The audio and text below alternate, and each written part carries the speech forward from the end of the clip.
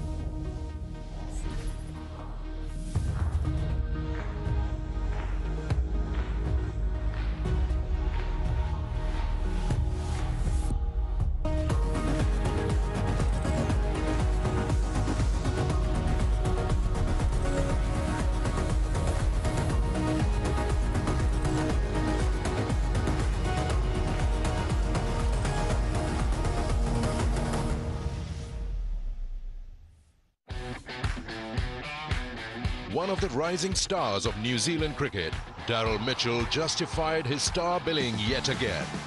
Fresh from a century less than 48 hours ago, the batter from Hamilton showed no signs of stopping. He marched on to his second successive 100 to set New Zealand on course for a big total. Daryl Mitchell once again scoring his third ODI 100. After a poor outing in the first game, Tom Latham found his touch. The visitors would go on to set a challenging target of 337. It was a night to remember for Fakhar Zaman as his blazing billow held the center stage in the Pindi Stadium. There it is, massive, and it's gone high into the night sky. He was helped on the way by a couple of catch drops. Unfazed, the left-hander went on to complete his third successive ODI 100. Absolutely superb from Fakhar Zaman. His 10th century in one-day internationals. Also riding on half centuries by Babar Azam and later by Mohammad Rizwan, the hosts were home completing their second highest run chase in ODIs. As the cricket cavalcade moves to Karachi, can Pakistan seal the series tonight or New Zealand make a comeback to keep it alive? Welcome to the City of Lights. It's always great to be here in Karachi at the National Bank Stadium. And we are here for the third one-day international, moved over from Pindi to Karachi now. And it is great to be here for the Dafa News presents KFC Pakistan versus New Zealand ODI series. Hello and welcome to the Inverex Solar Energy Pitch Side Show. Now, different venue altogether. We're here in Karachi, moved over from Pindi, had a fantastic leg here, but Pakistan are leading the series and this is a chance for them to seal the series. New Zealand would be looking to redeem themselves and obviously make a comeback in the series. So plenty to play for. I've been joined by Arooj Mumtaz and Grant Elliott. Arooj, are you sounding like Arooj today? I think we need to make her voice debut first today. Right. Well, yeah, that's what I'm going to sound like for the rest of the day. So if there's any confusion, it's still me. And yeah, so keep the questions short and the to one-word answers. How about we play it like that this afternoon? Okay, I'll be very direct in that case. Do you think Iftikhar Ahmed is going to get a chance today? Yes. Or he should get a chance? Yes. He should get a chance. Yes. Why? I think, again, the fact that he's a proper off-spinner, the fact that he can stabilize the innings as well as score the big runs at a quick rate when required. Off late, even in the domestic circuit, he's known to finish off games. And I think Pakistan's struggling when push comes to shoves under pressure situations. We seem to buckle under it at that particular spot, whether it's 4, 5 or 6, where Rizwan fits in now, because he sort of also made a claim a few days ago whether you'd like to bat at 4, but he bats at 5. How they fit him in, but I really feel come the big stage, and with 3 games just left to go, Iftikhar for surely deserves a spot in that 5. She's still making a lot of sense, so that's at least the good side of things. Your teeth are looking great. Well done, Grant. Well done, Arooj, for all the dental work that you've done. But let's talk about New Zealand. You know, New Zealand, they've got a debutant today playing in the ODIs. I'm talking about in this particular format. McConkey comes in. He gets an opportunity. How do you think New Zealand can make a comeback today? Yeah, I think it is. It's very exciting. I mean, you're talking about from a Pakistan perspective, you're talking about the players that are going to potentially be coming in, and everyone's trying combinations. We're leading up to the World Cup, so there's a lot of opportunity for the New Zealand team. And the reason why there's a lot of opportunity, there's a lot of the top players are out, but that's great for New Zealand. They can create a pool of players that are going to have experience that can actually then go into, you know, the World Cup stages and actually play for a place. They want to be playing for a place, and we've seen some excellent performances. One of the best things we've seen is Kane Williamson out with an injury, but we've seen Daryl Mitchell slide into number 3 and do a great job. So you can almost give a big tick there and you go, right, well, we found our number 3. Well, one thing that's been the highlight of this series, it has actually been Fakhar Zaman's performance. You know, 2 back-to-back hundreds in this series, 3 consecutive hundreds overall. He's literally been at the peak of his ODI career at least, and he is standing tall, and those number 2 rankings that we talk about in the ODI format. Sikandar Bakht earlier caught up with him. Star Talk, brought to you by Inverex Solar Energy. आज शाम में जहाँ मैं बैठा हुआ हूँ ये मशहूर स्टेडियम जहाँ ने बहुत सारी परफॉर्मेंसेस हमने देखी हैं पाकिस्तान के बॉलर्स और बैटर्स की तरफ से। हमने सोचा क्यों ना हम आपकी मुलाकात करवाएं एक बार फिर एक ऐसे बैटर से जो ख़ास तौर पे आज उनके जो बल्ला है वो रन्स उगल रहा है। फ़खर ज़मान को हम वैसे एज अ बैट्समैन तो हम जानते ही हैं, देखते रहते हैं उनकी परफॉर्मेंसेस, लेकिन थोड़ा as a person, as a father, as a son, as a teammate वो कैसे हैं वो बात भी होगी। 2 centuries back to back, overall consecutive 3 centuries हुई हैं। इस सीरीज़ में ग्राउंड वाइज ही बड़ा चेंजेस लाने पड़ते होंगे। पिंडी में अलग किस्म का पिच है, यहाँ पे अलग है। इन 200 को कहाँ रेट करते हैं अपने करियर में? देखिए, आप पाकिस्तान के लिए रन्स करते हैं तो आपको अच्छा तो फील होता ही है, और फिर न्यूजीलैंड मेरे ख्याल में वनडे में नंबर 1 है, नंबर 1 टीम है, तो बहुत अच्छा रेट करता हूँ। क्योंकि यहाँ पे अगर आप देखें तो पिछले कुछ अरसे से मेरे इतने ज़्यादा रन्स नहीं हो रहे थे, और मैंने काम किया। तो जब आप मेहनत करते हैं किसी भी फील्ड में और आपको उसका सिला मिलता है तो आपको खुशी ज़्यादा होती है। तो मुझे जो मैंने मेहनत की है अपने गेम पे और जो मुझे रिज़ल्ट मिल रहा है तो उस पर मुझे बहुत खुशी है। 50 ओवर का वर्ल्ड कप आ रहा है, ज़्यादा दूर नहीं है साल के आखिर में। इंडिया में कह सकते हैं कि कंडीशंस थोड़ी बहुत सेम ही होंगी पाकिस्तान जैसी। उसकी प्रेपरेशन के लिहाज से अपने आप को कैसा देख रहे हैं? हम तो नज़र आ रहा है कि ऑब्वियसली 100 बैक टू बैक आ रहे हैं, लेकिन उसके लिए कुछ खास मेंटल प्रेपरेशन और डिफरेंट चीज़ें करते हैं वर्ल्ड इवेंट के लिए? देखिए सिकंदर भाई, मेरे ख्याल में हम लोग थोड़ा सा ज़्यादा वर्ल्ड कप को या दिमाग पे ले लेते हैं या दिल पे ले लेते हैं। मुझे नहीं लगता कि इसमें टीम में कोई ऐसा एक भी बंदा होगा जो वर्ल्ड कप का सोच रहा होगा, सिवाय कप्तान या मैनेजमेंट के। सारे जो प्लेयर्स होते हैं उनका सारा फोकस अगले मैच पे होता है। तो मेरा भी यही है कि मैं मतलब अब जैसे हमारा नेक्स्ट मैच है, मेरा सारा फोकस उसी पे है और वर्ल्ड कप काफ़ी दूर की बात है। तो उसके लिए बिल्कुल ये अच्छी तैयारी है। आप अगर आप परफॉर्म करते हो तो आपके लिए अच्छा होता है, लेकिन जब वर्ल्ड कप आएगा तो मेरे हाल में एज अ प्रोफेशनल जो है ना, हम लोगों को जितना मैं इस मैच के लिए हमने तैयारी की है सेम हम मतलब इसमें कोई चेंज नहीं आता। ख्वाह वो वर्ल्ड कप का मैच हो या किसी भी किसी सेकंड डिवीजन टीम के साथ मैच हो, तो तैयारी सबके लिए तकरीबन एक तरह की होती है। मैंने ये सवाल इसलिए पूछा था कि पाकिस्तान के पास अभी ऑफिशियली कोई वनडे नहीं है इसके बाद वर्ल्ड कप तक, तो एक अच्छी एक इनर फीलिंग होती है कि मैं पीछे ये 200 करके आ रहा हूँ सीरीज में, तो वो एक थोड़ा सा आपको हेल्प करेगा कि बैक ऑफ दैट वहाँ से डायरेक्ट। बिल्कुल बिल्कुल, ये तो यही मैंने बताया ना, जब आप परफॉर्म करते हो तो आपको हेल्प करता है। एज टीम भी आपकी एक टीम की कम्बिनेशन बनती है, लेकिन जो तैयारी है वो हम लोग हर ख्वाह वो बायलैटरल सीरीज़ हो या किसी से एक मैच हो या कोई बड़ा टूर्नामेंट हो, तो तैयारी हमारी हर चीज़ के लिए सेम ही होती है।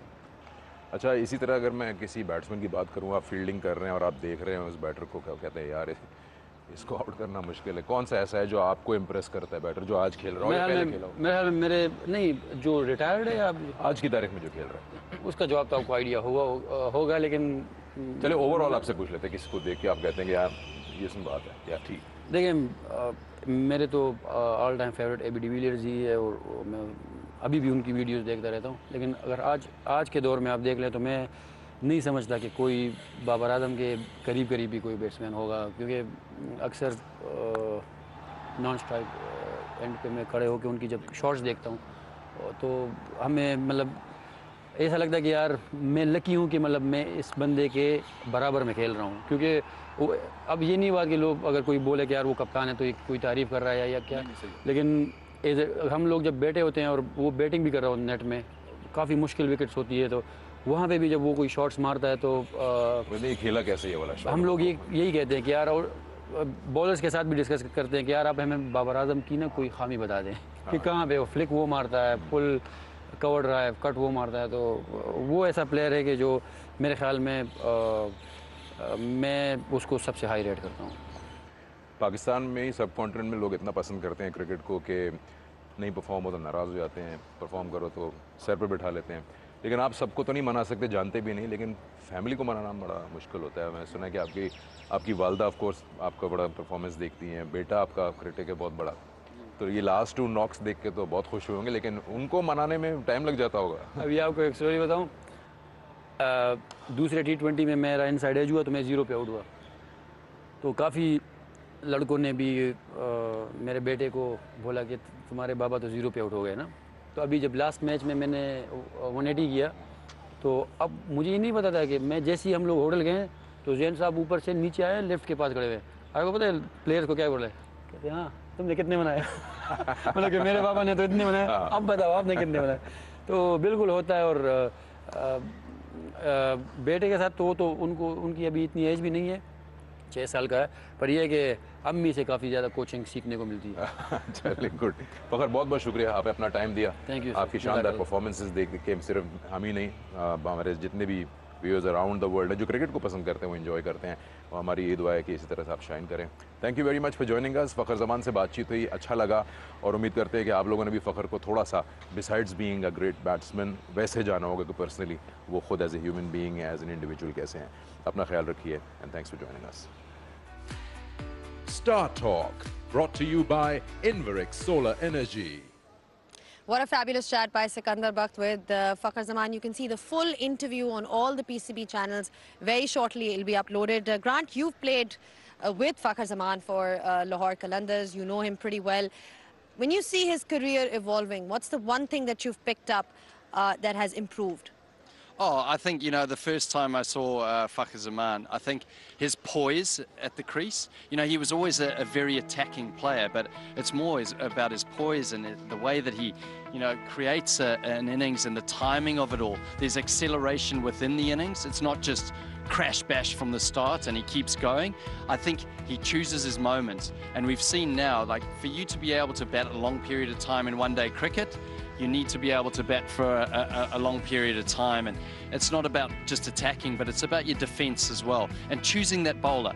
It's, you know, suddenly we'll see a big over where Fakhar will take someone for 15 plus and it accelerates the innings and he gets ahead of the game. But it's a position that is crucial if you want to be a world's best team. You need someone who's going to be attacking. Talking about his position, he's also improved his position in the ICC men's ODI rankings. He's now on that #2 spot, right behind Babar Azam.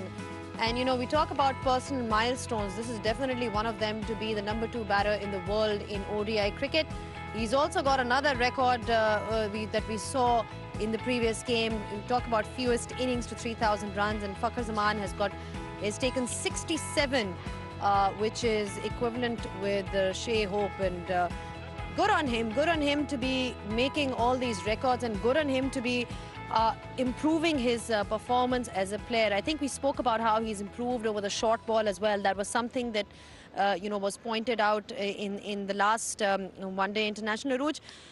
Let's talk about Pakistan team. We're only a few minutes away from the toss. Different conditions altogether. Your home ground. This is where you played. How does the surface normally play here? I mean, it's still going to be runs.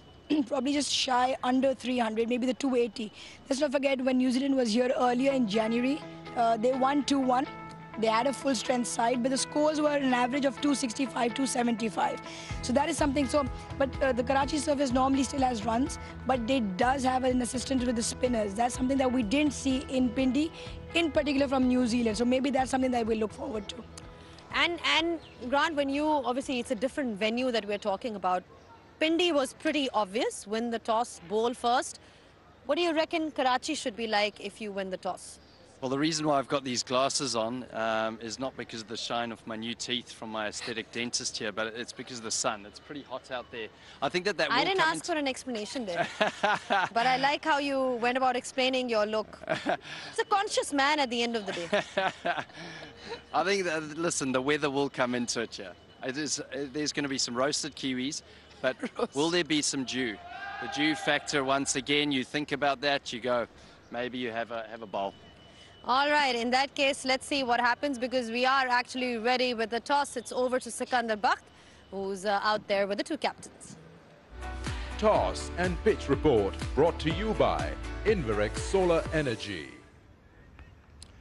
Thank you, Zainab, and it's the final leg of this tour. We are in Karachi. It's warm, but the good part is there's a fair bit of breeze blowing across. We've got our match referee next to me, Mr. Chris Broad, and then we have Babar Azam, the home captain, Tom Latham, leading New Zealand. Babar has the coin. Heads. Heads is the call. It is a head. Beautiful. And it is heads. Good luck. First hurdle cross. Toss comes your way, so what are you going to do? We're going to have a bowl first. Yeah, it looks another good surface, probably similar to the last couple of games, but yeah, I think we've seen chasing might be slightly easier, so fingers crossed we can do a good job with the ball first up. Compared to Lahore and Pindi, you have a fairly good idea of this place because you played here start of the year. What do you make of this surface, and no pressure of very high scores on this ground?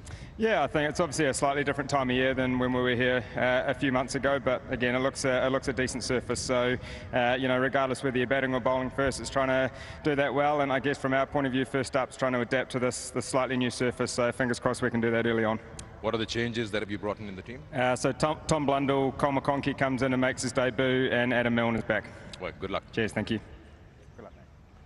Babar, first time you will have to bat first. Happy with that, but of course chasing has more records here. To be honest, yes, we have a bat first, but yes, we will try to run on the boat and put pressure on them, and I think the pitch look like dry and a little bit warm weather, so I think 290, 280 is defendable. पिछले जो बार series हुई थी in January, 280, 270 was enough. You feel that that is the score for Karachi? I think, yes, 280, 290 is defendable, yes, but later on maybe help the spinners because of Dew when he's down, and a little bit spin and in the lights. What are the changes from Pindi in the 11? We have 3 changes. Shada playing, Shane back, and then the same junior is playing. Haris is rest because of workload management, and Sanula is not playing, and Samamir is not playing. Good luck to you. Yes. So we know now that Tom Latham has won the toss, and he has decided that they are going to, well, of course, decide to what? Bowl first. Yeah, I'm not surprised. I mean, the weather here, much hotter, much steamier, of course, than it was in Islamabad, and so the conditions will be uncomfortable for the team fielding first. But I suppose the calculation is that this pitch here will be a little bit stickier, hold the ball a little bit more, perhaps now, than it will do later under the lights. A couple of areas that interest me here, Sikandar, and that is this sort of bald patch, something that I'm very familiar with, the bald patch here, where there are 1 or 2 cracks. I mean, they're pretty solid. They don't move around too much, and therefore there might just be that little bit of unevenness in the surface. However, there isn't really a lot to report about the surface. I don't think it's going to turn a great deal. It might be low, but it might be a little bit of unevenness, but it should be a good surface. The thing for me is the fact that we have this beautiful breeze coming across the ground here. It's coming from the long side, sort of in the southwest corner, towards the short side. So the bowlers are going to be wanting to try and get the batters to hit it into that long side, about 82 yards into that boundary over there, so that it gets held up in the wind. Batters are going to be looking into this corner thinking, well, that's just Christmas time. We're going to keep belting it out of the park. So pitch-wise, I don't know, 280, 290 might be sort of top whack we're looking at, but it should be a really good surface for what should be a good contest, whether you bat first or bat second. But you don't feel that Toss has had a good say in the series, and then over here, Tom Latham would feel that, yeah, 1 hurdle crossed? Well, yeah, I think so. I mean, I think it would be nice for them to get the chance to chase out here, give Daryl Mitchell perhaps the chance to affect the game in the second half. However, I don't think that it's going to have a massive impact. It's not quite the same as Islamabad, where the numbers kind of tell you that chasing is the way to go.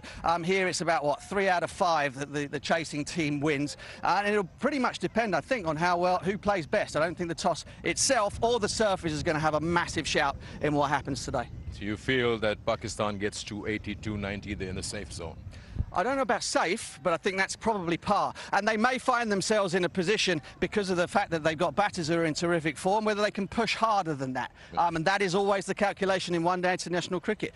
Do you sort of take 1 or 2 risks, lose 1 or 2 more wickets in order to try and push your scoring rate on, or do you settle for par and then hope that your bowlers can do the business? And that is always the calculation, particularly for Pakistan teams when they're out there batting first. Great. You heard Butch, and right here, it's New Zealand who will be chasing. Let's see how Fakhar Zaman goes. Toss and pitch report brought to you by Inverex Solar Energy.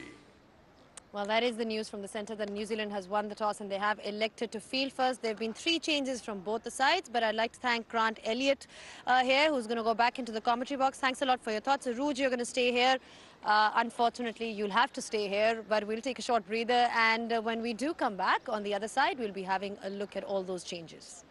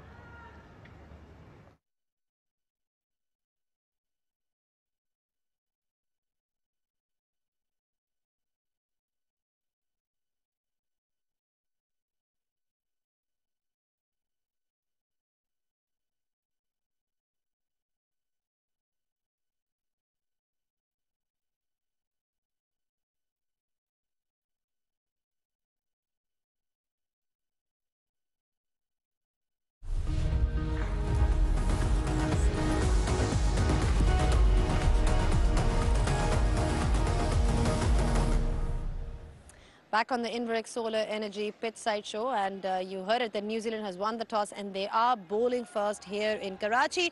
I've been joined by Mark Butcher, who's just come from the pitch report, and he can tell you how hot it is today. Pretty hot conditions, Butch. You're melting in here. I don't know what you're talking about. This is absolutely normal, like the northeast on a beautiful spring afternoon. No, it's absolutely steamy. A bit like Newcastle. Yeah, almost exactly. Almost exactly. Pitch looks good, though. All right, all right. Couple of changes for New Zealand and Pakistan as well. Rooj, let's start with the Pakistan team. There have been 3 changes from the Pakistan side. Shadab Khan comes back. Shaheen Shah Afridi is also out of the team. Well, he's playing today, but Wasim is in. Wasim is in, and then you've got Naseem Shah, Mohammad Wasim Jr. So no Iftikhar. That is the glaring one. Well, I'm not the one for predictions or betting money anywhere. Get them wrong all the time. Nobody listens to me. But in all honesty, what Babar has been saying in this series in particular is that they've been applying the rotation policy and they've been managing workload, and that's why they're sort of having a rotation in terms of, so Sam Amir goes out, Shadab comes in, the 2, Ehsanullah and Haris Rauf go out, and Shaheen and Wasim Jr. come in. It could also be a case of just, again, letting everyone have a go while still keeping their formation of the 11 good enough to win the match. But I still maintain my case, Iftikhar should have gotten a game. All right, Iftikhar should have gotten a game. From a New Zealand perspective, McConkey gets an opportunity. Tom Blundell also comes in. They've obviously shifted a few things around because this is a do-or-die situation for them. They've got to win this one. Certainly is.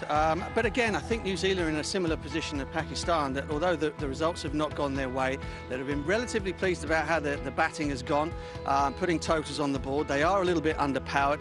McConkey gets the chance to make a debut, which is wonderful for him. And Tom Blundell, I think, is a terrific cricketer. He's a fabulous cricketer.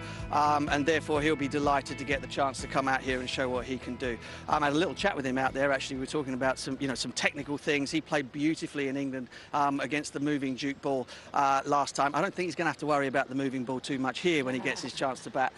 But again, it just shows that they have all these cricketers, such a tiny nation, such a small pool of players to pick from, and you can bring somebody as good as Tom Blundell into your 11 as well as give somebody a debut. It tells you that you're going in the right direction. Yeah, you've got to give it to them, considering the fact that their main full-strength side is not playing. They've had players who've stepped up and risen to the occasion. Daryl Mitchell, for one, has done really well for the New Zealand side as well. But let's hear from the fans now what they have to say. It's time for Gupshup with Mehak.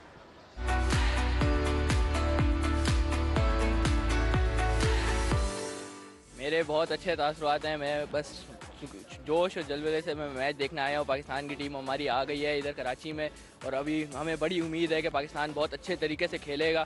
2 matches जीत चुका है, इंशाल्लाह आज भी जीत के हम इंशाल्लाह series अपने नाम कर लेंगे। इफ्तिखार जो पहले T20 मैच में थे, अभी मतलब उनको ODI में दोबारा डाला, उन्होंने बहुत अच्छा परफॉर्म किया था।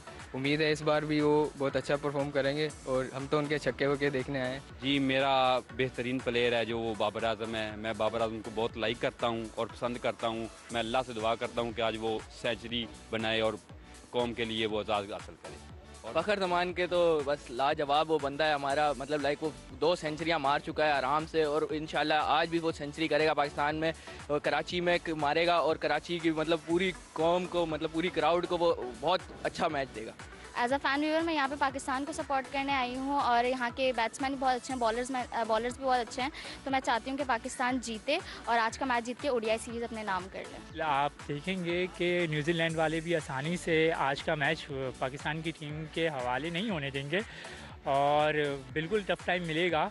और जाहिर सी बात है वो आउट ऑफ कंट्री खेल रहे हैं, एक अलग होम ग्राउंड में खेल रहे हैं, तो उनके लिए भी एक सवालिया निशान है जीतना, और वो अपनी फ़तह को मुकम्मल करने में यकीनी कोशिश करेंगे। लेकिन मुझे अपनी टीम के साथ उम्मीद है, पाकिस्तान के साथ इंशाल्लाह पाकिस्तान भरपूर मुकाबला करेगा और फ़तह अपनी यकीनी बनाएगा। I am pretty excited today. मैं काफ़ी दूर से आई हूँ आज मैच देखने के लिए। पाकिस्तान ने ऑलरेडी 2 मैचेस जीत चुके हैं। आई एम प्रीटी श्योर आज भी तीसरा मैच जीतेगा और आज हम सीरीज़ अपने नाम करेंगे। पाकिस्तान जिंदाबाद।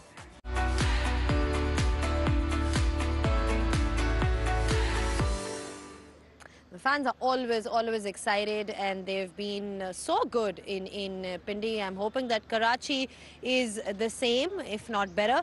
Butch, let's talk about what's impressed you about the Pakistan side. I mean, I want to touch upon Babar Azam's captaincy as well. Often we talk about his batting and how he's evolved as a batter.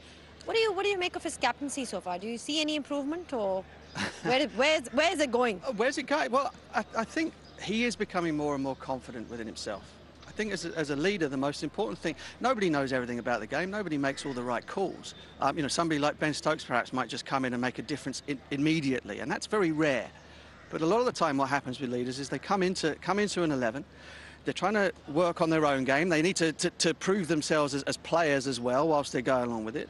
They also need to perhaps get alongside a lot of the other elements of the team. Now, everyone will have the guys that they get on with naturally, but of course as a leader you have to spread that around. You have to be a lot more aware of what makes other players tick, and as he goes along he gets better and better at it. Now, in the white hot heat of an international tournament, those things get compressed and he gets put under a lot more pressure. That's when you really find out about the decision making and how much he believes in himself as a leader. But at the moment I think it's going very well for him, and of course it doesn't seem to be affecting the batting, which is sublime as always.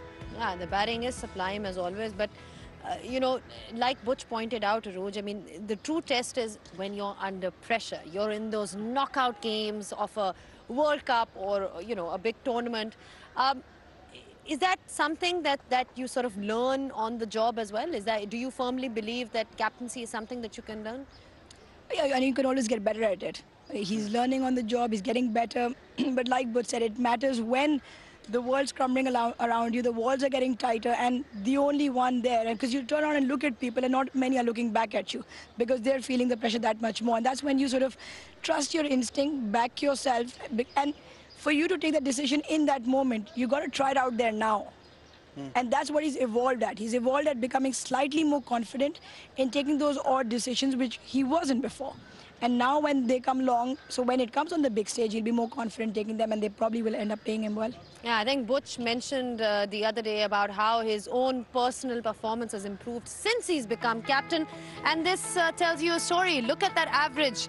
It's 74. You're talking about, as a captain, he is ahead of Virat Kohli, and this tells you a story. I'll tell you something else about captaincy, is that if you can give the rest of your team, if you give them agency in the decisions that you're making and you drag them along with you, then suddenly, as a captain, you become a lot better. What you cannot do is take on every single piece of responsibility yourself. You have to allow the other players to have their say and also be driving the team culture along. It's not just about you. It is about teamwork as well. Thank you so much for your thoughts, Butch and Arooj. As you heard it, that Babar has evolved as a captain. It's something which is work in progress. We're going to take a short break. When we do come back, we'll be ready for all the live action. New Zealand has won the toss and they are bowling first.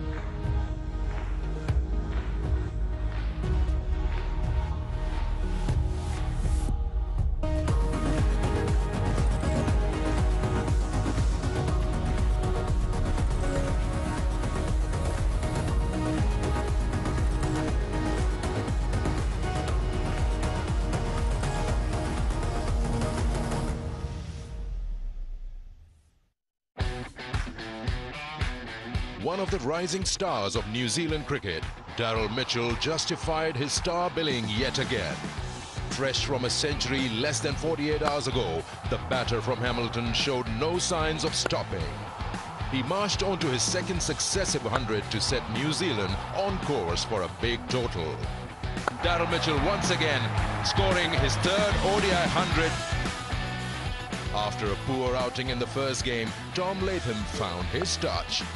The visitors would go on to set a challenging target of 337.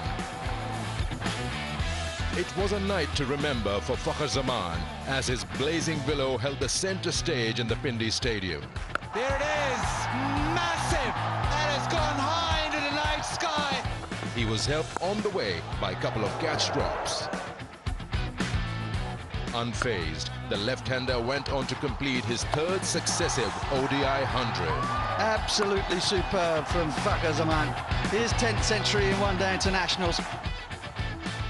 Also riding on half-centuries by Babar Azam and later by Mohammad Rizwan, the hosts were home completing their second highest run chase in ODIs. As the cricket cavalcade moves to Karachi, can Pakistan seal the series tonight, or New Zealand make a comeback to keep it alive?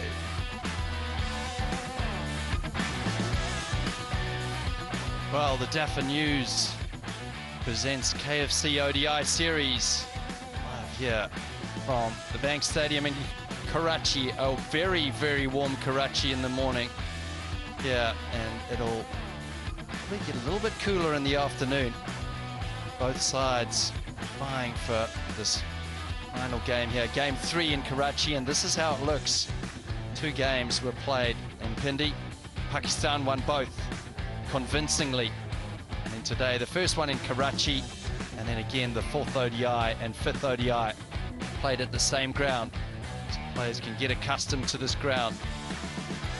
Well, Shane Shah Afridi, he's warming up and he'll be fired up. Didn't play in the second one. Pakistan, everything to play for. If they win all 5 here, they go to the #1 ODI series team in the world. Fakhar Zaman has been impressive. The New Zealand team, few changed faces in their lineup today. They've toiled hard with their squad, but they'll want this win just as much as Pakistan do. In Lister. Now, let's have a look at this pitch here. 3rd ODI.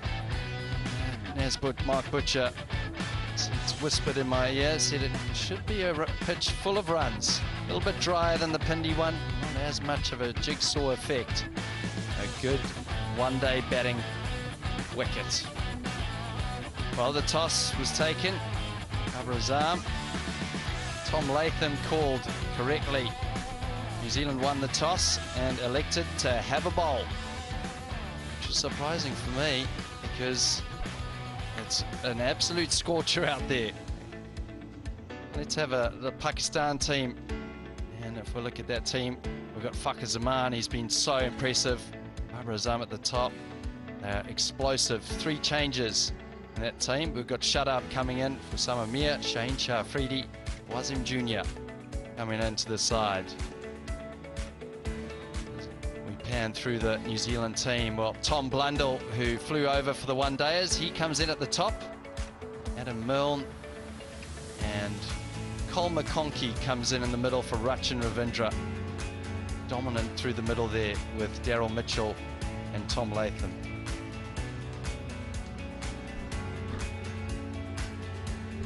But Grant earlier caught up with Daryl Sodhi.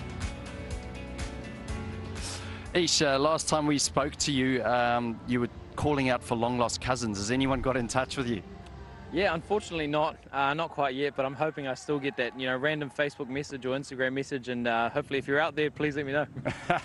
A call for help. Now listen, last time you were here at this ground, you took 6 wickets in the test match, including the prize scalp of Babar Azam. It must be great to be back here. Yeah, it's great to be back. We spent quite a lot of time in Karachi for that tour. We had 2 test matches and 3 ODIs, all based here, so almost feels like you're back home. A lot of people, the security has all been the same, the hotel's the same, so definitely some very fond memories. And tell me, traveling now with the team, you've been to a few subcontinent tours, but you've been in all three formats over the last calendar year. It must be great getting more of a run and getting more consistency in your game. Yeah, totally. I think that was a big goal of mine, was to, I guess, starting out my career playing mainly Test cricket, to get back playing Test cricket, which was really important to me. And so I guess the last year having a chance to do that and contributing has been something really special. I guess the next calendar or the next year ahead, there's a lot of white ball cricket ahead, so it's about getting into rhythm for that now, and hopefully I can do that in the rest of this series and hopefully beyond as well. Mate, those middle overs are so tough for spinners with just 4 out. Is there anything that you need to change as a spin combination and in partnership with the spinners in those middle overs? Yeah, I suppose the most of the cricket I've played recently is T20 cricket, and so recently, having played more ODI cricket, I'm starting to try to figure out ways to use that extra fielder inside the ring. It's certainly a lot more difficult to get wickets. You know, it's a lot easier for batters to be able to get boundaries, so so you have to be a little bit more creative with your fields, and that's something that we're finding here has been quite difficult so far, but hopefully the next 3 games we can sort of put some of those plans in place and work out for the better. And that last hit at Eden Park to send New Zealand into a tied game, are you missing any of your batting at the moment? Is there something that we can watch out for? Yeah, I'm just trying to sneak up to number 9 in the order here. That's a big goal of mine here. So now I've been putting the work in the nets, getting a couple of cannons out. Got a couple of bats from the factories here, so hopefully they work out. Oh, well, good luck today, Ish. We love watching you play. Thanks, brother. Yeah, great to hear from Ish Sodhi. The New Zealand team, well, they're gathering their troops. They're a team that fight hard. They fight really hard. They know the significance of this tour. They were here in January, this very stadium. They beat Pakistan 2-1 in 3 ODI series. So good memories from there. Different personnel, though. I'm joined by Rouge Mumtaz. Well, this is Fakhar Zaman's innings from the other night. Well, wasn't he just sensational? Pakistan needed someone who could score a big 100, and he was the man that stepped up to the plate. 180 not out. It was an innings of poise, absolute dominance to send the Kiwis 2-0 down in the series. Scintillating innings from him. The 2 umpires, Langton Russia, Faisal Afridi, as they walk onto this hot Karachi outfield. I've been told in the middle, beautiful breeze, and the boundary can be a scorcher. And now I can bring in the wonderful Rouge Mumtaz with a new voice today. Thanks, Grant. Yeah, the wonderful voice is still me. My voice might not be so wonderful for viewers out there or listeners, so if it is, let me know. But for now, Fakhar Zaman and Imamullah, I think it's a combination, including Babar Azam, the top 3 in phenomenal form. The top 3 very good in this format, and the top 3 have been very instrumental in leading Pakistan home. And sometimes you feel this guy on screen gets just undershadowed by the brilliance of Babar Azam. But if you look at the numbers, in particular in Pakistan wins, in big match Pakistan win, he steps up as he did the other day. 210 is best, an average and a strike rate both right up there with the elite in the game in the one-day format. Yeah, absolutely, I agree. Fakhar Zaman, and the numbers that he's posted, the way he's played in this series so far, definitely doesn't get talked about a lot. But he's a man for the moment, and they've formed a formidable partnership. Imam Al-Haq, who has a very impressive career average and strike rate as well. An impressive player, and you'd say fairly new in his career, just the 59 games. Just something to build on with the 2 left-handers. From New Zealand, the attacking bowling of Matt Henry. Well, he has been someone that has arrived in Pakistan and produced the goods. Probably been the most consistent of bowlers here in Pakistan. And that's through the areas that he bowls. He's bowled consistently in a good area. He's asked questions of these batters. And New Zealand know that they need quick wickets. They haven't got quick wickets in this series. They can try and put Pakistan on the back foot. Gives them a chance through those middle overs. If a batter gets in, it's very difficult to stop them on these batter-friendly wickets here in Pakistan. Well, we're prepared for the first ball. A bit of swing early on from Matt Henry. have a look at if it's bat or pad. It is a bit of pad. Does Karachi normally have a little bit of swing around, Aruj? Yes, it does. Karachi also probably one of those venues which has that constant breeze around, which probably, well, in the comfort of the air-conditioned commentary box, easier for us to say, but just something there for the fielders outside. And you said it earlier. What did you say, Grant? Roasted kiwis. Roasted kiwis in the field. If I was the captain, I definitely would have had a thought of batting first. It was nice to be in the air-conditioned change room, but they're accustomed to it, these players, and they prepare for it. Good area from Henry, asking questions early on. Oh, you asked about the swing. Waqar Yunus, who's such a great exponent of that reverse swing in particular, especially the late reverse swing, tailing back into the right-hander or left-hander. He always says that just around early evening, just before the sun is about to set, the factor of the sea breeze and swing is probably the most during the day. So whether we see that or not, time will tell. And New Zealand also a couple of changes to their side, and you've spoken about this at length, that they're looking for someone to fill in that number 3 spot. Kane Williamson's injury, and Daryl Mitchell seems to have done enough to grab that. Do you think that'll be the top 3 they're looking at? How do you think it shapes up for New Zealand come the World Cup? Yeah, good question. I think when you look at the top of the order for New Zealand, we look at Will Young, who's performed well in definitely the first game, and then Daryl Mitchell. Because of the injury to Kane Williamson, it was always going to be the question of, what do you do with Devon Conway? Does he move down to 3? Does he stay opening? It's likely to stay in the opening berth because Daryl Mitchell has done so well at 3. It's almost created the foundation. There's Tom Blundell, who'll be opening again today. Again, great line from Henry. The interesting thing with Tom Blundell opening today, well, that means that it'll be the 7th opening pair for New Zealand in one calendar year. So Tom Blundell and Will Young, that is if Will Young opens. But yeah, interesting. And I guess that probably tells you that New Zealand are searching for what that combination may be. And Daryl Mitchell would have tidied up that number 3 berth for New Zealand in the World Cup, I suspect. Oh, punch down the ground.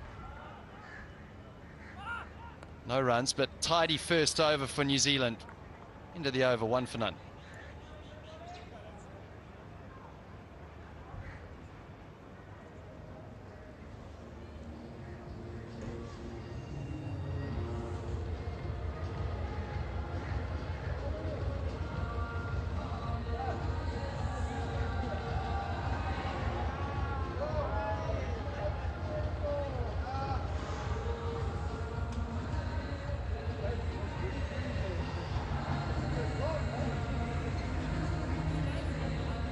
First over, and a decent maiden from New Zealand. I'll be happy with that start. As I said before, they'll be searching for wickets, and this man here, well, we know he can bowl quick. He's got into fine rhythm at times. Adam Milne does produce a little bit of swing. That swing back into the left-handers, but it's more his pace and accuracy that he relies on. I think there he's either asking for a cloth or the ball. No, it's the ball. Faisal Afridi, it's his first game, first ODI today. So a very special moment for him. He'll be a little bit nervous, probably why he didn't take the first ball, I suspect, on debut. Just like opening batters, they probably discuss at the umpires who's going to take the first ball. As we prepare for something, Fakhar Zaman's not happy. Any guesses? It wouldn't be a game of cricket if we didn't have trouble behind the side screen. Come on, Grant. This is what happened last time, Aruj. Every time we commentate together and New Zealand have a good over, this is what happens. As you named it, Pakistan's strategy. Just to slow the game up. It's worked for them. It's worked well for Pakistan, I'd say.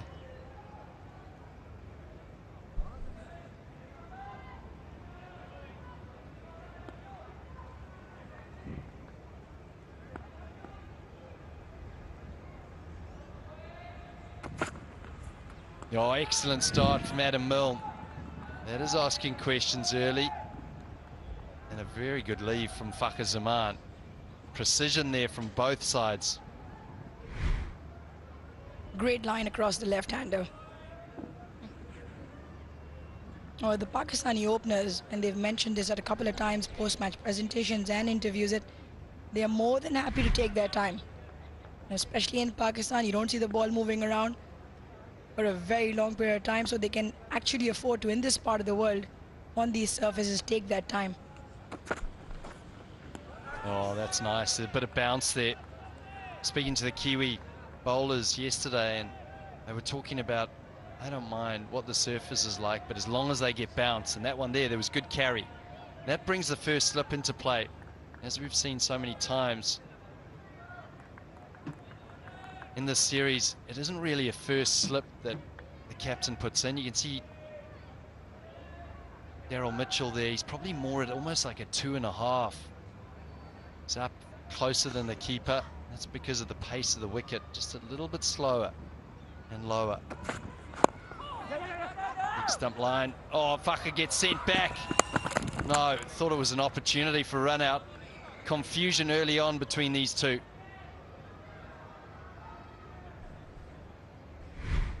But the form that Fakhar is in, the last thing he'd want is a run out.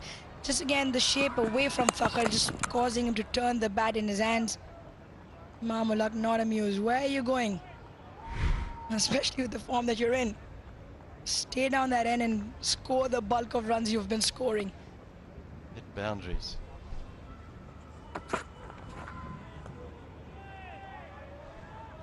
Excellent lines as well, but apart from the previous one, again, very confident leave from Fakhar. Just goes to show the kind of form he's in. Trusting the nature of the surface in terms of bounce. Again, I don't expect it to hop around too much on these surfaces, especially in terms of off the surface. So if anything, it'll be either with the angle or in the air. I mean, when you're in that kind of form, stay at the one end. Like you said, get the boundaries, Fakhar. He certainly is in fine form, Fakhar Zaman. Searching for that third ODI 100 of the series. And you make a very good point. When you see a player leave the ball in one-day cricket confidently like he has, well, it's a sign of a player in form, because they trust their defence, they trust the time that they've got. You see where he is arrived in the rankings, the men's ODI rankings, and there at number 1, who a lot of people argue is the GOAT, Fakhar Zaman, not far behind him. 2 Pakistan batters at the top of the list.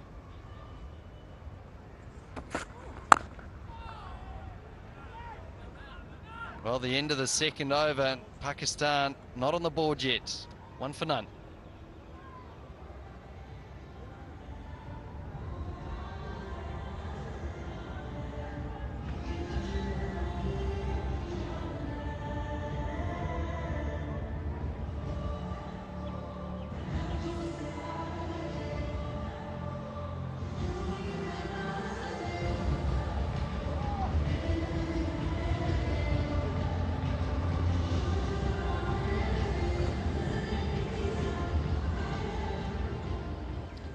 Wow, look at that list there, and Arush, there's 3 Pakistan names that stand out for me there. Yeah, we spoke about Babar and Fakhar up top, but don't forget Imam ul Haq at number 5. Those are the top 3 that Pakistan have.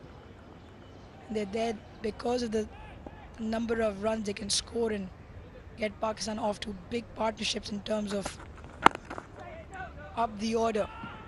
Now, the good thing about that is that top 3 is that you've got Fakhar Zaman in between Imam ul Haq and Babar Azam.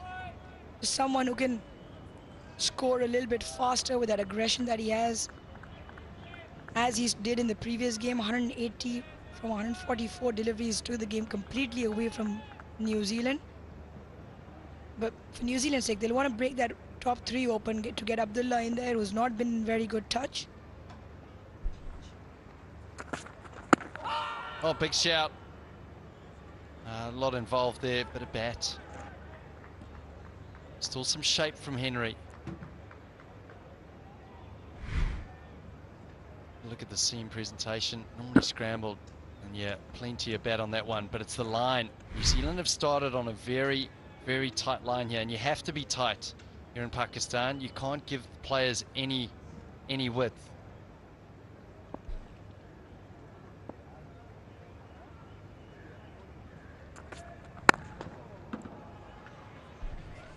What was that again, Grant? You're in Pakistan? You have to bowl tight. Tight on that off stump, I mean. Those lines. You know, if you give any width to someone like Fakhar Zaman, we see how he steps straight, and Babar Azam just carve you through that offside.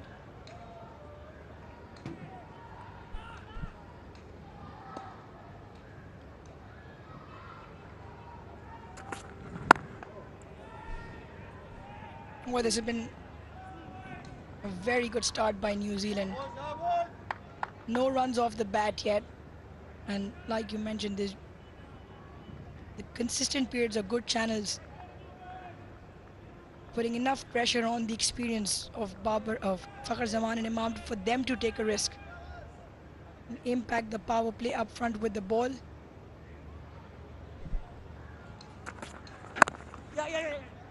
Well, the first run off the bat there from Imam al-Haq, he can breathe a sigh of relief. Again, also when you look at it, Aruj, how you get wickets in one-day cricket, you either look to attack and use the conditions that you've got, which is the pitch and the ball and maybe the breeze and what the ball is doing through the air. There's not a heck of a lot through the air here. There's not a heck of a lot off the pitch, so you have to try and create pressure. That's by bowling as many dots as you can, so that the batters have to try something different and take a risk. So New Zealand already applying a little bit of pressure on two players who are in great form. Into the third over, 2 for none.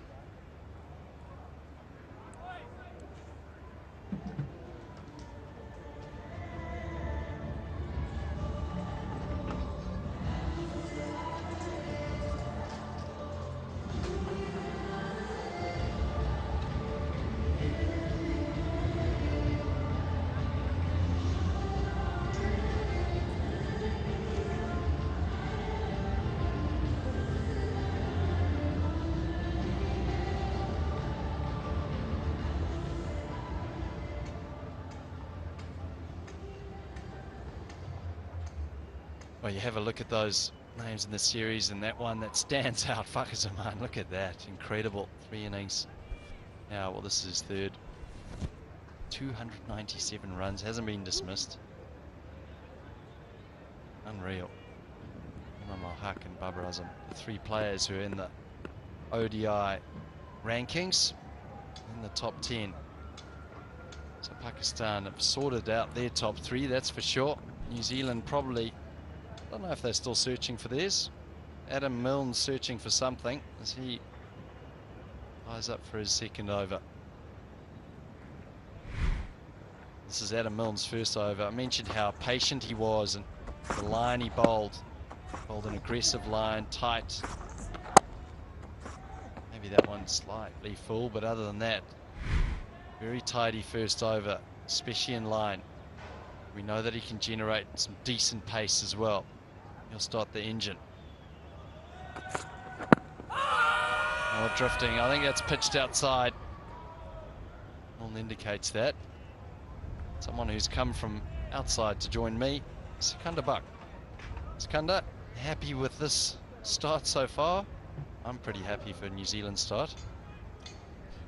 Good afternoon, Grant. I know for one thing that you mentioned a couple of days ago in the last game, in fact, that was played in Pindi, that you would like to see Adam Milne in the side as the fast bowler. So good to have him back.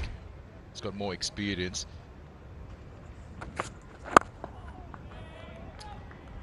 And one thing for me that I want to look at is how Fakhar Zaman plays on this surface. High scoring ground Pindi, and he's got those 300s there, but here he'll have to improvise himself a little bit. We saw quite a few wickets taken against spin the last time around they were here. Sodhi and Santner ran through. I think they got 9 wickets in those 3 games. And It's not going to be a surface where you're going to expect 330. We saw numbers do suggest 280, 290 was a fighting score. So no pressure on that. But Tom Latham, when the coin was tossed, he called it right, he said. Wonderful. So that seems to be important once you get the opportunity to choose what you want to do. And I feel if they can chase it down today and make the series more interesting. Yeah, I think it's always that due factor that captains think about, and you always talk about it. I think out of the 3 games in Pindi, 2 games had due, one of them no due at all. So you almost have to take that punt, and as he said at the toss, he said, I think it will get better to bat second.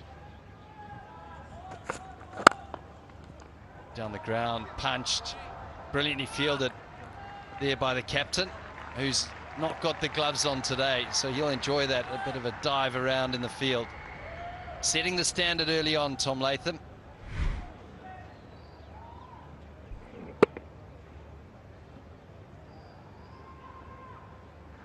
Nice high elbow.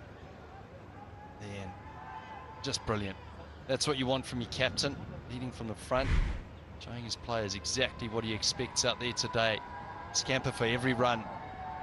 New Zealand need it after scoring 336 in the last ODI. I thought that that was a very competitive total.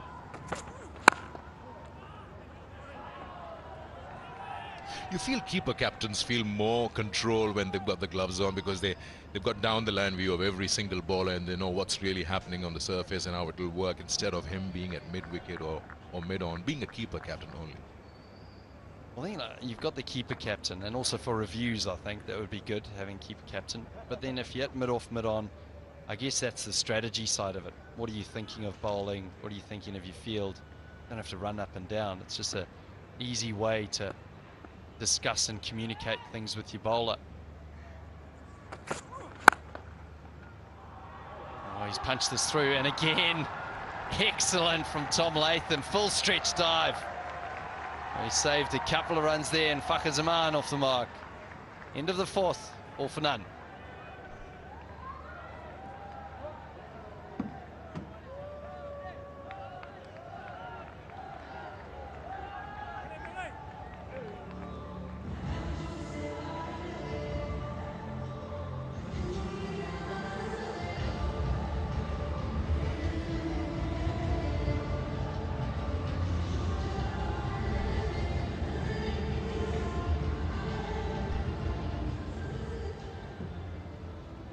Slow start here for Pakistan, this 3rd ODI. New Zealand have bowled tight lines. They've been disciplined, as they always are. Perhaps a little bit too much width. Gimmies in the last ODI, but they've started well today. Oh, fine shot from Fakhar Zaman. Just that front foot coming straight down the wicket, and a punch through extra cover. He's away. Yeah, shot of a man in form. You give him that width, it's got a good bounce, and he just drives through. Just enjoying every moment of that form that he's in. How he's just placed it perfectly to the right of Tom Latham. This time he had no opportunity to dive and stop that. Looks like a good fast outfield as well. Just the full face of the bat. Always ask young players, present the maker's name. That's exactly what he does. Even in that stroke there, Fakhar Zaman. Step straight. Full face of the bat. Zik Motor Oil, unveil the real peel to reveal. I asked him the question that if he feels that he's not in good nick, what does he fall back on? What does he look at? Maybe the 2017 Champions Trophy knock? Oh, pumped down the ground again. Fakhar Zaman. Magnificent stroke down the ground. This is a different Fakhar Zaman. I mean, you hardly see him offering that vertical bat so straight. We saw that in Pindi as well. And now, once again, just a replica of that. Usually you'll see him having a horizontal bat, a forehand, but this is brand new Fakhar Zaman. He's got now quite a few different shots.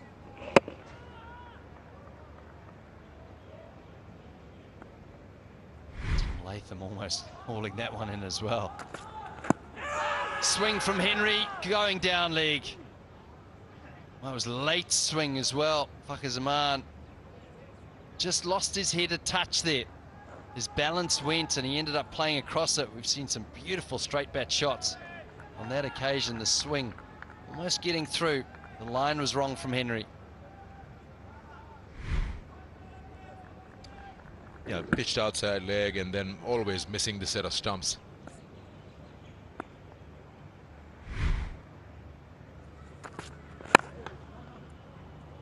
So yeah, he doesn't fall back on that innings, the Champions Trophy final in England where he got 100. Says he's got some other knocks that he's played. He just goes through them. And then the usual drills where you try to work on what's not happening the right way for you as a batter.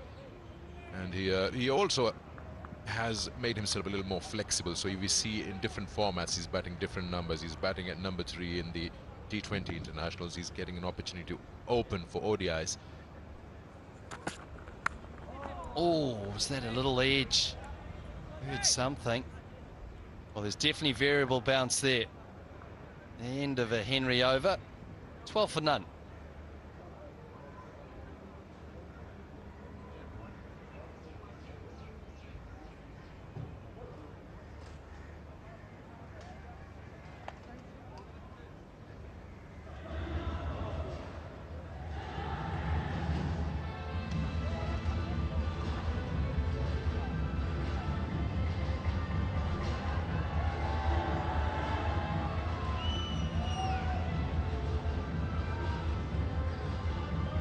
Manhattan at the moment. Well, you can't call it a Manhattan. I'm not too sure what it is at the moment.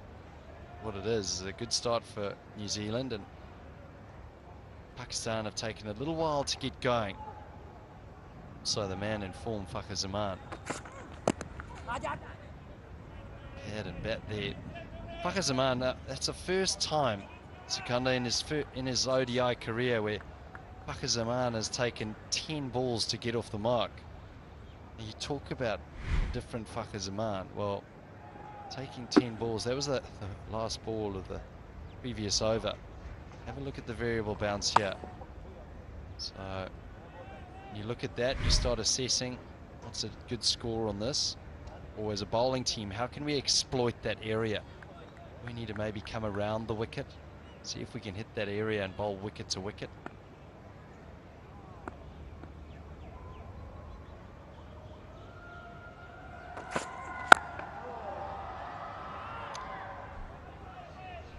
Coming back to Fakhar Zaman, we've seen how he's, worked on batting on different surfaces and understood his role as an opener. Now he looks to finish the game, got 180 in the previous one, so it's not just about personal landmarks or getting 100 and leaving it to the men coming after him. He says if his eye is in and he can hit the ball well, why not finish the game off? And he may not consider that Champions Trophy final innings as one of his best, but I'm pretty sure that at that stage against India, that would have completely changed him as how he saw himself as a batter, international level. Wild one there. Yeah, I think I agree with you. That was probably when he announced himself as a big player in that Champions Trophy. And now what we're seeing, taking 10 balls to get off the mark, and we're seeing him back up his hundreds. He's going for his 4th 100 in a row here. But the poise that he's played with as well, and the time that he takes, and he doesn't just go out there in a sort of swashbuckling innings and he just throws the bat at it. There's a little bit more thought that goes into it, I think, and strategy. And I think that comes with players that have experience. The more experience players have at this level, the better they get. Oh, this time smashed into the ground, and that'll race away. Fakhar Zaman, impressive form continues. Yeah, it was full and it had that width on it, so it allowed him to just open his arms up and play it through covers. And he can do that all day long because he's in that kind of form. The margin of error is very slim when you talk about bowlers bowling at him. He'll make you pay. He gets another boundary. He may have started slow, but he's got 2 glorious cover drives to each bowler from these ends. Yeah, that 2017 we were talking about, that was the year he made his debut. In fact, in the Champions Trophy against South Africa. And again, back-to-back boundaries from Fakhar Zaman. He's going to the races. Yeah, you put those 2 boundaries next to each other, a little hard to separate them. Almost identical length, almost identical shot. And in both those occasions, he was in full control of that drive. The ability to pierce that gap, it's just amazing, getting into the middle of the bat and finding those gaps at will.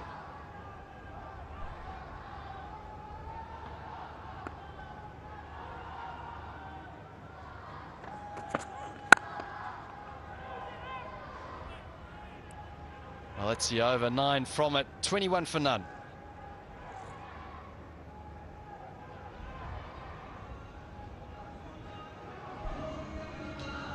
Yeah, that's the match summary of that final.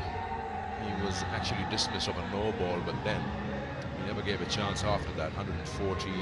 Pakistan batted first. 338 before. It was enough. Then after that, Mohammad Amir came in, got those crucial wickets, 3 for 16 in the 6 overs. And Pakistan won by a big margin of 180. Well, he says it does play in the back of the mind. Actually, you could answer that question, that if you are dropped by a fielder and a good batter, then will make you pay for it.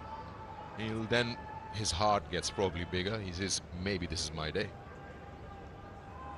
And he was dropped in Pindi also. He went on to score 180. You think, I don't know if all cricketers are superstitious, but I'd say 99.9% of them are. You've got no control out there in the middle. So you try and clutch onto things that you can control and become superstitious and the way that you pad up and the things that you think about. And I guess all batters do think that once something fortuitous happens in the field, that it could be your day. This could be your day. And he was. Fakhar Zaman was dropped twice in that last innings. Both 50 and 55. One by Mark Chapman and one by Chad Bowes. So it was a little bit of a lucky day for him. And you always talk about players in form, and you do not. This one was a tough one. To the left, it was low.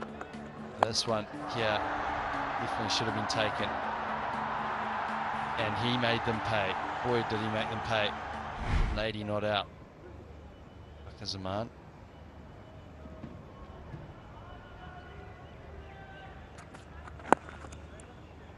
Whipped away. Is this going to go? It will. Quick outfield. Flick of the wrists from Imam.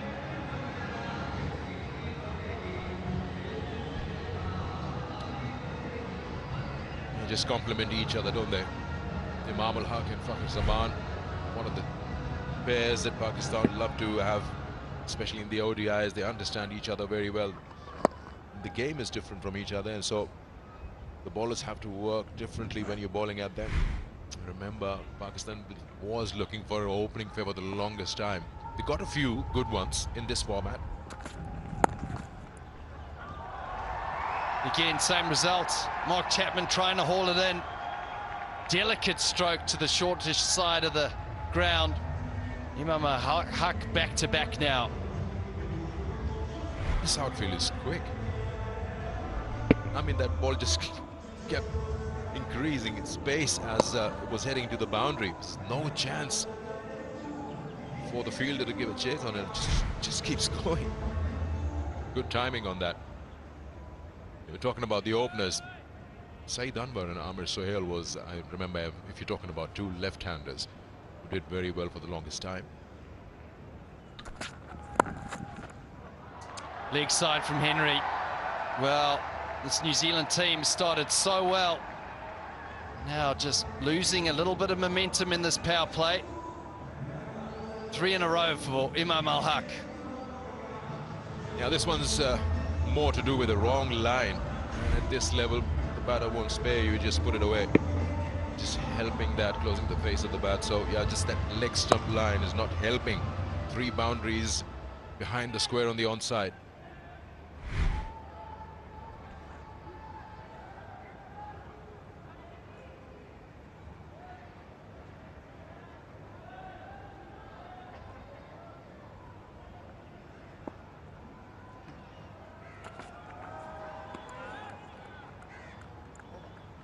Tidy finish, 33 for none.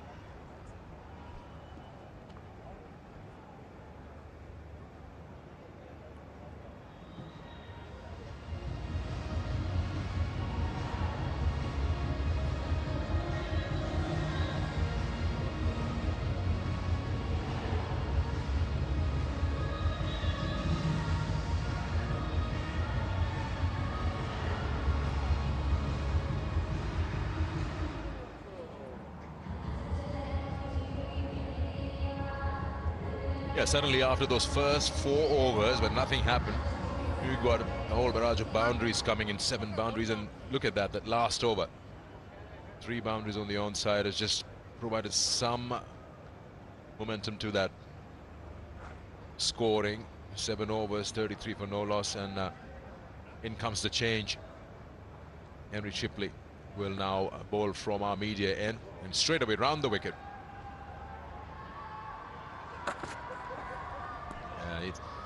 We'll talk more about that, but let me first welcome Lisa. Lisa, welcome to Karachi. It's been a bit warm out here, but not bad. Yeah, it's certainly a lot warmer. These are the boundaries. Just a little bit too straight, and it's easy pickings. They've bowled a little bit wide at times as well. The first 4 overs were outstanding for New Zealand. Now they've just kind of let their handbrake off, and Pakistan are certainly taking full advantage. And when you think about these two sides and what we've seen so far in the one-day international series, is that Pakistan actually score a lot more boundaries than New Zealand, and they've played less deliveries as well, remembering that the first 2 games they were able to chase down the totals with a few overs left to spare. Pakistan 64s and 11 sixes, whereas New Zealand in the first 2 ODIs 53 fours and 7 sixes. And there was a period last ODI where Tom Latham, he was getting some runs but just couldn't find the boundary.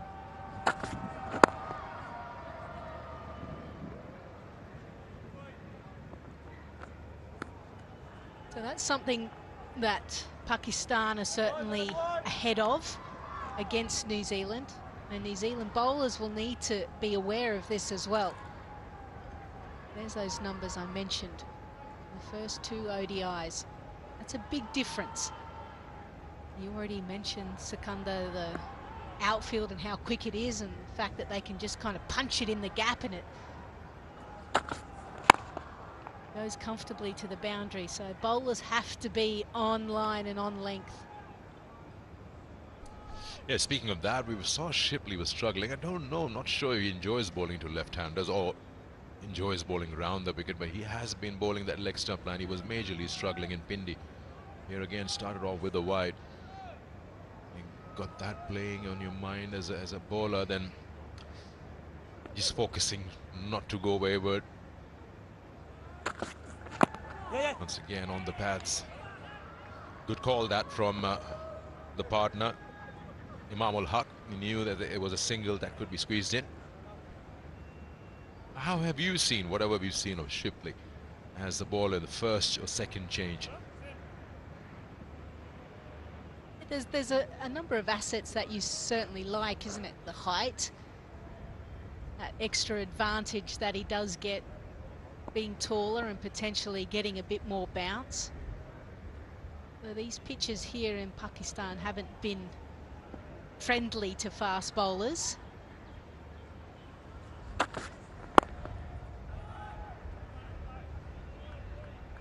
Yeah, his pace is just over that 130 mark. It kind of almost reminds me of a Glenn McGrath, former Glenn McGrath. And what was so effective about him was the fact that he could literally metronomically just put the ball on a handkerchief time and time again and get the ball just to nibble around. That takes time, doesn't it? It takes time to understand your skills and be able to master that.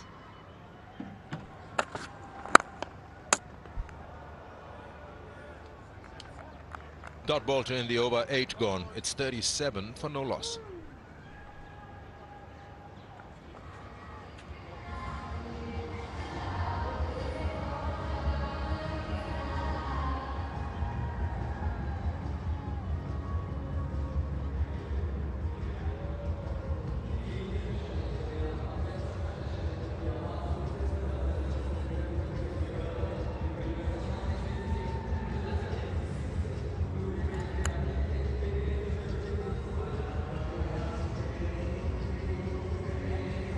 Seven boundaries in that 37, and just all started off, I think, after the 5th over.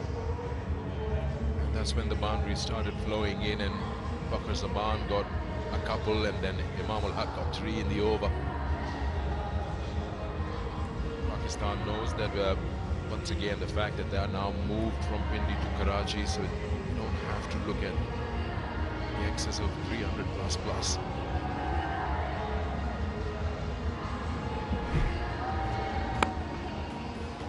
So far it was a timid start by Pakistan because New Zealand had bowled exceptionally well, only 4 or 5 runs within the first 4 overs, and then a flurry of boundaries, whether it be New Zealand searching for a wicket and straying with their line and lengths, and both Imam Ul Haq and Fakhar Zaman have absolutely taken full advantage, and now they're both away.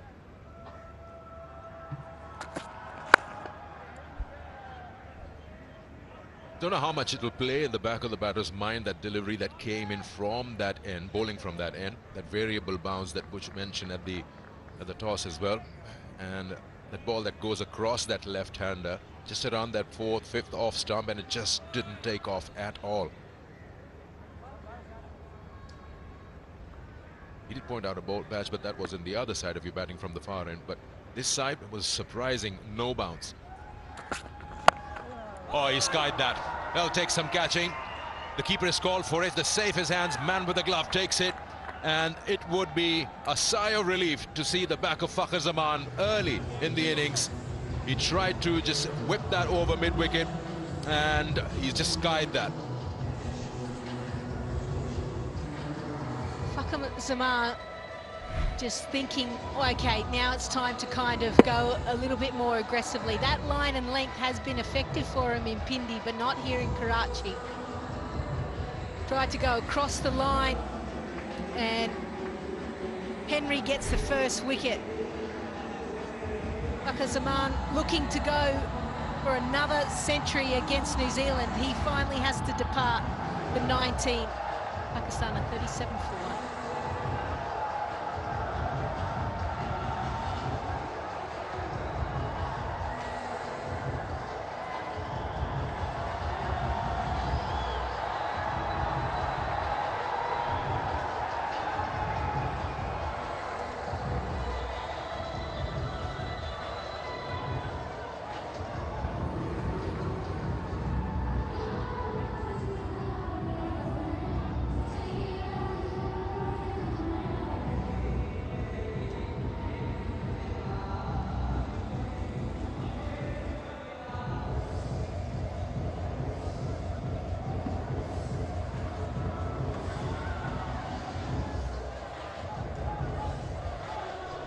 Captain walks out at number 3, Babar Azam.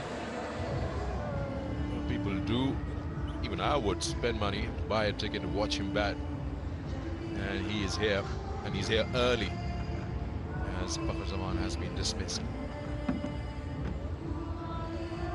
Pakistan captain, 2 games away to make that 3 figures in match appearances in ODIs. 1700s and 25 50s.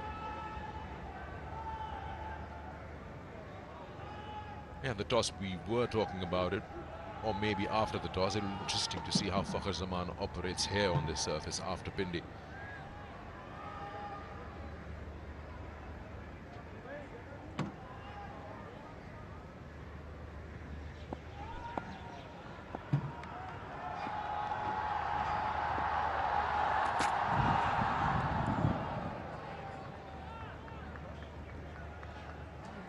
Henry's been the standout bowler for New Zealand for a while. He bowls a lot of cross-seam deliveries, the heavy ball. And by bowling cross-seam delivery, sometimes it hits the seam and skids through. Sometimes it hits the seam and it bounces up. Natural variation from Blundell, who didn't drop a ball last year in Test cricket, takes another one. Actually, in 8 matches last year in 2022, took 29 catches, didn't drop one. Going well so far behind the stumps. Certainly want to see it in the back of Fakhar Zaman, given the amount of runs he's been able to pile against this Kiwi side, not only in this series but the previous one as well.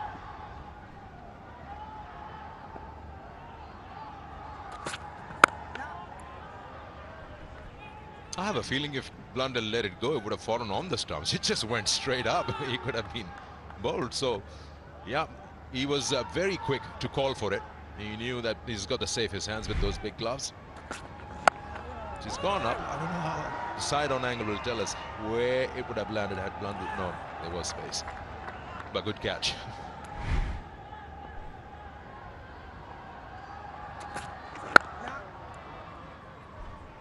Successful over. 37 for 1 after 9.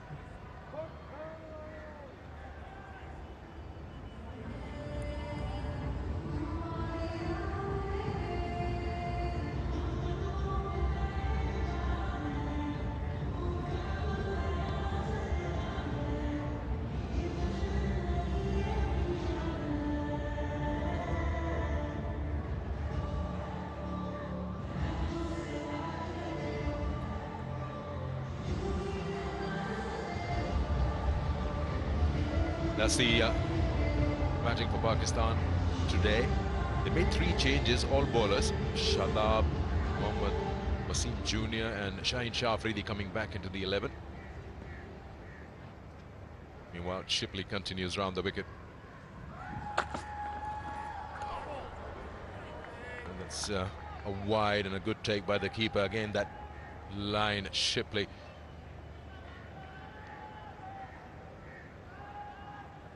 He's doing well behind the stumps. Blundell taking his opportunity.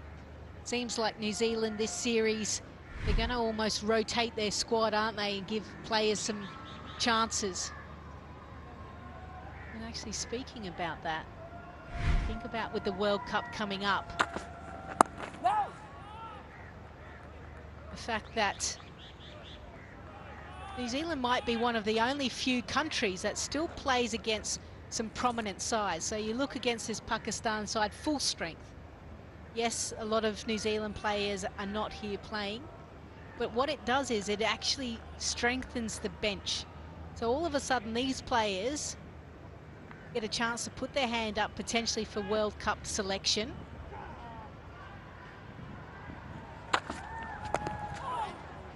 And then what they can actually do is they can fight their way into this New Zealand playing 11, potentially for the World Cup.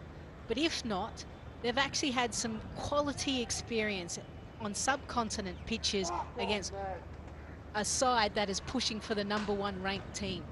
Now, not many other teams are fortunate to do that. And we always talk about when we get to an ICC World event, how much New Zealand punch above their weight. It's these little opportunities like this that they absolutely grab with 2 hands.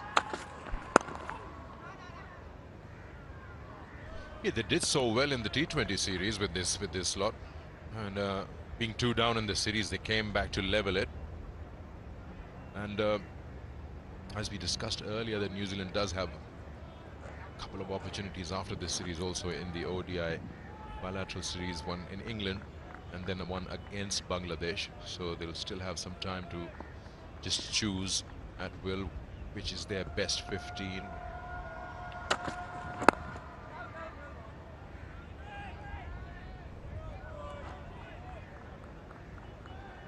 It's a good outing for those who are not available for New Zealand because they're playing in India, so they'll have a good idea of the surfaces and they'll know what to do. It's just the format is different, of course. Good problem to have for any captain.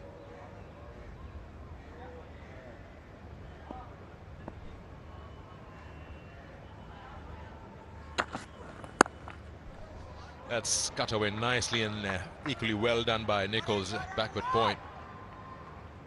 Had he missed that, there was no way that wide third would have cut it off.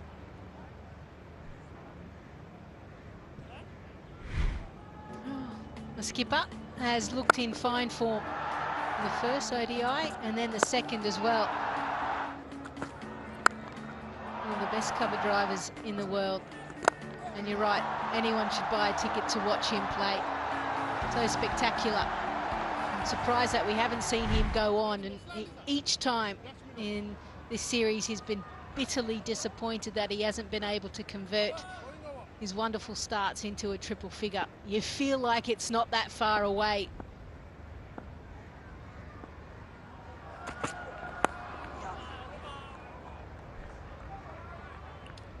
Babar Azam will keep strike with that single. It's 40 for 1.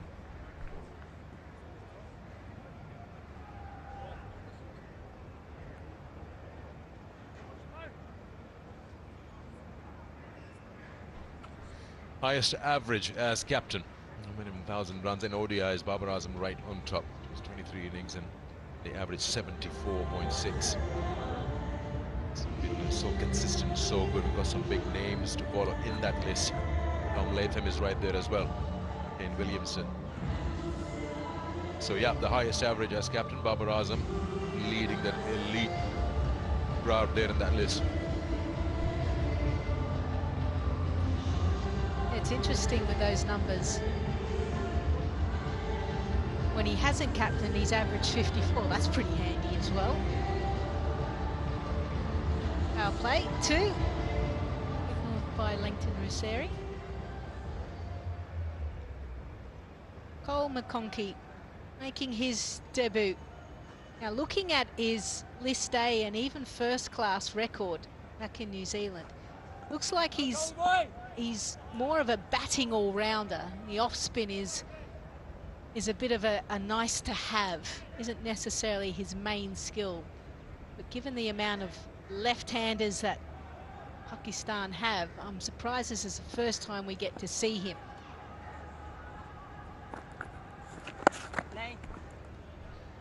It's not a bad call. So in the last 4 outings in Pakistan and New Zealand, 3 games in January. That's the cap ceremony, big moment for Cole McConkey. Babar Azam was dismissed, stumped all 3 occasions in January against spin, and he was dismissed by a spinner in the last game in Pindi.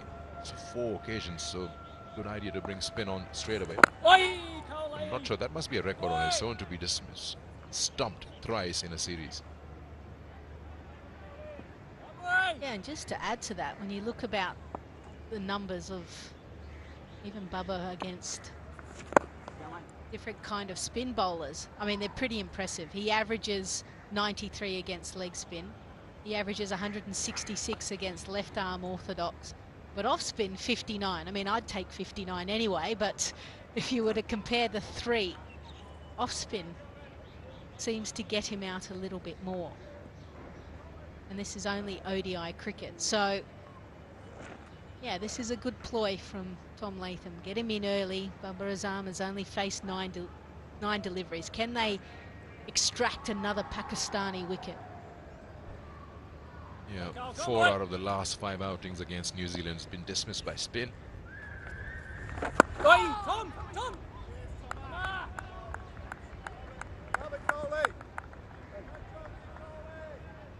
Dot balls always help. Push in a couple of dot balls in an over.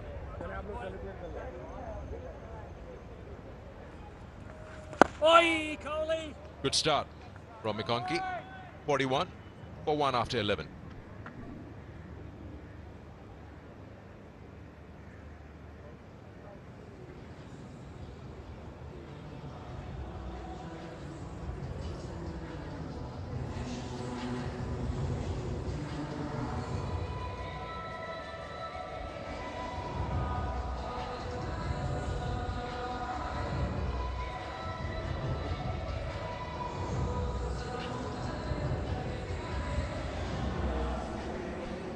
Matt Henry getting Fakhar Zaman's wicket, 1 for 21.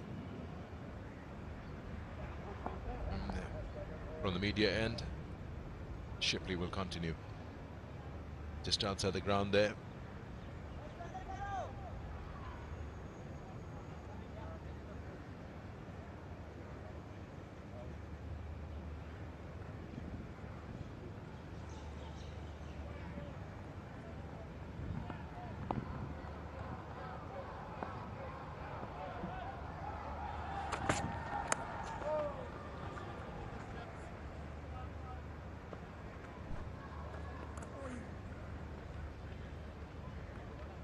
It's interesting when we look at Fakhar Zaman and his wicket.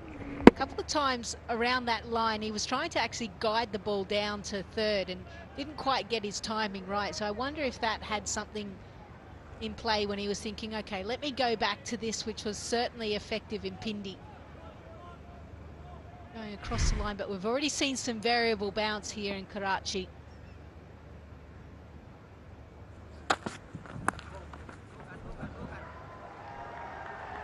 It's gone very quickly in that third region. It was a thick outside edge. Just trying to open the face of the bat at the last moment, but it traveled. I actually think this is a really clever shot. Yeah, he was trying to run it down there. And he just opened his face just a little bit more at point of impact. Watching the ball right onto the bat. Letting the ball do the work. And got it fine enough to evade deep third. And now Shipley decides to come around the wicket. I'm surprised that once Pakistan kind of got away, that they didn't kind of revert to around this wicket to the left-handers, kind of cramp them up. Yeah, that's one shot Babar Azam developed, worked really hard on that. When he was having the strike rotation problem, he learned how to work the ball around to the third region and played so fine that then the opposition started having the deep third man almost behind the slip cordon. He played so well. And you're right about that, how Imam ul Haq on that occasion played it. He knew that there is a fielder in the deep. It's just a little wide to work it that fine. It's not. And then those wrists to play it in those vacant onside region and squeeze in 2 runs.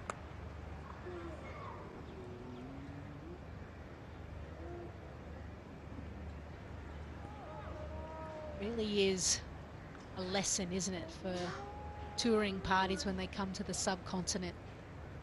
And what your off-stump line, or just outside or middle stump line, is effective maybe against your domestic players.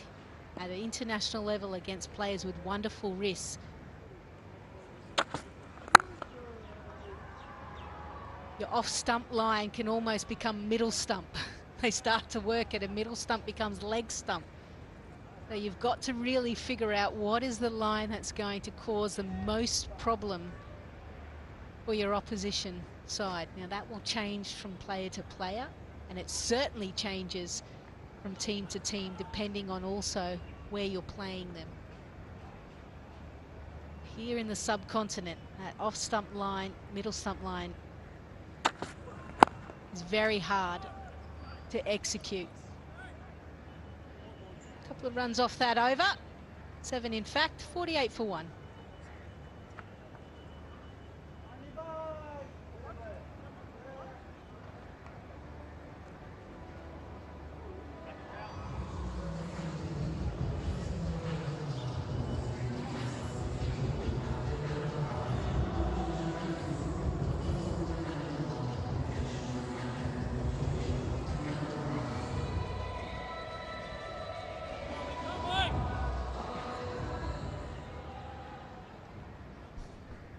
8 boundaries in the 48 that Pakistan have managed. The boundaries have dried up since Fakhar Zaman was dismissed.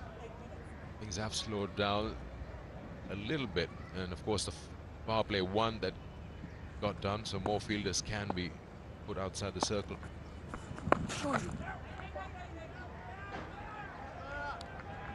Please explain why the single wasn't taken on that. Imam was like no from the word go. Daryl Mitchell just behind square. It's all about anticipation, isn't it? He anticipated really well. Yeah, single. There was plenty of time.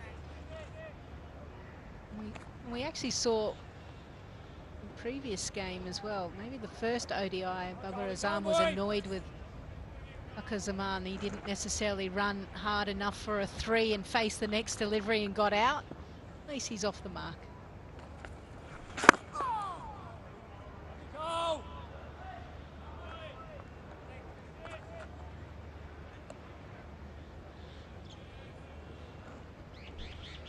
It's a working day, Wednesday, and yes, you expect more people to come in as your daily 9 to 5 job gets done.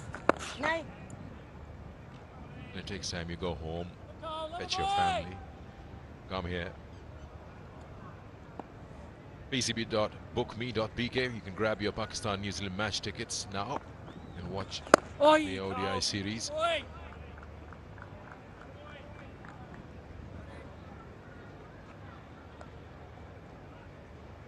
That's where you need to go and get those tickets. We've got 2 more games after this over here on the 5th and on the 7th. We'll conclude the 5-match ODI series between the 2 sides.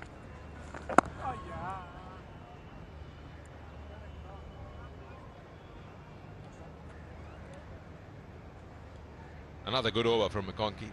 13 gone, 51 for 1 Pakistan.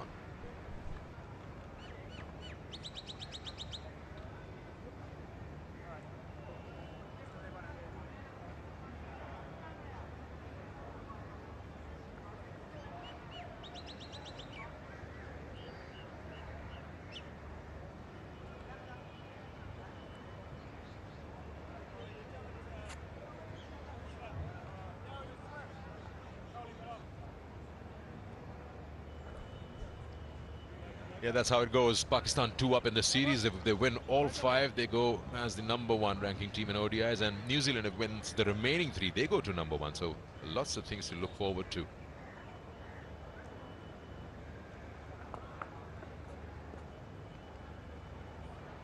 Ish Sodhi for the first time in this match here in Karachi. 4 for 58 is best, and surely have a say here. He had a good outing in those 3 ODIs that were played back in January.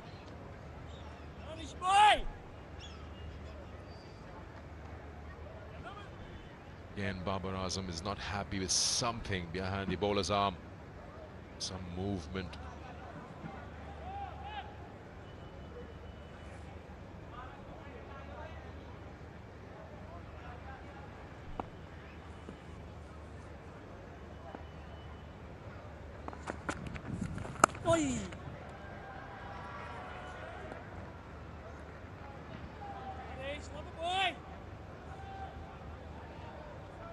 Last game, Ish Sodhi was able to pick up Babar Azam. A simple dismissal as well.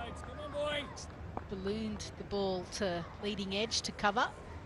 Chad Bowes, comfortable catch.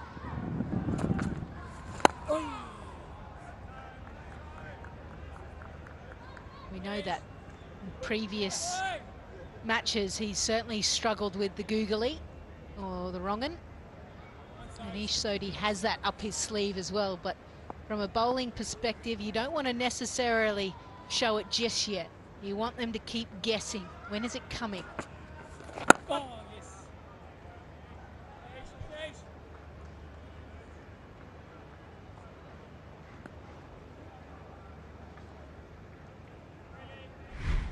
And sometimes it's trying to be able to pick the ball. There's a wonderful drift into that leg stump line, made him want to just knock it over into that mid-wicket region. It's gripped and turned a little bit, or maybe he was expecting the googly. Only he knows.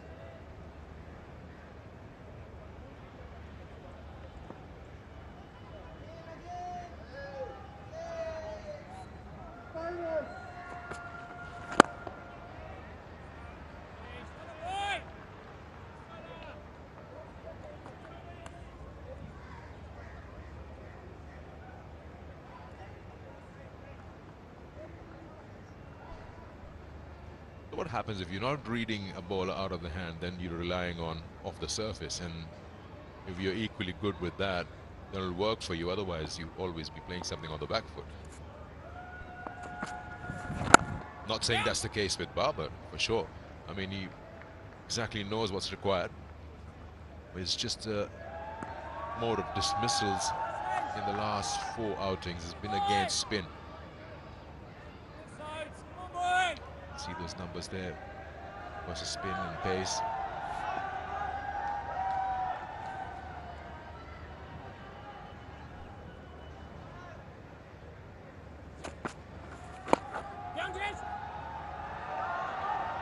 That's a bit of a misfield there.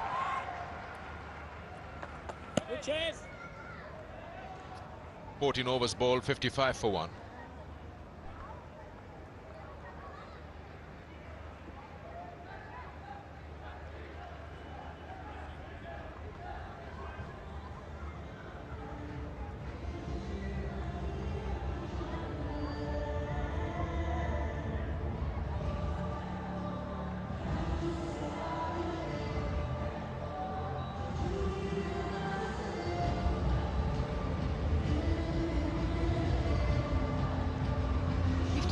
For 1 after 14 overs. And 5 bowlers used so far. Zealand started exceptionally well. Then there was a little flurry of boundaries.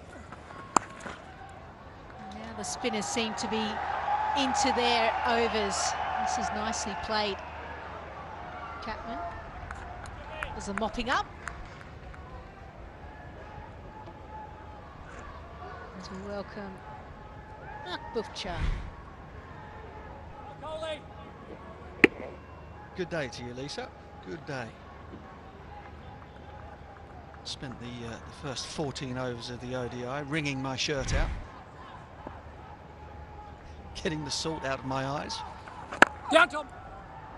It's rather warm out there around about toss time. Surface is a decent one. You bowl tightly, particularly when the ball is brand new, that it should be hard work to score. Not an easy pitch to knock people over on, but hard work to score if your lines are good. And I think what we've seen has pretty much borne that out. New Zealand were really disciplined, weren't they, in the early stages with the new ball. And now it's going to be really hard work because the spinners aren't going to make the ball turn. So it's going to be a question of the bowling team really using their brains in terms of getting the batters to try and hit the ball into areas either against the wind or into the bigger pockets on the ground. And see all of the ground to the right hand side. Big boundaries out there, about 82 yards. And that's the direction that one's gone, but it might have to go back. Oh, that's brilliant. What a terrific effort that is from Mark Chapman.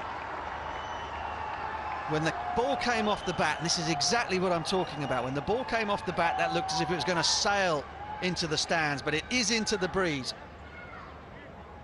And that was almost a huge wicket. You're right, I thought this was gone, but it just held in the air, and Babar Azam actually thought for a second he'd got a good piece of it.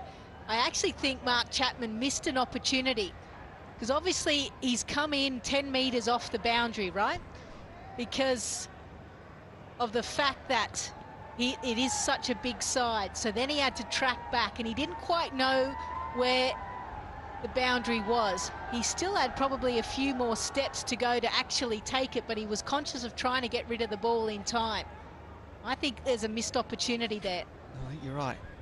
Although we're so used to watching these players pull off these incredible catches around the boundary that you sometimes forget just how difficult a skill that is. And he was herring away full tilt.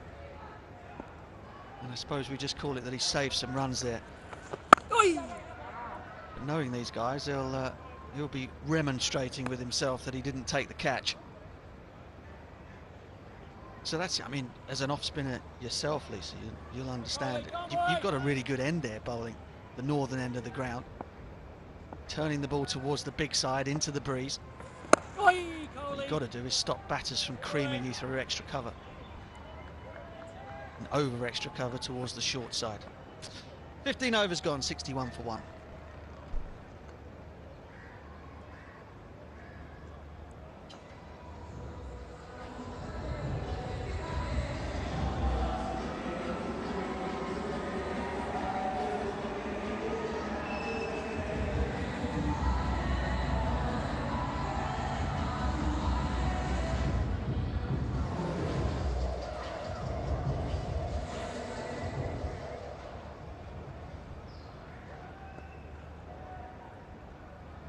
Yep, so you can see the slow start there. First 4 overs or so. Pakistan had to be very circumspect simply because New Zealand bowled very straight with the new ball. Henry and Milne were excellent. And then we have double spin. It's the interesting thing for me here. Pakistan obviously chased in the first 2 one-day internationals to take that 2-0 lead. And a lot of the flack that heads the way of the likes of Babar and Rizwan and co is what happens when they get the chance to bat first. Do they push hard enough? Do they work out what a good total is, defendable total is, fast enough? And, great opportunity here to show that you can work that out.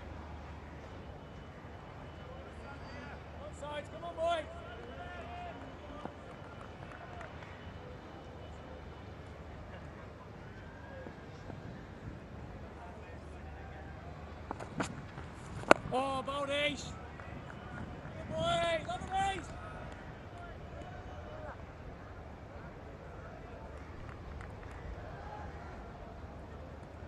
Sides, come on, boy. Stand this ace. Those fielders on the offside there, Lisa. 2 guys backward a point.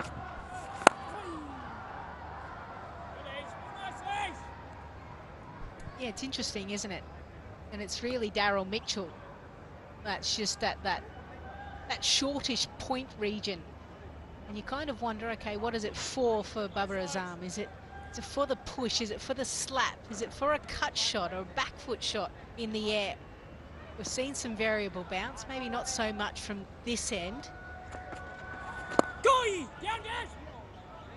I don't mind it. I like the fact that you've got to try and change a few things. Field is spread, pitch looks pretty flat, partnership is building, but how do we just mess with the minds of players? And this is what I love about cricket, especially Test cricket, but you can do it in ODI as well. Yeah, Babar's not going to get down on one knee and play that reverse sweep shot, so it's not for that. It's interesting nonetheless. 16 gone, 66 for 1.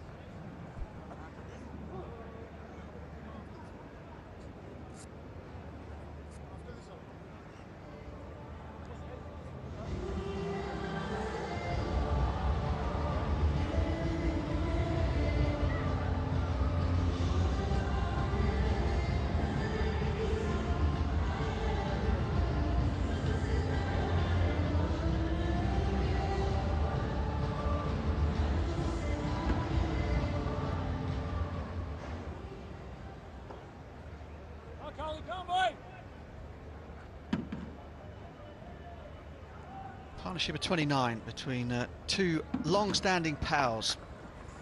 Down. Babar and Imam have a really good understanding in ODIs.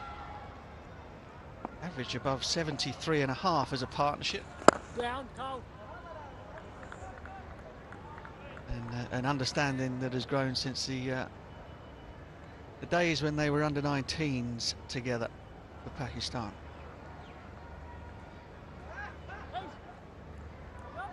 Oh, to be under 19 again.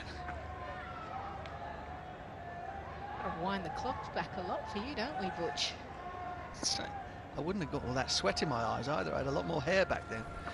Oh, that's good, Cole. It's interesting, isn't it? You know, as young cricketers, you meet each other normally on opposition teams and then get selected in rep sides, and the journey starts. Get used to some, a little bit of miscommunication from great mates. I tell you what, though, I really want to see this again, because I've been going on and on about Fakhr and Baba with no eye contact. You just watch these two here. Watch Imam, he knocks it, he looks, he's looking. Baba's looking at him, therefore no catastrophe.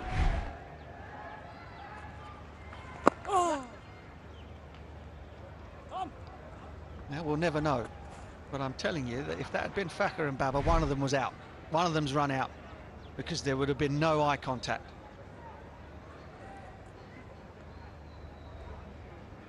Imam, he watched the ball, yeah, you have to see where the ball has gone, but then his eyes flicked up to Baba.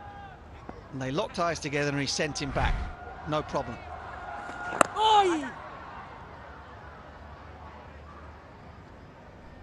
Good stuff, good cricket. 17 gone, 69 for 1, and time for everybody to get a very well-earned drink.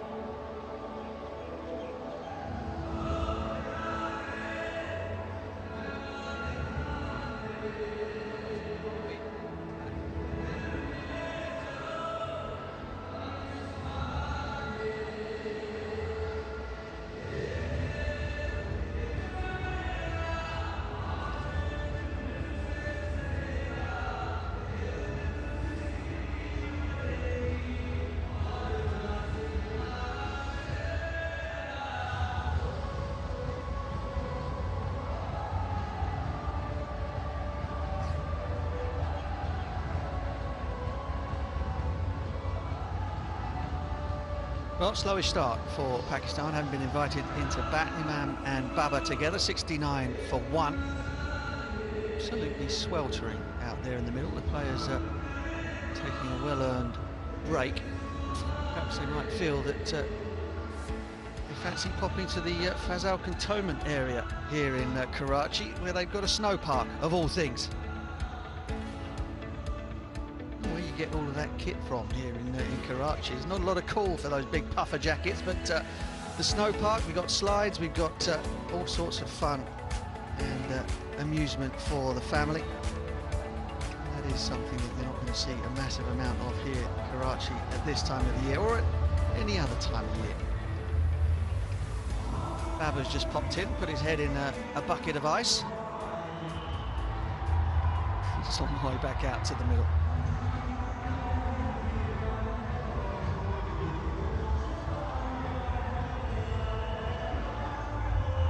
So Milne and Henry reunited with the new ball, bowled a quite magnificent line. You see there, two left-handers, no width given at all. In the next 5 overs or so, they just lost a little bit of discipline, a little bit of patience maybe. And, the runs started to flow, as it is though. There's only just a smidge above 4 runs per over. Just wonder, don't you, whether or not a bit of fatigue comes into play, or just a little bit too much searching goes on once you haven't made the breakthrough, and the discipline disappears, Lisa. Yeah, I certainly think they were searching for a wicket, weren't they? second pitch map. It reminds me of like paintball game where someone somewhere there and you just scatter the paint hoping to get someone. Didn't quite necessarily work for New Zealand. So now they've turned to spin. 6 overs we've seen so far. And they just keep it tight and create an opportunity through lack of runs coming.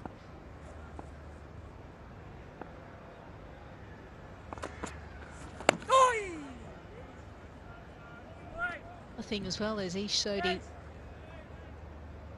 loves this ground, picked up a 6 for it in a test match, so he'll have happy memories of being here. And as you know, Butch, as a player, you just walk into a change room and you go, oh yeah, I like this place. This brings back nice memories. Yeah, I can think of a few where the opposite was true. A couple of grounds in your home country of Australia where never really got that warm glow. Perth was one of them.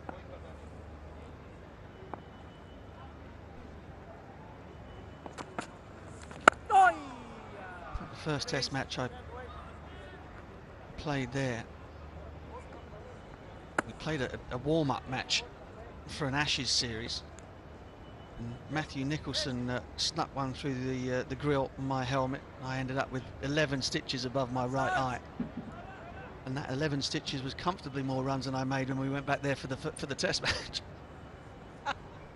Oh, Butch, good story. Yeah, definitely happy memories. I don't think there's too many batters from opposition teams that enjoyed the whacker, to be honest. And then, as if that wasn't bad enough, ran myself out the next test match I played there, having got into double figures, and then was fined quadruple figures in terms of a match fee. Was smashing my stumps over in disgust, having got out LBW to Glenn McGrath. So it's, you know, I never walked into that dressing room and went, oh, you know what, you beauty. Absolutely delighted to be here in Western Australia. Yeah,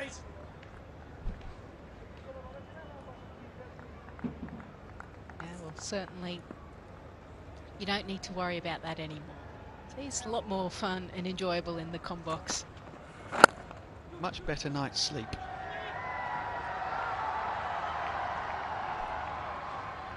Nicely played, but another tight over from Ish Sodhi. Pakistan 74 for 1.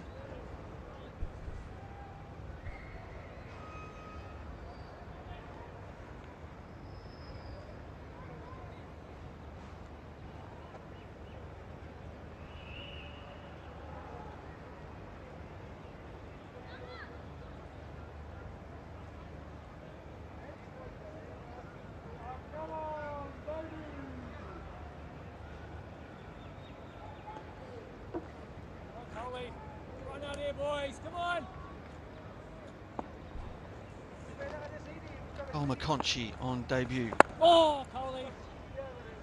Sounds like, just keep thinking of Matthew McConaughey. Don't know how good he is with getting the kit off, doing. Oh, shot. That's a terrific stroke. That is all class from Bubba. Yeah, his first boundary today happens to be a 6 as well. Yeah, just really testing Babar Azam outside off stump, tossed it up. And a real first opportunity for Bubba to go big, and he did. Oh,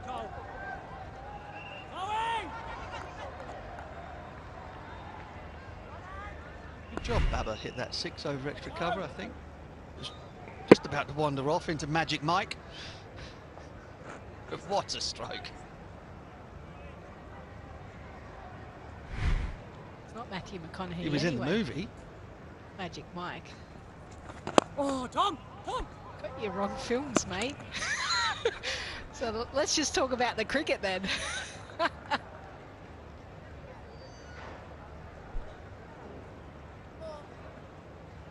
I'm after an apology here, Lisa Sthalekar. I'm just thinking of people taking off their kit, and I was like, he didn't. He definitely didn't. Anyway, enough. Oh, it's the heat. It's the heat.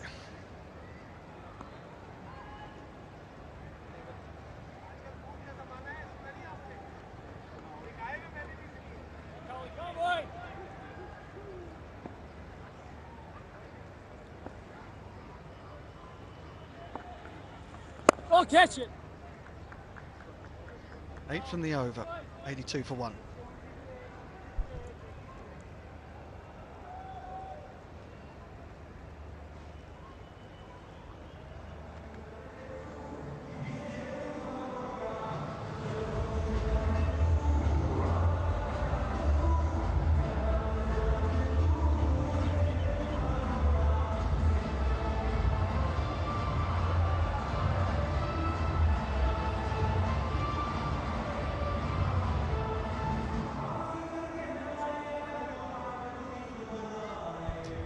Yeah, boundaries have been relatively hard to come by. Batters having to take the odd risk in order to knock a good delivery away to the boundary.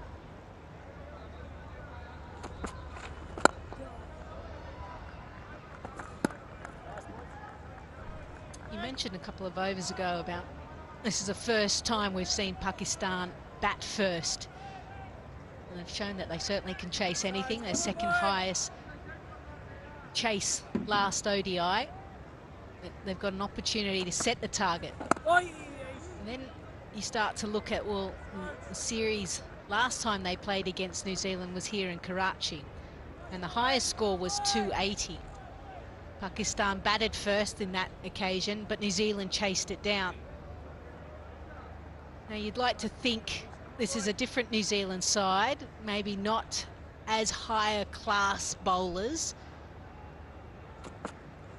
So I certainly think that there's a possibility that they can still get close to that 300 mark, which would be probably pushing the average of what is scored here in ODI cricket, which is, I believe is 280. Yeah, and New Zealand don't quite have the depth, like Glenn Phillips, in the batting lineup either. So Babar just gives himself a tiny bit of room. Sodhi followed him. And such is the class of Babar Azam that he was able to change his plan. I think he was looking leg side to begin with, and changed his mind and dabbed it offside for 3. This is really good cricket. Firstly, good cricket from Ish Sodhi to kind of change based on what Babar Azam was doing, but he was equally as good to just get the angle of the bat absolutely perfect and scamper through for 3. So that's how they're going to try and disrupt this line and length, and to ensure that the scoreboard keeps ticking over. Yeah, I think Imam ul Haq has got a big part to play here against Ish Sodhi, and again, he's not really looked at that sweep shot yet. So only 4 fielders outside the circle, so there's always a gap somewhere. Go! He read my mind. Or he's got a microphone in his ear, because it looked to me as though he was thinking about sweeping that one. There's a huge gap between mid-wicket and fine leg, who's very, very fine. It's almost a position for a seamer. So Imam has a massive gap to hit if he can get that sweep shot away with the ball turning back into him.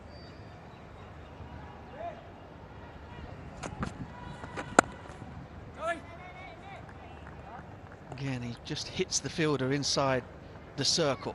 86 for 1.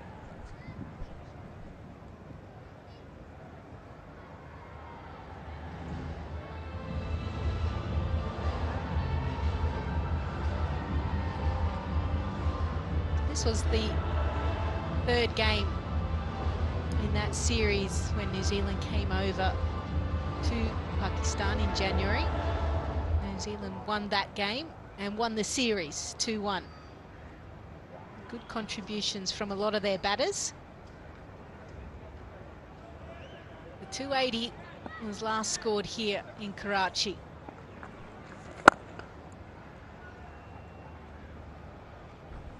Yeah, and I'm not sure that Some Pakistan fans would disagree with me and would say that I'm being overly harsh, but I think again that Pakistan are a completely different beast when they're chasing, particularly at home, than they are when setting.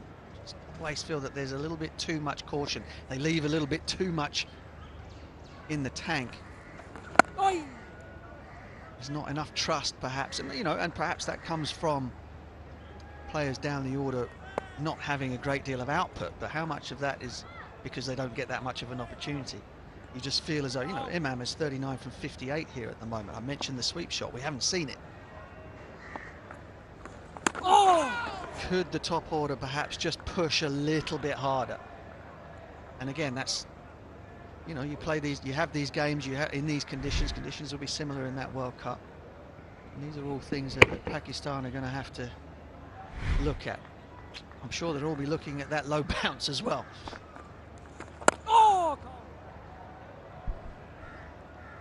Yeah, this is the end where we've seen some real variable bounce from the seam bowlers, and now from the spinners. Stayed really low, and maybe the only advantage is that it's not on the stumps. Yeah, there was an area there when I was out doing the pitch report that was of great interest, because it was bare. I mean, the pitch is pretty bare anyway, but there's some sort of rolled in straw-like grass everywhere, but there's a patch. Oh, excellent. Lightning quick foot movement from the man who is one of the very best. Terrific finish to the over, 93 for 1.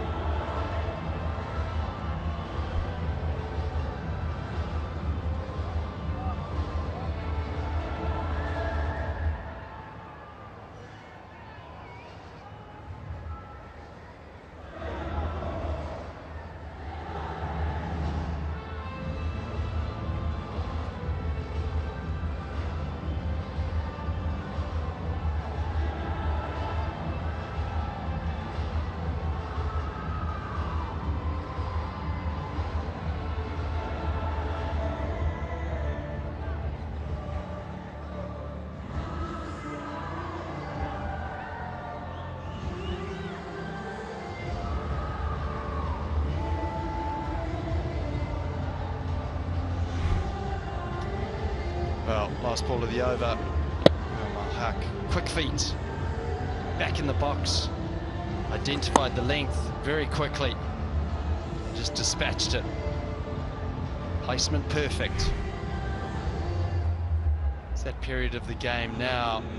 I think overs 20 to 40. There's an opportunity for the batting team. Field just 4 men out on the boundary. After that, overs 40 to 50, you have 5 men out. So an opportunity to get runs, but an opportunity to strike. If New Zealand can get wickets through this middle period, we'll try and stem the flow of runs from the blade of the Pakistan batters. So they bring back Adam Milne. A little bit of variable bounce there, a little spitting cobra off a length. I've got someone who doesn't have too much of a spitting cobra voice, but Aruj Mumtaz next to me has joined in the commentary box. Aruj, Pakistan, big period, obviously lost Fakhar Zaman, but now through this middle period they'll be looking to just go at a decent pace with these two, or look to be more aggressive. Precisely the period of the game where we talk about done the power play, your openers get starts, and just when in that middle phase when the bowlers get into tighter lines, that's why we want the Pakistan momentum, like you say, to carry on. We'll have to re-bowl that Mill. And you just see in these periods, not just with Pakistan, with most countries as well, that the run rate just sort of takes a little bit of a dip. And if there's an area in the game where you'd like for Pakistan to become better, is that keep up with that run rate, don't leave too much. And again, Lisa Stileka, Mark Butch were speaking about that when they were on just before us, that especially when setting a total, this is the area where Pakistan just needs to up their game a little bit. Threw the shot too early there. Imam Al-Haq.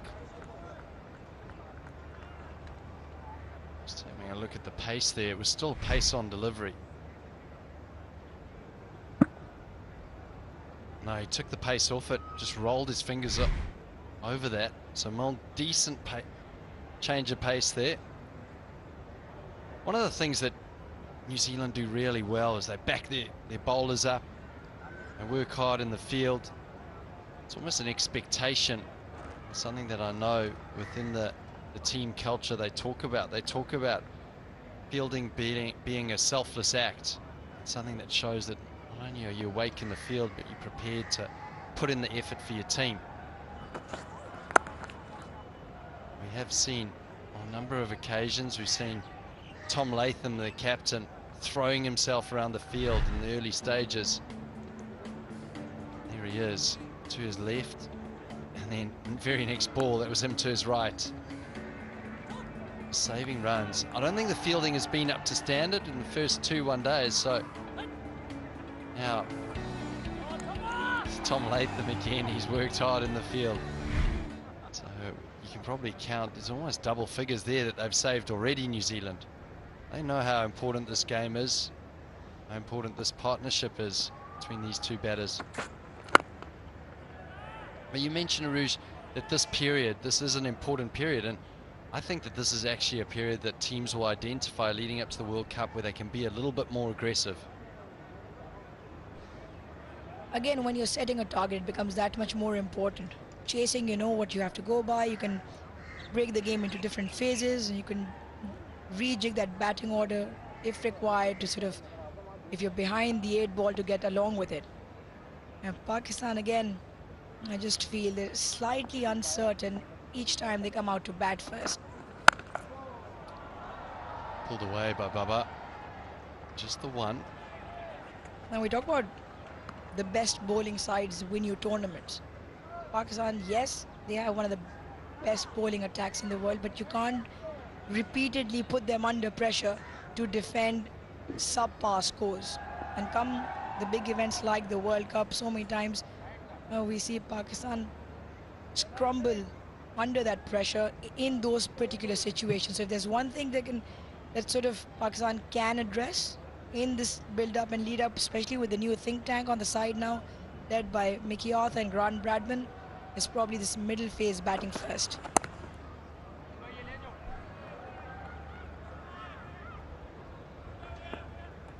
A decent finish to the over, just the one wide, 5 off it, 98 for 1.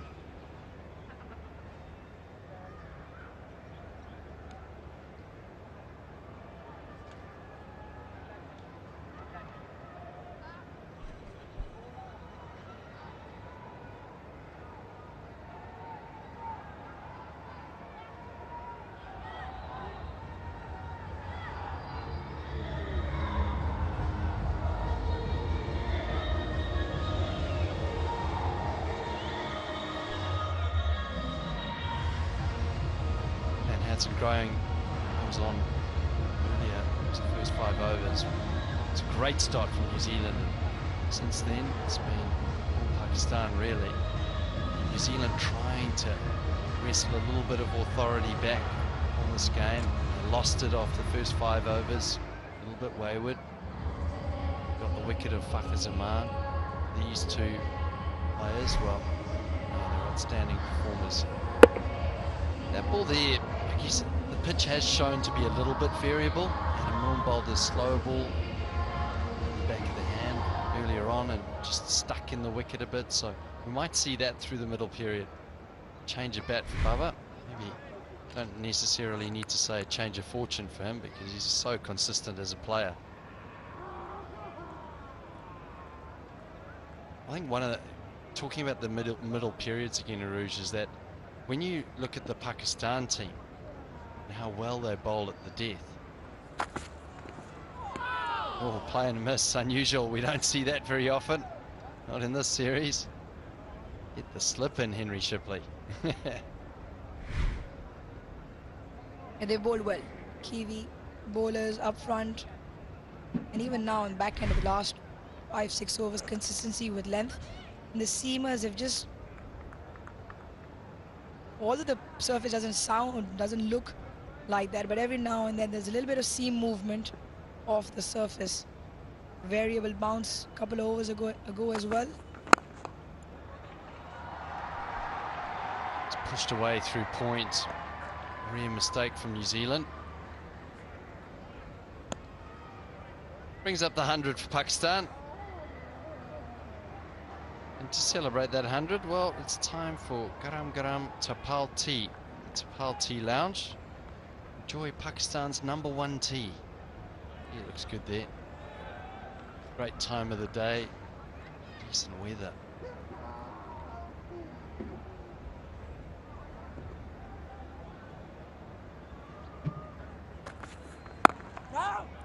Yeah, so Aruj, I was talking about when you scout the Pakistan team, one of the things you look at is how well they bowl at the death and how difficult it is to actually get a lot of runs in those last 10 overs. So I actually see teams that if they give themselves the opportunity of setting a foundation, but then being very aggressive through the middle periods, you have to bring those death bowlers back during the middle period, which might give you a few overs in the back end. Try and unsettle it somehow, because I think edged, no slip in place, and 450 for Imam Al-Haq. That's his 16th 50 in ODI cricket. 9 centuries. He knows it's just the start. He'll want to push on. We've seen some big hundreds in the series. He'll want to get another one.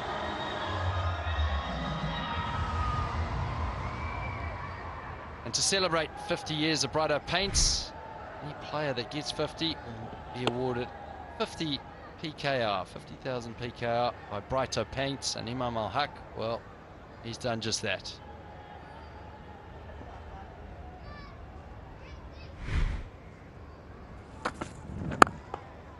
This time off the legs.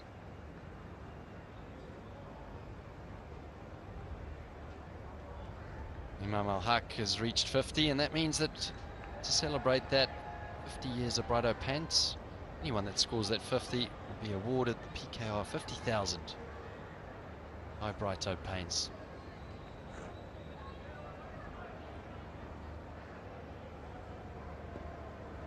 Yeah, excellent from him, setting the foundation.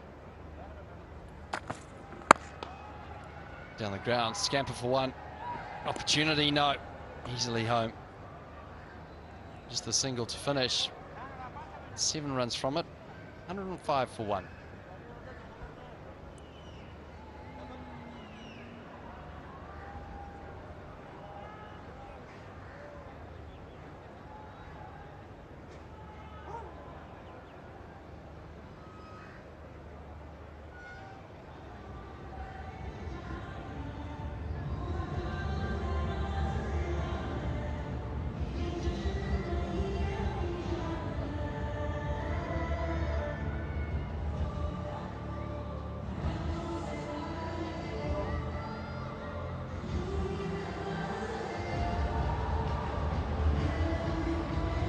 Pakistan going nicely, setting a decent foundation here. Just Fakhar Zaman, the man who is in serious form. New Zealand will be very happy to see the back of Fakhar Zaman. I know there's some very tired looking bowlers walking around the hotel that said, where do we bowl to him? They'll be ecstatic to see the back of him, but Imam Al-Haq going well. It's the one.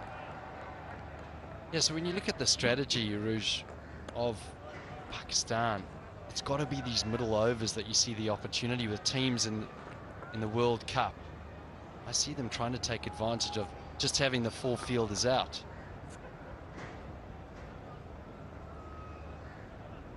And if there are teams that are able to dismantle, if you may say, that Pakistan bowling lineup, which is so phenomenal up front and at the back end, and for the longest time Shadab was a control factor in that middle over phase as well.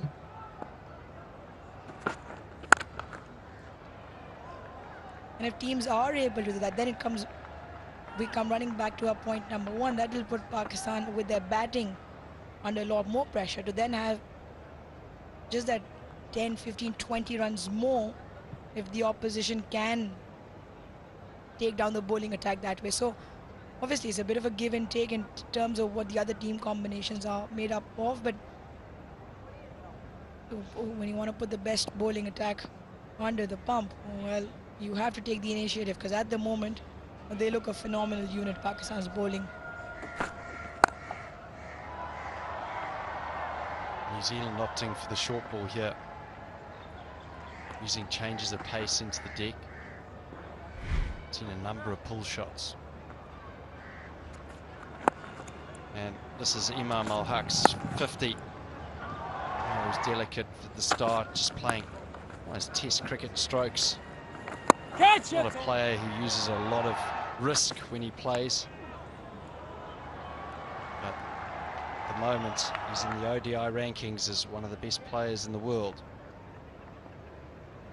You can see the wagon wheel there, square of the wicket. This one off the legs again. Henry will have to do some work as well.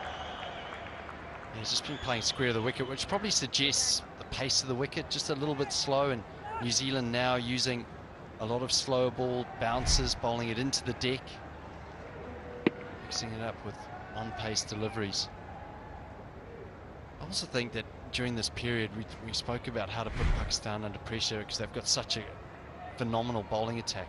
But I think it brings the spinners, or puts the spinners under a bit of pressure as well, which brings them into the game for wickets, but also you're going to have to be precise.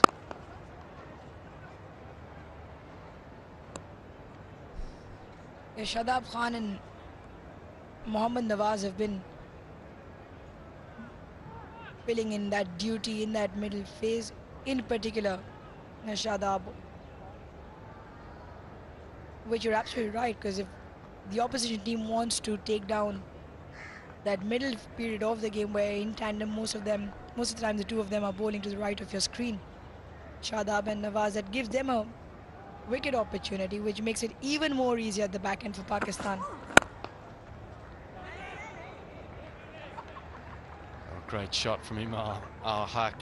He looks in fine form out there. End of the over, 109 for 1.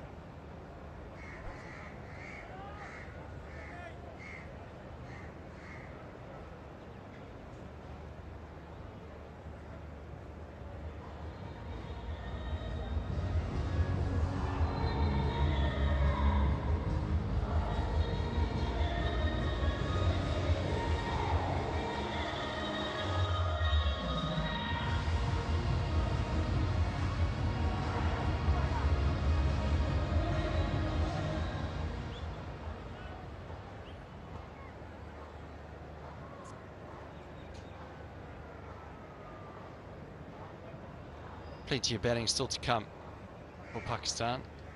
Rizwan, he's been exceptional. Shadab, we know he's an attacking player. Henry Shipley. Yeah, one thing, Rouge, that we've spoken about since the T20 is adapting to the lengths and lines that New Zealand have to bowl.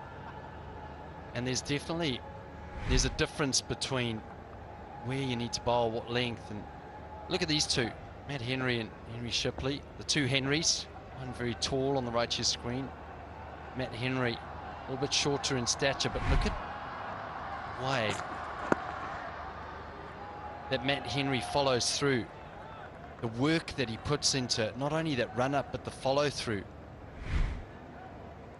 You can see that back leg, how it whips through, whereas Henry Shipley's just kind of like almost just flows through. Matt Henry, it's almost like a bounce, and that's why the energy that he puts into his deliveries, he gets a lot of seam movement. He hits the bat hard. Henry Shipley tall in stature, but you wonder if there's still another 5Ks left in the tank there. He doesn't use his run up as aggressively as Henry. If he can work on that, just that follow through and energy through the crease. Still young in his career. I feel that he's got a little bit more pace in him. Hey, look to the right of your screen. Just feels like Shipley's too upright when he's bowling. There's no back into it. And like you mentioned, there's no whip through the crease.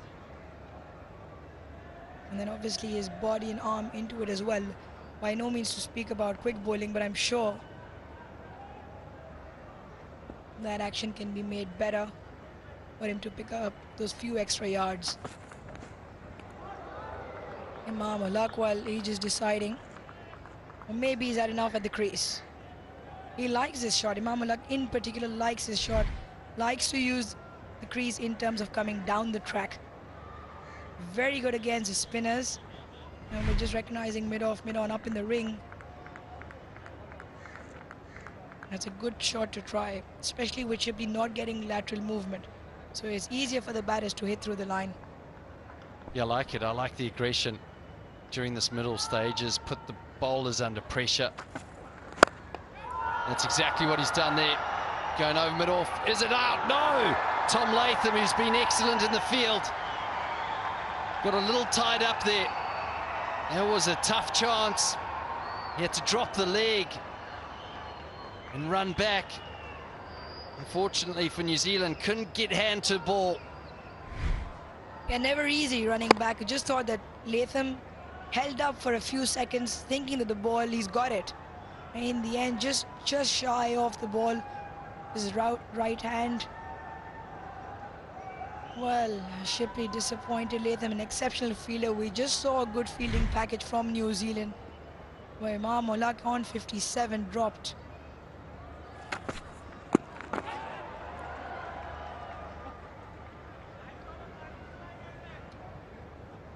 Well, leg bites, finish, and over, which could have been 113 for one.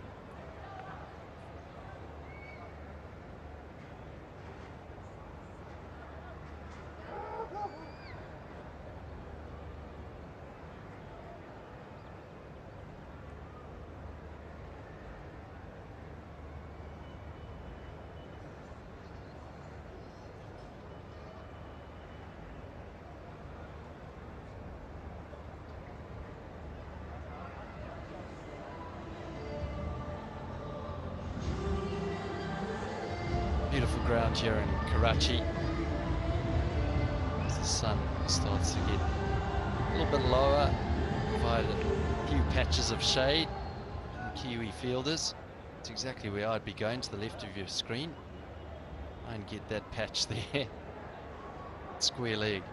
New Zealand trying to go short here during this period. I've identified that maybe there's a bit of variable bounce. Also, it's to the bigger boundary to the left of your screen. Great shot from him. A mix up in the middle, but they'll scamper through for one eventually. We've seen a lot of straight bat shots. We saw from Fakhar Zaman earlier on in the power play. This was in the previous over. We saw him advance Imam Ulaq, and this time stayed in the crease. Static and tried to get it over mid-off. Didn't get enough bat on it. I'm sure Tom Latham probably thought, oh, if I'd just gone a little bit sooner, maybe I would have got it. It was a tough one. It was over the left shoulder, and he had to keep looking back at it. Oh, whooped off his legs by Babar Azam. Well, there's nothing wrong with that delivery. That is a fine cricket shot.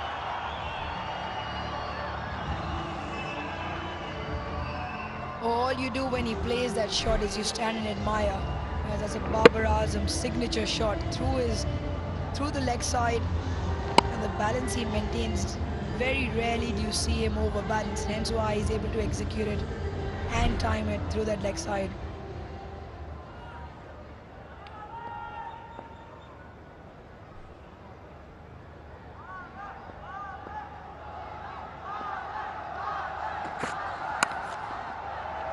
This time, Babar Azam special. He's guiding it down to third man. One of the things that New Zealand have had to do is adapt to the bounce and the pitches here in Pakistan. You see here, this is the difference between New Zealand and Karachi. New Zealand, all pitches in the same area. It's the ideal one-day length, but you can see there the blue graphic or tracer. That's a lot higher than the Karachi one. And we've seen a lot of players get tied up trying to play the short delivery, which is why New Zealand are going to shortish deliveries now, because of the variable bounce. But also, they talk about there is, when you bowl it short in Pakistan, you've got more chance of hitting the top of the stumps. And we've seen a lot of players try to play the pull shot. New Zealand players, they've got it wrong. They've played across it, hitting them on the pads, getting out LBW. It's happened to Chad Bowes, Tom Latham, T20s. So finding that exact length for the New Zealand bowlers is a lot tougher than for Pakistan, but also adapting from a batter's point of view. The short ball, we've seen how Fakhar Zaman has played the swivel shot. Just almost swivels on those short balls. Very difficult to defend. From Pakistan is quite the opposite really, because for them playing in Pakistan, they're so used to that bounce. Now you mentioned the swivel shot or the pickup shot. When it's at that height where you just showed in Pakistan, for New Zealand to unsettle the Pakistani batters, it has to be at the height where they would imagine the ball to be in New Zealand. So a little bit more energy into the surface and hoping for the ball to carry slightly more where it is just about shoulder height. That's what that's the kind of bounce that might trouble the Pakistani batters.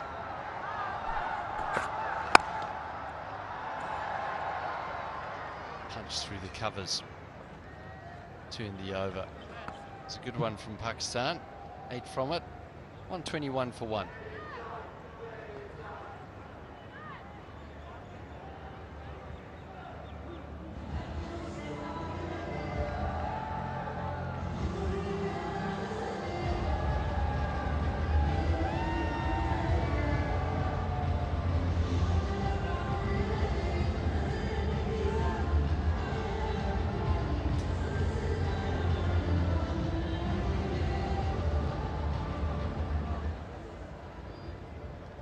Dangerous partnership developing here between these two players, Babar Azam and Imam Al-Haq, both striking the ball beautifully out of the middle of the bat.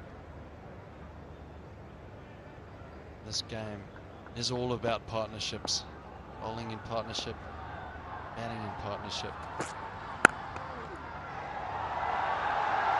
Clubbed away, first ball of the over, putting Shipley under pressure. Babar Azam getting into his work.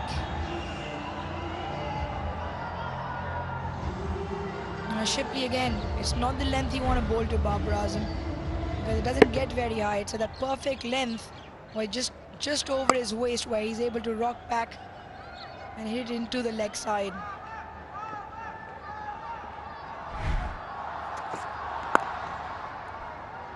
That was right on cue as well, Marouche, about the height of short deliveries.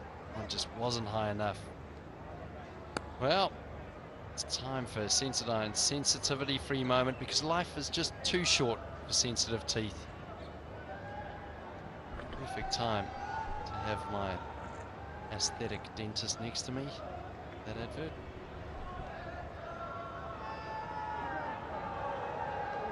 Oh, come on.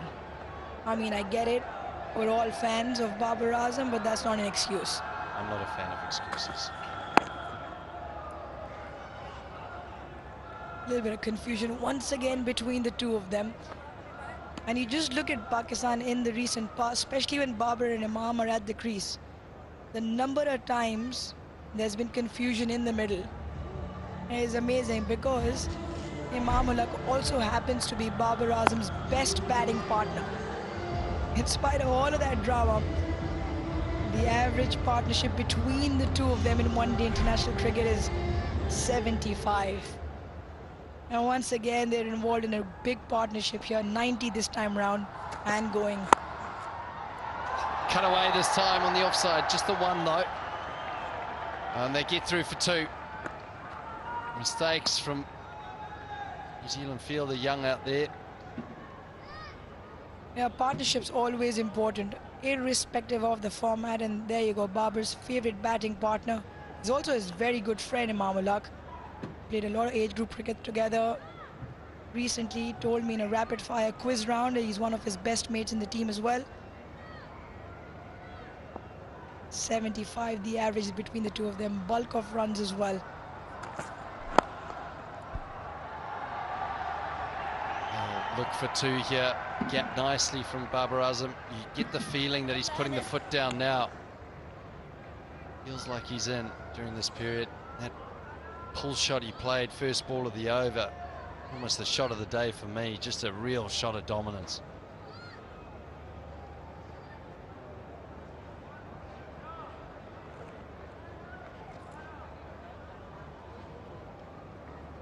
Off this over so far, so Shipley trying to get out of it.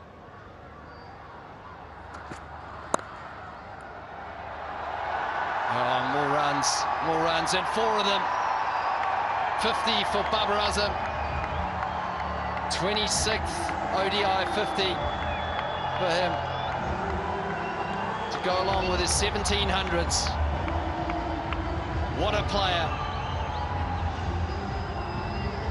To celebrate 50 years of Brighto Paints, any player who scores a 50 will be awarded PKR 50,000 by Brighto Paints. Babar Azam, Mr. Consistency, does it again.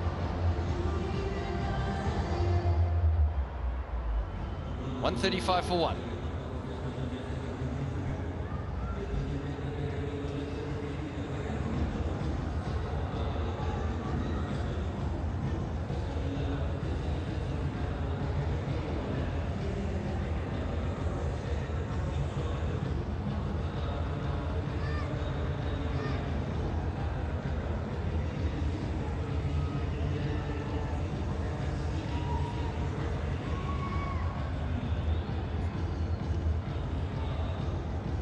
Well, if you've just joined us, it's another 50 for Babar Azam.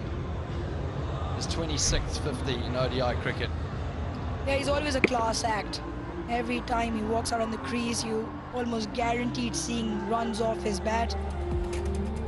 And once again, to the applause of the crowd and the gallery, he raises his bat. Another milestone, another achievement.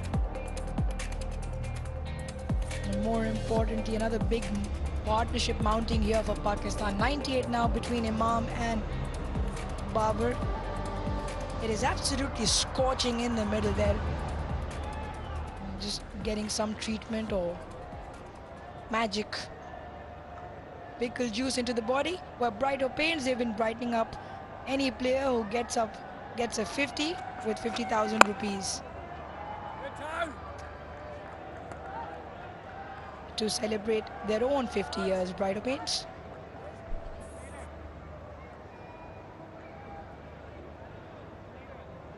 Yeah, that's what they do. To celebrate their 50 years, they offer 50,000 PKR to any player that scores 50. So Babar Azam, he's almost a banker for that. Oh, stepped across and just helped it on its way. They'll come back for 2. That brings up the 100 partnership between these two. Rouge Mumtaz mentioned that they average 75 as a pair, so nothing new for them. They bat well together. The fans will be happy that you're still in the commentary box, Rouge, because I did mention that you're in the commentary box. Babar scores 100. Over the head of Sodi, Imam Al-Haq. Aggressive stuff from him, and 4 more. Pakistan on the charge. Imam Al-Haq in particular on the charge with a shot that he plays with some authority. This time on again, very early to get his dancing shoes on and gets to the pitch of the ball. He hits through the line. That is a good aggressive shot, good intent shot first up to Ish Sodi as he's come back into the attack. First with the sweep, now fine legs come in. There's a deep backward square, deep mid wicket, long off on the boundary, long on rather. Oh yes, come. The shot well and truly on. Yes, it's against a spin, but key points if you're a young boy and girl watching, the key Imam does very well is uses his feet quickly and gets to the pitch of the ball. So even if there's any turn, you negate the amount of turn. And you don't let the ball spin. You get right to the pitch of the ball and hit through.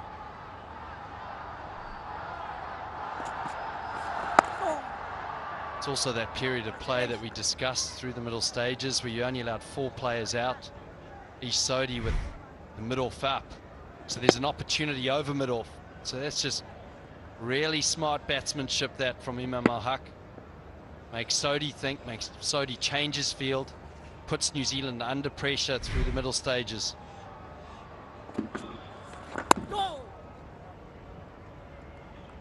Easy single for Babar Azam. New Zealand struggling to tie these two down now. It's 8 off the over, 143 for 1.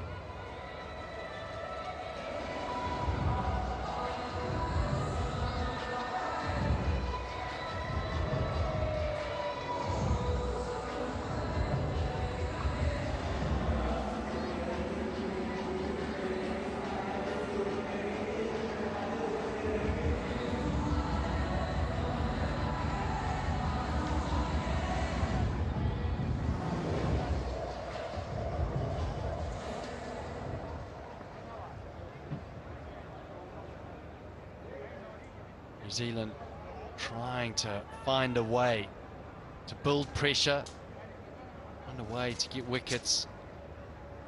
Saw one very close to the hands of Tom Latham, Imam Al-Haq, who's being a little bit more aggressive. And it's the perfect time for him to be aggressive.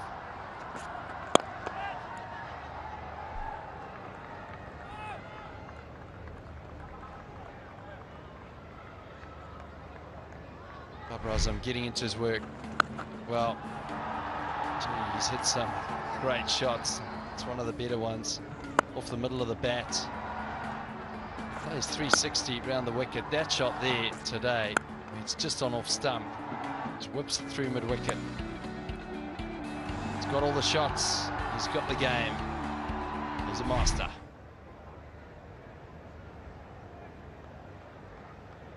Perfect time for Pakistan to really put the foot down here. 2 players over 50. Partnership now 107.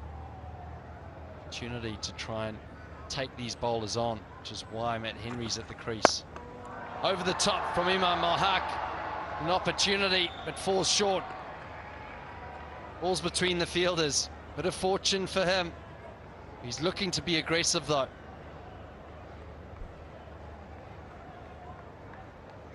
Just Babar Azam having a word with him. This time again, probably not the length to come down, charging down, trying to hit it straight back. Unlucky for Imam Al-Haq, doesn't get it, goes down the hands of a New Zealand fielder.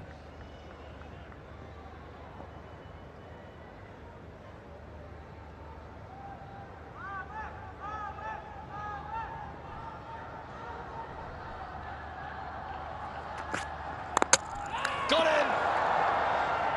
Inside edge, Matt Henry. Huge wicket for New Zealand. He was just getting into a rhythm of things, Babar Azam. Some fortune for New Zealand. And it's the big wicket of Babar Azam. Back of the length. Babar Azam, maybe. Bit of movement off the seam from Henry. Doesn't matter how you get him. They'll be happy to see the back of him and Fakhar Zaman now. Babar Azam goes for 54, 145 for 2.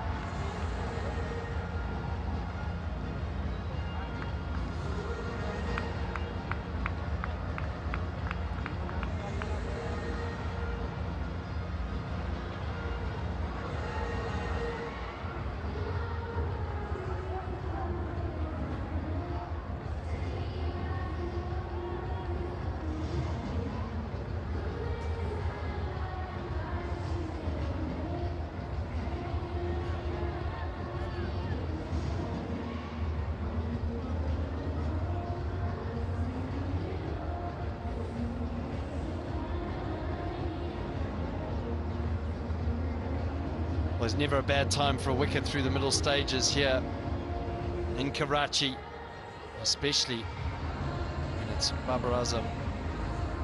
Abdullah Shafiq, the new batter, who comes in. his career. Talented player.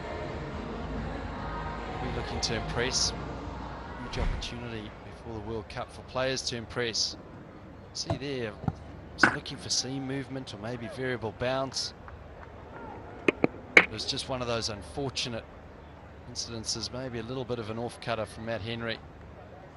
In 29 Ks, Bubba not happy with that, of course not. He likes hundreds. That's why he's so good, Matt Henry, just that back of a length. This is where Tom Latham will be looking to put pressure on the new batter, try and get as many dot balls out of them as they can. Always one of those dismissals. Oh, yeah, that's ruined her day. One of those dismissals that's on pitches like this, where the ball just doesn't quite reach the batter, trying to hit it square.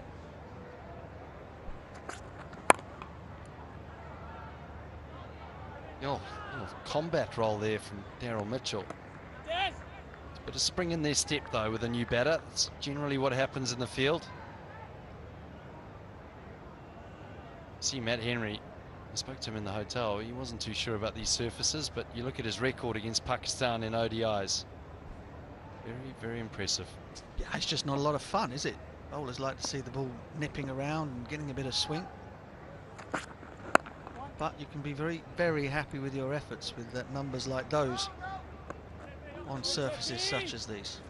146 for 2.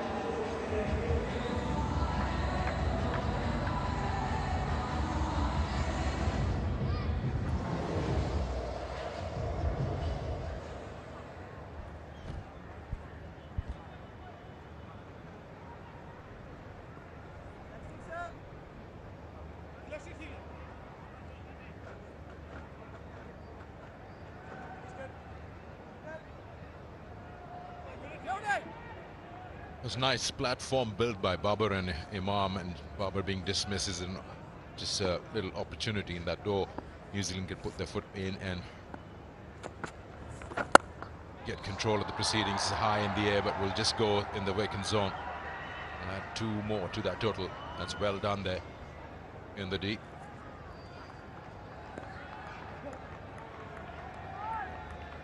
This phase of the game, which can actually decide if New Zealand's going to keep the series alive, because anything in 300 plus might just get a little too much. No, I think you're right. This is huge. Brilliant piece of work, as you would expect out there in the outfield. Will Young.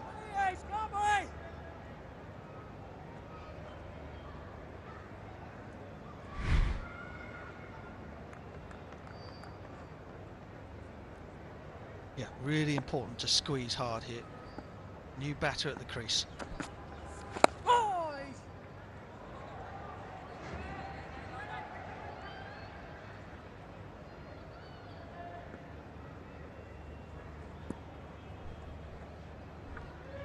And also no runs for Abdullah Shafiq in this series, so something that New Zealand would exploit and keep that on.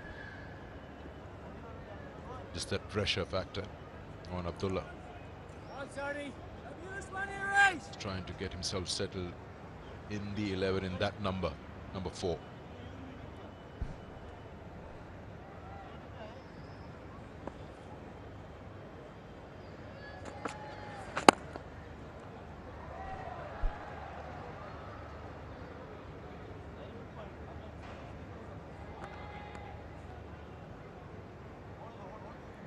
How many ODI matches have Pakistan and New Zealand played against each other? That's the Jazz fan pulse question. Is it 110 or is it 98?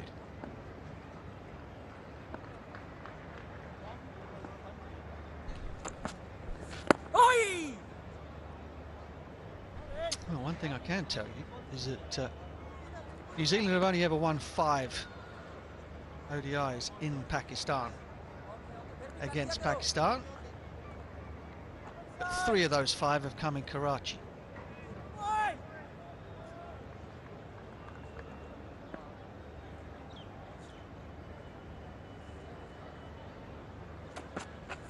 Oh, Danny.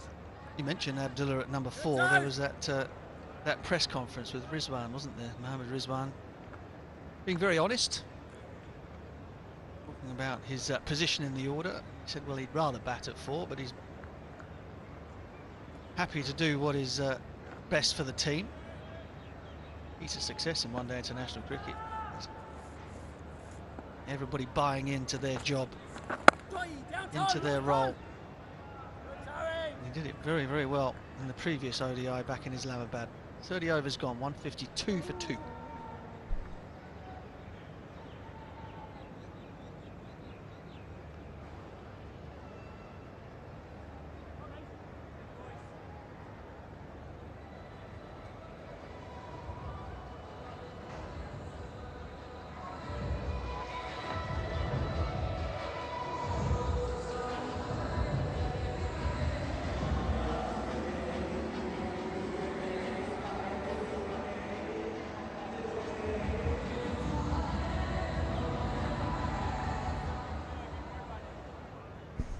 So Pakistan, the worst of New Zealand's win percentage. You might recall that I mentioned it was 25 matches, only 5 out of 25. That was against Pakistan.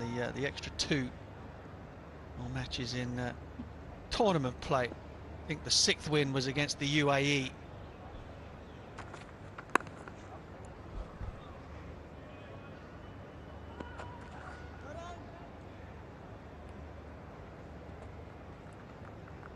Yeah, so 25 matches against Pakistan here in Pakistan, but we go back to the '96 World Cup, where New Zealand played 2 matches here in Pakistan, one against the UAE, which they won, one against South Africa, which they lost.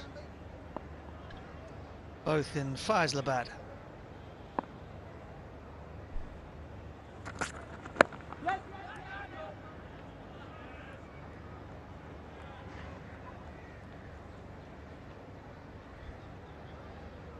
Okay, let's go back at that partnership between Imam and Babar. You could just feel that, I don't know if it's about feeling that my eye is in, I can afford to play a few rash shots away from the body, and then the captain comes and has a word with him, get your act right, and then this happens.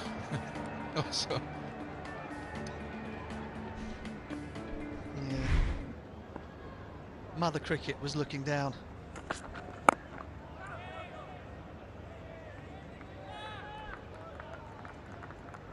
We're just talking about how Rizwan was being honest, and he says, I'm batting 5 because the team wants me to be there. I would rather play 4. So 5 wants 4.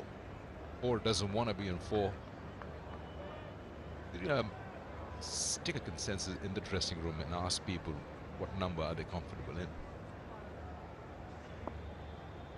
There's a thin line between where you're comfortable and where you feel, I'm a team man, I'll go with it. Well, absolutely, but I mean, I think in any white ball cricket nowadays, if you asked anybody, they'd all rather bat in the top 3. Everyone.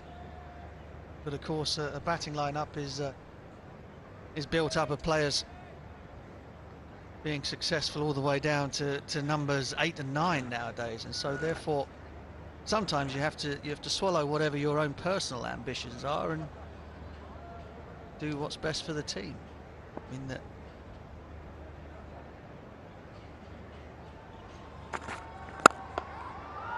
Oh, that was hit hard back at the bowler. Now, you can't really blame him, and an opportunity at the non-strikers to run him out. So the same batsman has been tested twice on the same delivery.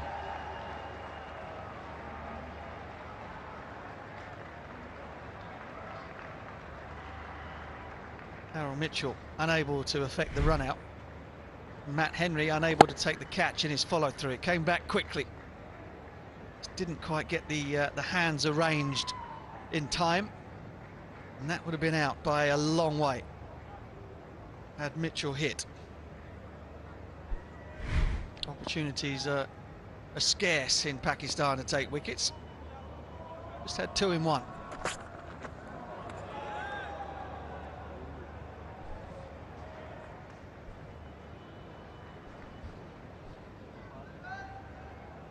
Another look at the drop catch.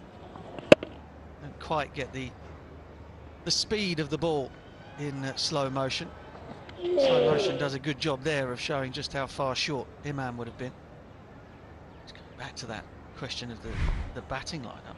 How many openers have Pakistan got in this team right now? How many players would by nature prefer to open the innings? We'll let you know after this break. 31 gone, 157 for 2.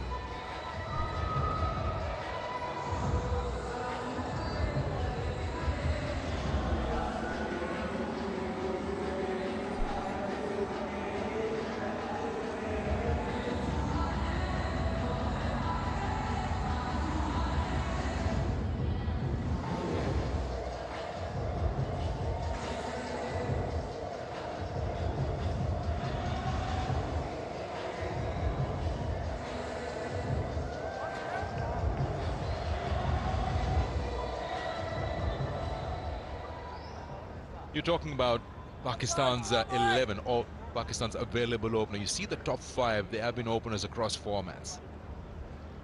And Babar Rizwan open in the T20s. Abdullah Shafiq is also an opener. You see in league cricket over here, PSL he does at times. And it's Fakhr Zaman Imam, first choice in ODIs. Oh, boundaries. Yeah, and look, the facts of the matter are these. Batting at the top of the order, you have a lot of things in your favour. Brand new ball, yes, there might be a bit of movement, you might nick off early. But the field's up and you have the chance to go out there and set the tone. Players coming in below number 4 or even 4, 5, 6, 7, they have to come in and react to the game. The field's back. Sometimes it's your job to go out there and finish. The pressure goes up the further down the order you go in. And so it's absolutely natural that people will want to bat in a position which is actually less pressurised. Have a look at Mohammad Rizwan. So number 4, yeah, favoured position for sure.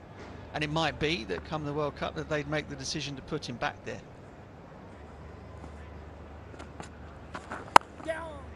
But one thing that averages do not tell you is the situation in which a batter has come in and the impact they have on the result of the game. Now, every single white ball match is about the result. Nothing else. Your personal stats, great. They're wonderful for you. But do they get the team over the line? Have you got the W in the win column? Have you got the points? And what happens the further down the order you go, the more responsible you are for the result.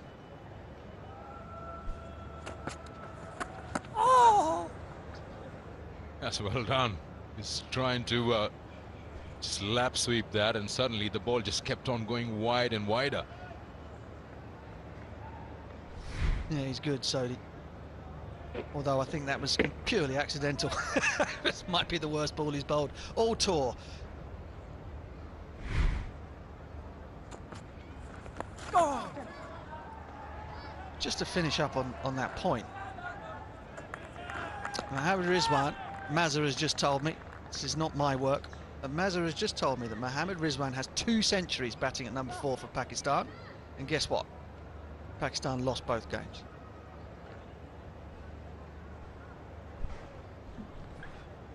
So the management is right. Well, it kind of backs up my point though, doesn't it? Great shot. That is his shot once he gets that right on the middle of the bat. Abdullah Shafiq gets out playing that, but when he gets it onto the bat, earns him a maximum. 167 for 2.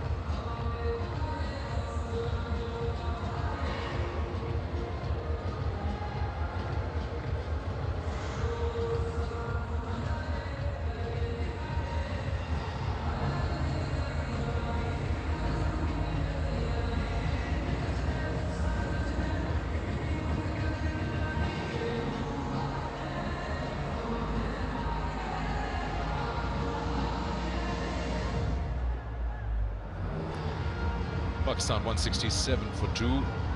Still 18 more overs to go in the Pakistan innings. For those of you who've just joined us, Tom Layton won the toss and put Pakistan into bat. Last ball of the previous over, how good is that shot? Yeah, terrific, wonderful finish. Finish for the cameras from Abdullah Shafiq. But it was made by the footwork, it was made by the turning of the body to open up that offside, get the ball up and over, long off. He's a terrific talent, Abdullah Shafiq. New Zealand's bowlers have toiled hard. Matt Henry with 2 wickets for 29 from 7. It's been a sweltering day out there in the middle. So just starting to complete his downward arc means that things are getting a little bit more comfortable for the players. 2 wickets to fall. First of all, Thacker, after his back-to-back hundreds, was knocked over by way of a hoik up in the air off the bowling of Matt Henry, and then Henry did for Babar Azam. Delivery that didn't quite come off the surface as Babar tried to scythe it through the offside. Partnership of 108 between old pals Imam and Babar. Imam ul Haq is playing very nicely for his 74 from 90. That's very well done. Good dive and immediate release. Yeah, they've employed this fielder right the way through the innings from the spinners. Man, very, very close, just behind square on the offside. Just trying to narrow the angle down backward of square. Does mean you have to be very sprightly in that position, and Daryl Mitchell has done a good job.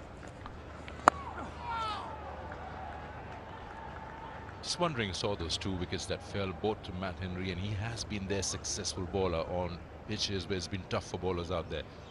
You just get that feeling that he's bowling to the strength of the batter. I mean, he bowls something outside the off stump enough for Thacker to go after it. It's just a variable bounce. Get low again to Babar. Just outside the off stump, he will cut through, covers or point, and gets a low bounce, takes the inside edge. So patience, understanding what the surface demands. He also has that low skiddy trajectory, doesn't he? Quick enough, not express pace, but is able to catch it. Leading edge, very nearly. Shafiq just trying to knock that ball into the gap on the leg side, and again the slowness of the surface means the ball doesn't quite arrive. Brings that leading edge into play. McConchie searching for a first ODI wicket.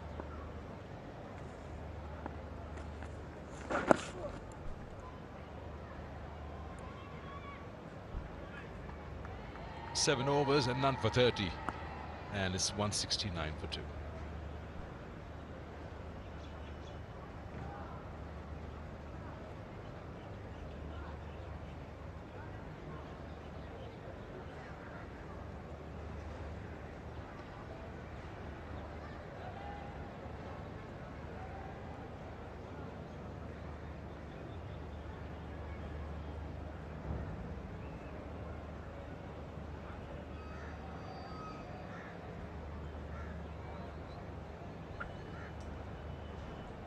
A slow start there for Pakistan, and then those boundaries started coming with Fakhar Zaman and Imam.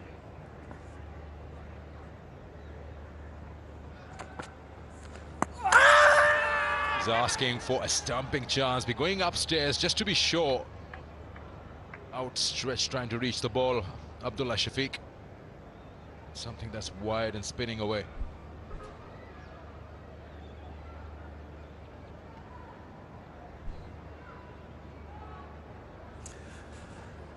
TV umpire to director, we have an umpire review for stumping. I've already checked the front foot, it's a fair delivery. Let's move on to front on, please.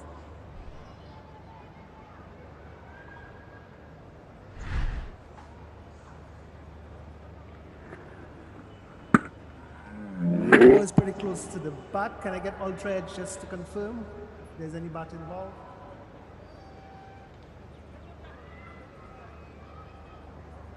There's a gap as the ball passes the bat, flat line, so no bat involved. Your best angle, please, for the stumping. His foot's on the line, foot's on the line, foot's back. Undergrounded before the bails come off. I have a decision for the big screen.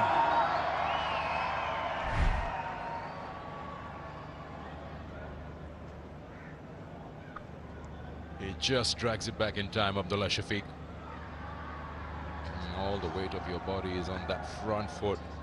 Just tough to balance yourself and get back in time.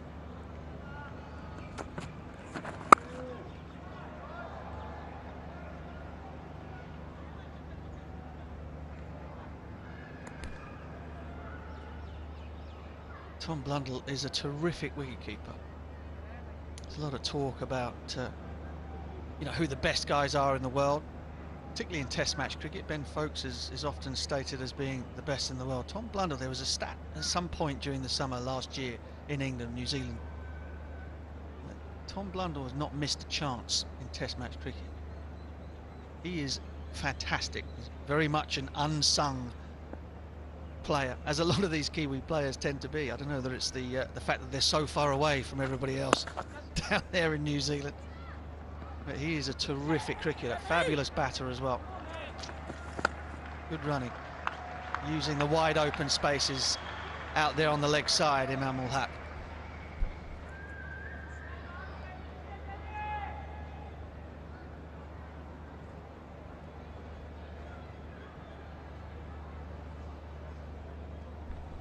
Gets his chance in this ODI. That average as a Test player, 43.63. He and Daryl Mitchell were outstanding in the English summer last year. Go!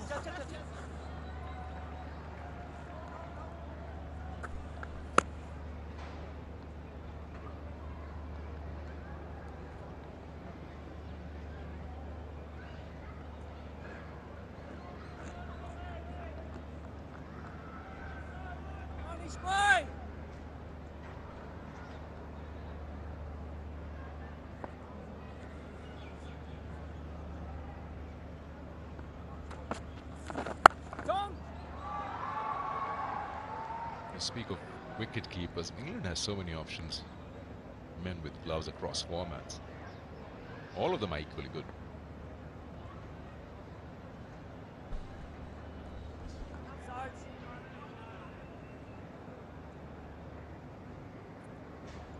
Yeah, I mean the description all rounder now very much applies to keeper batters, doesn't it? It used to be the domain of fast bowling, hard hitting batsmen. Keeper batters, probably because of somebody like Adam Gilchrist, although Ian Smith would argue that he was a genuine all-rounder as well, particularly in one-day cricket for New Zealand back in the day.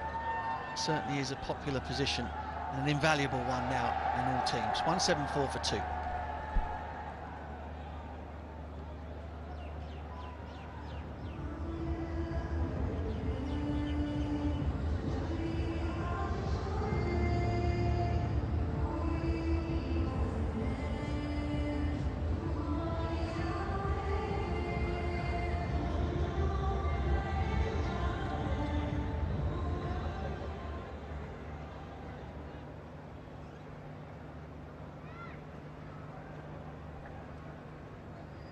That's the National Bank Cricket Stadium, Karachi. First ODI of the 5-game series. First ODI in Karachi. Oh! Just carrying on with that discussion of wicket-keeper batters. I don't know if we've spoken about this during the T20s or not. In recent times, going back around 10 years, seen that keepers have been batters who are in the top 3. Gone are those days where they will be batting at 6, 7. You mentioned Adam Gilchrist, Sangakkara, Tom Latham here. Rizwan opens. I think the exception would be maybe Dhoni in his time.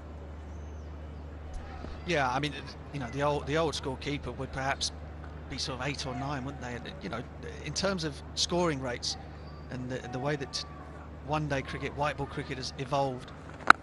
Oh, smashed. Been waiting for that from Imam ul Haq. Got a sliver of width outside off stump and just slammed it over mid-wicket for 6.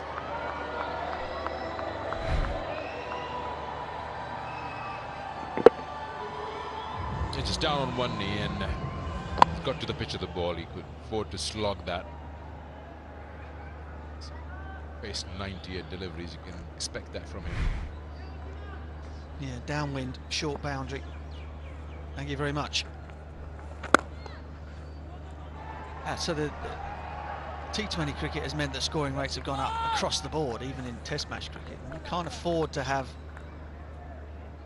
a wicketkeeper who does not contribute in some way in the batting order. And of course, if the higher up the order you can get him, it leaves you a space to play another all-rounder or another specialist bowler.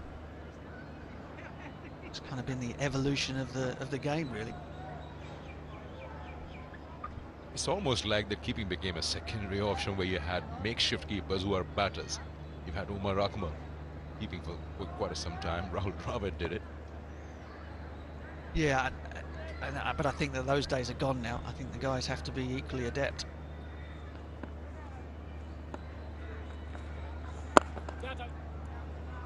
Thinking the amount of time keepers in white ball cricket will spend up to the stumps, to seamers as well as the spin bowlers. Just how important every dismissal can be as a wicket keeper. Gone. McConchie has his first wicket in one-day international cricket by way of an excellent catch from the skipper Tom Latham at extra cover. That is the end of Abdullah Shafiq and the source of great delight for Cole McConchie. Yeah, just talking about keepers, and you got more than one on the ground. He can dive and he can take that pace onto his palms. It's a good catch taken. The idea was right, but it's just that Abdullah Shafiq finds a fielder. 182 for 3. Shafiq goes for 19.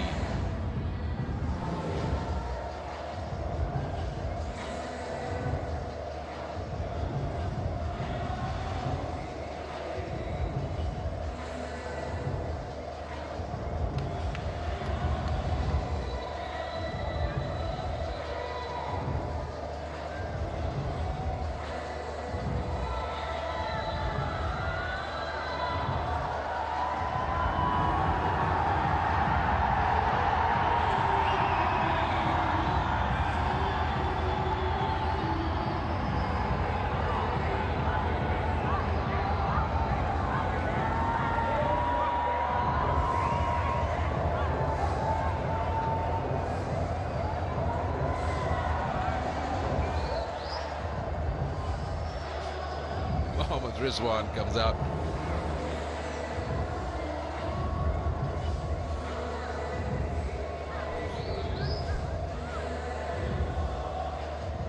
Average 35 and a third, 950s, 200s, 50 in the run chase in Islamabad just 3 or 4 days ago was a really good one.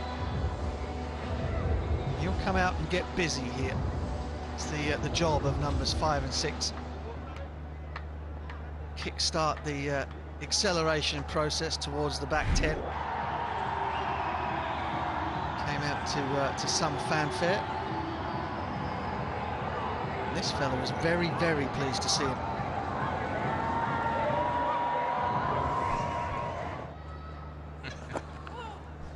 I'm not sure he's happy or mad about this. I don't know.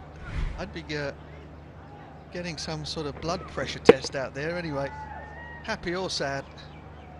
It's the end of Abdullah Shafiq. Excellent work from Latham. Might just have popped out for a second, that catch. Just burst through his hands. No webbing there, of course, when the hands are bare at extra cover.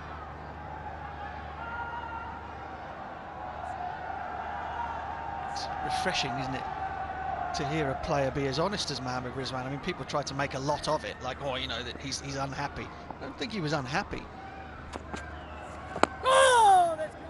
He was just stating a preference.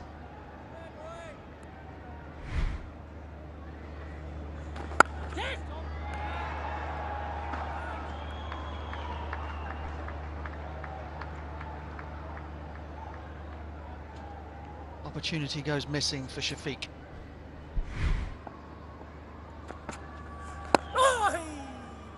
Yeah, I guess he was being asked, if given an opportunity, where would you like to bat? And he said 4.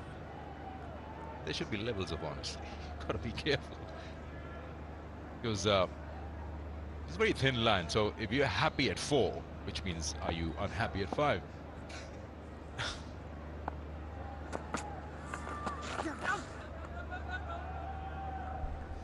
Well, look, I believe that all batters want to bat as many balls and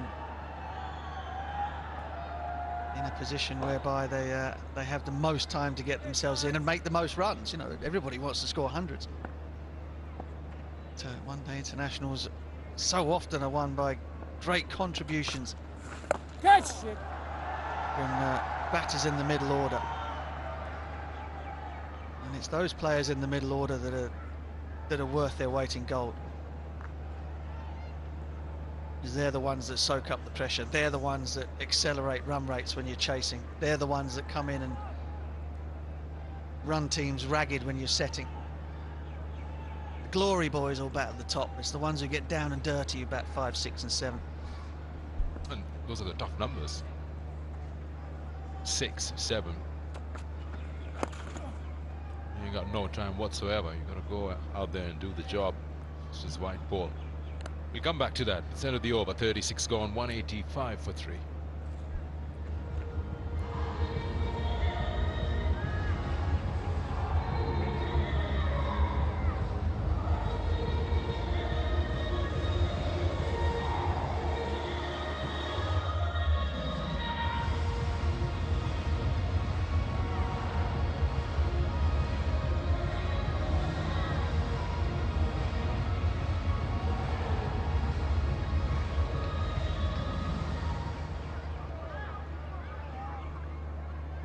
.85 for 3.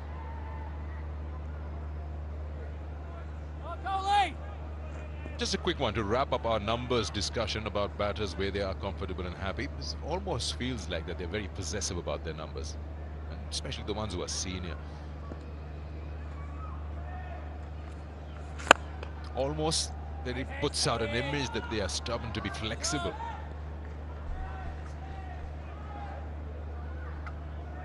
Those hills just around North Nazimabad. Karachi is a very large city. If it rains, it's not necessary it will rain everywhere in Karachi. Yeah. And, I'm going to show Grant the other side of that hill tomorrow. But all of it? Saw he was trying his hand at dentistry yesterday, Grant Elliott, and today Rouge can't speak. I'll leave you to make your own conclusions back there in television land.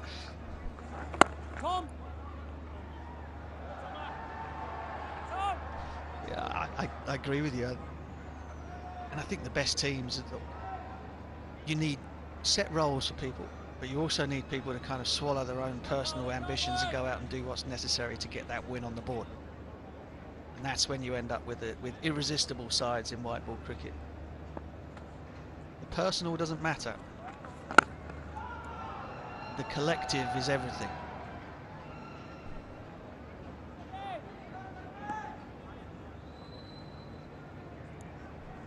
Well, Shafiq hasn't really been performing, so to speak. He is batting 4. Comes in early. If the car was included in the 15, that is the 3 Karachi ODIs, not in the 11 today. Yeah, and there's another conversation, which we'll probably have another time, you and I, Sikandar. Do Pakistan at numbers 6 and 7 have the right personnel there to maximise every delivery, to squeeze out every run? Iftikhar might be somebody that might come in. Imad Wasim's not even in the squad. He might argue he's got a place there too. 189 for 3.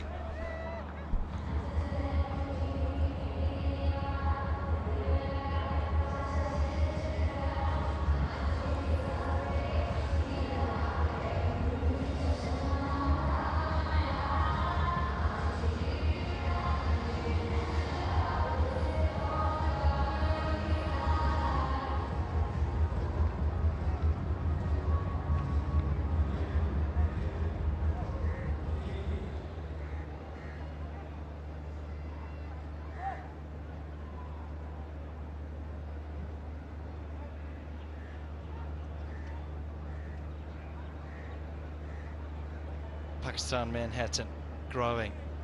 Those little dots. New Zealand will be looking for more of those into the death overs. Adam Milne started well. New batters, they've definitely done that, New Zealand. Every time a new batter's come to the crease, put them under pressure, their line and length. Adam Milne and Matt Henry have been very impressive in this tour to Pakistan with their consistency, pace and energy that they bring to the team.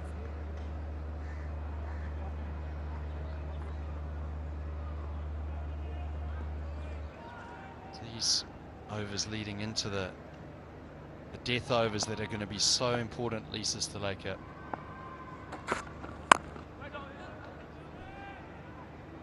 It is, and they've been able to actually make that breakthrough and have a new batter out there, Mohammad Rizwan, and he's a type of player that will go hard and be quite aggressive.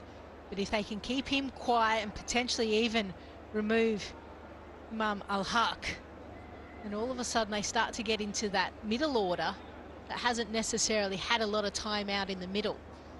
And it's a chance for them just to put the squeeze on a little bit more. We know a par score is around 280. That's not necessarily a winning score. Oh, an opportunity. Run out there. They've been good in the field, New Zealand. They really have.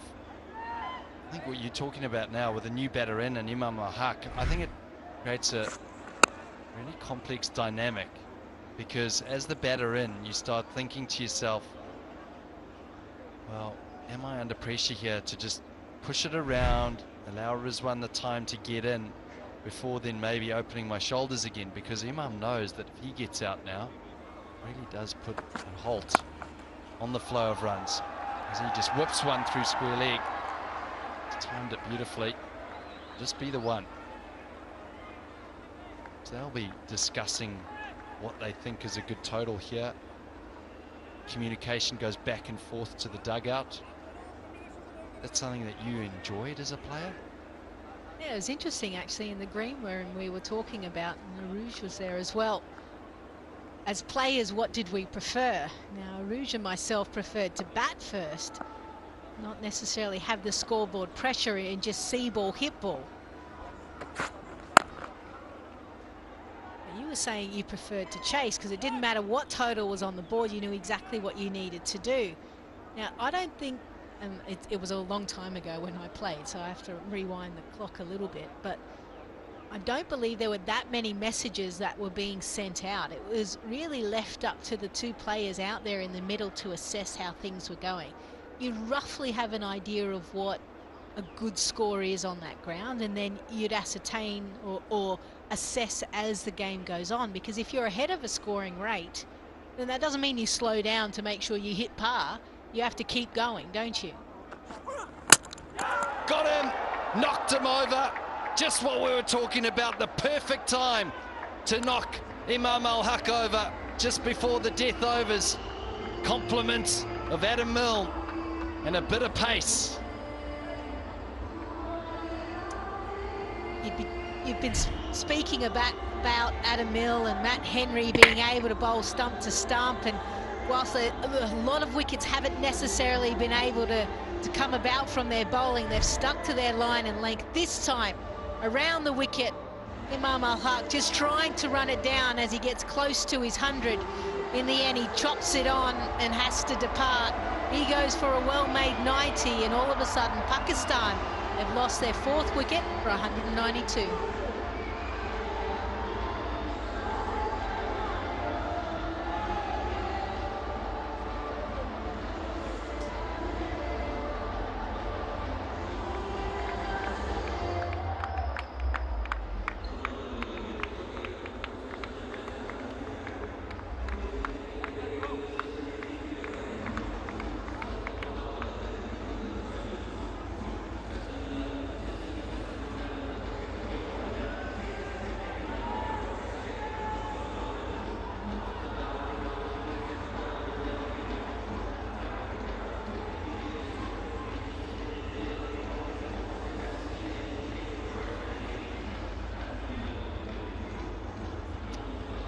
Well, one of the players that's got in, Imam Al-Haq, has just departed. So edge onto his stumps. That brings in Agaz Salman. Also new. Both these players now looking to build another partnership at a time where normally teams are just making many runs on offer as they could with their cross-seamer. Just a little cross-seamer from Adam Milne. We saw Babar Azam get out in that same manner. I think what it suggests is that the pitch is maybe just a little bit slow. Just holding a touch. It's 142 Ks. So every now and then you see a player with that delivery there, just maybe too close to play that shot. That's the second time that Imam Al-Haq has got out in the 90s. Called the nervous 90s. I don't know how many I've got. I was always lucky if I got there. Nervous all the time. That's a great shot. Great shot, delicate. I don't think he's going to get a boundary. Shodi hauls it in. Brilliant work from him and Adam Milne. The New Zealand fielding has been excellent. Yeah, clever shot. Clever shot given the situation and obviously just coming in. And excellent work by New Zealand as well. Everyone just has to lift a little bit more now. Series is on the line. Some people may think, well, what's the point of this series? It's just a build up to the World Cup. There's actually a lot. There's always about the Test series victory overseas. And then the fact that New Zealand, if they win the rest, they'll go to #1. And if Pakistan win the rest, they'll go to #1. But Pakistan will now have to rebuild because of this. Catch it. It is about rebuilding now, and we were talking about assessing the total and prefer to chase and looking to set something. Oh, Pakistan set. That's another one. It's got the shoulder of Tom Latham. Fortune there for New Zealand. Into the 39th, 195.6 for 4.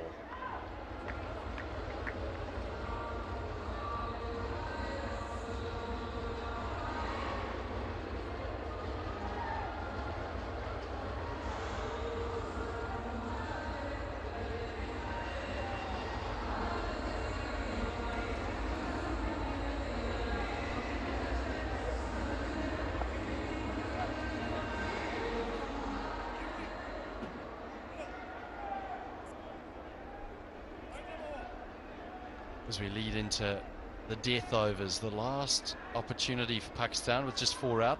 Tough with the 2 batters in. Rizwan, who's just faced 11 balls, and Salman just the 5.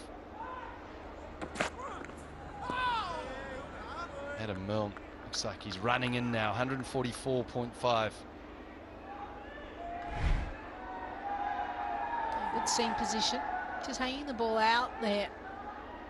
Closer to the wide line. The field suggests as well that he's quite happy to do that. I mean, he's got also a deep square leg and deep fine. He may want to go a little bit more stump to stump, mid on, mid off, or up inside the circle as well.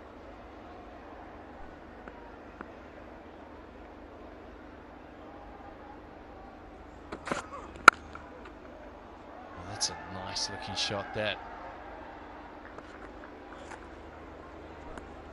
Conchi finished his 10 overs, first game, first ODI, 1 for 46, and just comparing how New Zealand spinners, the first and second ODIs together, boundaries obviously in white, but a good proportion in that good length area, whereas today they've been a lot fuller and they've been more successful. A lot more wickets and dots. What do you put that down to, Lisa? Them getting a little bit fuller? Is it the surface? Is it perhaps because there's one boundary which is a little bit longer than the other today? I get a sense because of that big boundary on the one side. allows you to kind of toss the ball up, and you're not going to get slog swept, so to speak, and the ball's going to travel out of the ground. You've got that depth, and we saw it in the T20 World Cup in Australia as well. Spinners were very effective because of the bigger outfield, so they could tease the batter, couldn't they? They could toss the ball up and say, go, I dare you. Let's see if you've got to get a good piece of it. And obviously the breeze today has helped as well, whereas Pindi, it's a little bit shorter, and the ball does travel a lot more there. So they've used and understood the conditions really well here in Karachi, and you'd expect that given that they played a series recently against Pakistan here. Oh, spanked away from Rizwan. He's decided he's going to take advantage of this last over before the death overs. A classic Rizwan shot, just out of the blue. Throws his bat out of it. Nothing wrong with the delivery. Extravagant stroke from him. Yeah, he does his usual crabbing across the crease. He wants to go leg side. That's his power. That's his strength. He actually got the line as well to go with it, to really free his hands. He didn't hit a 6 in his last innings. We want to make up for that. He's such an aggressive batter.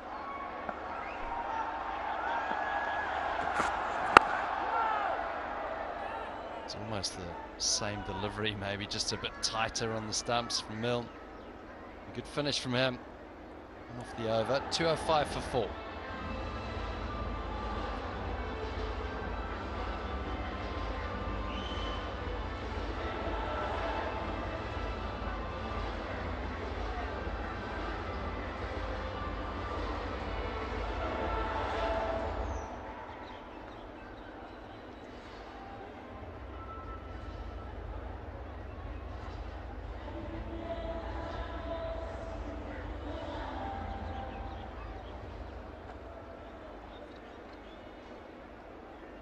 Fourth 50, 62 balls, just slowed down, and that would be a result of getting a few wickets. New Zealand fighting back here, trying to get into that lower middle order. Power play 3, so 5 players can now be out of the inner ring, 5 on the boundary. Tom Latham still, he's happy just keeping 4 out. He's got cover, third man, fine leg and square leg. Keeping mid-off and mid-on up at the moment.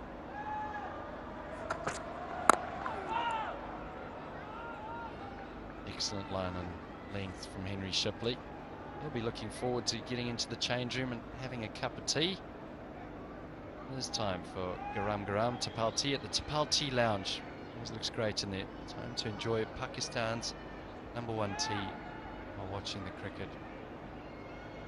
Good drop, Lisa. Very good drop. Tapal tea. Don't worry, I've had my fair share.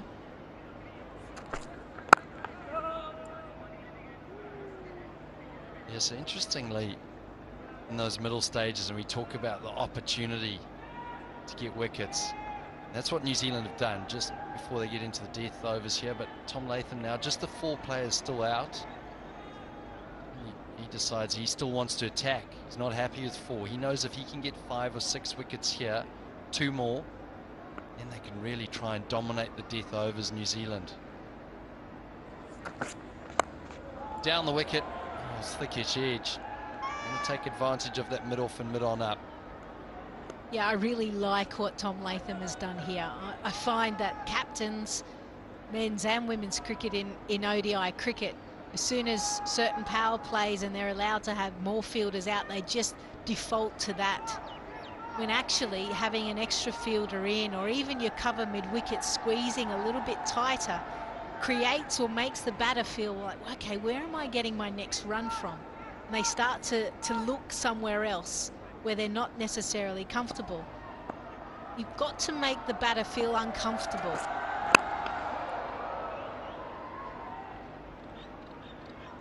And especially when they come out early in their innings, that's when footwork isn't necessarily there.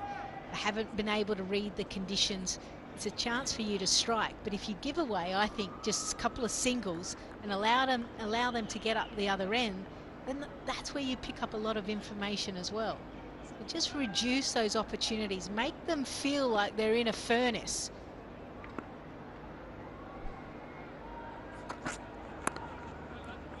Absolutely, if you can apply pressure to them by whether it's just through singles or dot balls, then suddenly you might get a false stroke out of the player, and that's what New Zealand have to do on these wickets. They have to be disciplined in their approach, and I think on occasions they have. They'd say to their own admission that there's been periods where they've been a little bit loose. They started the power play well, and then there was just 3 or 4 deliveries that were down leg side that got put away, and suddenly that pressure was released, and that's that pressure you're talking about, being in the furnace, Lisa. Try and create that pressure to get wickets on these surfaces. Leading edge, Rizwan trying to get a little bit funky there, turning it square. 208 for 4.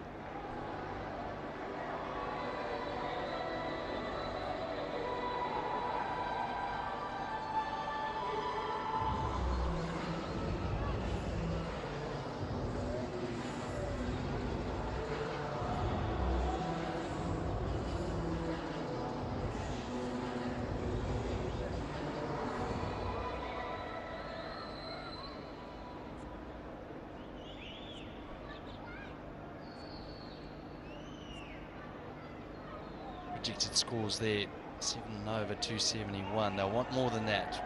We've heard a lot of talk about that 290 being a par score on here on the surface in Karachi. Heard about Tom Latham at the toss, who said that it might get a little bit easier if there's some dew around, so he's hoping for that. Pakistan might have to, whatever they think, maybe 10 more. And what's in that head of their batters? This is hit away. This will be runs. Chapman will haul it in. Just 2. What do you think you'd be looking at here, Elise? It's always a tough one in the death overs. Yeah, it is, but whilst you have Mohammad Rizwan, who goes hard, who moves around the crease, who strikes it nicely, and we've even seen Salman even kind of throw his bat at the ball, trying to go over the inner circle. It just shows you they're trying to see if they can find those boundaries.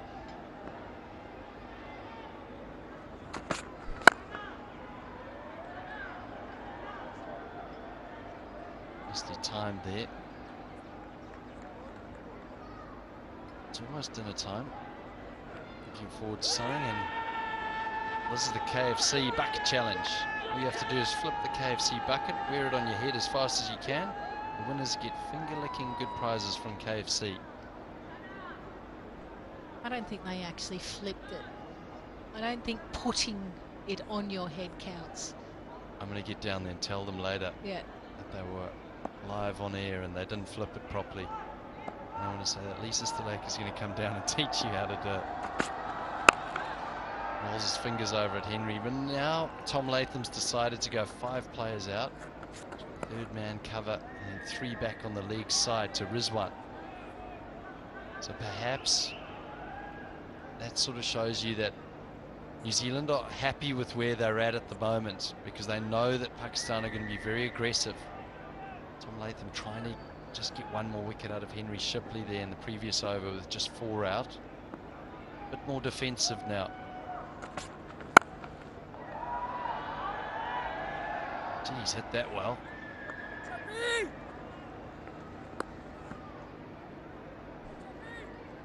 Yeah, whilst these two are busy, they've got to use the dimensions of the ground to their advantage. And as we always say, you can skin a cat so many different ways, but you can put the ball into certain pockets and look for 2s regularly, and all of a sudden you get 12 runs and over. So the fact that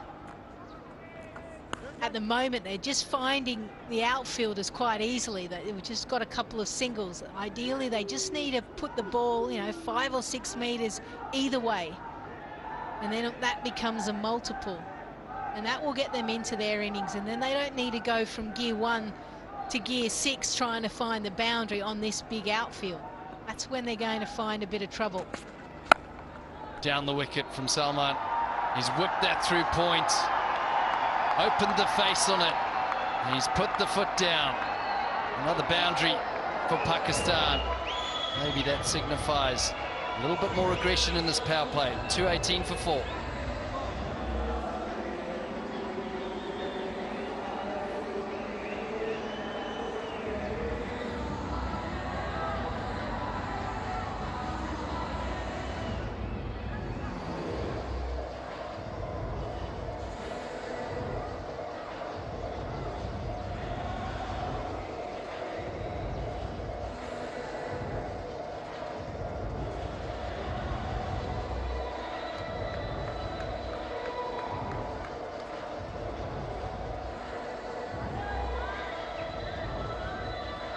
Pakistan's last over, 9 from it.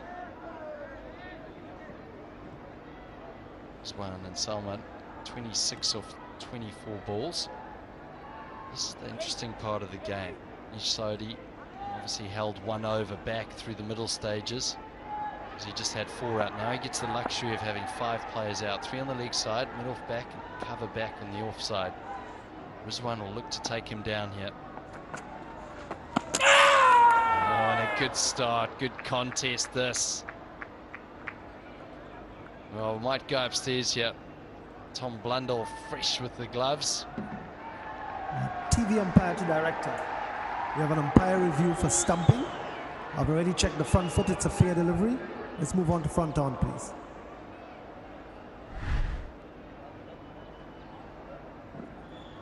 I can't tell if there's any bat involved here. Do you have ultra edge?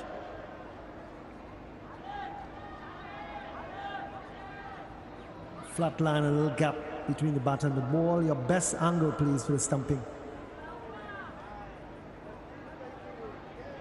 Foot's grounded, bails are off. I have a decision for the big screen.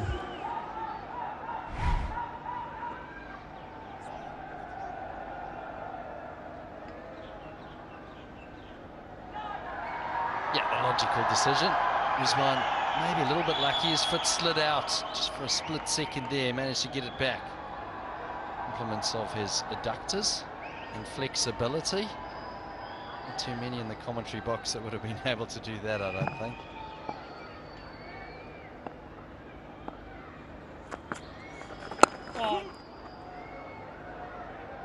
I think, Lisa, this is a real opportunity, and this is where the eyes light up a little bit. You're in the power play, spinner comes on. It'll be interesting to see how Pakistan play this. Yeah, there's your flexibility. The splits.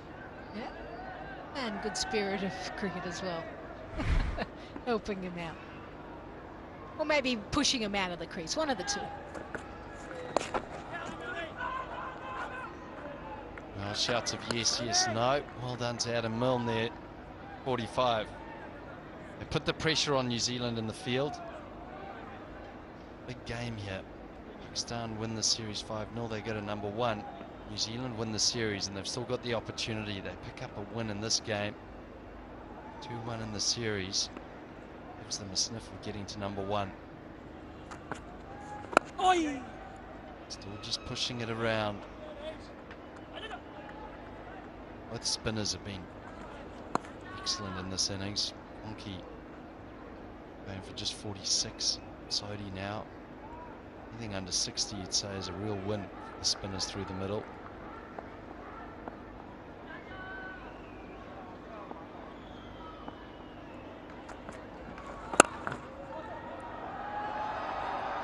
Push through the mid-wicket region. They're coming back for 2. It's well run by Salman. Rapid between the crease.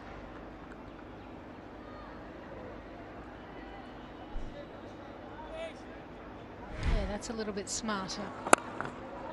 He's tried a couple of times, Mohammad Rizwan. Slipped in this over already.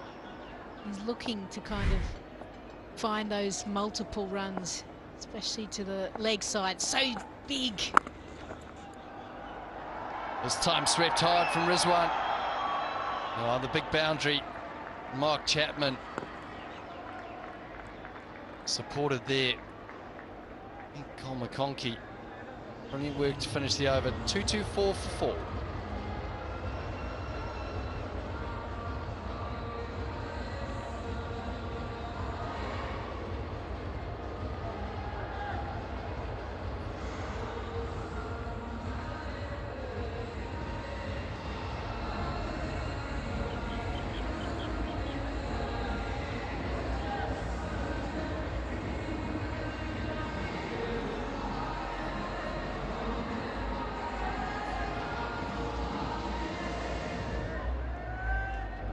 224 for 4, 7 overs left. Current run rate gets them to 260. You don't feel that's enough, and you can certainly sense when both of the batters out there, Mohammad Rizwan and Salman, but they want to put their foot on the accelerator, so they're looking at something like 270 plus. So they need to start getting at 7 runs and over. First time here in Karachi. Beautiful ground, such expansive area on the field, always good to see. Allows the spinners to come into their own, and that certainly has happened for New Zealand. Conchi playing his first one-day international, good figures, 1 for 46, and Ish Sodhi just finishing his 10, none for 56. Shipley coming back in. And nicely played as well, just using the pace. There's enough of a gap, and he's found a boundary.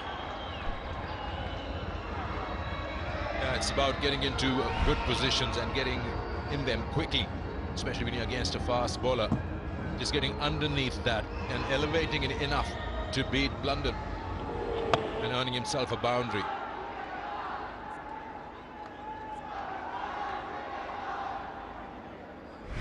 Pakistan needs to pick their pace up. 264 is what way they will get if they keep batting like this, which may not be enough. And as if by magic, we're back on again. Seconds. In exactly the scenario we were talking about before. You're just joining us now. Sikandar and I were talking about the importance of having specialists down in the engine room. 5, 6, 7, 8 guys that can come in and propel the innings towards a worthy conclusion. Here we are, Rizwan and Salman are the men charged with doing so, both striking on or around a runner ball at the moment.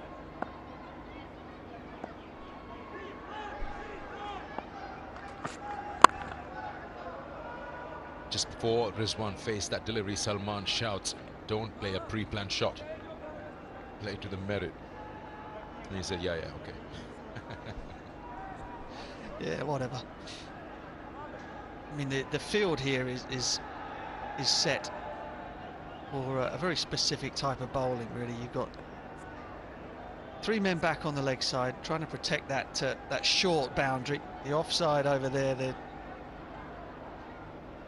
2 men back.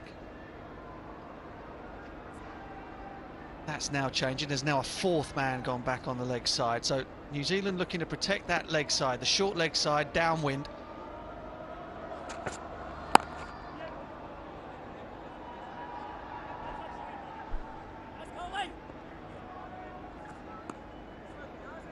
Jazz fan pulse, which batting pair has the highest ODI partnership in men's cricket? Gale and Samuels, or is it Campbell and Hope?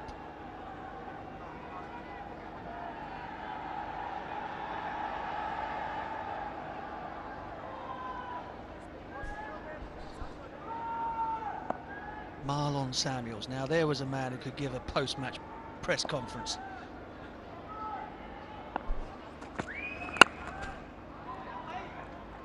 Yeah, I was there.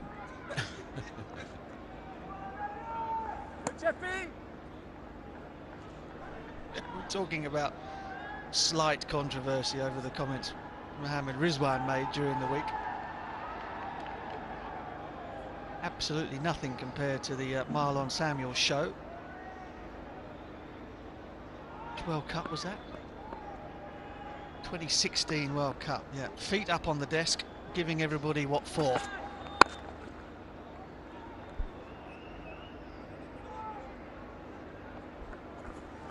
Another one ticks away, 2, 3, 3 for 4.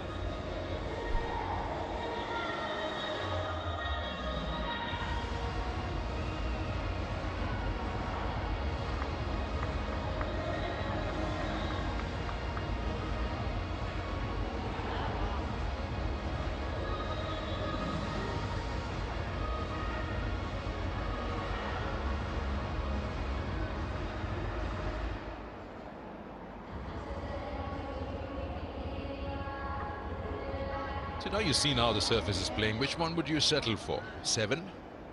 9? 9 I'm looking for. Terrific shot. The sun peeps through the western side of the ground. Silhouettes of the fans who have found a high vantage point to watch the back end of this Pakistan innings. I felt they were watching the sunset. It's very tough to tell which way they're looking. That's smartly done. He came down and then just suggested he would play something over mid-wicket and changes his shot. Yeah, that's good work. Really smart.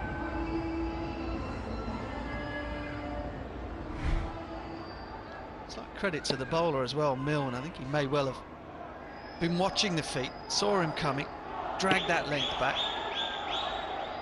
Salman was equal to it.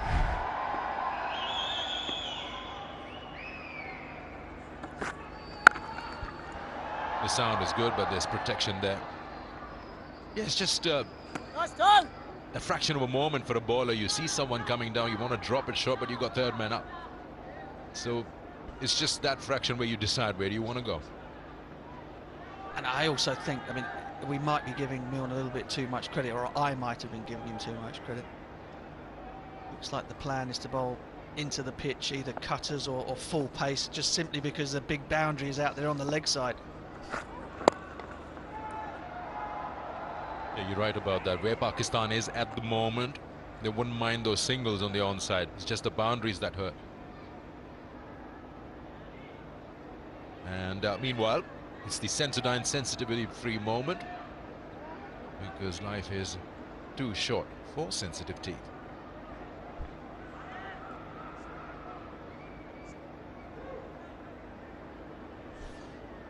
Good reason to use Sensodyne is that you don't have to visit Grant Elliott as a dentist. Brush those teeth, kids. Yeah, 290. I can't remember what we said at out there after the toss pitch report. Sort of 280, 290.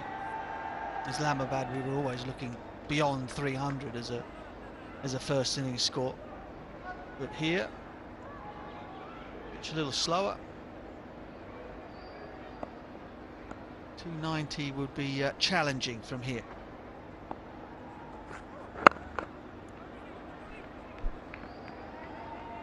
Just that one. We had a strong breeze at the time of the toss. Can't find any flags, but if it's still around, then dew might not be there. Yeah, it's still going. Just see the New Zealand flag starting to fray at the tip. The wind has been whipping both flags quite heavily since mid-afternoon.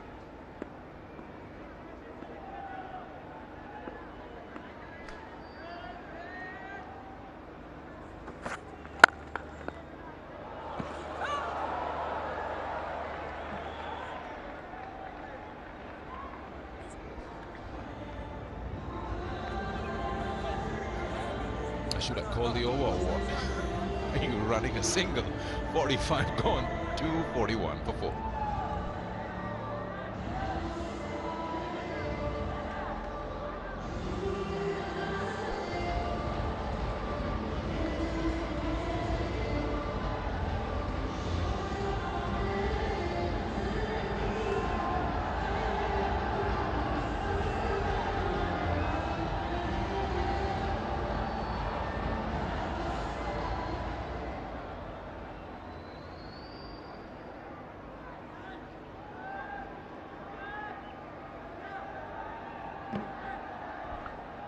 Quite consistent with a few skyscrapers, the highest being 14 in the over. Or was that 13? Yeah, that sun setting in and the moon here at the same time. They don't want to wait for their turns. Rizwan on strike.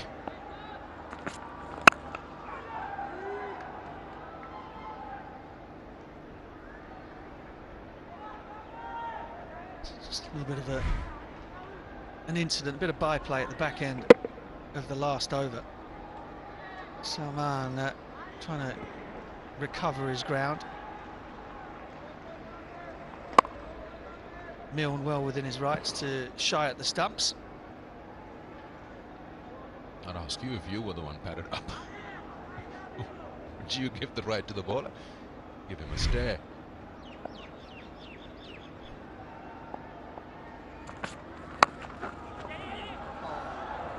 That's excellent work. That's really well done.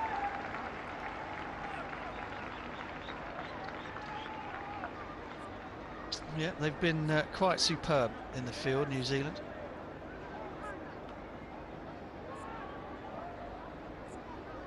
The partnership has just come up. Sikandar was asking as to whether or not the fans at the back of the stand were looking at the sunset. I would hope not. Otherwise, well, the optometrists would have been in business.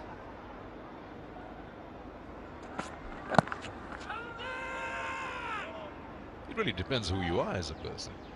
I mean, there's no problems if you're looking the other way at sunset. If you're looking directly into the sun, I don't care who you are, you're going to have a problem.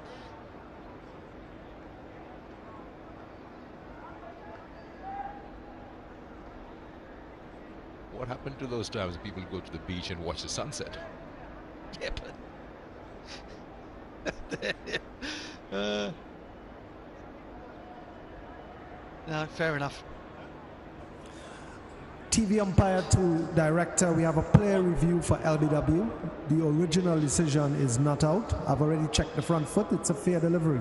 Let's move on to front on, please.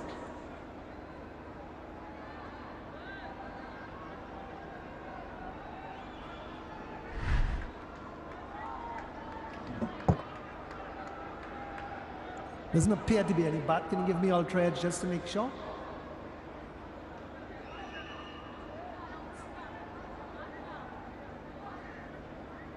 Flatline as the ball passes the bat. I am ready for ball tracker when you're ready. Standing by for ball tracking.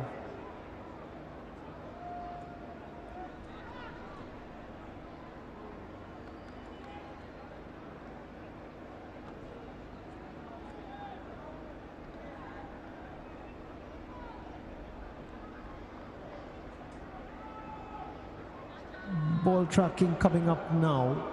Original decision is not out. Ball pitching in line. Impact, umpire's call, and wickets missing. Faisal will be saying that your original decision of not out. I'll let you know when you're on screen. Stand by. You're on screen. Signal now. Well, I reckon that perhaps Matt Henry has been looking directly into the sun. It's a shocking review.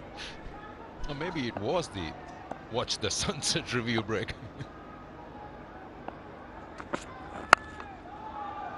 He plays that shot well, but New Zealand knows that. They've got a backed onside field where the boundary riders are 4 in number, or 3 rather, in front of the square.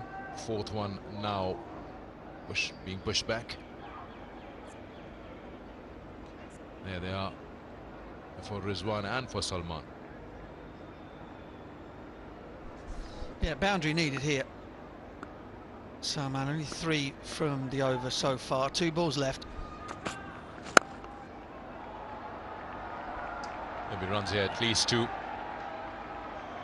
The slight fumble allows them to complete that easily.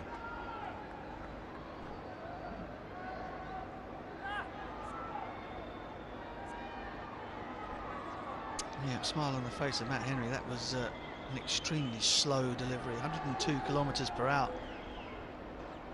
Took all the pace off it.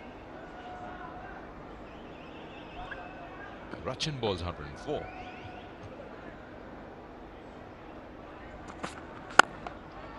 Just opening the face and handing it straight to that cover. Adam Milne takes the catch, and the idea is worked, forcing them to play on the offside. Salman Agha walks.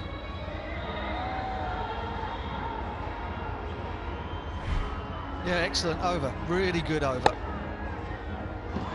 There's Salman and Rizwan searching for a boundary, trying to get that 9 runs from the over. In the end, it was a really fine piece of bowling at the death from Matt Henry.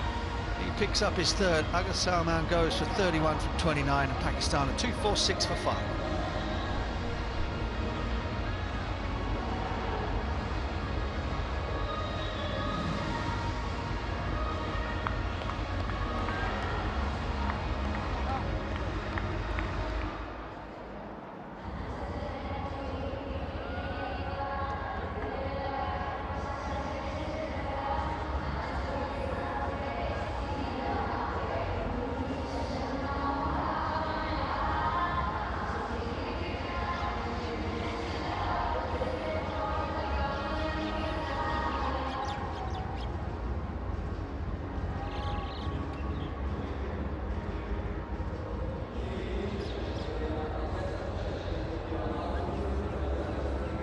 So the plan has worked, and that's some good bowling, as you said, and intelligent field placing.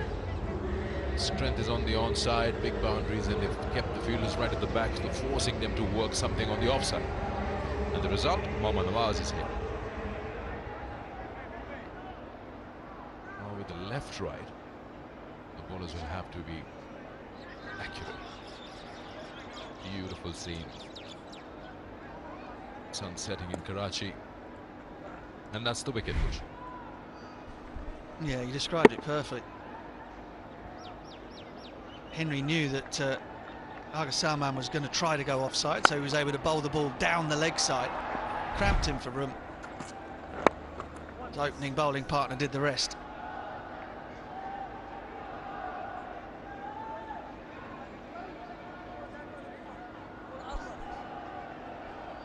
So Mohammad Nawaz comes in at number 7, again a pivotal part of any ODI batting lineup. Comes in with what, 3 and a bit, 3.5 overs to go. Only carries an ODI strike rate of 85. So again, 86, Mazza tells me. It's not a terrifying strike rate at the back end for the bowling team.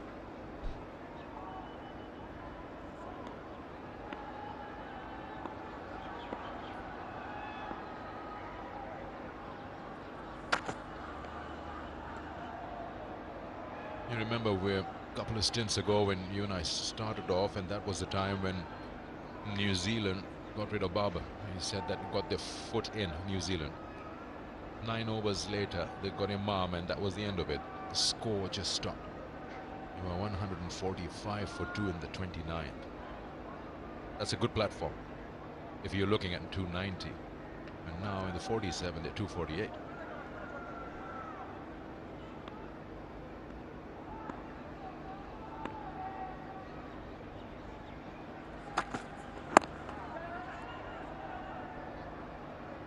No one there.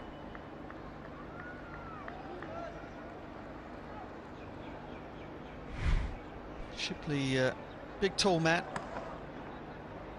is looking at using all sorts of variations in pace. Looks to hit the Yorker every once in a while, favours the off cutter, and tries to go for that wide Yorker as well.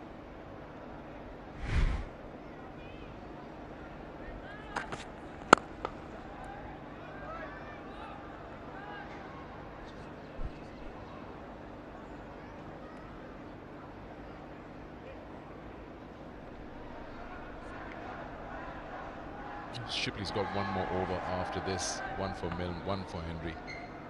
Need a big over here to get to that. Well, 9 now is 280.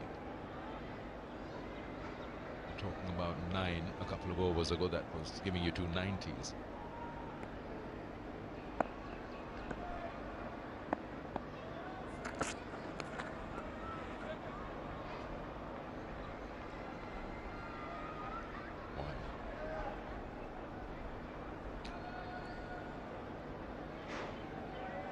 $250 for Pakistan. Second wide in the over.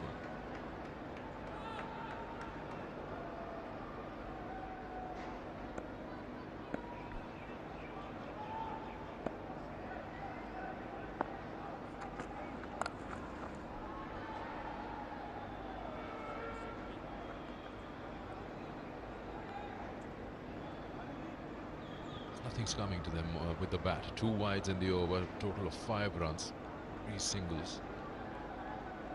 You would have thought that they would try and attack Shipley.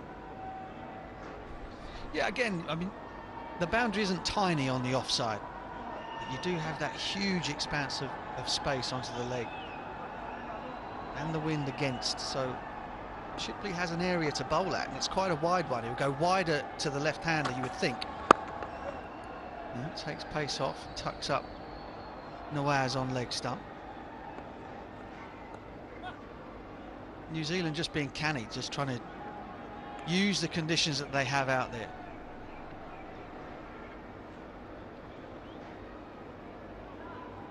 Now, even to somebody as strong on the leg side as Mohammad Rizwan,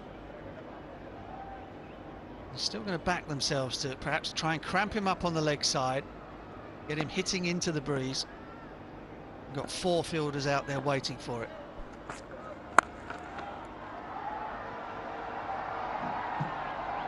It's where, I suppose somebody like a Joss Butler or somebody might just go down on one knee and reverse it over third man. Try to find the empty spaces. 2-4, 2-5, 4 for 5.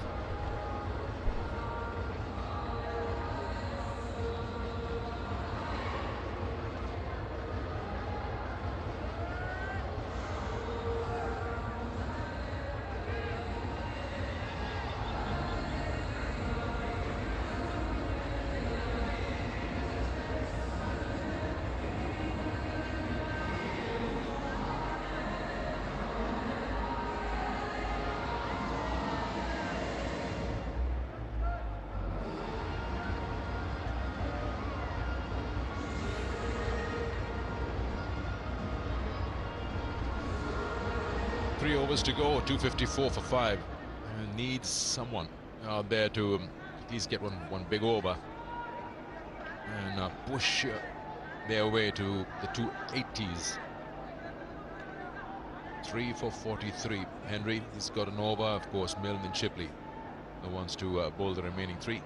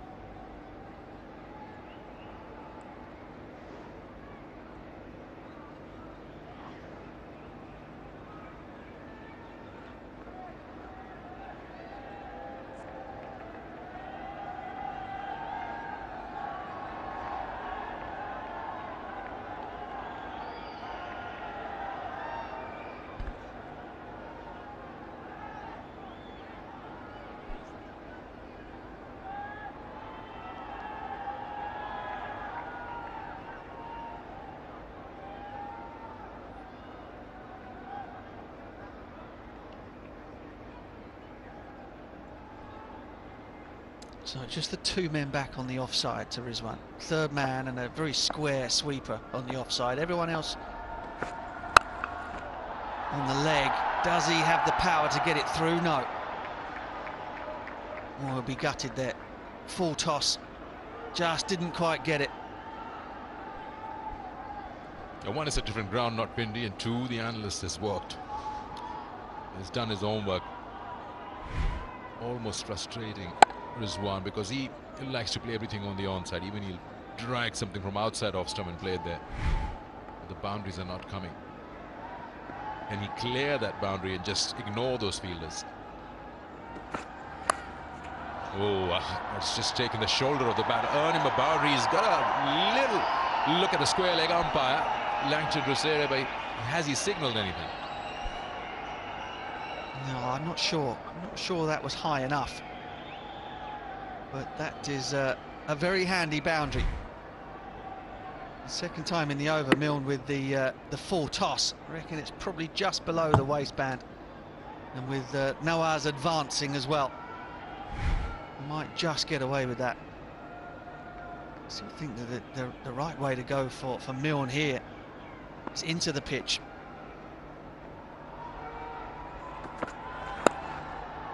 Like that.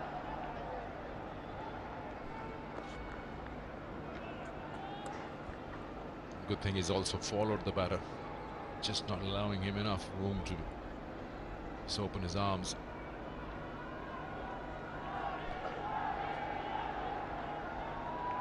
Well, imagine if you're a decent bowling attack or a death bowler. I mean, Rizwan is dangerous because of the power he has over the leg side, but it's not a batting lineup in Pakistan that you'd be terrified of at the end. Should be out if it's not a no ball. He's inquiring, but he knows that nothing has been signaled. Are we going to check it? He's still there at the crease, and the two umpires will get together and probably have a look. TV umpire to director, we want to check the height of the delivery. I've checked the front foot already, it's a fair delivery. Can you give me your best angle, please?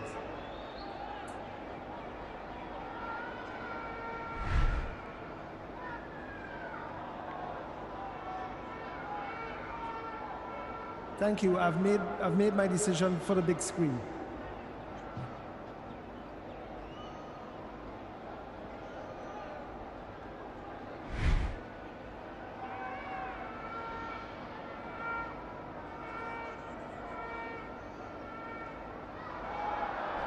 Yeah, that's out. Mohammad Rizwan will have to take that long walk, trying to clear that boundary on the full toss, and he hands it to a deep mid-wicket, right in his lap.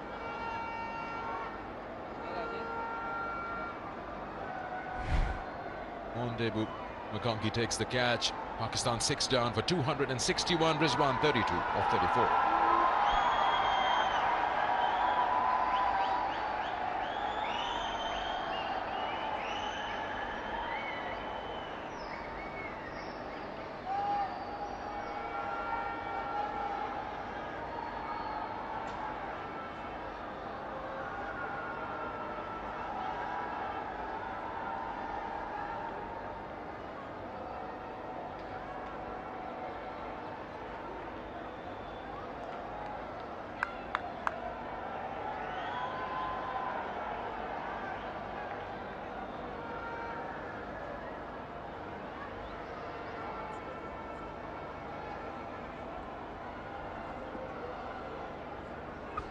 Shadab Khan comes out to bat. He'll be on strike with one delivery to go in this over.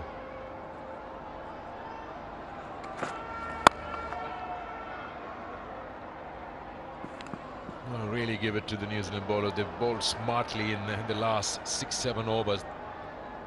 48 gone, 262 for 6.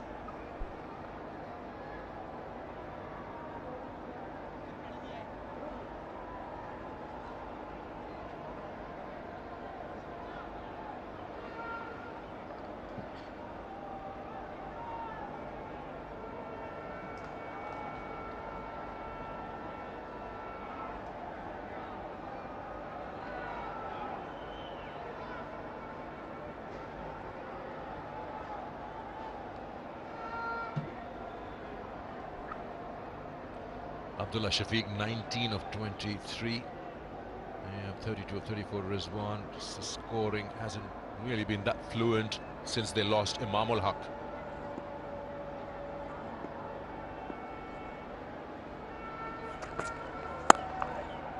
Making room. Good shot. And the fielders are up to the task. Just at the edge of that 30-yard circle. Latham again. He keeps doing that. He'll never get the gloves back. Shadab Khan. He's been flexible in that batting order across white ball formats. Loves to bat in the top order. That's the wicket. Oh, Mohammad Rizwan. He had a couple of goes at it, didn't he? The full toss. Just couldn't get either of them out of the middle of that blade.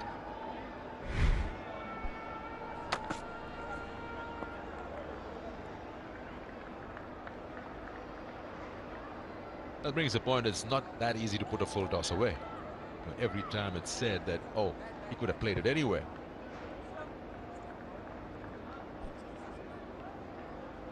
Yeah, I mean, you're preoccupied with trying to hit that short boundary. You do run the risk. I mean, I've watched Mohamed Rizwan do it plenty of times when he's got a full toss, top of the stumps, and just belted it into the stands.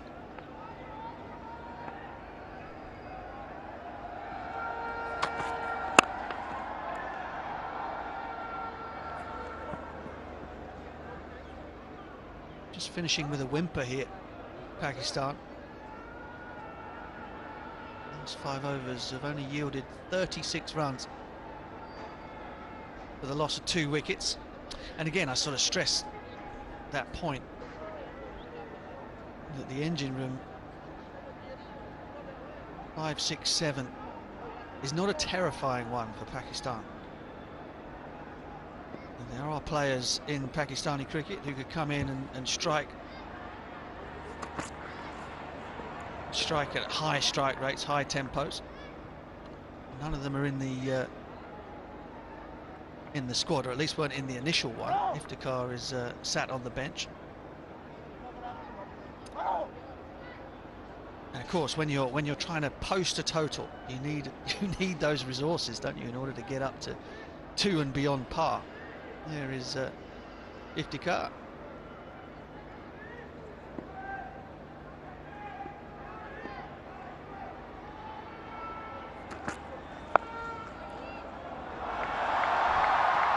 Finally, there's a boundary. They find one on a delivery which was on the hips. Fine leg up. Nothing Admiral could do. It'll be welcome 4 runs they've been searching for a while now.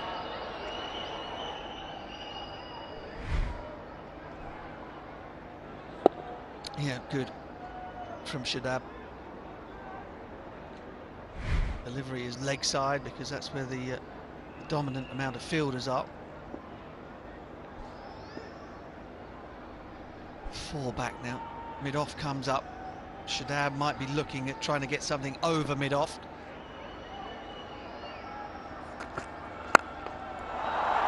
Comes across, and this time he just plays that in that area which was vacant, but that doesn't matter because he's gone for a maximum. Made room and inside out. Yeah, this is really good. Excellent work from Shadab. Kind of knew that was the area he was going to be aiming it. Shipley couldn't get the ball far enough down the leg side to stop him from getting inside out and banging it over the top, and I think that's gone all the way. And that brings that point. Quick one. This is the last ball that Shadab is the one could have come a little earlier. You mentioned Iftikhar. There's Mohammad Haris sitting there. He's been included in the side. That's the maximum. They tried Khushal Shah for some time at that number. You need those power hitters who can clear boundaries. Just feels he's missed out on an opportunity here, Shadab, but he'll keep strike for that last over. Pakistan 276 for 6.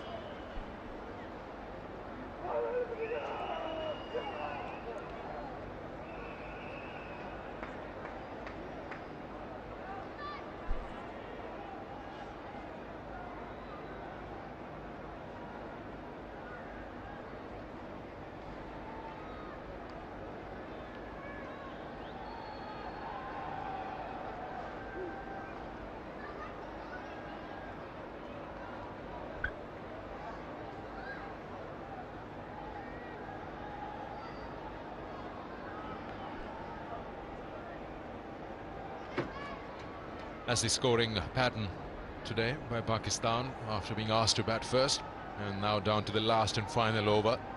276 for 6. How many more can they add? It's Matt Henry they have to deal with. 3 for 43.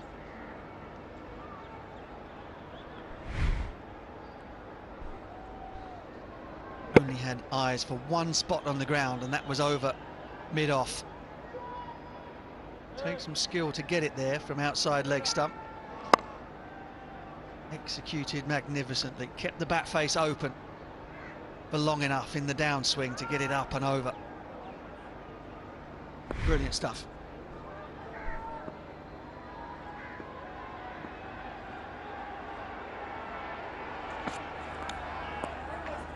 To ball that again. The idea was right, full and wide, just to take it out of his reach. He's just gone a few centimeters outside the allocated area.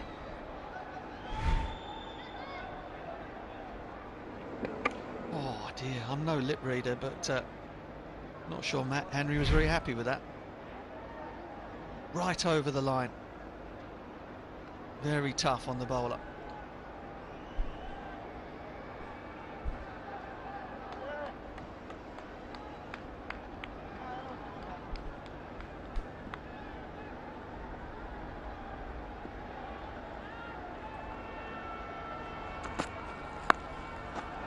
It's a slower one. He's just played a square leg. It'll be tough to put Matt Henry away. He's been their spearhead.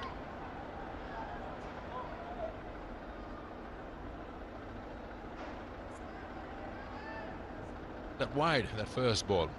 Have a look at that again. Tell me what you see or feel. I don't know about you, I heard a little nick in my ear. Wondered if it was bat hitting the ground, perhaps. Yeah, I think that's what it was. But I reckon the bowler has been hard done by that. Takes me back to a World Cup final. Jofra Archer, the one that went straight over the line in that super over.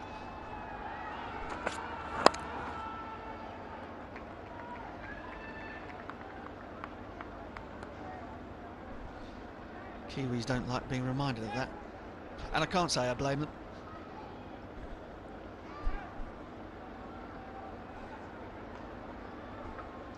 There's a comedy of errors in that last final moments.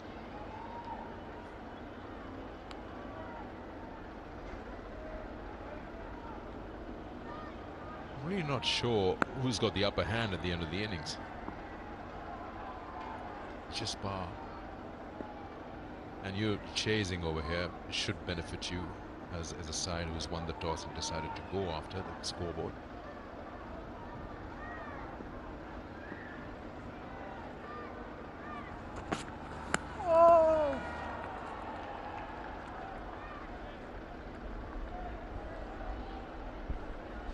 Matt Henry has been excellent, as Sikandar has mentioned.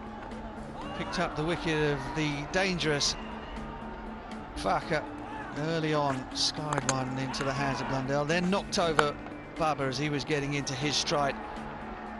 Finally sent back Sama as the innings approached its conclusion. 3 for 46 with 3 balls to go.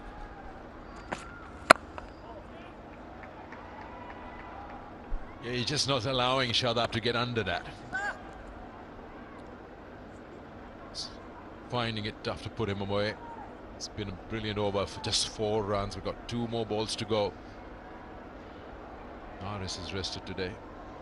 Shaheen Shah comes back. No Osama Mir. Shadab comes back, and tall Ehsanullah gives way to Mohammad Wasim Jr.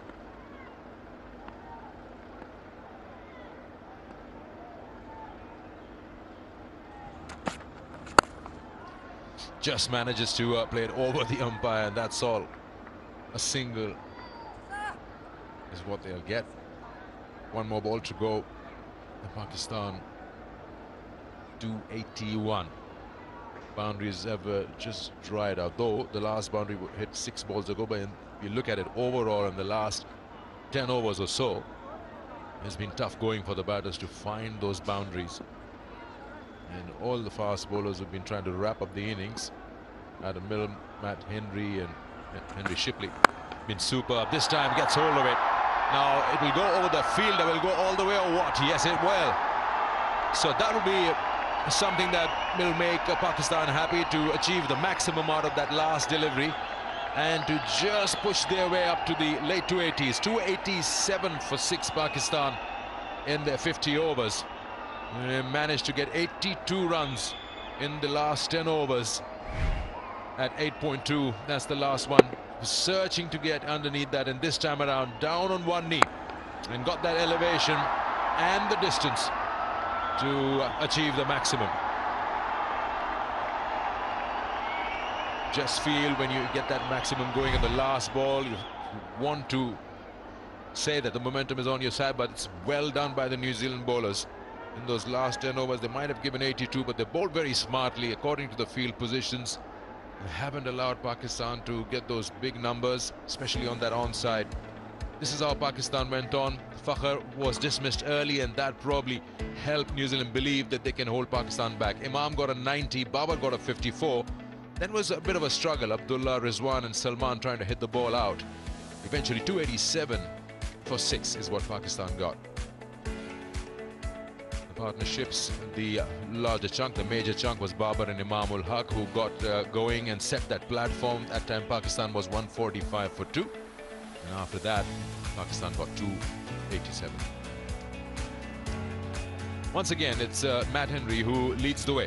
3 for 54. He's the best or second best in the economy. And he's got the wicket takers. Milne 2 for 56. Good to see him back in the 11.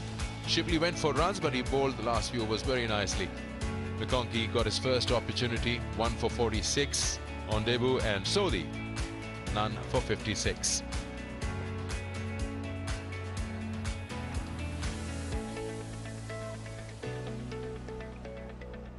So New Zealand have won the toss and decided that they will chase today. And the target in front of them is this, 288. Can they get there in the 50 overs to keep themselves alive in this series? And if they win the remaining 3 games, they can top the ODI rankings. Pakistan can wrap it up today if they stop the opposition from getting that target, that score. If they do that, they win the series and hope to get to the top of the ODI rankings by winning all the remaining 2 matches. So it's all to play for. It is going to be a good outing. Pakistan will try hold New Zealand back. Can they do it? They've scored at 5.74 runs and over. Well, 287 is just almost by. The captain at the toss was saying 290 should be enough. And they're pretty much close. Let's go to the sidelines. We've got Grant Elliott, and let's find out who he's got with him. Yeah, thanks, Sikandar. I've got Imam ul Haq over here. Imam, congratulations. Great innings out there. What did you think of the total that you got? Look, we have once, in the back 3 months back, that when we play here, it's just a slow wicket. Sometimes, the ball current doesn't come into the bat. So we're happy. Yeah, I can think that, if one of the 4 batsmen should have batted in the last 3 overs, then maybe 10 to 15 runs we could have add more. But I think we are very happy with this total. You've got a great opening partnership, you and Fakhr Zaman. Do you enjoy batting with him?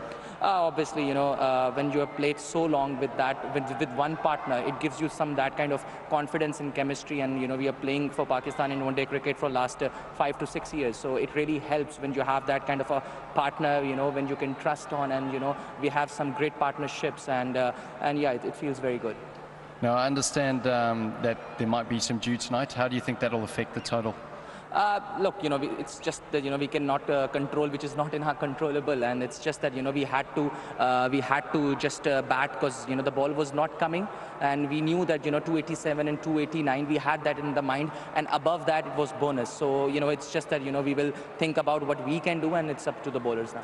Well, congratulations out there. You batted excellently. Loved watching you play. Thanks, Grant. Thank you. Thank you. So that's the target. 288 to get. New Zealand have decided to chase. Can they get there? We'll find out after a break.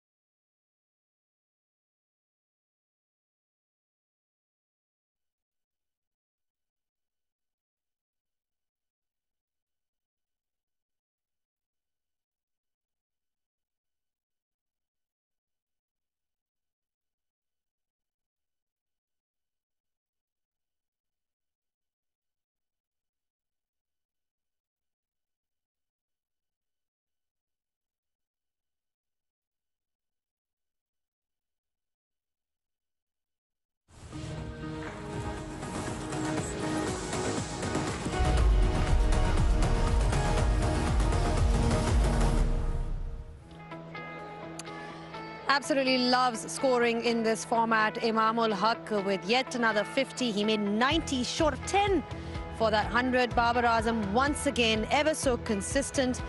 Matt Henry as well chipping in with some wickets, but is it enough is the question. Hello and welcome to Inverex Solar Energy Pitch Side Show. Now on a slowish wicket, different conditions to Pindi altogether. Pakistan have massed a decent total, but is it going to be enough? That is the real question here, because there was that middle period in which you've got to say that New Zealand controlled things really well. Now I've been joined in the studio by Lisa Stalaker and Mr. Butch. Lisa, just in overall thoughts, you know, looking at the target, 288, which is the happier side at this point in time? I think it's almost even. There's an element of New Zealand potentially going, you know what, Pakistan have been able to chase down the runs easily. Hopefully a little bit of dew will come in. Maybe they were thinking 300. So, yeah, we're happy to keep them to 280 odd. But then also Pakistan understanding that this pitch is different to Pindi, like you said.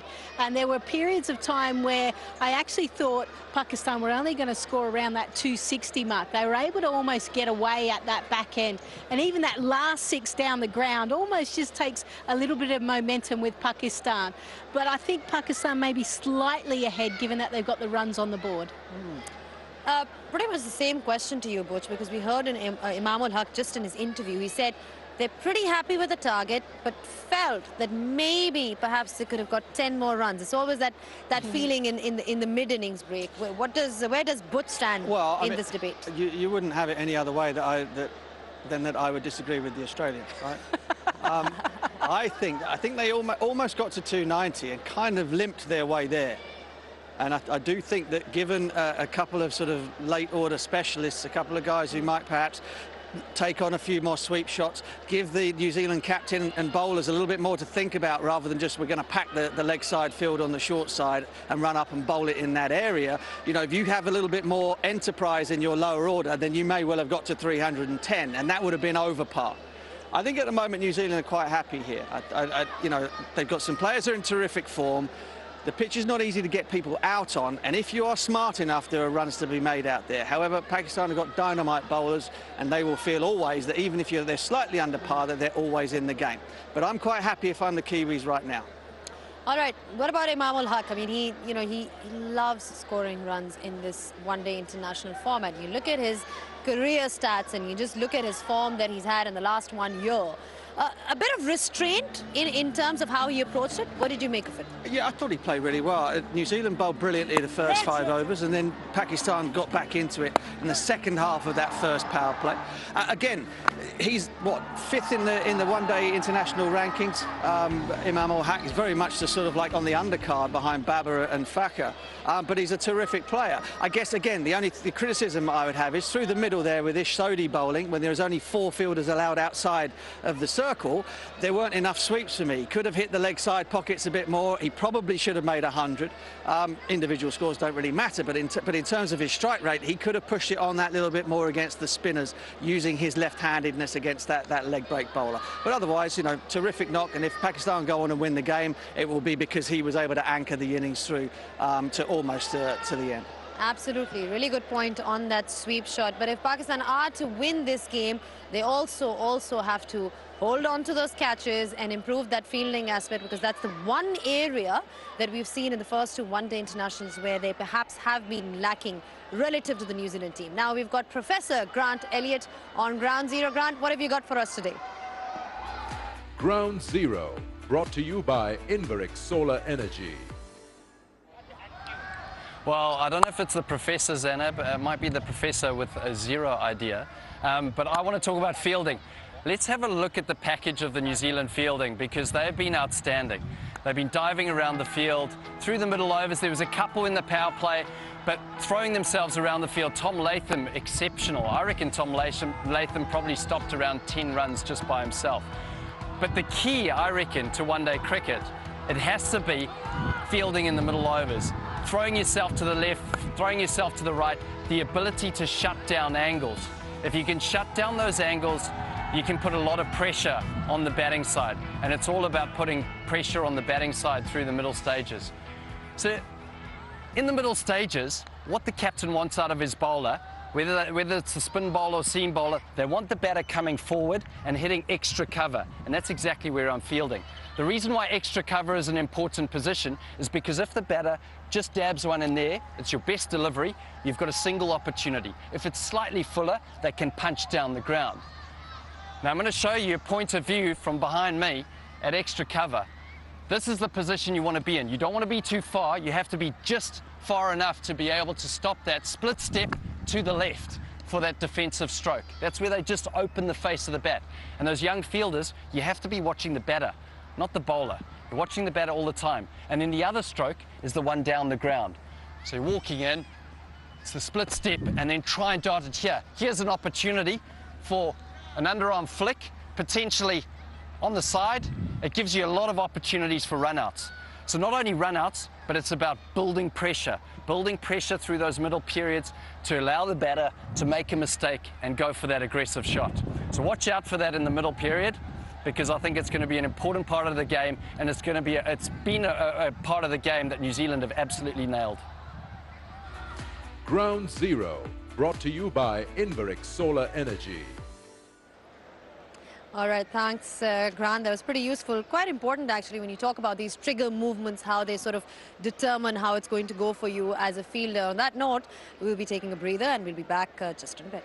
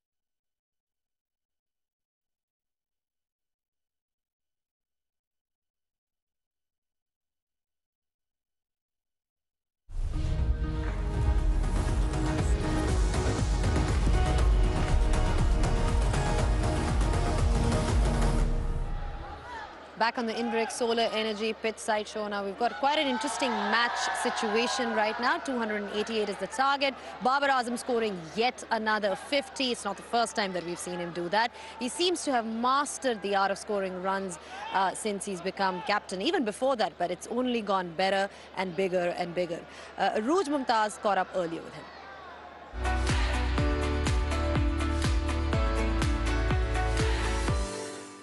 The ICC Men's 50-over World Cup is not too far away, and to find out more about the game plan, strategies and moving forward in Pakistan colours, I've been joined by none other than the Pakistan skipper, Babar Azam, one of the obviously superstars of world cricket as well. Babar, thank you for joining me. सबसे पहले lighter note पे शुरू करते हैं, ये बताएं ईद कैसी गुजरी? काफ़ी अच्छी गुजरी क्योंकि घर वालों के साथ थी और काफ़ी देर से ये मोमेंट मिस कर रहे थे क्योंकि मैचेस की वजह से ईद हम घर वालों के साथ नहीं स्पेंड कर पा रहे थे, लेकिन इस ईद में थोड़ा सा टाइम मिला, एक दिन मिला, लेकिन काफ़ी मज़ा आया। ये बताएं इफ्तिखार से ईदी मिली कि नहीं मिली? सुना है मतलब आप सबके वो बड़े हैं तो, और कहा भी गया था कि वही ईदी दे रहे हैं, तो मिली कि नहीं मिली? नहीं, वो जाने से पहले मैंने कहा था कि आपकी ही बनती है हमें ईदी देनी और वो फिर जब वापस आए तो उन्होंने सबको ईदी दी, पूरी टीम को, और मुझे भी उन्होंने देखा होगा सबने ईदी दी। और ये छोटे छोटे मोमेंट्स होते हैं जो आप अपने टीममेट्स के साथ शेयर करते हैं और ये यादें होती हैं जो आपके साथ हमेशा रहती हैं। जितने कूल आप रहते हैं, हमने बहुत सारे एनिमेटेड कैप्टन्स देखे हैं, कभी डांटते हुए नजर नहीं आया किसी को? ये डांट ऑन द फील्ड नहीं पड़ती, बाहर जाके पड़ती है, हमें नहीं दिखती कि होता क्या है ये? नहीं, बता दें आज। डांट पड़ जाती है, लेकिन मैं दिखाता नहीं हूँ, कम दिखाता हूँ। ऑन द फील्ड कोशिश करता हूँ काम रहूँ, लेकिन जब भी कुछ ऐसी चीज़ होती है तो चुपके से पास जाके मैं डांट देता हूँ और बोल देता हूँ, नहीं तो ड्रेसिंग रूम में जाके बात करता हूँ, डिस्कशन करता हूँ। अच्छा, आपने एक इंटरव्यू में कहा था कि आपकी ये ख्वाहिश है, आपका एम्बिशन है कि आप पाकिस्तान को as a leader world cup जिताएं, उस टीम का कप्तान हो जो वर्ल्ड कप उठाए वापस से। उसके पीछे आपको क्या लगता है पाकिस्तान की ग्रेटेस्ट स्ट्रेंथ क्या है? देखें, ये हर प्लेयर और हर कप्तान का गोल होता है कि वो किसी भी बड़े इवेंट में वो पाकिस्तान को जिताए, ट्रॉफी उठाए। मेरा भी एम है और कह सकते हैं कि 2-3 अपॉर्चुनिटी आई थी, लेकिन इसमें भी देखें मेरा बिलीव ये है कि जो अल्लाह को मंजूर होता है, जब अल्लाह ने लिखा होता है या जब अल्लाह ने देना होता है तो वो रास्ते खुद ब खुद बनाता है। तो इसके लिए हम ये नहीं कि हर चीज़ अल्लाह पे फेंक दें कि नहीं अल्लाह ही करेगा, लेकिन हम अपना 100% कर रहे हैं, एफर्ट कर रहे हैं, प्रैक्टिसेस कर रहे हैं, क्योंकि घर बैठ के या रूम में बैठ के कुछ नहीं होगा। जब तक आप मेरे कोच मामा जी वो हमेशा ही कहते थे कि जितना आप ग्राउंड को टाइम, मैं काफ़ी इंटरव्यू में कह चुका हूँ कि जितना आप ग्राउंड में टाइम गुजारेंगे उतना ग्राउंड आपको टाइम देगी। तो वो शुरू में बात समझ नहीं है, लेकिन अब चीज़ों का समझ कि वो उसके पीछे मकसद क्या था, तो वो चीज़ मैटर करती है मेरे लिए, मेरी टीम के लिए। कहते हैं कि बॉलिंग विन टूर्नामेंट्स। अब आप ऑब्वियसली वर्ल्ड क्लास बैटर हैं, बट जनरली कहा जाता है कि good bowling win you tournaments, और जिसने आपने कहा कि Pakistan probably has one of the best bowling line-ups. इसमें भी क्योंकि आपने वो कहा कि हम कोई वर्ल्ड इवेंट जब तक जीते, अभी in the recent past opportunities मिली हैं बट जीत नहीं सके, आपको क्या लगता है क्या चीज़ बेहतर करने की ज़रूरत है, किस तरह से और इवॉल्व होना पड़ेगा कि एक रूथलेस किस्म की बॉलिंग अटैक बने कि हम वो फाइनल की ट्रॉफी लिफ्ट कर सकें? देखें, काफ़ी चीज़ें देखें, इम्प्रूवमेंट की ज़रूरत है। कभी कोई भी टीम किसी भी टाइम पे परफेक्ट नहीं होती। छोटी मोटी जो एडजस्टमेंट्स जो जहाँ पे हम लैग करते हैं कि जहाँ पे हमें थोड़ा सा मैच क्लोज करना चाहिए, वहाँ पे थोड़ी सी हम फिनिश नहीं कर पा रहे किसी स्टेज में। ये नहीं कि हर मैच में होता है, किसी स्टेज में जो हमारी फेवर में चीज़ें होती हैं हम कभी कभार थोड़ा सा लूज़ कर जाते हैं, तो वो चीज़ हमने फिगर आउट करनी है और वो कर भी रहे हैं। बाबर, पाकिस्तान में क्रिकेट खेलना और उसके फैंस एक ऐसी इमोशनल रोलर कोस्टर है जिसका आई थिंक रिमोट कंट्रोल नहीं है, तो वो कहीं पर भी कभी भी चली जाती है। उसके बावजूद आप जिस ग्रेस और ह्यूमिलिटी से क्रिटिसिज्म हैंडल करते हैं, बहुत दफ़ा आई एम श्योर ऐसी भी क्रिटिसिज्म होती है कि आपका दिल चाहता होगा कि बस कर दें, बड़े कूल और काम रहते हैं, इसके पीछे क्या सीक्रेट है? सीक्रेट तो ऐसा कुछ खास नहीं है। मैं कोशिश करता हूँ कि अपने जोन में रहूँ, कम सुनूँ, लेकिन देखें जिस तरह फैंस आपको सपोर्ट करते हैं और हर टाइम आपके लिए दुआएं करते हैं, देखें अच्छे फैंस ऑलवेज़ आपको सपोर्ट करेंगे। कभी जब आप अच्छा भी करेंगे वो तो करते हैं, जब आप बुरा करेंगे तब भी करेंगे। तो जिन्होंने अच्छा करना भी है वो नहीं करेंगे भी तो तब भी नहीं करेंगे, तो ये चलता रहता है। लेकिन मेरे ख्याल से सपोर्ट काफ़ी मिलती है फैंस की तरफ से और बहुत प्रेजिंग मिलती है जब ग्राउंड में आते हैं, on the ground, social media पे जब भी जाते हैं, कहीं भी जाते हैं तो प्यार मिलता है। अच्छा ये बताएं कि एंजॉयमेंट और एवोल्यूशन की हम बात करें, क्रिकेट रोज़ बरोज़ ख़ास तौर पे बैटर्स को लेकर इवॉल्व होती चली जा रही है, थोड़ी सी हिंट ऑफ फंकीनेस भी आता चला जा रहा है उसके अंदर। अगले 3-4 साल में Babar Azam as a batter आपको क्या लगता है, आप किस तरह से इवॉल्व होंगे, किस तरह से अपने आप को इवॉल्व होना चाहते हैं, कहाँ लेके जाना चाहते हैं? जो एज अगर आप बैट्समैन पूछ लें तो मेरी जो स्ट्रेंथ है मैं उसी को ही कैरी करूँगा। मैं कुछ चेंज करने की मुझे लगता है, हाँ आप मॉडर्न क्रिकेट के साथ चलते हैं, आप चीज़ों को अडेप्ट करते हैं किस तरह।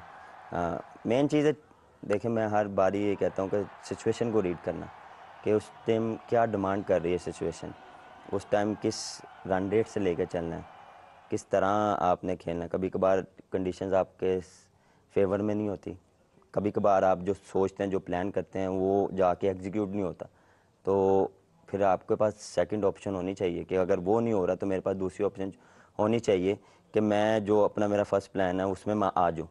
क्योंकि कभी कभार आप जो शॉट्स मारते हैं या जब आप खेलते हैं तो ऐसी आप इनिंग्स बिल्ड नहीं होती, कभी कभार आपको टाइम लेना पड़ता है, तो वो चीज़ें आपको वक्त के साथ साथ आती हैं और एक्सपीरियंस से आती हैं, तो वो उससे निकलना आना चाहिए आपको। Babar, thank you very much, आपने हमें टाइम दिया, आपकी बातें हमने सुनी, आपकी जर्नी के अंदर हमने और ज़्यादा क्लोजली देखा और हम उम्मीद करते हैं इंशाल्लाह इसी तरह ग्रीन शर्ट के अंदर अल्लाह मियां जो है आपकी इस सफ़र को और कामयाब बनाते रहें। Thank you very much for your time and good luck for the upcoming series and the world cup. I hope you all have enjoyed this conversation because I certainly did.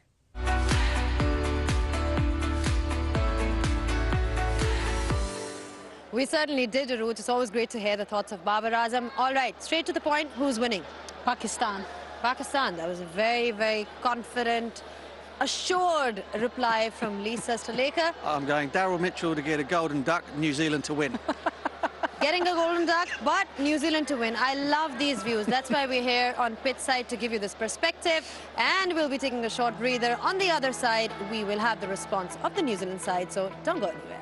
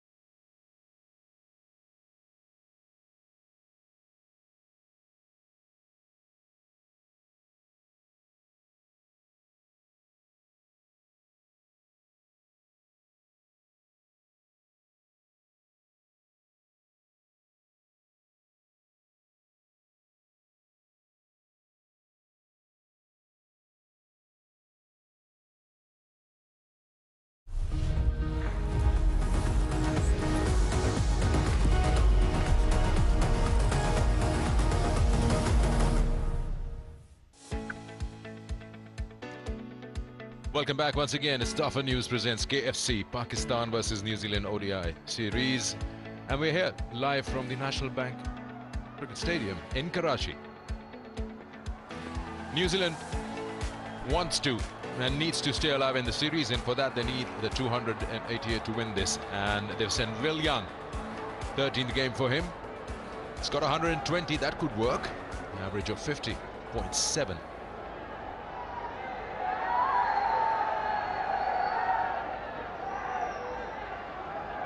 A new opening batter for Will Young, Tom Blundell. Arrived on tour after the T20s, Wellington man. Had a little bit of cricket with him. It's exciting batter, especially in Test cricket. Hasn't had much of a go in one-day cricket, but gets an opportunity now. On the gloves today, and replacing Tom Latham, the captain. He'll be hungry for runs. Very, very good Test cricketer. Shaheen Shah Afridi back in the side. He's being replaced by rested Haris Rauf. I don't know if that's a better opening pair, or this is a better opening pair up in the com box. Mix of New Zealand, Pakistan. Well, we'll have to see, Sikandar. We'll see how this one goes. This is the 7th opening pair that New Zealand have had in a year. Ooh, what happened there? His landing foot just got stuck. That spikes. He's lucky. He's just come out of, you know, an injury. He's been out and away from international cricket for a while. Every time that happens, and everyone's heart just stops. It stops a nation, that, when Shaheen Shah Afridi goes down. He looks fine. Just a little bit of restorative work from Baba at the crease.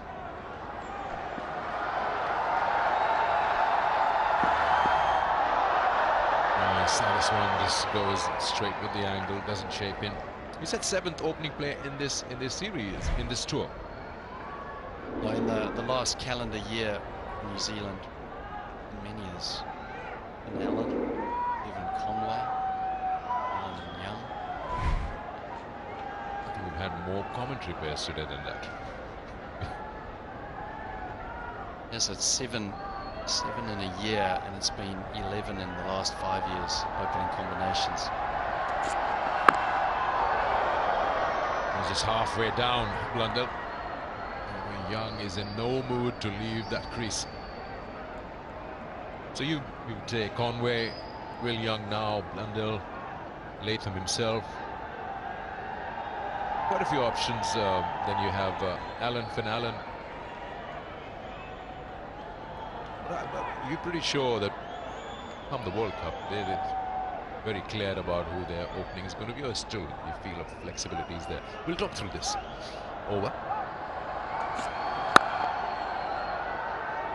A good single that, and New Zealand opens their account with that run. Yeah, good swing from Shaheen Shah Afridi. That's what he searches for early on. He's on the money. And that ball there is rocketing into middle and leg. Will Young's balance, perfect. That's what you need for that.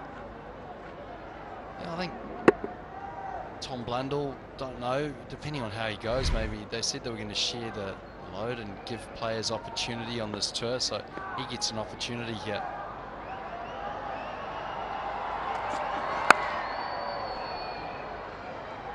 So if he makes the most of an opportunity, who knows, maybe he comes into the reckoning. But at the moment, I'd say it'll be between Finn Allen, Will Young and Devon Conway. Devon Conway, that's cemented in, that's penned in.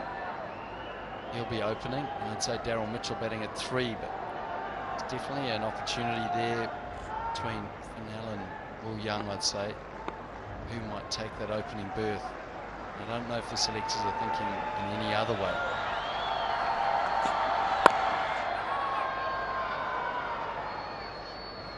That's where Pakistan, I reckon, have the upper hand. You look at their top 3, they're all in the top 10 ODI rankings for batters around the world. When you look at Fakhar Zaman, Babar Azam and Imam Al-Haq, they all feature there. Not one New Zealander memory features in the top 10. So to have a solid foundation at the start of your innings is just absolute gold going into World Cup.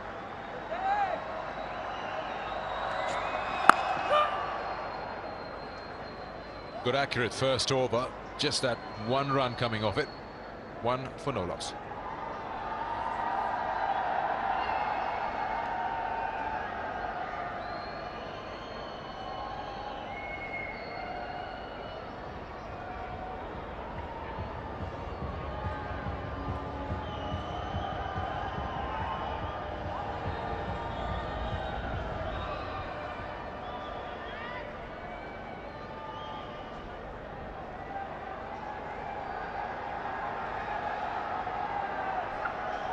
You were just mentioning this ICC men's ODI rankings for batters. Babar Azam at 1 and 2, Fakhr Zaman, and he's in great nick. And then you have Imam climbing up. He's at number 5 at the moment. How he performed in the last 4 years or so. And also knowing the fact that Pakistan has had the least number of ODIs that they've played in the years gone by, less than Ireland. And still be able to have 3 batters in top 5, that's an achievement. You're right. We just tend to overlook certain things at times.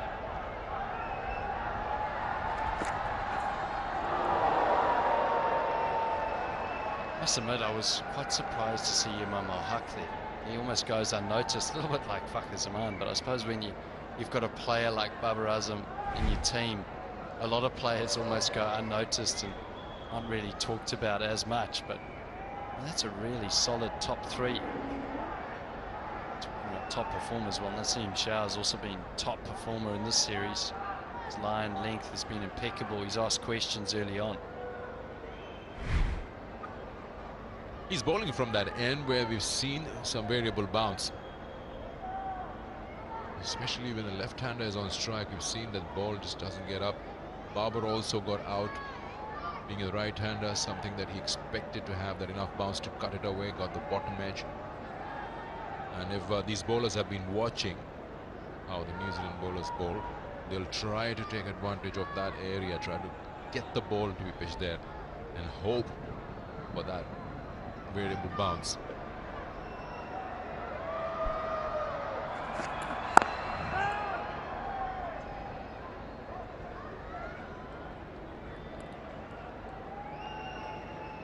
We saw a really good start from New Zealand.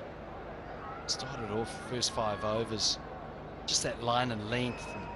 Pakistan couldn't get them away. Fakhr Zaman and Imam al-Haq really did struggle to get them away. For I think the first run came off the 3rd over, off the bat. It was a disciplined start, and we've seen the same here. Naseem Shah really asking the questions. One of the things I want to look at is Will Young, how he got out. That was in the T20. This was in the one-day. 2 deliveries, 2 similar shots, different bowlers obviously. One thing that does is that line and that length, it does make you doubt where your off stump is, whether you play at it. Definitely don't want to play at it with an open blade. Yes. Like Will Young did there. You'll be disappointed with open blade. You can forgive him in T20 cricket, trying to get the ball down to 3rd man. It'll be fascinating to see how he plays that line and length in this particular game, especially early on in the first 5 overs. They've got a second slip in. You have to be careful about looking to play too square. Those 2 dismisses almost feel like it's a tentative push. He's in 2 minds and he's just poking at it. And gets enough on that bat for the keeper to do the rest.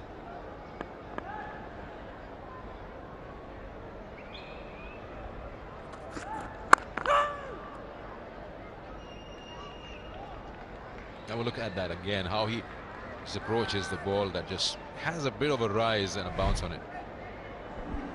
Yeah, that one going across him, and that was a little bit of bounce and penny. And this one here also straightened. But Will Young, on both those occasions, he'd probably be saying, well, I shouldn't have played with an open bat. And maybe that second one with Ralph, did I need to play it? So whether he does, just makes a subtle adjustment to try to get more in line with that line and length, so that he's not playing with an open blade.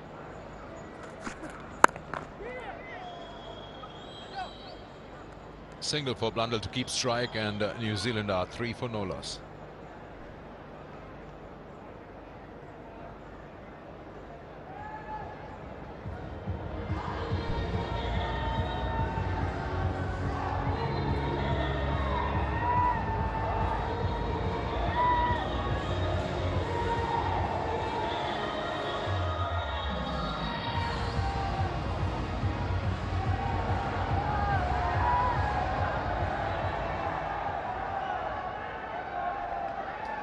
Tom Latham is the big boss in terms of number of games.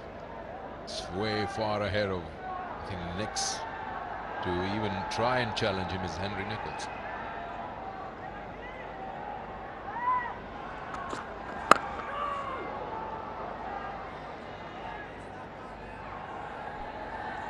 It's very good off the back foot, Tom Blundell. It's a pull and cut. As I said before, extremely successful in the test arena. It's a new challenge here for him. Played a few games. Challenge for him to open the batting. Get New Zealand off to a good start against one of the world's best, Shane Shafridi. He showed a little bit of, just a hint of swing in that first over. Big shout, big shout. There's a little bit of bat involved, I think. As always, the bowler is keen. He's going to ask Shadab Khan because he's the captain on the field at the moment, and I just feel he thinks that there was bat first. Did he plant his foot ahead of that bat? Convince him. Yes, he's going upstairs.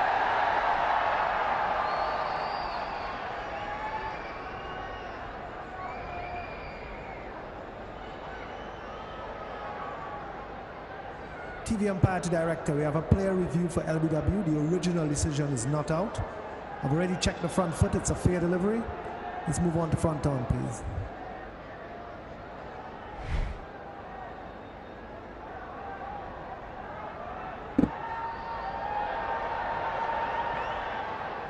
Appears the ball has hit bat first and then pad. Can you give me ultra edge just to make sure, please?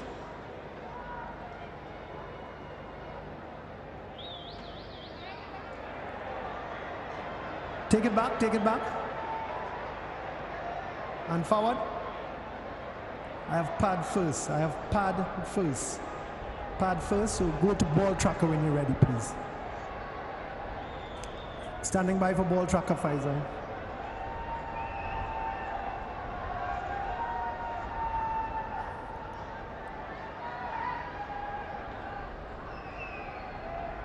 Okay, ball tracker coming up. Original decision is not out. Ball pitching outside leg. Faisal, so you'll be staying with your original decision of not out. I'll let you know when you're on screen. Stand by, you're on screen. Signal now.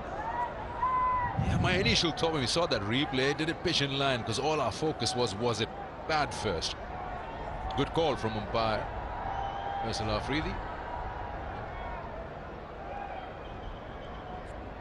Yeah, great call in his first game, his first ODI. Faisal Afridi, he'll be happy with that one. It's one to sit back and remember. I was surprised it hit the pad first. I thought he was in trouble, Tom Blundell.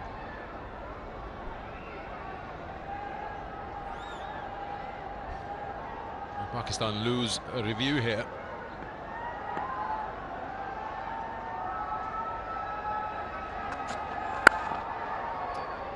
Not sure how happy Babar would be with that. But look at that. Yeah, the captain off the field, Shadab Khan, looked like he was under pressure from all angles. Everyone was having a go and letting him know what they thought. He went upstairs. Not a bad review at the end of the day. I mean, it's worth a shout, I guess. He's thinking, I leave the field for one over, and this is what happens.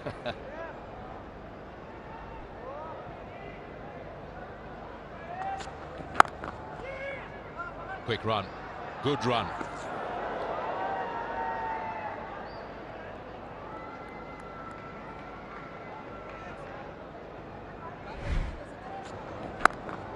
Well, just a dab and run. Tom Blundell, I reckon that would have been out. Oh, it's close. That is close. That's what they have to do, New Zealand, to try and find momentum with great bowling. You have to try and create opportunities and rotate the strike.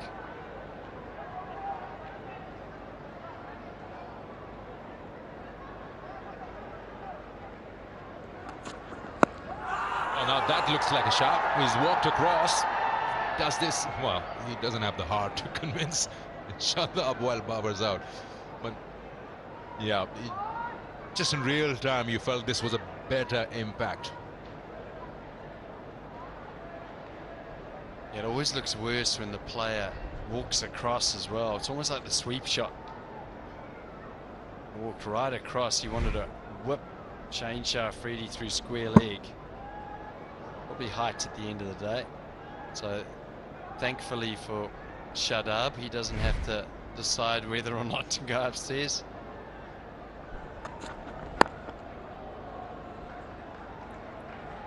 End of the over.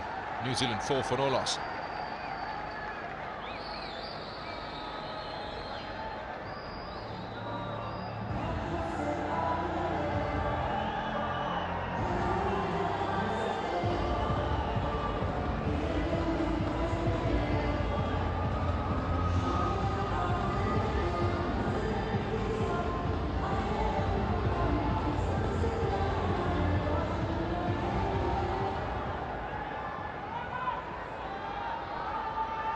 Quite a similar start from the two sides. Just making sure that they understand how the pitch is playing and not lose wickets. Got plenty of overs to go.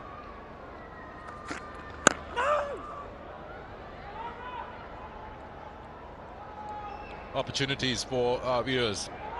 One of them is this beautiful car. It will be awarded by the PCB to the winner of Jazz Recharge activity during this series. So stay tuned for that lucky winner.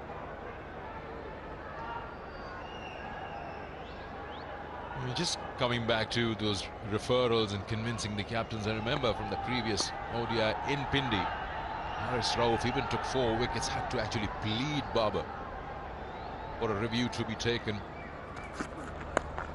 That's on the hips. LB put away. Just around that waist, and the line is the punishment. We saw this from New Zealand. They started well and then just started getting maybe just a little bit greedy. A bit straight there. Naseem Shah. Tom Blandle. He doesn't miss out in that area. Very proficient off his hips on the leg side.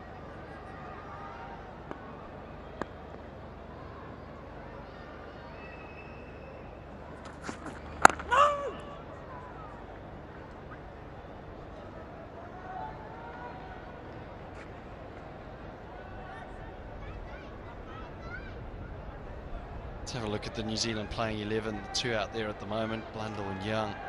In the middle order of Mitchell, Latham and Chapman, who performed so well in the T20s. There's a lot of runs there. Debutant Cole McConkey, Henry Nichols and Adam Milne. We're into the bowlers and all-rounders, Shipley, Sodhi and Henry.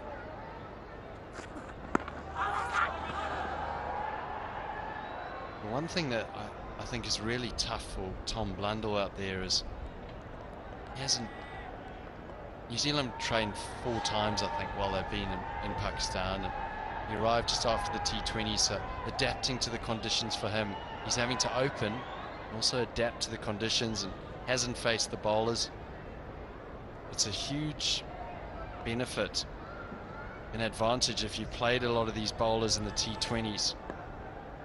He's out there and trying to adapt, trying to get a little bit of momentum into his innings here.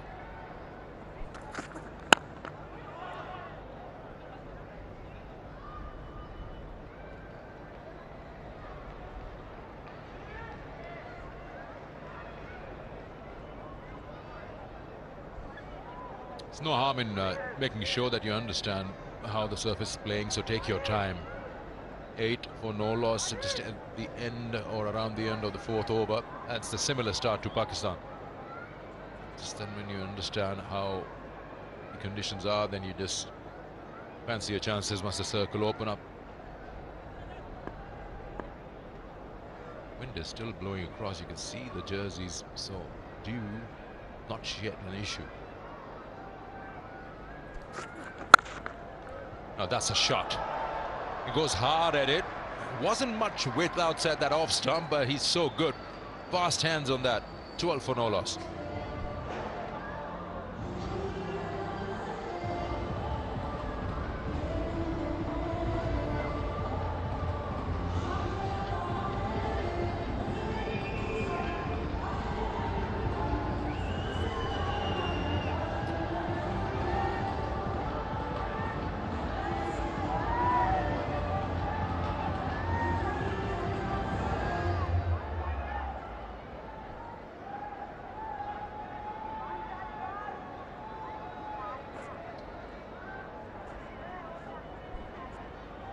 Last ball of the over. Tom Blundell. Have a look at this. Little bit of width on offer. Not a lot of foot movement. You don't need that. Bang. On one from Will Young. Will this race away? Presents the full face of the bat. And that will. Another boundary back to back for New Zealand. Yeah, different batter, but a similar kind of shot what you just showed us, Grant. To a left arm bowler. Again, top of the bounce and then just push. Same field at short cover, Fakhar Zaman, but this time couldn't cut it off. It always looks so good when the batter presents the full face of the bat, and it's exactly what you have to do on these surfaces. Full face of the bat. That's what's made Daryl Mitchell so successful.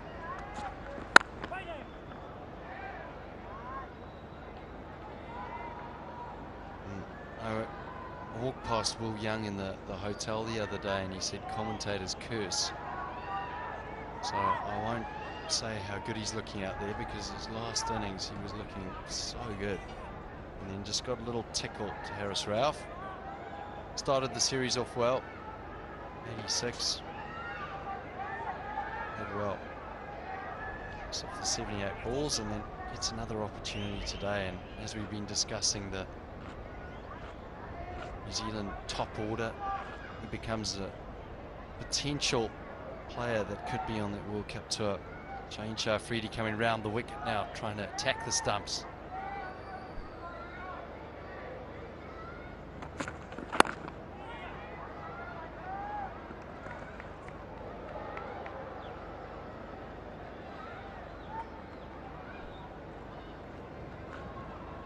We saw that ball that was wide from Naseem Shah that Tom Blundell just punched away. One of the things that I always noticed playing with him is how wide his stance was.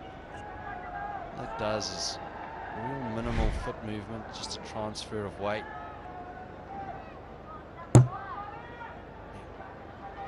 Actually, he has shortened it a bit. In Test cricket, he's a lot more wider, crouched.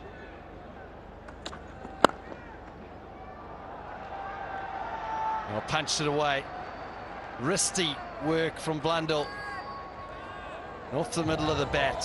Well negotiated ball that was swinging into the pads.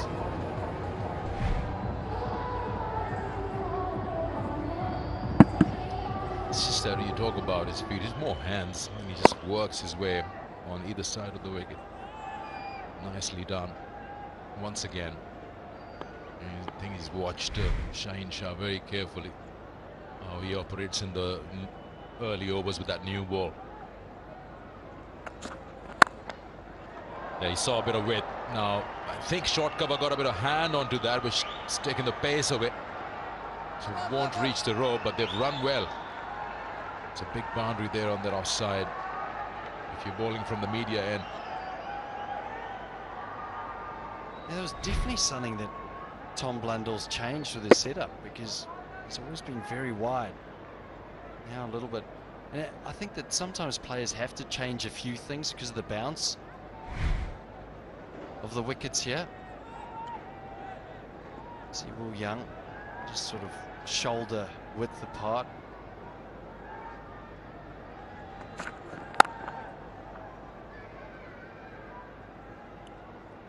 Into the over, 24 for none.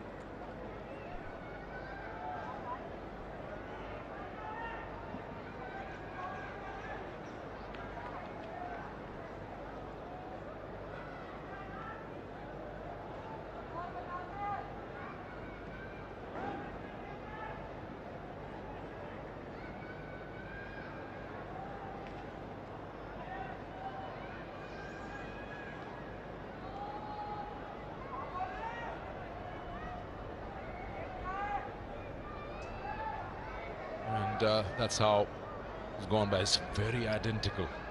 Just around this time, Pakistan started getting to a couple of big overs.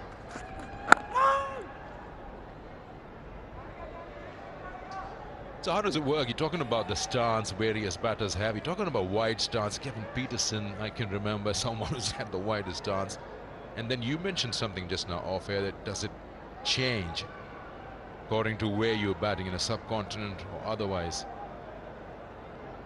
And some of the batters don't really rely on footwork these days, more hand-eye coordination.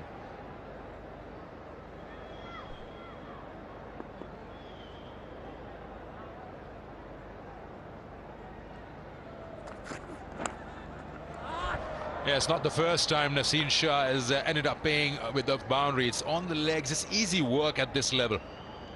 Just put bat on it and help it on its way. Yeah, once again, just the line letting him down. Blundell does the rest.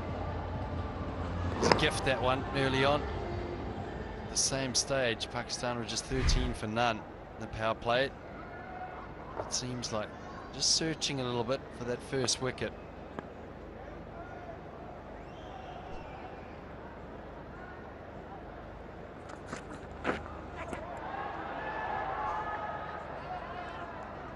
Oh, it's a beauty. That's a beauty. That's where he wants to be. 142 clicks.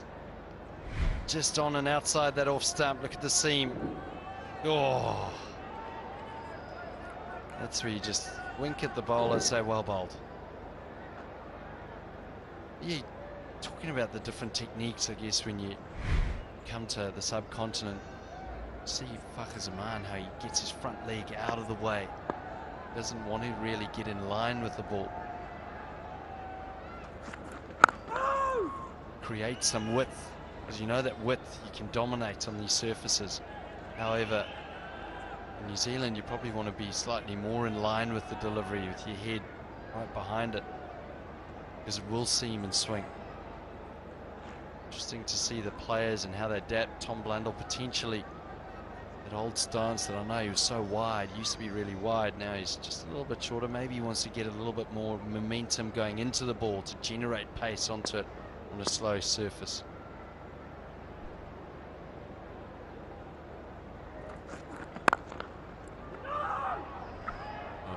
That's a good call. Blundell gave that impression he wants to come down, and of course Will Young will be relying on his eye contact with Sunley here both. So good to have a chat now after that. Communication is the key out there. Have a look, Will Young. A little bit more upright. Blundell quite crouched. Will Young a bit wider in stance. Remember, Tom Blundell also comes from more of a test batting perspective. Played a lot of test cricket, not as much one-day cricket.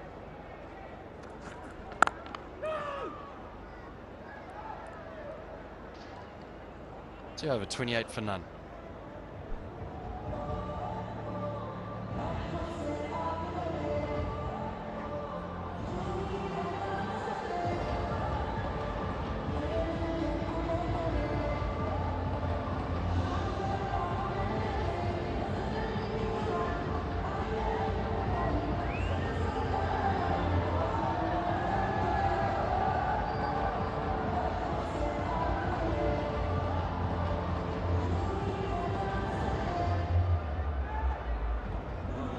Getting closer, the two sides at the same stage.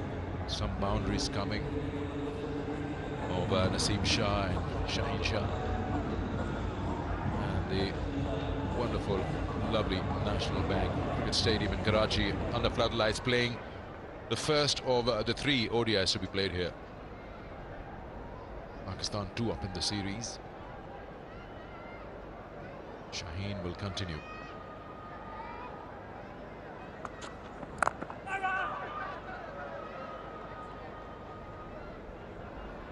One more opportunity for our viewers. Just like the car now, whenever you look at Zik Motor Oil, you unveil the real peel to reveal chances for you to win.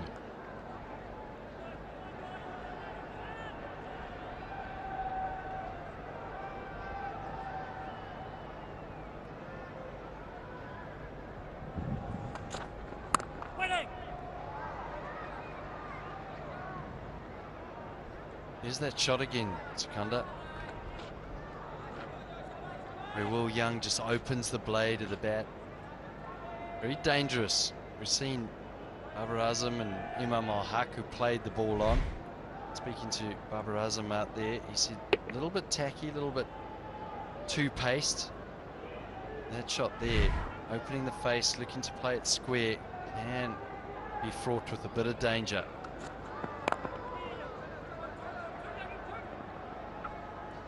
And they come back for two. That's an ideal placement.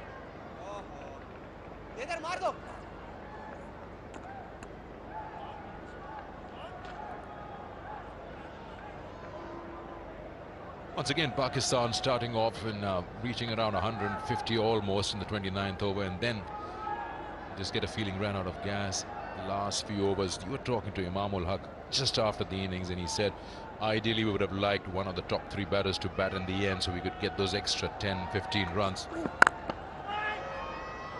And that has been the fact that we've been talking about. If you look at the run rates in overs between 21 and 40 since the 2019 World Cup, Pakistan doesn't feature in the top three.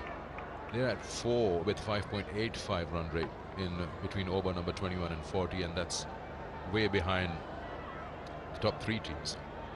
So that is the problem, and then takes you back to your number 5, 6, 7 batters. Who do you want them to be? Well, all the teams will figure that out before the World Cup, I hope. Yep. That's a long time to be in that run rate. 2019-23, it's 4 years.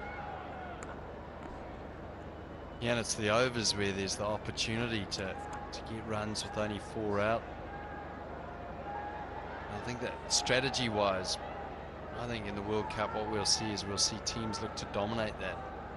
But it's a great battle between bat and ball, because if you look to take more risks, you lose wickets. That puts you in trouble at the death overs. So you have to take a certain amount of risks, but they have to be calculated. Flashed away by Blundell. Another boundary. It was airborne for a little while. Well struck out the middle of the bat. 35 for none.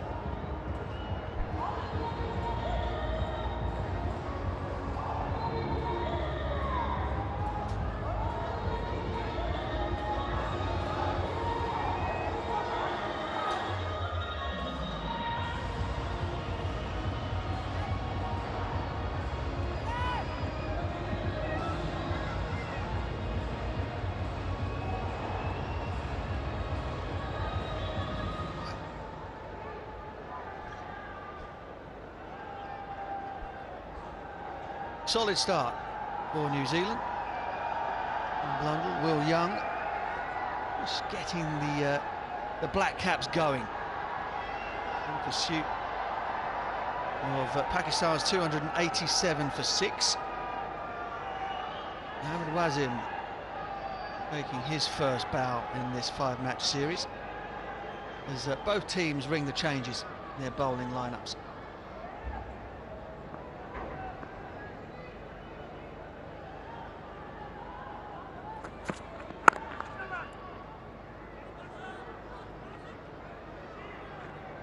Seemed to run in and really hit the pitch hard, Mohammad Wasim Jr.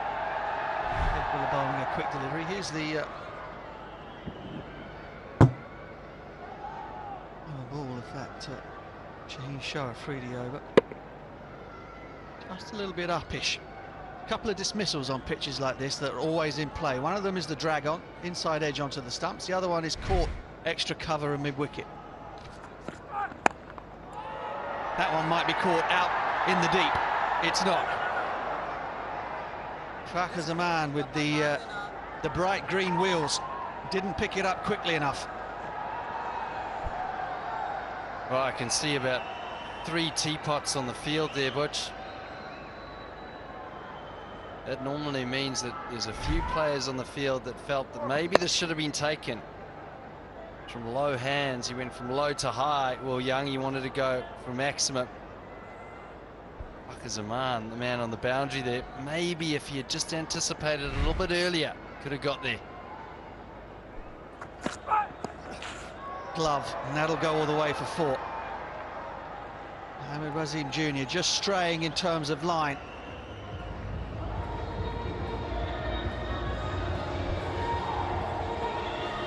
There's been a number of boundaries just that have been outside leg side. Just haven't been precise, Pakistan. There's been a few let-offs there in that area. It's allowed New Zealand race to 40 here. Comparison, Pakistan, few let-offs at this time as well.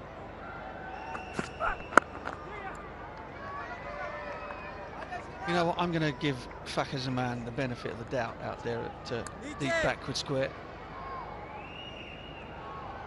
Difficult to line the ball up here at the National Stadium, simply because the stands are so far back from the edge of the boundary, so it always takes you a little while just to figure out the trajectory of the ball. And also, if you're carrying around the amount of runs that Fakhar Zaman's got in his pockets, you're not quite as sharp as you might be. Very heavy, all these tons he's carrying about. Yeah, but I agree. Well, he's got a little bit of credit in the team. Average of 297 leading into this game, and his legs will be relatively heavy. Maybe if it was a debutant, there'd be more than 3 teapots out there. I mean, you know, the bowler always thinks everything should be taken. You never ask them.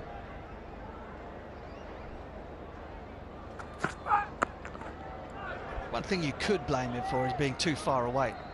It's into the wind that side, he could get a little closer. 42 for none from 8.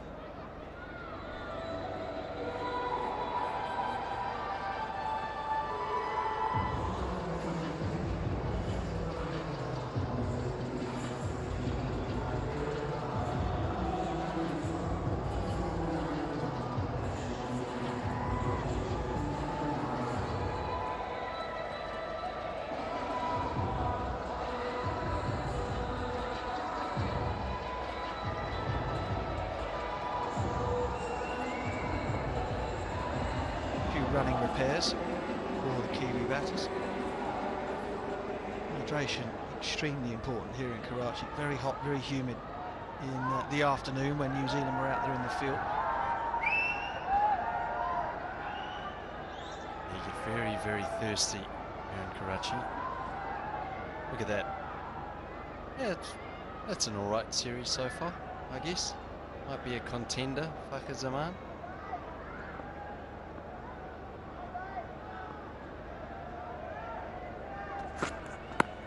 Jumps across the crease trying to access the leg side. I don't think the ball was ever straight enough.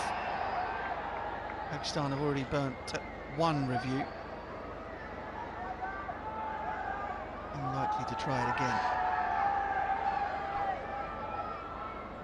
Which I want to ask you about Tom Blundell. Tom Blundell wasn't here for the T20s. He's arrived for the one-days, and they've just trained 4 times, so he probably missed 2 of those trainings as well. In terms of adapting to the conditions and then being thrown out there in a one-day game as an opening batter, how difficult is that?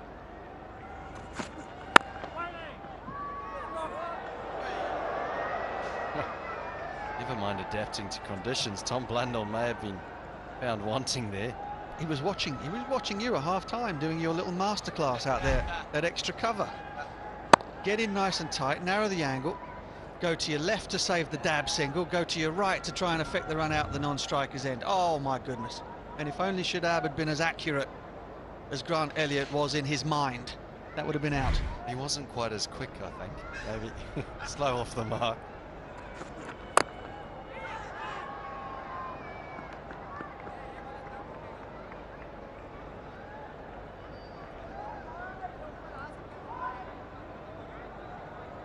Jazz fan pulse question. Who holds the record for the best bowling figures in a Pakistan versus New Zealand ODI? Is it number 1, Shoaib Akhtar, number 2, Wasim Akram? I've got a question. Are there any Jazz fan pulse questions about bowling that do not include Wasim Akram as one of the answers? We can't give the answer to any Jazz questions, but you know that. But I agree with you. Going back to your question, I mean, look, these players, the players nowadays are so much better at adapting to conditions than perhaps players of my vintage. Part of the reason for that is that there are a lot more tours of the subcontinent throughout the whole of the 90s. Think of somebody like Mike Atherton. Only toured the subcontinent test tour once, and that was India in '93. So touring opportunities, the opportunities for A teams, the way that teams mix and match when it comes to T20 cricket. Shot beautifully picked up. Wonderful little clip over the top from Will Young. Nicely fielded by the ball boy. And New Zealand roll along. Well, this is a sign of a batter that is in good nick. He identified the slow ball early. It was the off cutter. It was just 119 k's an hour from Naseem Shah. Rolled his fingers over it. Will Young just waited, balanced, and then rolled his wrists over it, clipped it over mid-wicket. Brilliant batsmanship.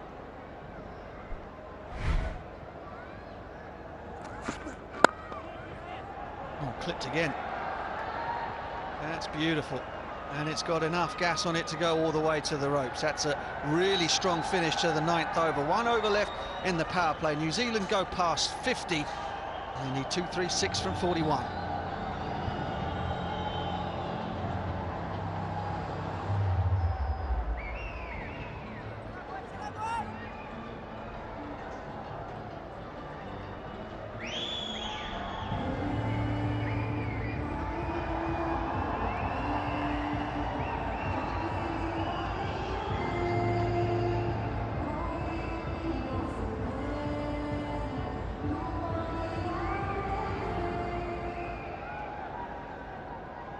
It's a new opening partnership, but it's working exceptionally well. Blundell with 31 from 28, Young with 20 from 26, and New Zealand, sorry, making excellent progress.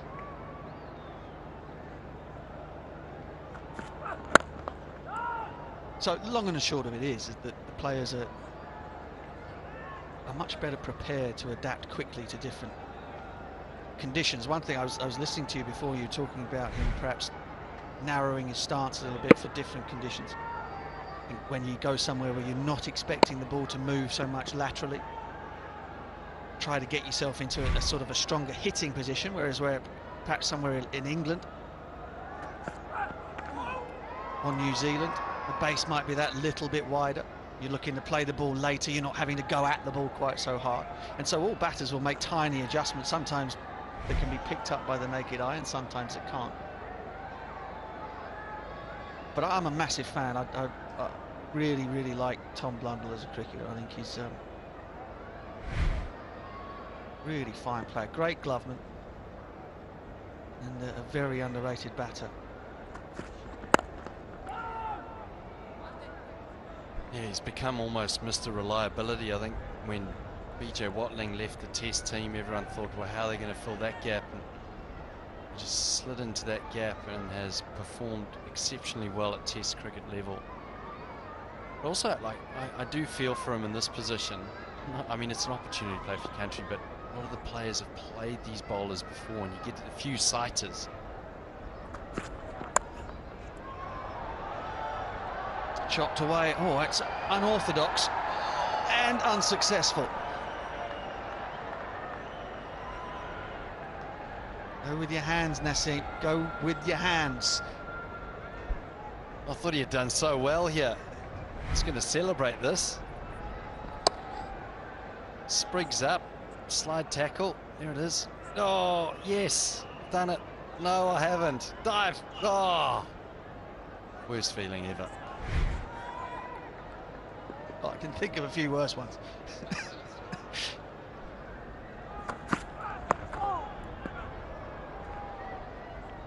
Yes, going back to Blundell, I always felt that as you played more and more of a series, you got accustomed to the bowlers and where their weaknesses were and their strengths, and you worked out real, decent game plan, because he comes in fresh and starts in the third one-dayer. So hopefully he'll get all 3 one-dayers and get the opportunity. And of course, as we're so often heard to say, and other people are so often heard to complain, there is so much cricket, which has its disadvantages, but it has its advantages too. Oh, quick single, going to have to be quick. They are. Excellent response from Will Young. Good direct hit. But I think the New Zealand partnership are home. TV umpire to director, I have an umpire review for a run out at the striker's end. Can you give me a best angle, please?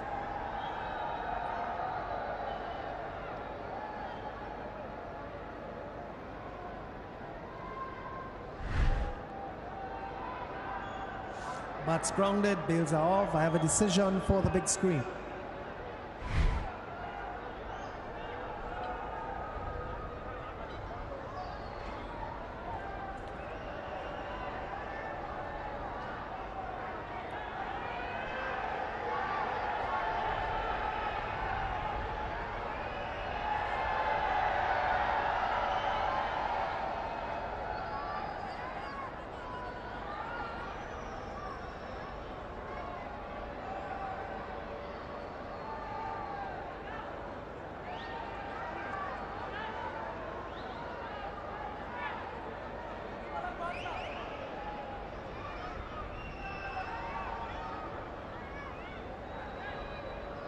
Faisal Afridi on debut gets second chance to wheel his arms around and signal the end of the power play.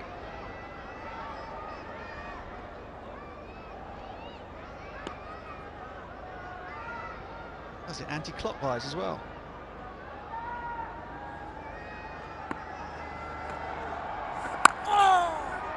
I didn't know that was a thing, Butch. Do you I have don't to do think it it at is. certain... I don't know. Is that like the water that goes down the plug in the bath? Goes Down the plug hole. Anti-clockwise or clockwise, depending on which hemisphere you're in, yes. Never tested out that theory. But it's not a theory, it's fact. I just can't tell you which one's which at this moment in time. Somebody will tweet us or text us to give us the scientific reasoning. Best power play of the trip so far, of this trip for New Zealand so far. 57 from the 10 overs for them. And at the moment, Pakistan just struggling to put any dots together, put any pressure on this Kiwi pet.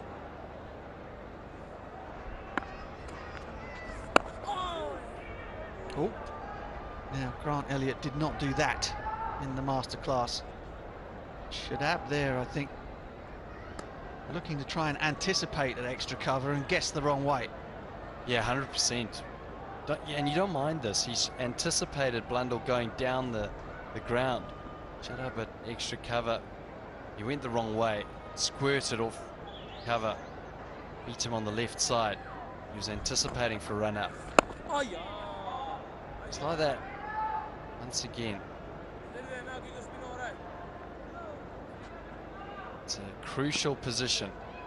Crucial position, that extra cover, and they've got their best fielder, Shut Up, who's in at extra cover. Trying to stop those singles, trying to create that pressure.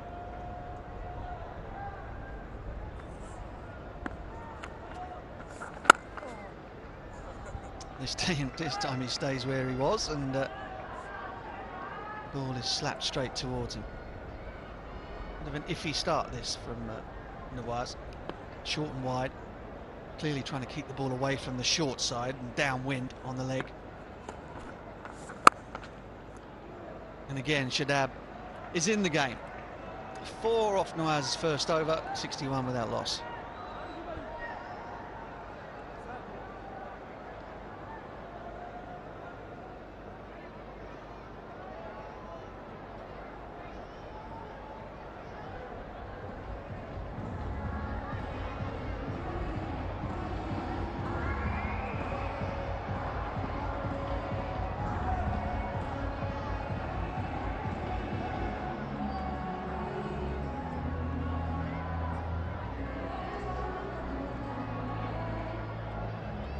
Third ODI in New Zealand. It's the best power play they've had at the start, so hopefully that can continue for those New Zealand fans. Pakistan will be hoping that they can get a couple of quick wickets. It's the highest opening stand in the last 10 ODIs as well, so positive signs. Which I know that I was doing the fielding masterclass there in the middle, but I was never in an extra cover. I was more third man. It's pushed to the boundary because I wasn't very attentive. I know that you might find that surprising.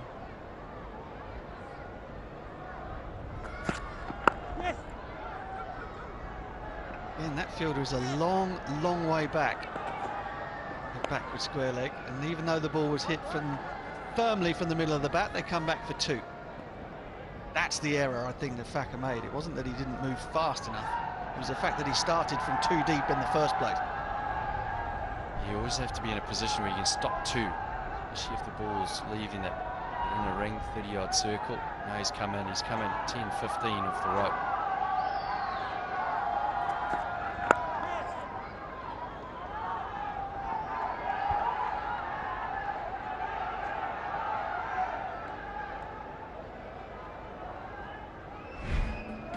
Well, power play was a good one for New Zealand.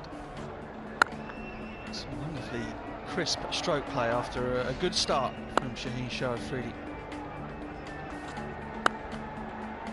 As both Young and Blundell got into their work, so the boundaries kept coming. A pair of beauties off the legs from Will Young.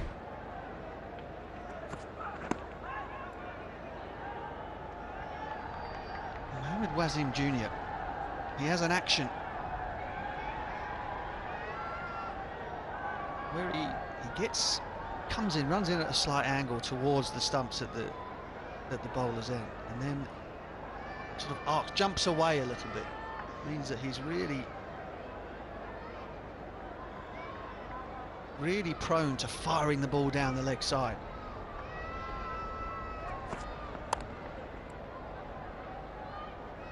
Gets it right. The angle was really nice because the ball starts wide and then arcs onto off stump.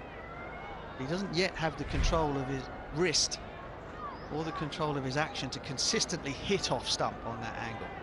Ball goes down the leg side far too often. Watching their angles in, and then the head goes away towards extra cover. If the wrist stays in the right position, he'll hit off stump. Otherwise it flies down the leg side.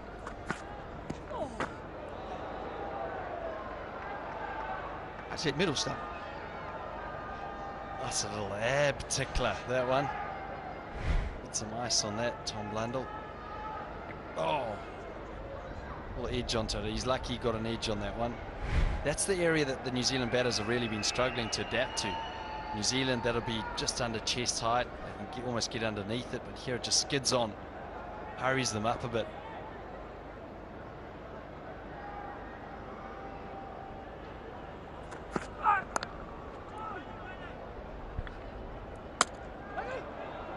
Oh, they'll pinch one. They will pinch one here.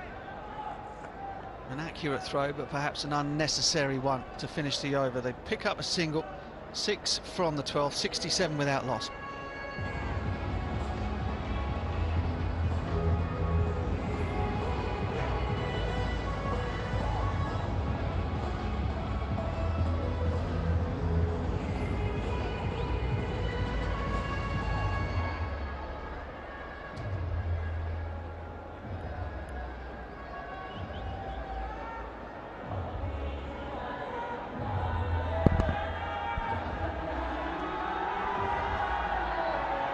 Well, New Zealand are ahead of Pakistan. And it's been a really good start, a sprightly start. They haven't had to do anything out of the ordinary. There's been no slogging or no great risk-taking. Pakistan have been unable to bowl tightly enough in terms of their line. Keep New Zealand under manners. Boundaries pulsing away.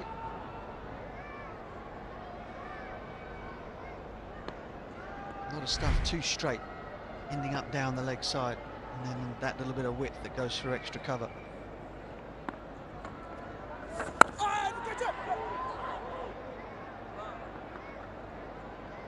Well, what happened there? Fielder in that tight, that close-in position, backward a square on the offside. That ball didn't seem to go very far away from him at all. Yeah, I think it was Babar Azam. Yeah. You need a Superman cape to get that. Oh, then Nawaz not. I wouldn't do that. Don't shout at your captain like that, Nawaz.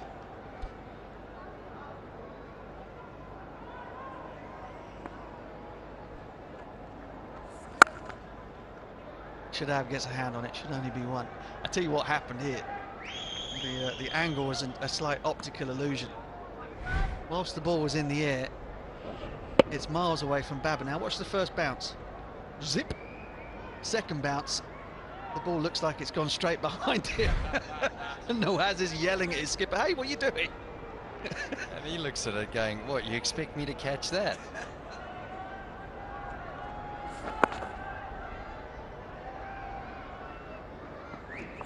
Bowlers are never happy though.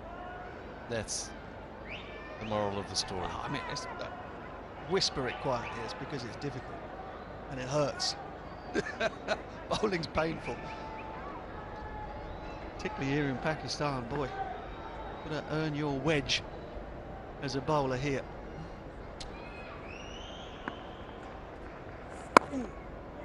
Well, you should have seen yesterday, Butch. I was in the hotel room and I had, hotel foyer, I had Matt Henry and Adam Milnes sitting there, and I said to them both, I said, "But you know, your bounces haven't been really high enough. I feel like they've been," and they both looked at me as if to say, "You bloody try and get the ball up high enough on these pitches." They put me in my place pretty quickly. They did. Told me how difficult the art was in Pakistan.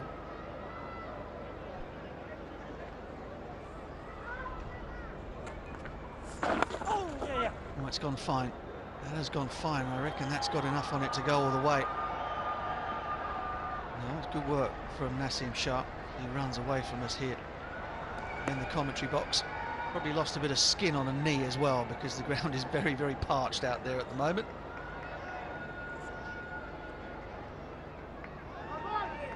There's been a few tickles round the corner here. Pakistan bowlers, I think when they reflect on these first 13 overs, they've just been a little bit wayward. You want to be straight in Pakistan, but it's just such a fine margin between being too straight and giving width on either side of the wicket.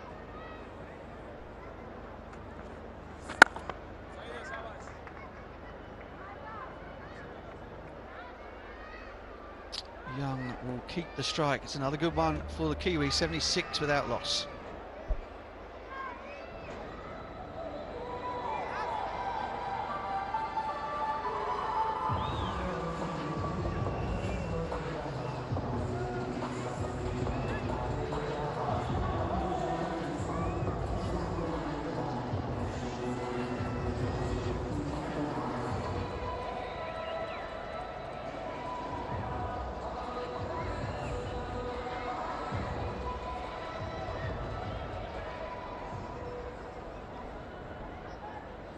City Lights, Karachi Stadium. That roof, it looks quite magnificent under the floodlights.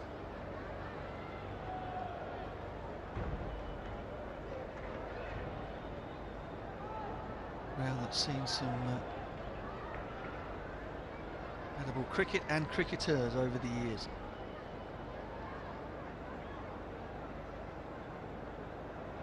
Shadab Khan takes the ball for the first time. 71 wickets. There's a spot there, isn't there? Osama Mir and he battling it out for the wrist spinner's duties.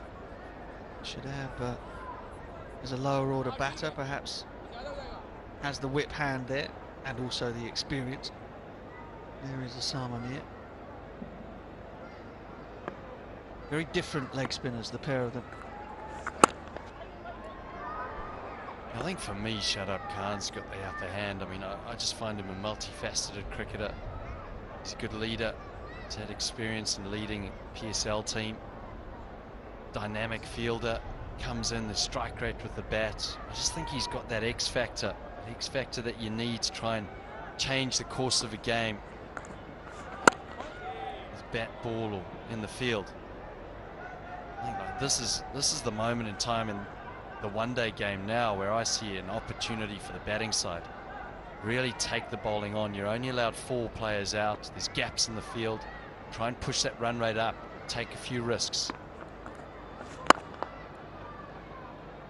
Far too often we see players just pushing 1 becomes quite predictable. I think here, with these two players in now, 30 and 45, they've got an opportunity to take these bowlers on. Have a look at that for an all-rounder. Batting average of 29, bowling average of 32. Decent. What do they say, Butch? You want both averages to be round about the same, or for an all-rounder? I'd say that's pretty decent. Over 30 with the bat and under 30 with the ball. Yeah, bowling lower than your batting, you're in business.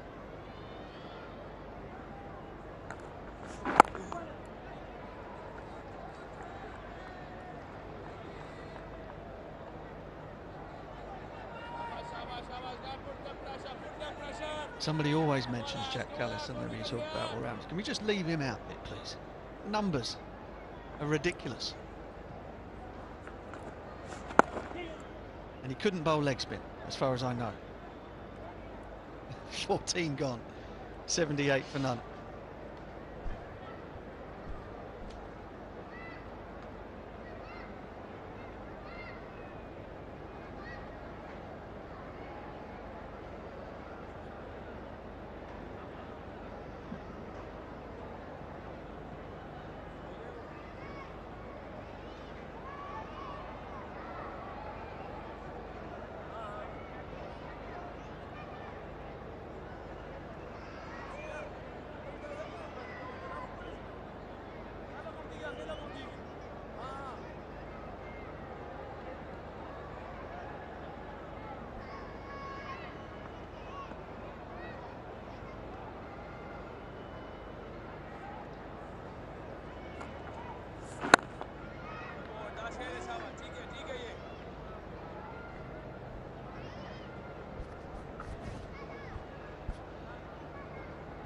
It's not a bad start, this. If you look at the wickets column, done well to see off the first 14.1 overs without having anyone to sit in that dugout.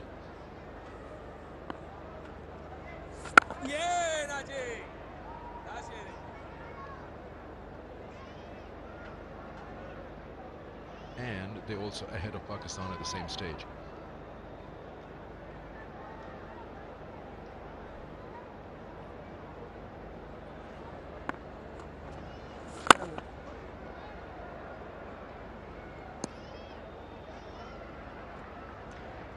You always want players coming in and out of sides to take their opportunities. That's exactly what Tom Blundell has done. He was good behind the stumps. Now he's been able to form a wonderful partnership. And when you look at how many opening partnerships New Zealand have had over just a short period of time, this one seems to be their most fruitful one as well. 7 as Secunda whispers in my ear. The formula that they've been searching for to get a pair over 50, they've been able to find. And Blundell is only 3 runs away from his first half century.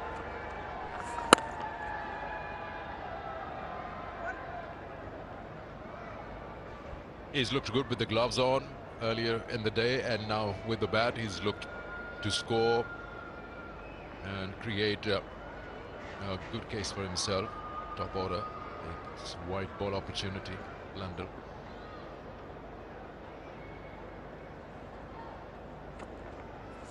Yes. 15 gone, 82 for no loss.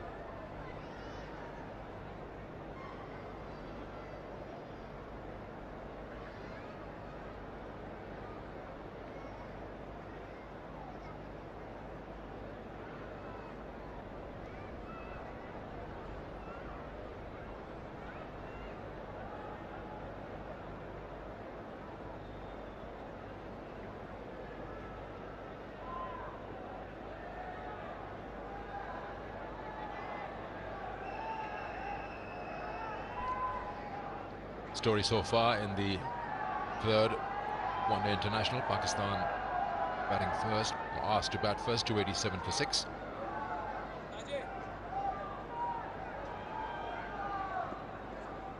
Two away. And a 50 here, Blundell. Make that one. Yeah, and just speaking a little bit more about Tom Blundell and his road to making his debut at the age of 32. In 2010, he was part of the under-19 side for New Zealand that had Jimmy Neesham and Tom Latham, Doug Bracewell. All of those guys went on to play for New Zealand, and he had to wait till December 2017 get his first opportunity for national colours.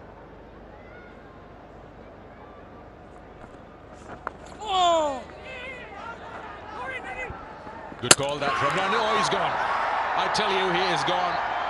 Still, Langton Reserve will go upstairs, but that is so unwanted. He was pushed to come for that single, which probably wasn't there, and direct hits are a problem. You have an umpire review for a run out at the bowler's end.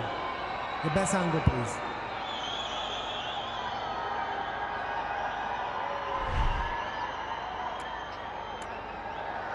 But short, bails are off. I have a decision for the big screen.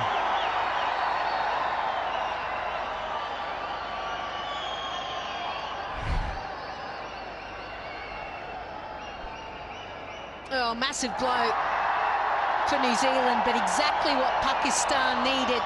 A bit of a mix-up out in the middle between Will Young and Tom Blundell.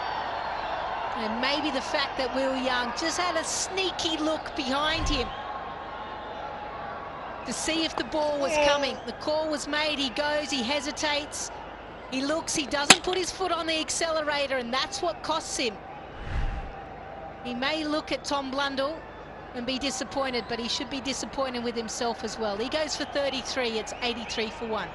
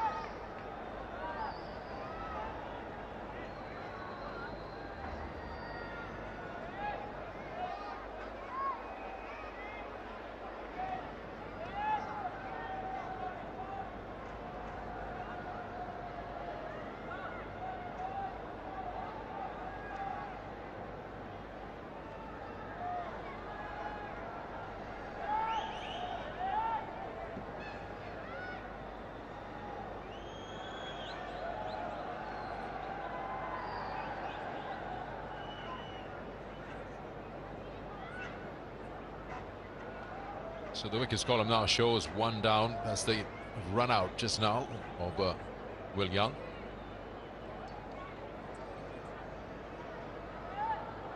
Wow.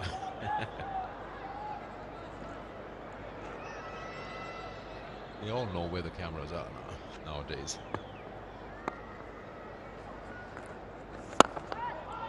.50. Got the opportunity to be in the 11 for the first time on this tour, and he's grabbed it with both hands. First showing talent with the glove, and now opening the batting. Yeah, his first 50 in one-day international cricket. His highest score before this was 22. So talk about taking some opportunities. He's done exceptionally well, but there's still a long way to go for New Zealand to chase down this total. Yeah, and to celebrate 50 years of Brighto Paints, any player who scores a 50, we know that he's awarded 50,000 rupees by Brighto Paints. And Tom Blundell gets that 50,000. Daryl Mitchell. He's at number 3, and what a form he's in. Just take a look at Will Young there. See, he doesn't put his foot on the accelerator. He's too busy looking.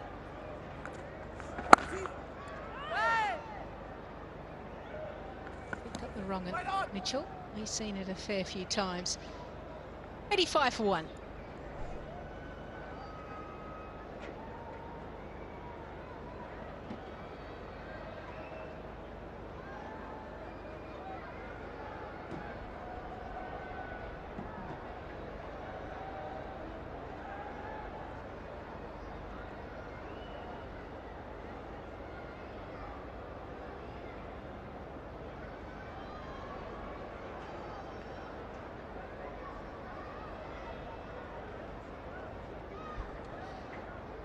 .54.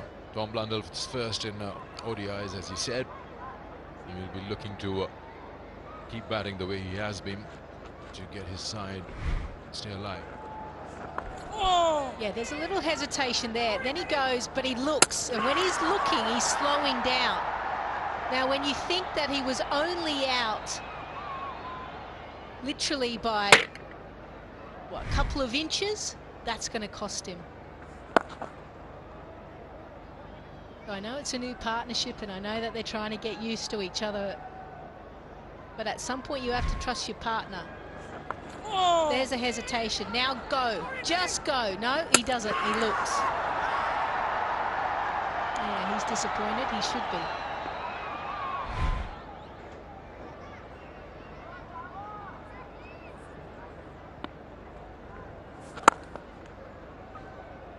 Well picked by you. He looks at the fielder twice. One after playing the shot, and the next time you just get a feeling he's trying to make sure, is the throw coming at his end or is his partner in trouble, because he was almost in the line of the throw had he been going at the same pace. It just slows down a little initially.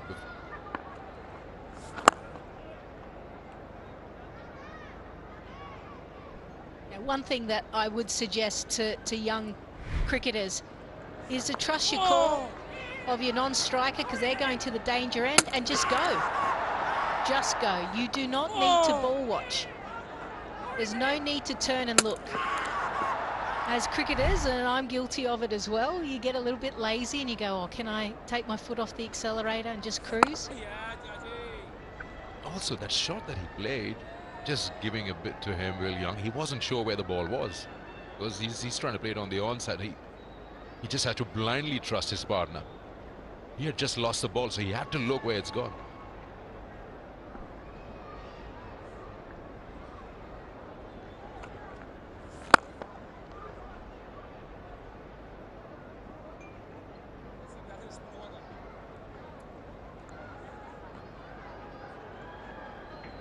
Anyway, for Tom Blundell, he's just got to get that out of his head, doesn't he?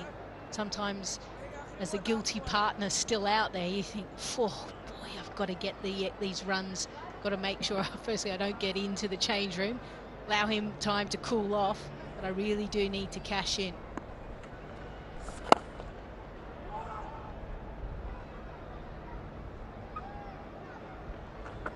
Four of the over, 89 for 1.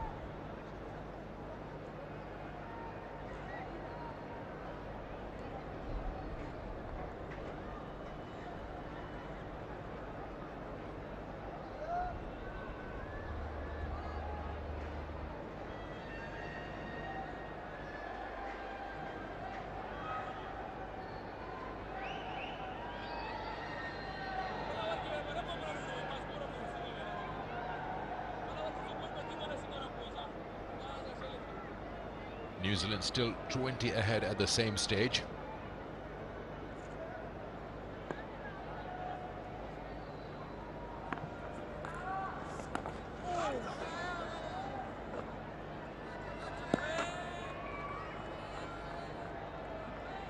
That car can be yours.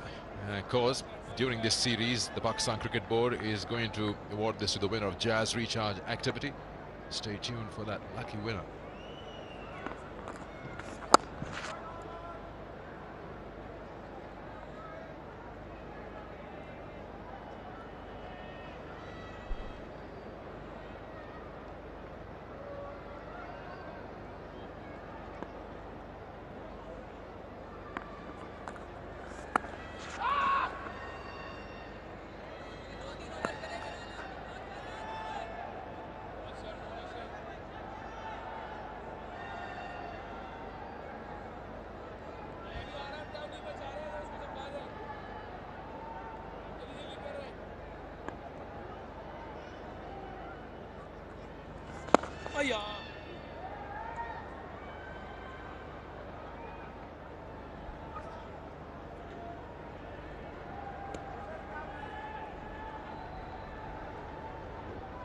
This pair can really work it for New Zealand. Blundell has got a start. Mitchell is in great form at number 3. He's had some big innings against Pakistan. He'd like to put an impact here in Karachi as well. Yeah, just interesting to note Shadab Khan before this series and against New Zealand. He's had a fair amount of injuries, and the last time he played ODI cricket was last year in June against West Indies, which he was very successful at. This series is so important for him, just to get the groove of ODI cricket, to be able to set up batters. T20 cricket is another skill in itself. He still needs to keep working at it. 92 for 1.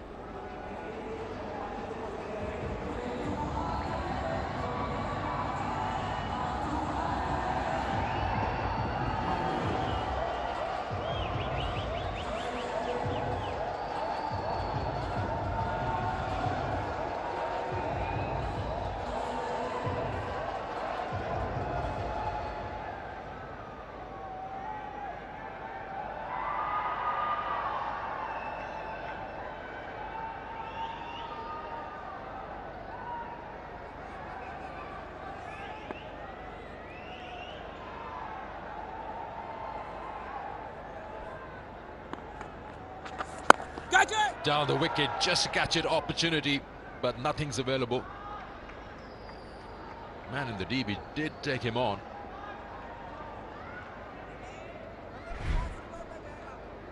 Yeah, as we would say, he wanted a good piece of him, but he didn't quite get there, did he? Just wasn't quite there. But if Nawaz is willing to toss the ball up, I think he's going to look to go down the ground. And obviously this leg side is the shorter side. Oh, that's a shot, but again falls short. Abdullah Shafiq there in the deep. Has scored some runs, Daryl Mitchell, against Nawaz and Pindi. Fancy his chances. Mark Butcher was asking the Pakistanis to sweep. Mitchell does it within his first 10 deliveries.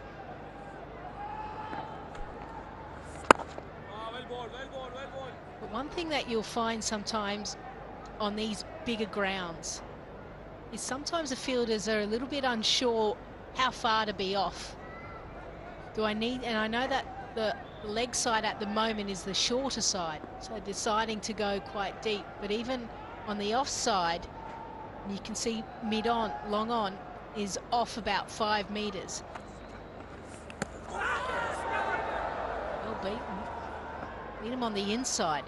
I was looking for turn and it went straight on. Clever piece of bowling. Yeah, and somehow that bounce was a surprise. Just came around. It was a big inside edge there. And he's hit him around the wrist, Rizwan.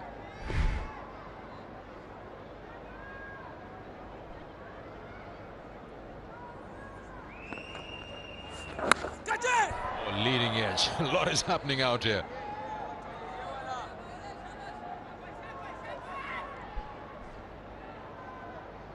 Right, this is very interesting because now the ball is just stopping and turning. There's enough wind to potentially not allow dew to set in, which means that the pitch will get a little bit slower. The spinners will come into their own. This changes things.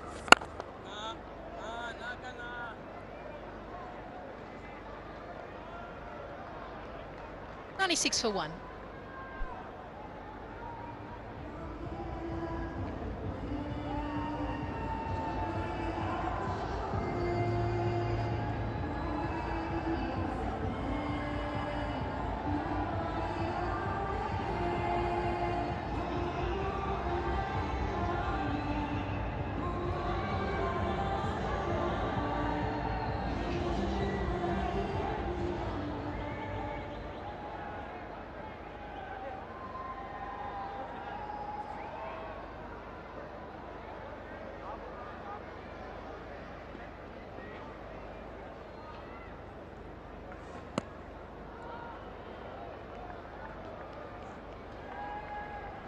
Yeah, so last over, a few things were going on.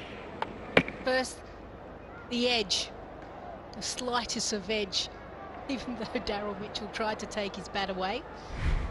A bit late. Catch it! Ball's holding in the pitch. This is where I'd love to see Babar Azam potentially put a slip in. Let's be a little bit more aggressive. Nearly went back straight to the bowler as well.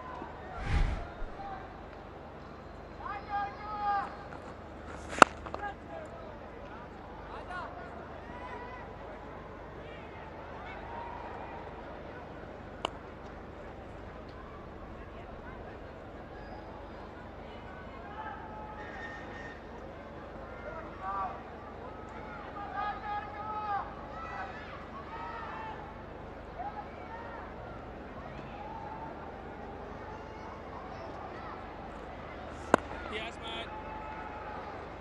Thanks, Eddie.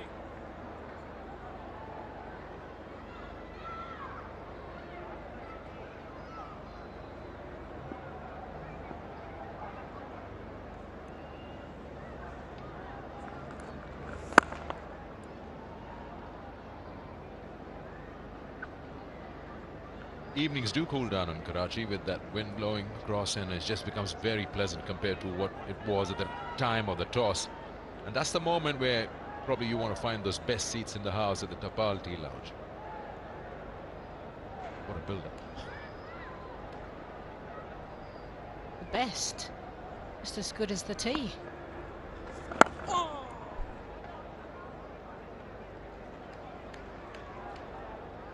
End of the over. 20 gone. 99 for 1.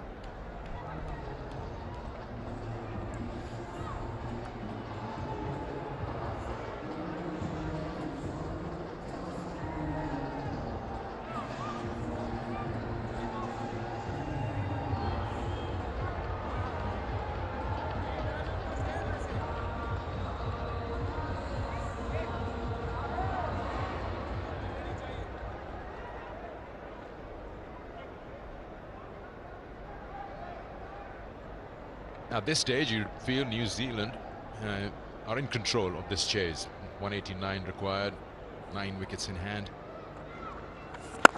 Well, dropped. Now this is opportunity number 2 in the past, what, 3 overs or what? Second time Daryl Mitchell has been put down, and this has really hit him hard. That's his bowling hand. It's just trying to get it back in place. I think this is where you need to get the physio and the doctor, maybe not your teammate, unless they're he looks down and you can see it's completely out. For those that are a little bit queasy, look away, but for those that like it like myself, zoom in, I say.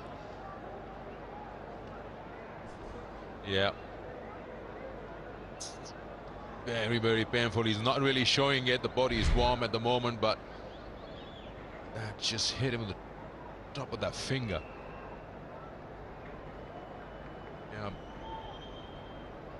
there's the physio. Yeah,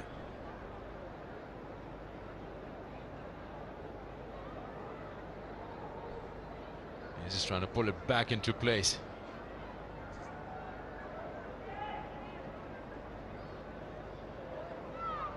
Well, Tom Blundell, opportunity today behind the stumps and then to open the batting, and he's looked good.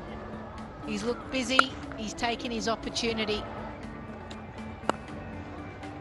Ultimately, he's looked good when they've bowled width to him, played the ball late, driven straight down the ground when he needed to.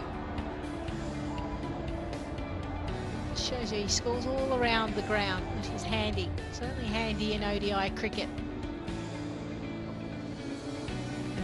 With 188 runs, they'll be hoping Blundell will still be out there and building a strong foundation and strong partnership with Daryl Mitchell, who's had an outstanding ODI series so far.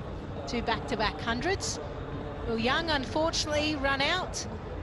A bit of a miscommunication in the centre with Blundell, and he was run out at the non-striker's end for 33.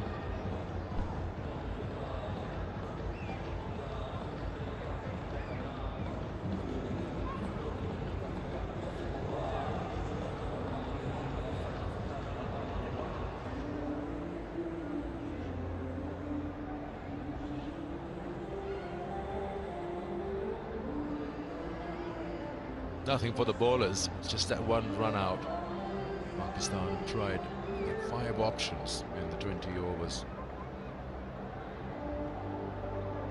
And the wicket to fall was Will Young, the run out from Salman Agha. Yeah, just leading edge. And then the mistake that Lisa pointed out. Ball watching.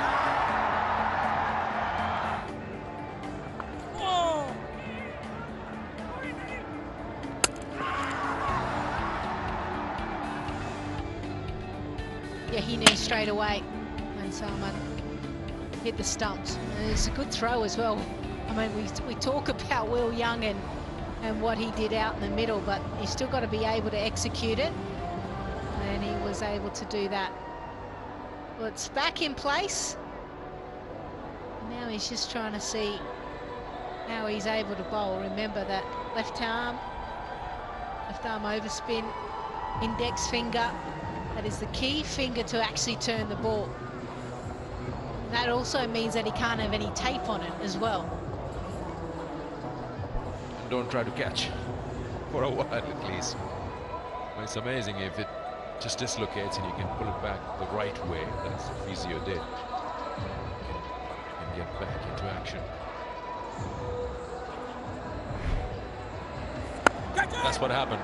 Trying to catch that, it gets it right where the top of the nail is, and the finger just jams in. Straight away, he was in excruciating pain.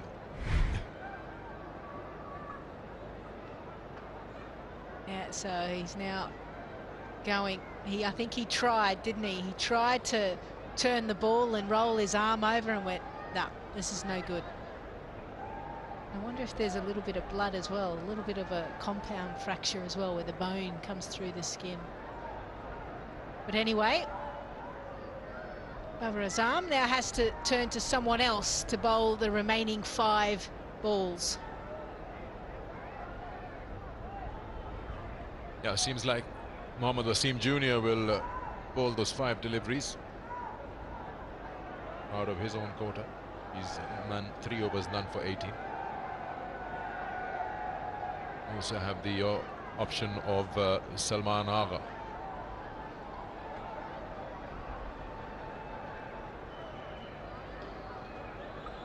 It's a physio clip taken with Nawaz.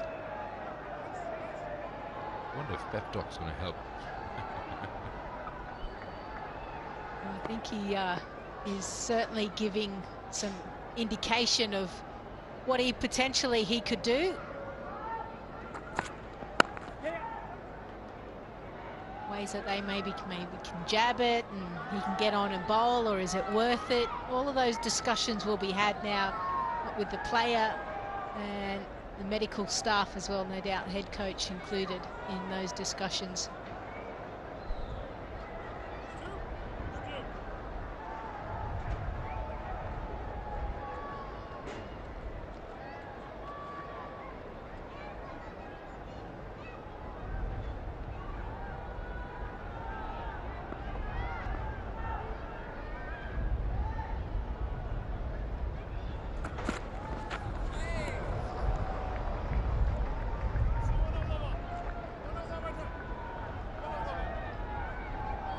Sensodyne sensitivity. Free moment because life is too short for sensitivity.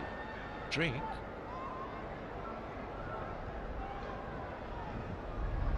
It's got a long life.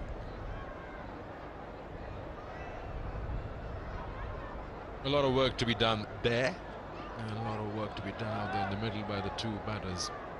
187 away to keep themselves alive in the series.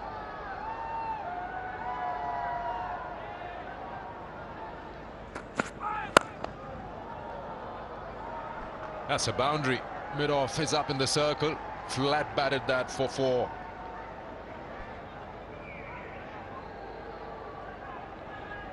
Well, that is something that we've seen a lot of here in Pakistan in the ODI series. Daryl Mitchell targeting straight down the ground. Got the length. And if you can believe it, this is a boundary after almost 11 overs. It just shows you how well Pakistan had been bowling.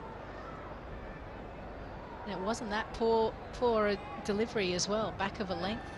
He just cleared his front leg and just allowed the natural swing of the bat to go. 5 bowlers used. We'll need to find someone else. Salman Agha would be the first choice, I suppose.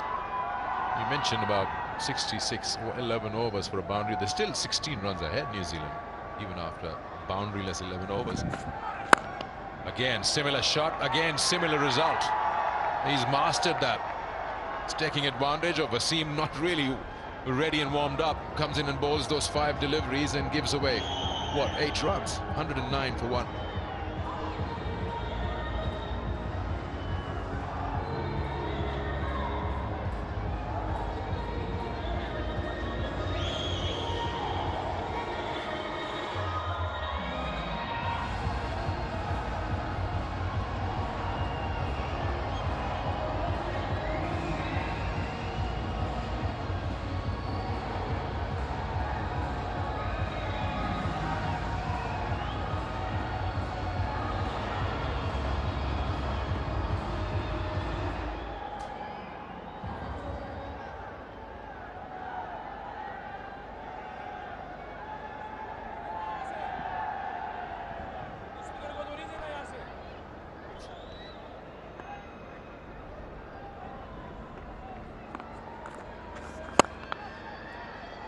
Hit hard, but the man at long off was wide.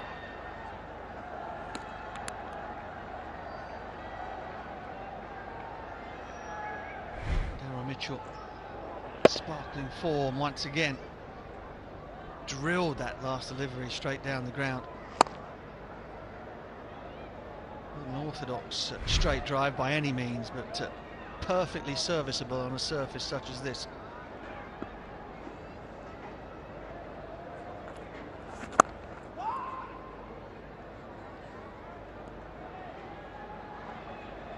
Required rate just above a run a ball for New Zealand. They've gone about this in a really good style so far. Excellent single. They might think about a second. Yes, the man backing up hadn't come off the fence at long on, and he's being yelled at by his teammates.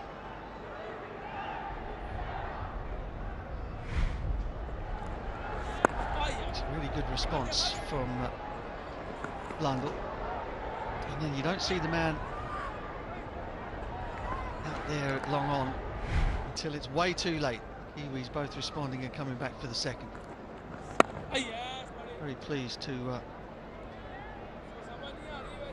welcome Rod Stewart to the commentary box. How are you, Ruji? How's the voice? You've been itching to get that in all day, haven't you?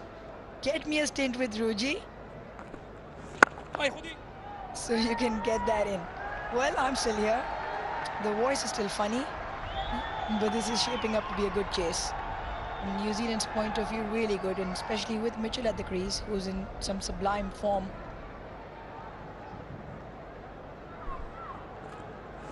They'll pinch another one here. Mohamed Wasim Jr. on his heels at mid-wicket. 4 runs from the over, 1-1-3 for 1.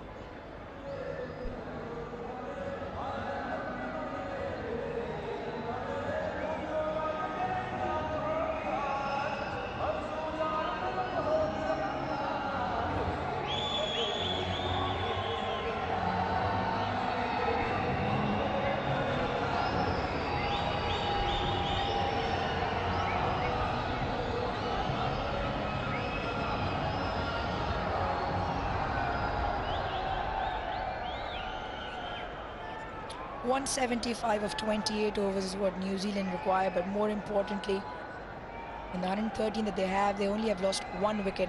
The wind surely picking up in Karachi. Has been a past couple of days as well, and the weather much more pleasant than it was this afternoon. 33, 34 degrees in the afternoon. And again, credit to New Zealand. They were out there fielding throughout that heat, bowling as well. And to a score which we reckon is par, looking at recent numbers.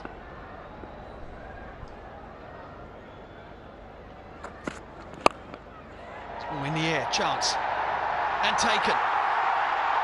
Finally, they've got rid of Daryl Mitchell for less than 3 figures. Slight miscue, the ball coming off the inside half of the bat. And Mohammad Wasim Jr., with that angle sliding into the right-handers, has picked up a big one. A massive wicket in the context of the game. Back-to-back centuries for Daryl Mitchell. This time round, doesn't quite get a hold of it.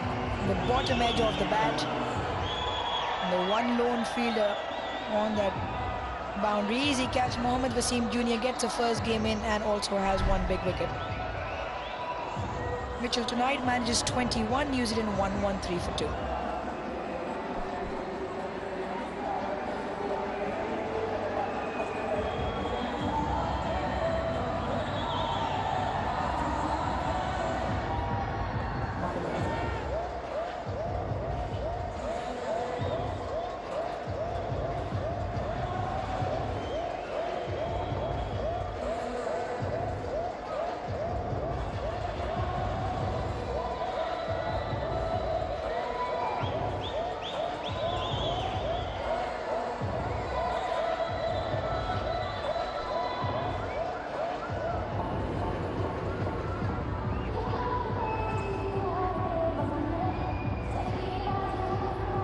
Tom Latham, 98 from 85. The previous match back in Rawalpindi.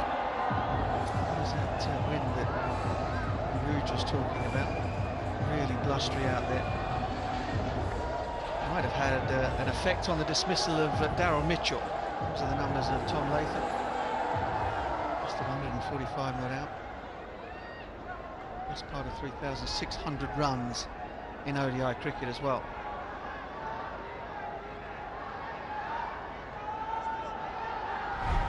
I think the breeze has played a part in this one. Mitchell hitting downwind. He was looking to go 6. He was looking to go big.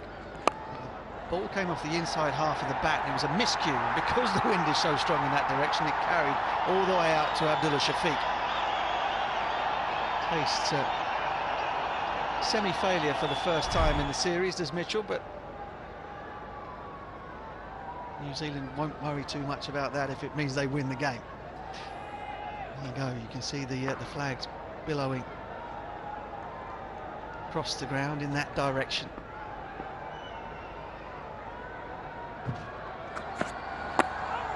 Left-handed Latham is off the mark straight away. Inside edge, pad, and 1.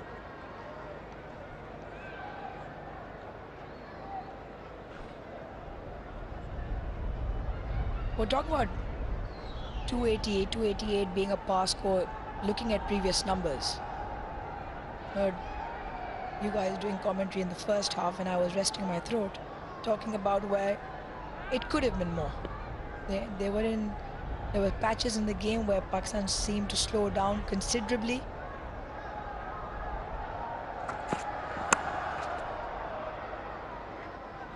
Now we were talking about that factor as well, that while setting scores, Pakistan always seems to come out a handful of runs short. Yeah, they do. And look, one of the real positive things about that for Pakistan is Pakistan are one of these teams who can score just enough but still be very much in the game because of the strength of their bowling. Strength of their bowling at the death, wicket-taking capability at the top. So more often than not, it's not the end of the world. But I do think that in those positions, 6, 7, 8 in the batting lineup, lacking a little bit of X factor down there, particularly when setting. So, for example, New Zealand's bowlers were able to sort of lock away one side of the ground, put 4 men back on the on the fence, bowled very much to the long side of the boundary. No one came out and played any scoops or dab sweeps or did anything out of the ordinary to try and chisel that score along.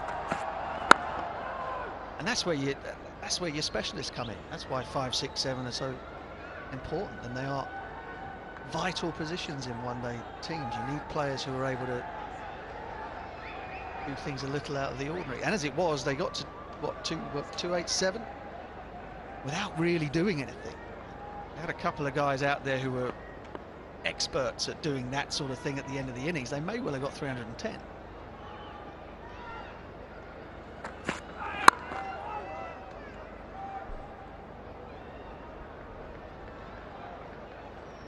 One 6 for 2.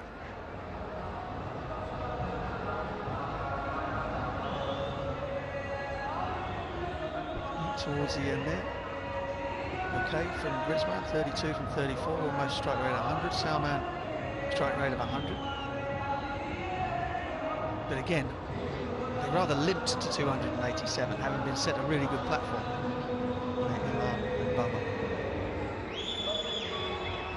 And on another day, well, it might be enough.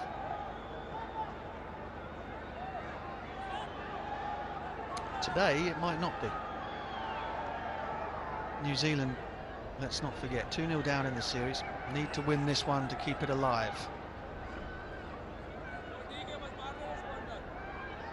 Nagasama into the attack. Mohamed Nawaz has gone off, we suspect, with a broken finger, or at least with a suspected broken finger. So Baba will have to find some overs. Ooh, good start. Useful.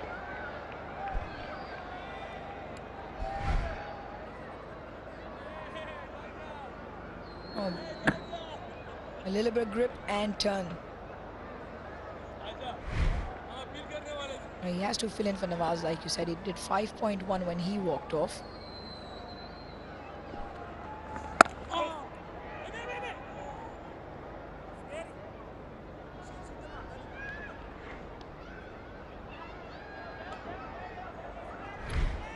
Well, you talk about doing something different.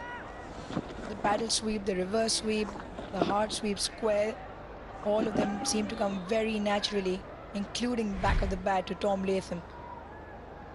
Which is one of the points that you were just making, Butch, that in that Pakistan middle order, a run a ball just a little bit over is fine. You need someone to come out there and hit 30 or 15 and make that difference. Yeah, I wonder if you know, Pakistan, the analysts in the dressing room, the coaches would have looked at that Latham innings and thought, we bowled spin at him in that innings. Did we perhaps keep the pace on a little bit too much? Did we allow him to employ that sweep to too greater effect? We take a bit of pace off, make him try to hit the ball down the ground a bit more, perhaps.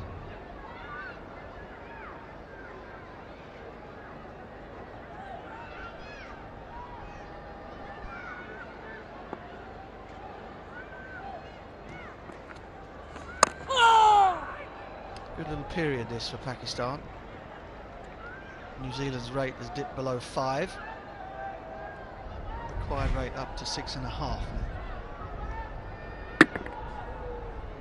Yeah, this one just continues with the angle. More rounder arm, angling into Latham.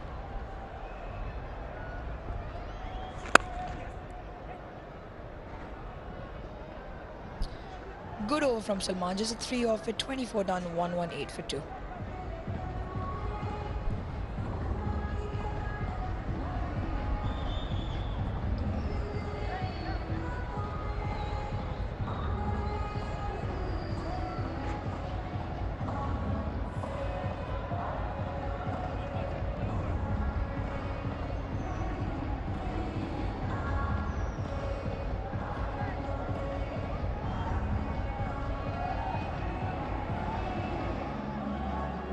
New Zealand winning the toss here in the third one-day international. First of 3 in Karachi. 287 for 6 Pakistan, having been asked to bat. Matt Henry was very impressive. He and Adam Milne picking up 5 wickets between them. New Zealand 119 for 2 in response. Blundell going extremely well at the top of the order in his first game of the series.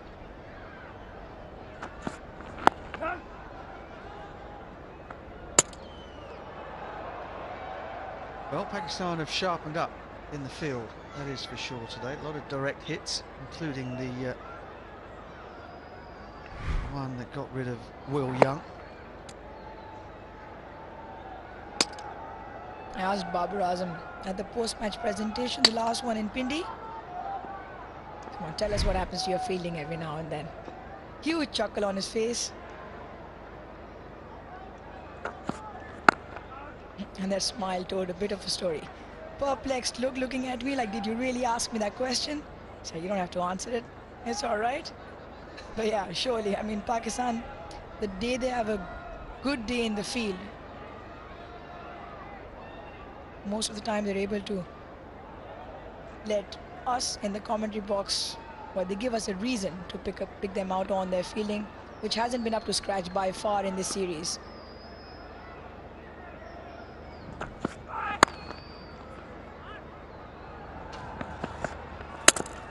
Once again a direct hit.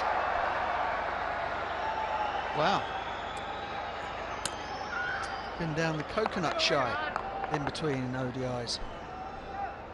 Just keep peppering them. TV umpire to director, we have an umpire review for run out at the striker's end. Can I get your best side angle, please?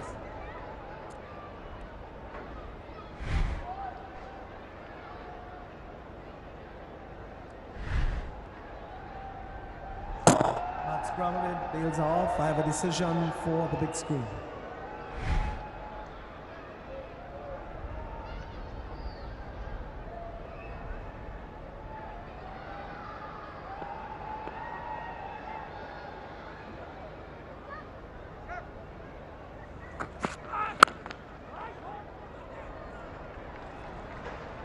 Well, I noticed that you asked Babar about the team's fielding in the game that they won when he was in a good mood. Very smart. Very smart indeed. Nicely calculated. Strategically asked him. And he could afford to smile and just like, all right, I'm not answering that.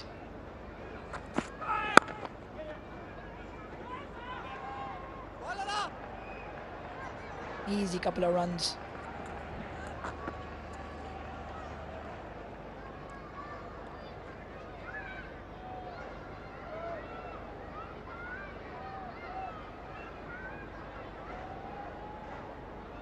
He had a long sit-down chat with Babar prior to the series. Seems to be at ease with himself, in a good place. At least he wasn't until now.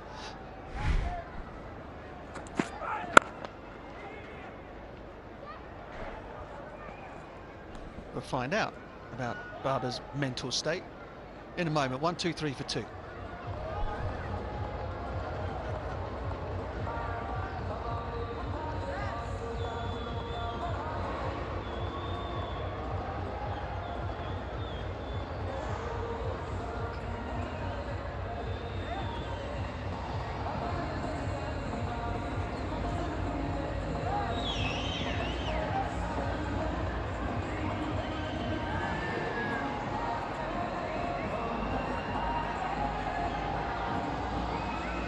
New Zealand staying ahead. Pakistan just hauling them in a little in the last 30 deliveries or so. 24 for 1 for Pakistan in that period of time. Last 5 overs. Good time for Pakistan to pick up another one.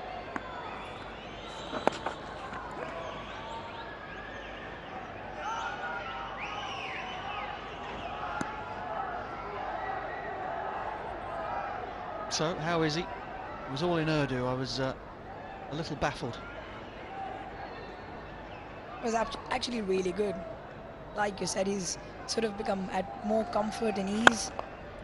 We're now giving interviews slightly candid and a lot more confident as well. But We saw a couple of reactions from Babar Azam. You don't get many disgruntled, animated looks from him normally. And I asked him in the interview, I said, well, you seem to handle criticism, plus even in your captaincy on the field. You sort of say calm, cool, collected. We've never seen any teapots around, don't see you really angry. It's like, so do you even say something to the players, or is it just like, well done, pat on the back, everything's okay? And he said, I'm one of those who silently walks up to the player, gives him a mouthful and just quietly walks back for nobody to know. So he is as calm and composed, but he does have a stern word when it's required. And if not, then behind closed doors in the dressing room. Catch it. Yeah, push for two again. Huge spaces on the leg side. Oh, that would be gone. I tell you what, that is a fabulous throw. Fabulous throw. And I think Blundell's short, and so does he. TV umpire to director. I have an umpire review for the run out at the striker's end. Can I get your best angle, please?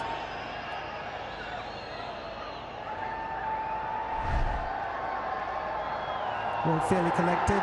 Bails are off. Batsman short of his ground. I have a decision for the big screen.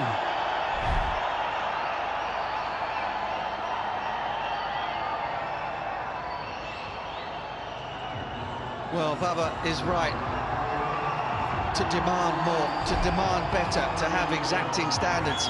Just watch this from Mohamed Wasim Jr. Gets himself in a really strong position to fire off that throw, and it is pinpoint. Mohamed Rizwan does the rest, and that's a big, big breakthrough for the captain and his team. He is delighted. Blundell less so. Played well, 65 from 78, 128 for 3.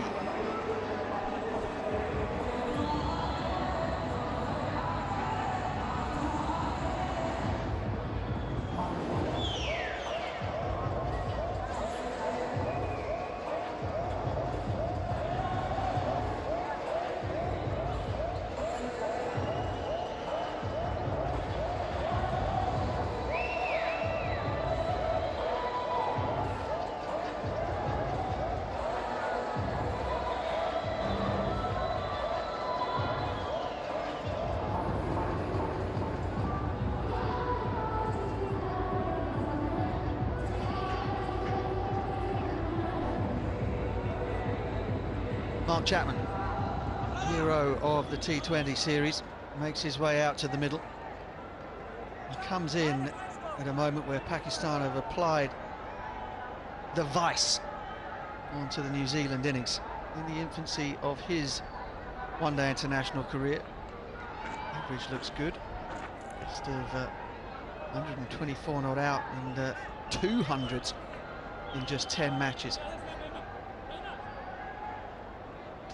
Comes out into a pressure cooker here. New Zealand need to win this one to stay in the series.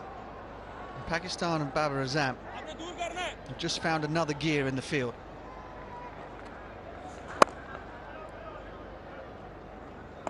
End of the over.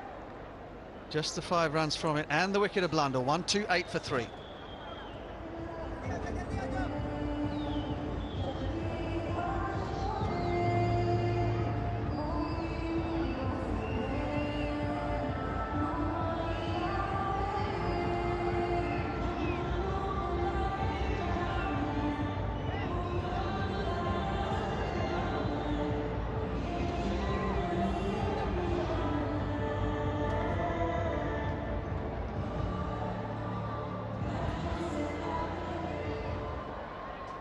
Well, the 2 openers both run out. My guess is that doesn't happen very often for New Zealand, particularly when Pakistan are in the field. Come on, Butch, they're doing really well tonight. I'm telling you, it's brilliant. Really, really impressive stuff. Almost tend to surprise themselves at times as well.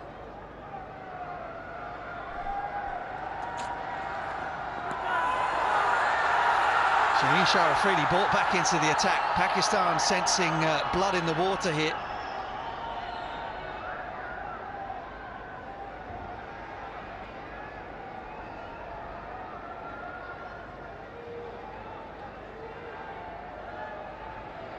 matchup that suits Pakistan as well, suits Shaheen Shah Afridi. He's dismissed Tom Latham 7 times in international cricket.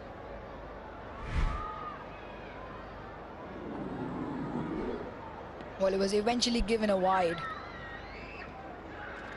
Everyone from Pakistan went up looking for that stranglehold down the leg side. Wasn't to be. Oh my goodness, that swung back in sharply. Shaheen Shah Afridi would know the numbers, you think, because he is all over Tom Latham here. Latham, of course, made 98 in the previous match, and guess what? Shaheen wasn't playing.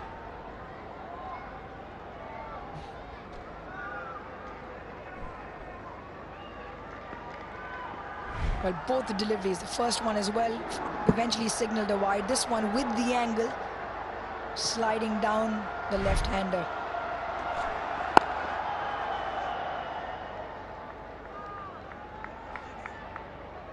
Well, you mentioned both New Zealand openers been run out.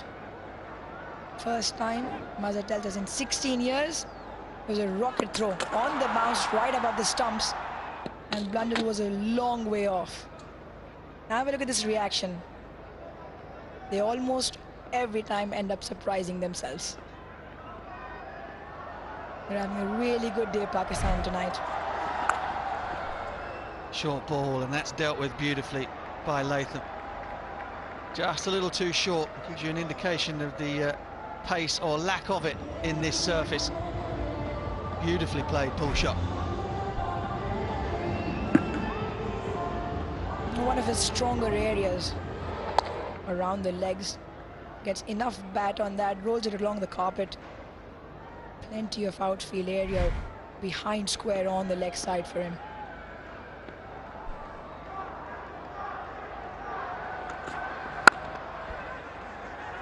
Oh, this will be tight. Oh, he was gone. He'd given it up. He'd given it up. Shadab Khan, of all people.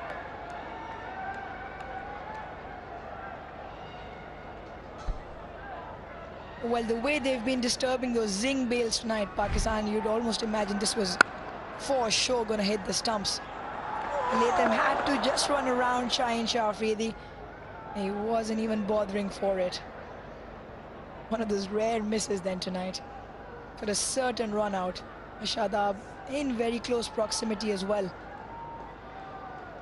It's a game of fine margins, isn't it?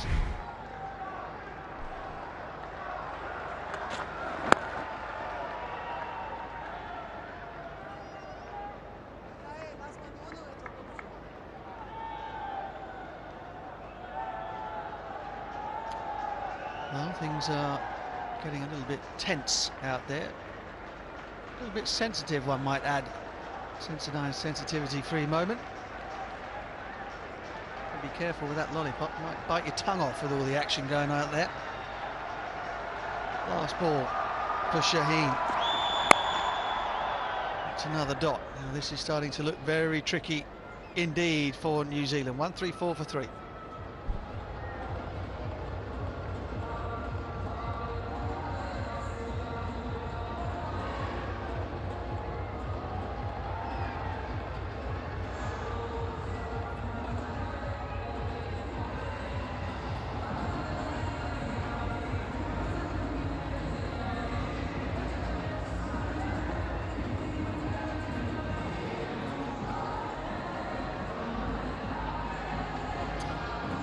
Change in the order for New Zealand. Henry Nicholls has come in front of Mark Chapman, previous 2 one-day internationals.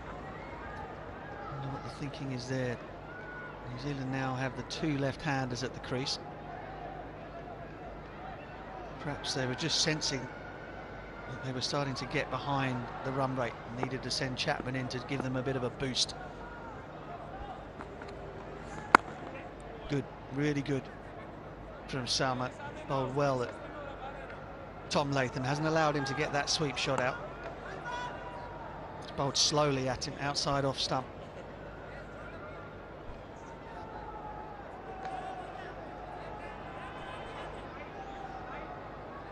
.7 now, the asking rate. Last 30 deliveries, 22 runs for the wicket and one just before that as well.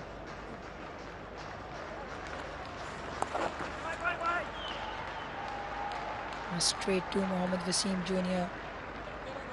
Well, there's one thing you know about Chapman. He doesn't shy away from the challenge. They were down and out in that last T20 when he put together that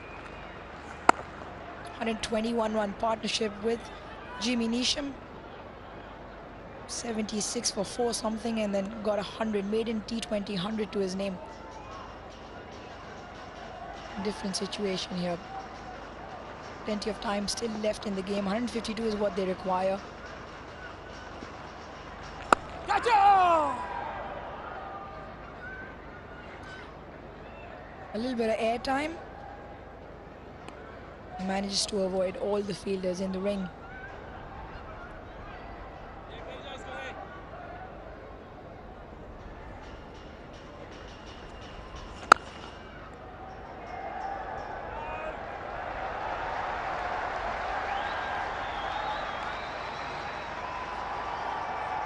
I mean, there's a couple of things that New Zealand can do. You can understand Chapman being sent up probably to get ahead of the run rate, like you said, Butch. Not easy in a one-day game. Oh, another big shot. Salman thinks this one is gone. Umpire says no. Sure, he'll have word with Babar Azam. Yeah, just the one review left for Pakistan. And they decide to hold it in abeyance. 137 for 3.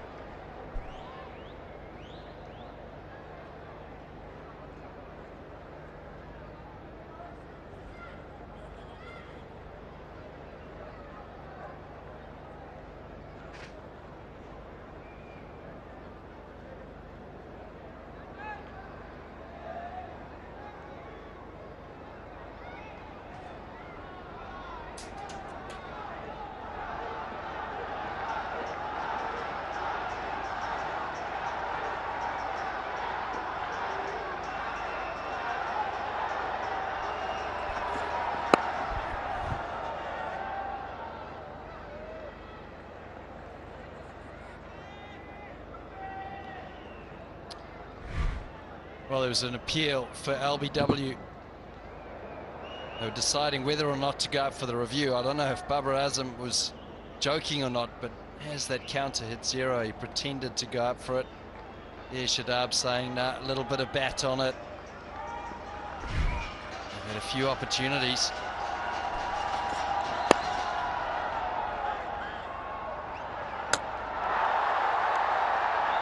What's with direct hits and runouts today?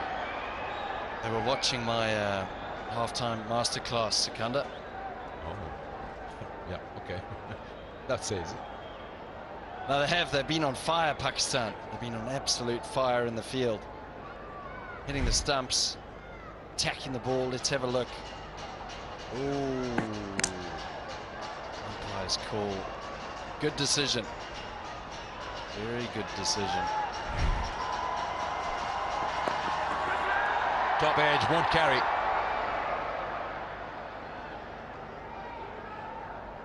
Let's have a look at what has happened after your masterclass. Well, the middle overs fielding is just so important. Attacking the ball. There it is. Direct hit. Those positions, mid-wicket and extra cover.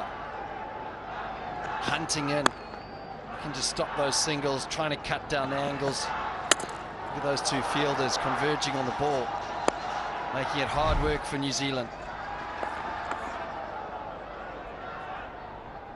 Makes the target. I thought New Zealand, their fielding was exceptional, but Pakistan, I think, have exceeded them today so far.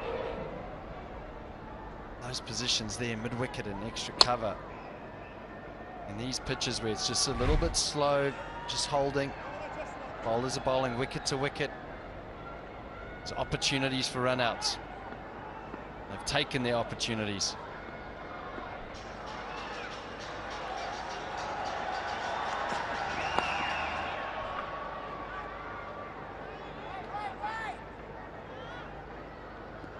of the over. Oh, one more to go, rather. But just look at those run-outs here. I think the last one with Blunder losing his wicket, that just changes the course of the game, because now 20 more overs or 21 more overs to go after this, and already they need to score at 7 and over. To score 7 and over for that long a period will take some batting.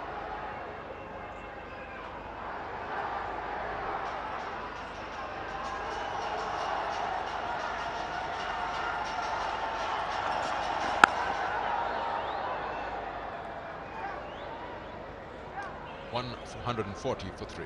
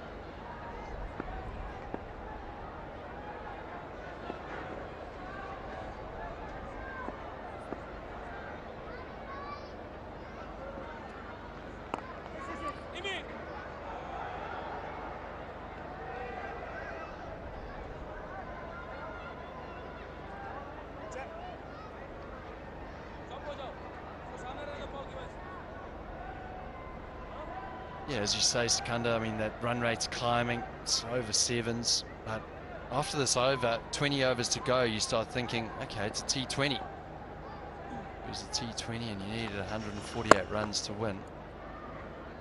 You'd say, well, you should do that easily. 3 wickets down.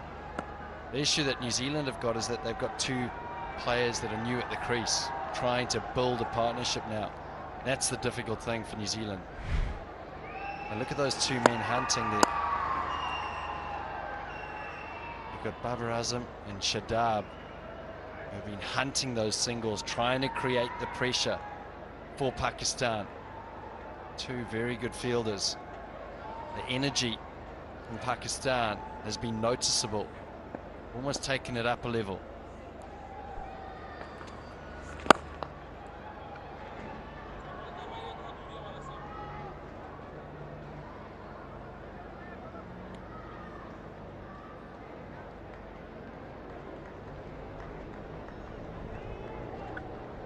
What do you say, Grant? I want to be confident to say that these 2 men here, Chapman's shown form, he's been here long enough now, he's had a few innings. Tom Latham, ever reliable captain, with Henry Nicholls still to come. Still lots of opportunity for New Zealand. Tickled away. This might run away. Just a slight stray in line from Salman to finish the over. It was unfortunate. It would have been a good one. But now it's gone for 8. 148 for 3.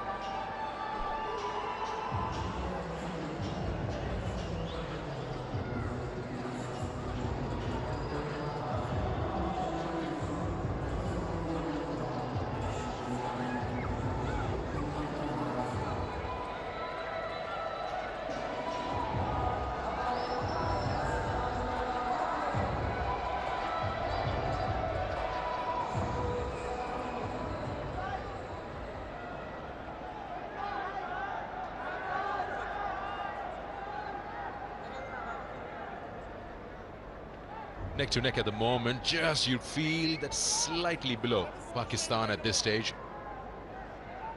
But when you look at comparison of scores, New Zealand was leading a couple of overs ago. Now they're just 4 runs behind at the same stage. What I like about it that they're still squeezing in those singles even after those couple of run-outs. They're finding ways, just playing it to the left and right of those fielders who are trying to stop one. That's the boundary of the last delivery, and this outfield is quick. Just using that bit of pace on offer from Salman. And, well, Naseem gave it a sprint.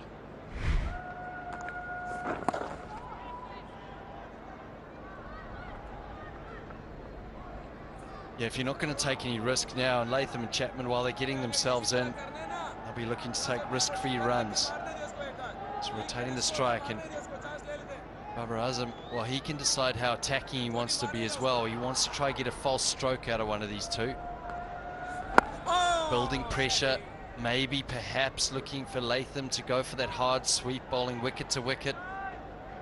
Creating enough pressure to create the opportunity for a wicket. 50-50 catch or LBW shout. See Chapman there, manipulating the line and length by moving around the crease. Fascinating contest going on here between the two teams. New Zealand realise how important the next few overs is, next 5 overs. They don't want those sorts of deliveries. Dot balls, watching that run rate just climb to put pressure on them.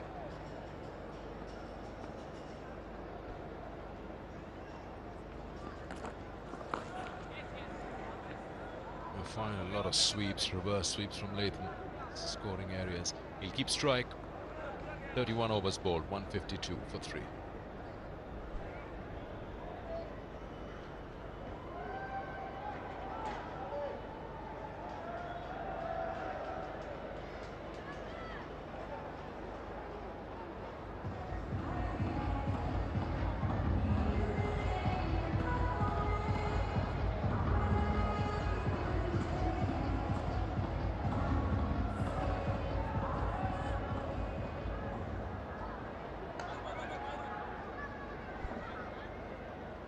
Comparisons, just saw that the second 50 took the longest, more than 10 overs.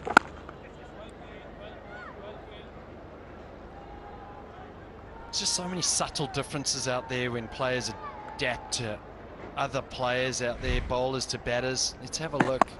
The speeds here between Latham and Chapman. You can see there the blue ones, purple ones are to Latham and the red ones to Chapman.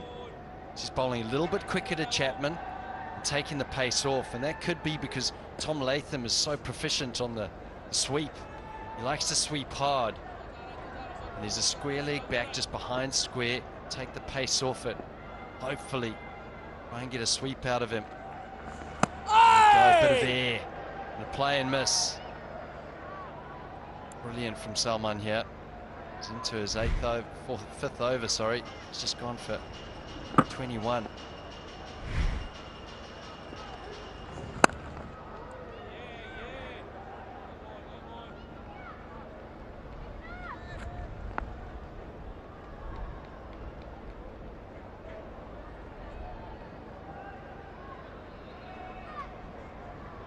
You win the toss out here and you feel the chasing is going to be easy or easier.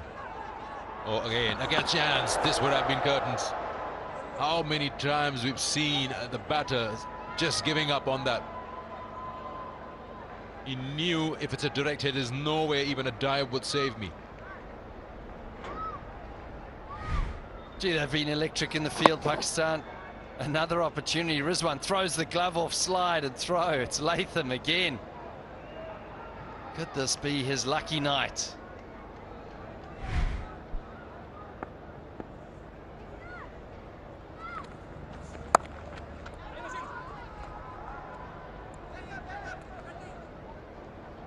End of the over, 157 or 156 for 3.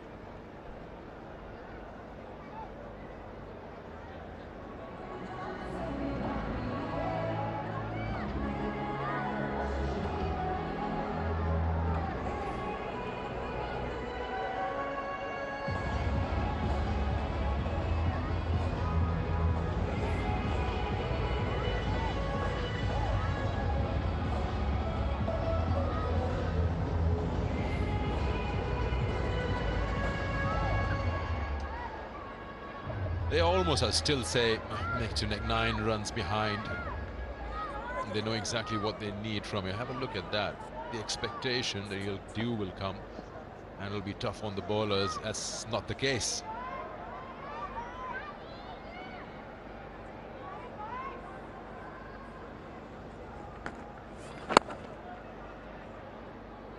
Yeah, that's a sure sign, isn't it, when there's a little bit of dew on the buggy wheels. Nothing yet. It is a strong breeze out there. Breeze is blowing, and the locals say, I was speaking to Babar Azam at the break, and he said there'll definitely be no dew. He was confident. Tom Latham, however, I think most captains, though, Secunda, they'd win the toss and say we'll have a bowl just in case there's dew. What that has done is the spinners have now started commanding the situation. 16 overs between spinners, just one boundary conceded. And that includes your part-timer, Salman Agha. Couple of runs here added to that total. Yeah, and this is the time of the innings where you really do want to try and get Shaheen back or Naseem back, because you don't want them to have too many overs in the back end, because Pakistan do so well at the death when they've got 5 players to cover the boundaries. Now there's just 4 out, an opportunity to score runs as these players get their partnership going. Down the wicket from Chapman, so proactive stuff here. There's a few sweeps down the wicket, pushing ones, but can't find that boundary that they need in the over. Just the one boundary, and then sprinkle a few singles around with it. That's what they want. They want 6s.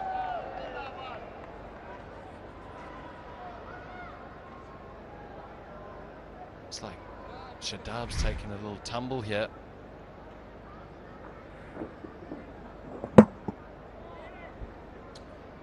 That ankle, twisting that.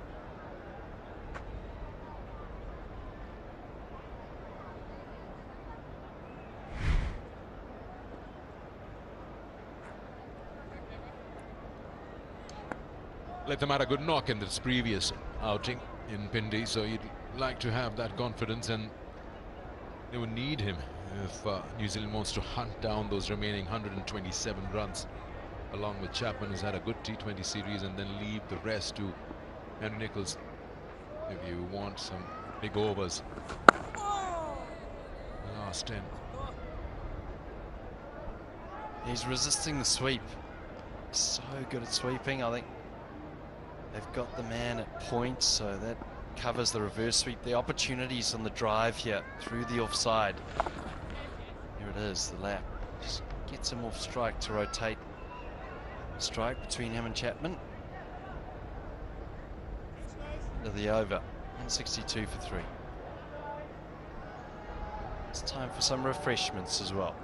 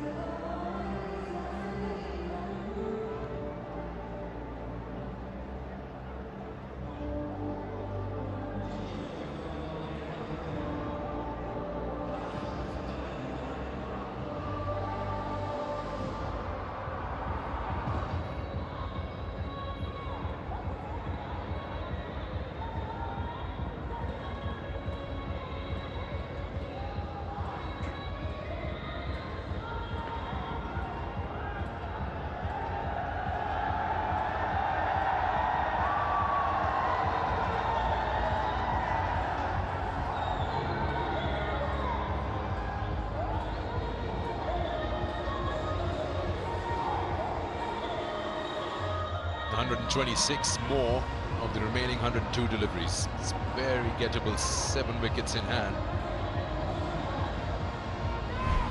No wickets to fall, Grant. Oh! Well, Will Young, he had a little look at the end. I think he'll regret that one. Around Shut Up Khan as well. Daryl Mitchell, who's been in sublime form, is whipping one off his legs. Azim caught in the deep, and then another opportunity for Pakistan to showcase their fielding, and they did. Tom Blundell, dive couldn't even save him. I think that's been the difference, really. I think New Zealand, their fielding, they would have saved between 15 and 20 runs in the field. Looking at them dive around, but I think Pakistan have replicated their fielding. They've been brilliant. I feel what has happened in Blundell's run out, the second one. One side of the ground is shorter than the other. He's played it in the deep, thinking 2 is easy, but probably for a moment he's forgotten that's the shorter side. Throw comes in right on top, and he's still got some distance to cover. And he played it on this side of the ground, which is offside. And yeah, plenty of space. There you go. The left side is the shorter one at the moment. Up to your screen, this is the larger part of the ground. I think it's also discussing the size of the ground on either side. There is a big side, which is now on the offside to Tom Latham there to the right of your screen. Big shout! He was down the wicket. He was down really far down the wicket. Gutsy review, that one. And I think what that's done, I was talking to Lisa Staleka, who brought up the pitch map for spinners, and the spinners have been a lot fuller in this game. A bit like that length, whereas at Pindi, if you bowled that length, the batter could get down to it, it was going to be out of the ground. But because of that bigger side, I think it's given them a little bit more confidence to get the ball up there, take pace off, bigger outfield. He's so good at that. He's so good at that, Latham. Another boundary, valuable runs. Not much he can do because he's practiced that on either side, reverse or the conventional sweep. Yeah, someone who used to play it really well was Andy Flower. They did have the square leg up at one stage, but now they've changed it. Went with the 45, and Latham just pierces that gap. Excellent batting. Oh! Good call that from Chapman for that single. You tend to lose the ball as a striker. You just need to trust your partner. Leg buys. Langton's first outing. It's just coming from Zimbabwe for this 3 ODIs in Karachi.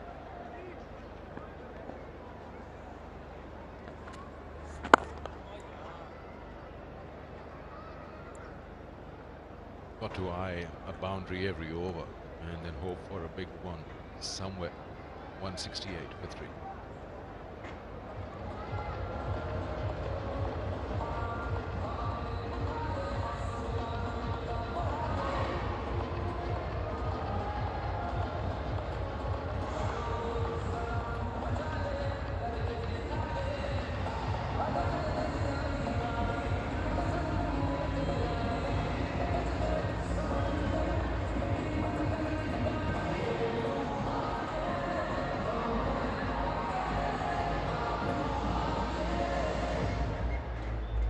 This partnership just building up, 40 or 50 deliveries between Latham and Chapman. Wickets have been tough to get by. I've been had 2 run-outs there. Just that 1 wicket for Wasim Jr.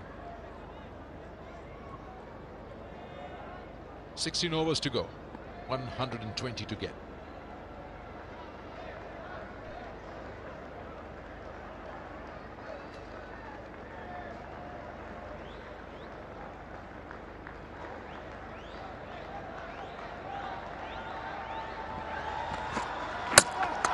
Straight away, top of off, the change worked. He was brought in to break this partnership, and he's done exactly that.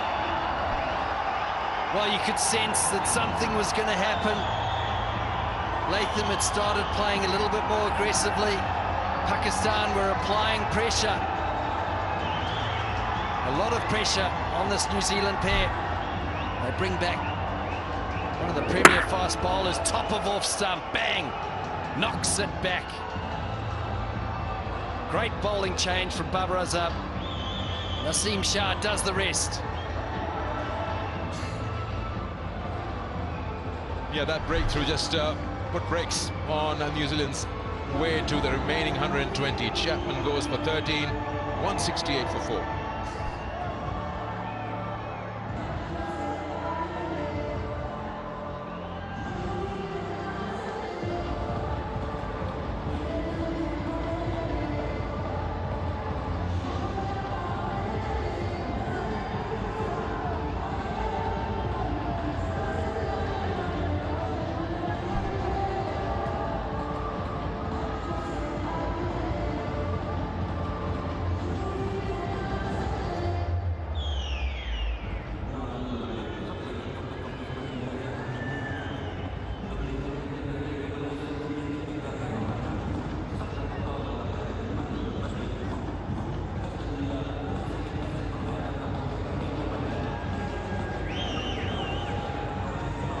Batter in. Henry Nichols after the dismissal of Chapman. 124 best. 13 50s in that. He's got the experience of 65 matches. He's the second most experienced player at the moment after Latham in terms of number of games played for New Zealand.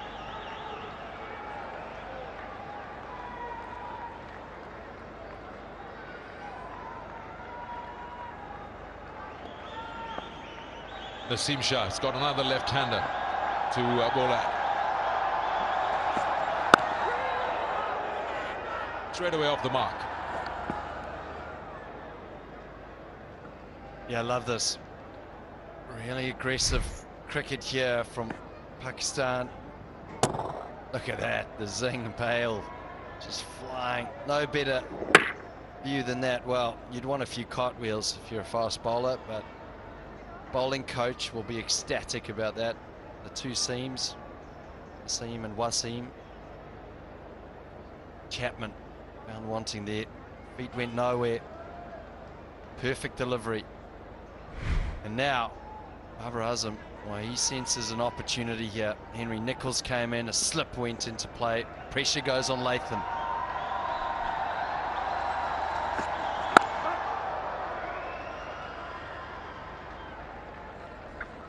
Like to keep an eye on that required 7.68. Got to keep that game moving, that wicket there. As that change was brought in, well, believe it or not, Grant called it, said something is about to happen, and the change worked.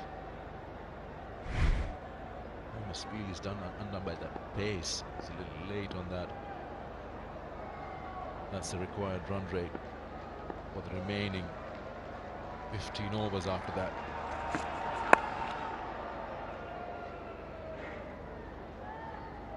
Yeah, I think Babar Azam has played this perfectly throughout the game. He's rotated his spin as well. Obviously the injury to Nawaz was off for an x-ray. KFC, flip the bucket challenge. Just flip the bucket on your head as fast as you can and the winner will get KFC finger-licking good prizes. I think everyone got the bucket on their head. The slip will be hoping that he's got bucket hands because the slip's just gone in. Third slip. Naseem Shah's line and length impeccable from ball one.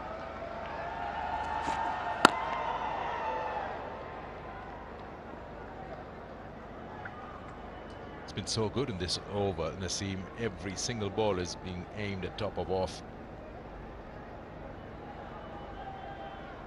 It's not trying anything different, no mixing it up. Naseem Shah, very economical in that first game. 10 overs, 2 for 29, and those 2 wickets came on the last 2 balls of his spell. And then 1 for 49 in the second.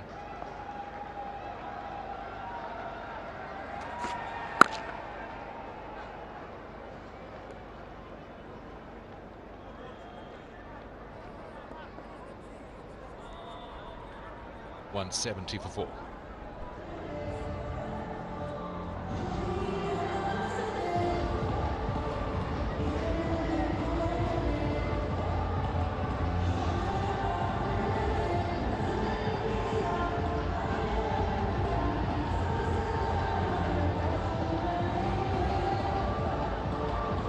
Naseem Shah, you can see there, matches 7 against 21. It's great economy there from him. Modern day world, you'd say, world class that. When you're looking at economy rates, that'll be going down. Pakistan are exceptional in the last 10 overs of the game at the death. New Zealand can't rely on that, and they know that. Naseem Shah just came on previous over, knocked back Chapman, got the wicket, exactly what his captain wanted. Now they'll look to apply the brakes as they enter into the power play overs. Odd sweep from Latham now. He's in. There's a bit of pressure on Latham. He's got to stay there now. Carry this team at least to the 45th over.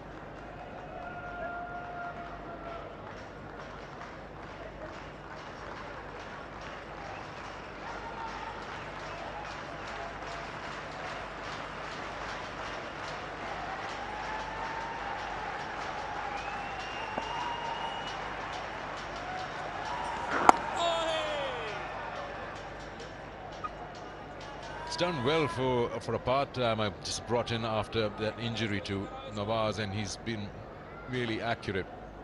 Not trying to over-impress the captain now. It's got a top edge. Should be out. Is out. Salman gets the wicket. And Henry Nicholls has had to walk. This is just falling apart now. It's all through pressure. Naseem Shah's over. You have to give credit to that over. The accuracy of Salman. New Zealand just haven't been able to get boundaries. They've been relentless in line and length, and they've got the rewards through pressure. Salman ecstatic. Henry Nicholls not so much. He departs for 1. 171 for 5.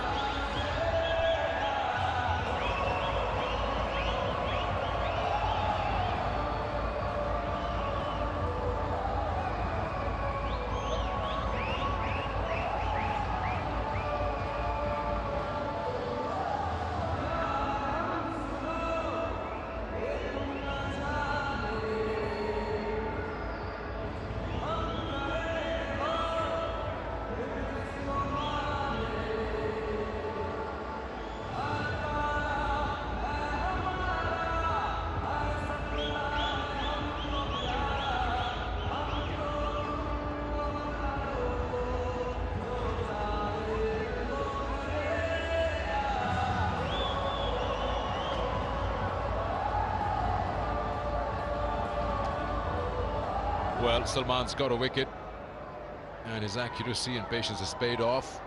And brings in the debutant Ekonki out there to join his captain with 171 for 5 on the scoreboard.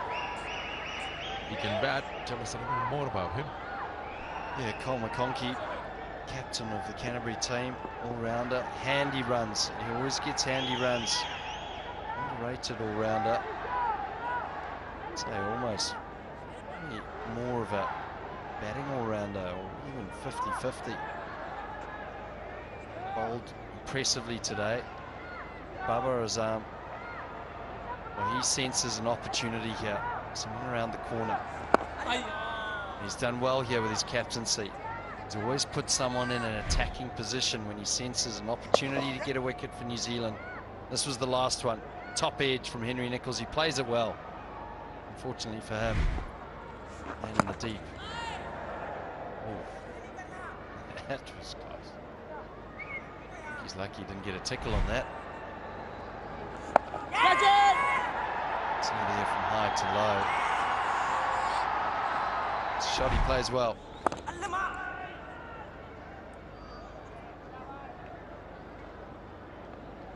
End of the over, 172 for 5.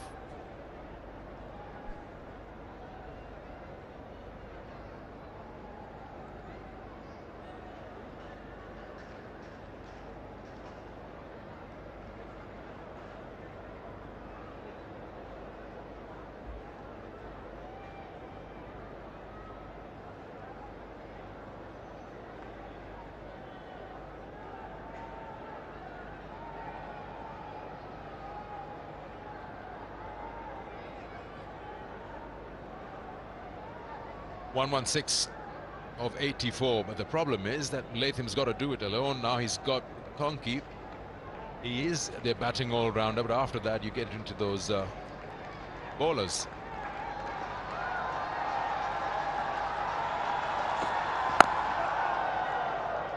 You pick two fast bowlers from this series. You say Matt Henry from New Zealand and Naseem Shah from Pakistan, who've done so well. Just go through this. Alpha News Cricketing Fact: Pakistan's last ODI series win against New Zealand was back in 2011. Since then, New Zealand have won 5 series, whereas 1 was drawn. And that couldn't change today. And Pakistan can get the remaining 5 wickets today. Driven. I was just talking about the two bowlers, one from each side, been so good with their lengths compared to the other bowlers who've been in operation, and it shows in the number of wickets and their economies throughout. Very consistent.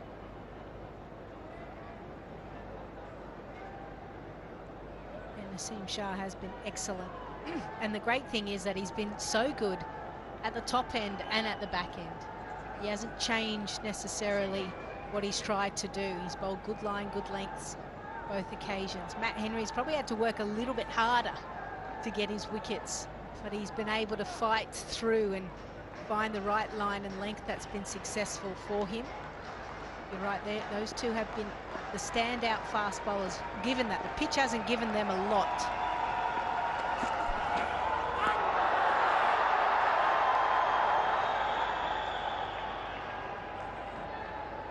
It's just that hitting that right length every time has been the standout thing from both Matt Henry and Naseem Shah.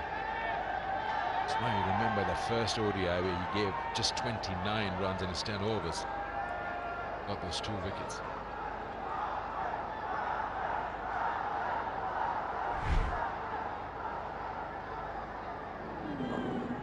Yeah, there's daylight between ball and bat. A long appeal. Naseem Shah, he heard something. Not quite sure what. The crowd just getting behind their fast bowler and assisting him with the shout, because no one else was going to on the field.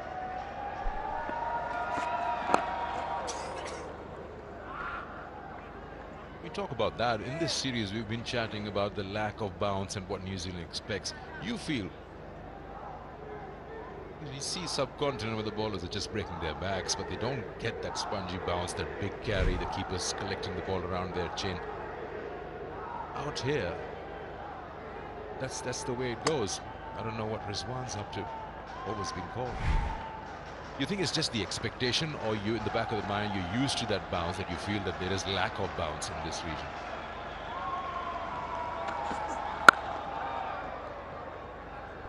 I think there's an expectation with fast bowlers, and that when they bowl the bumper, that it's fizzing past their helmets and that it hurries the batter up.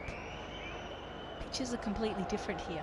You're not necessarily going to get that ball that really surprises the batter. That doesn't mean that you don't bowl it, because it's important that to try and mess up the footwork of the batters. So you don't want Tom Latham and McConkey just to be on the front foot, waiting for everything in their area. Still let them know that you've got it up your sleeve. We'll come back to that. 174 for 5.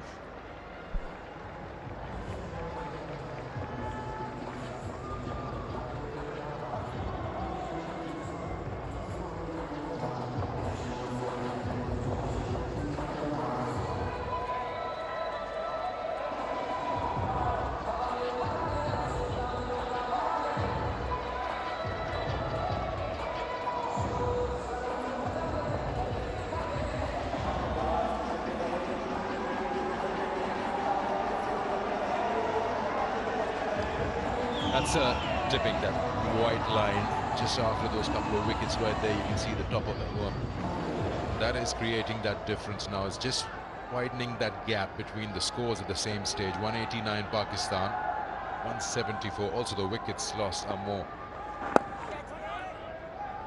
You're coming back to the point you were making. So if you just want to sum it up, it's not the lack of bounce, it's the expectation, and also how quickly you accept the fact that this is what will be on offer when you travel abroad. Different conditions. I'm not saying lower bounce or higher bounce, wide. Yeah, totally agree.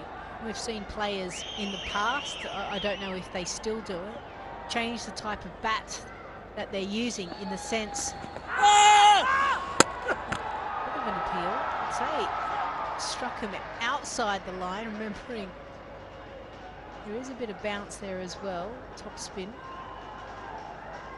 They change the center of the bat so that it's probably a little bit lower or a heavier bat, because you're not necessarily playing a lot of balls off your chops, off your teeth. So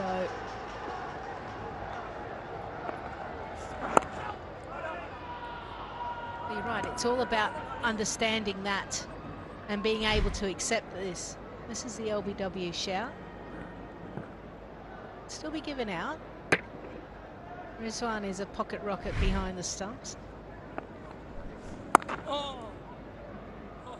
I get the part where you probably will pick up a bat which will be easier to handle in a low bounce situation, but then sometimes we just see that the lack of bounce makes the ball take that bottom edge, so you're completely not behind the ball, and that has been the case when New Zealand arrived, especially in that first game in the T20s.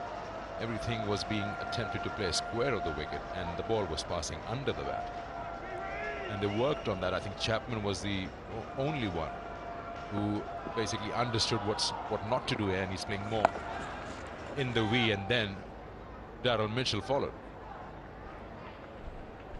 And then we're starting to see as well, because of scheduling and so much cricket being played, no longer are teams coming out and playing a warm-up match or spending extra time in the country they're about to start a tour.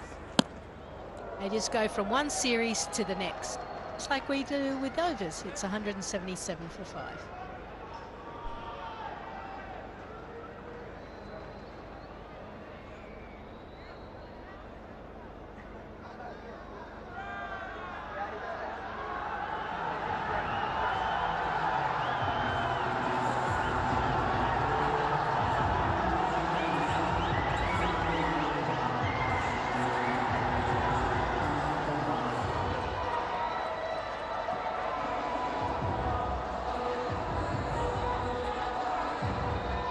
That's the difference between the two sides at the same stage after 38 overs. And the wickets also 5 New Zealand.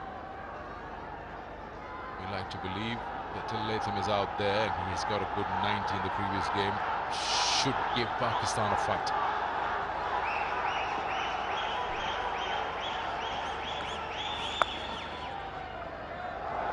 One thing that stood out today, Pakistan in the field. Both these sides in that last game in Pindi looked very rusty. Drop catches, opportunities going, but today, that's probably the difference. Now that should have been a boundary, but that's so well done by Imam. Yeah, ground fielding has been sharp from both sides. I also think it's a mindset of fielders wanting the ball to come to them, being aware and conscious of what's going on. Sometimes you can wander out in the field and you go through the motions, but when you switch on and you're watching and picking up what the batter is doing, you pick up those cues which Grant was talking about in the mid-innings break, and that gives you a bit of assistance. Just like the spinners are getting some assistance from the pitch as well. Ball is turning.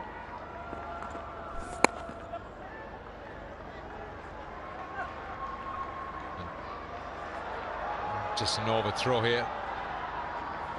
Now it becomes exactly 5 overs since the last boundary, and your required is now touching almost just above 9.5. Forget all that. You have a chance to win. Sikh Oil unveil the real peel to reveal. Somebody's winning at least.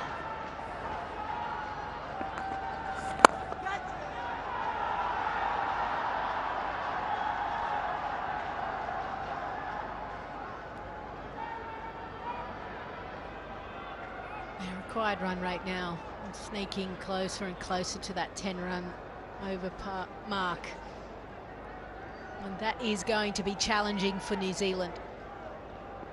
Remember, the series is on the line tonight. #1 ranking is on the line tonight for New Zealand and for Pakistan. 182 for 5.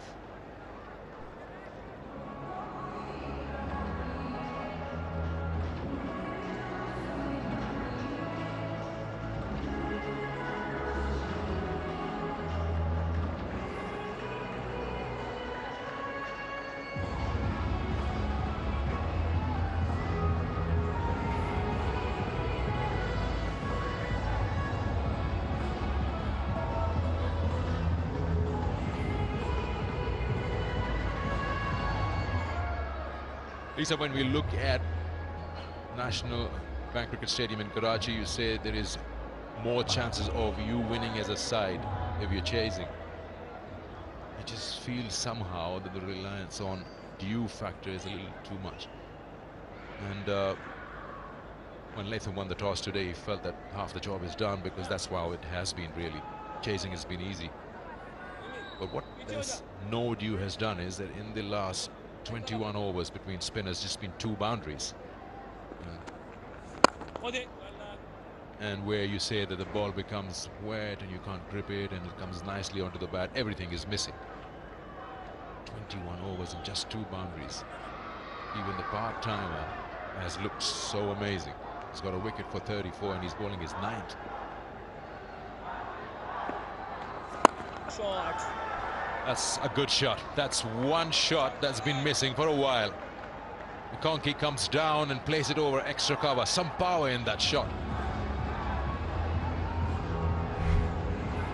Well, on debut, and he finally got the width that he was looking for. He created it by coming out into the leg side, and that will do him the world of good.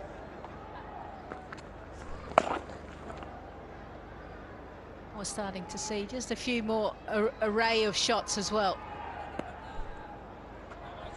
Jazz Fan Pass winners, there you are, Mohammad Arshad and Jari Haider and Khan Baloch. Congratulations to all of you joining the leaderboard. Catch it! Slightly upish, but won't reach square leg. So yeah, we just saw the buggy wheels. There's just nothing out there in terms of dew. It's been nice and windy. And yeah, chasing, if you were expecting due to help, that's not there.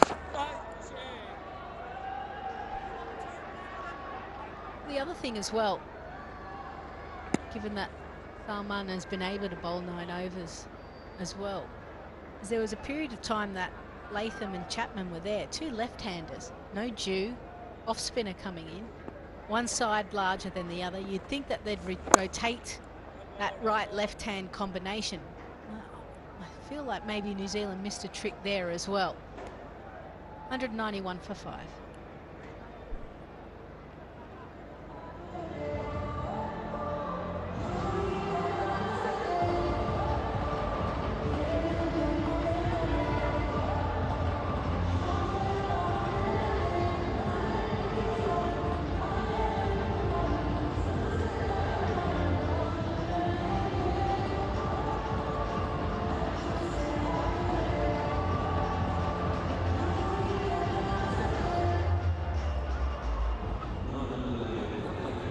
Signal for the 3rd and final power play. 10 overs to go and 97 to get. Pakistan scored 82 in their last 10 overs. They lost 2 wickets, so it's not all lost. It's 97.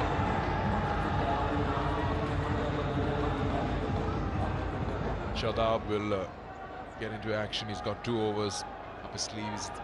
None for 30 at the moment.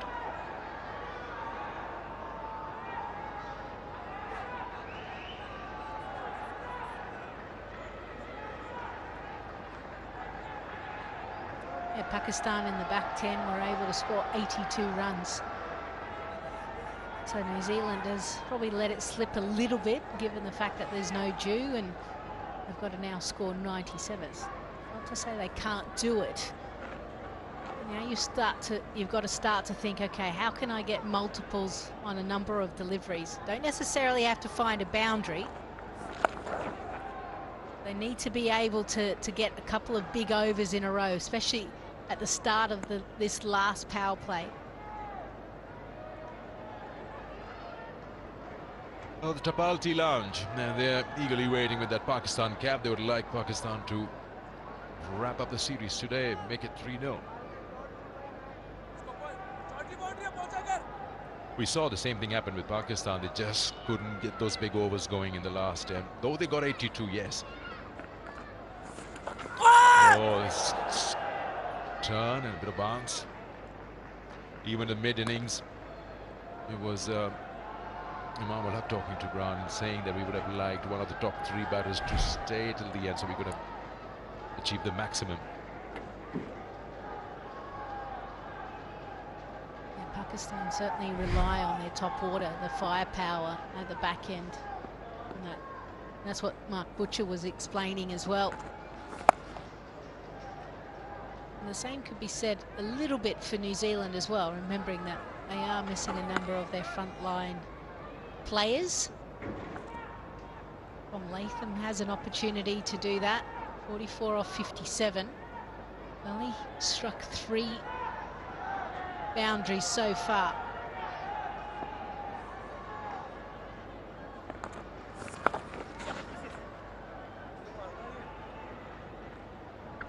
And that's the shorter part of the ground, so he'll have to target that and play against the spin McConkey. Whereas the larger side, if he's looking to slog one, Latham, he'll have to clear a big boundary on that side. He wishes to play with the spin.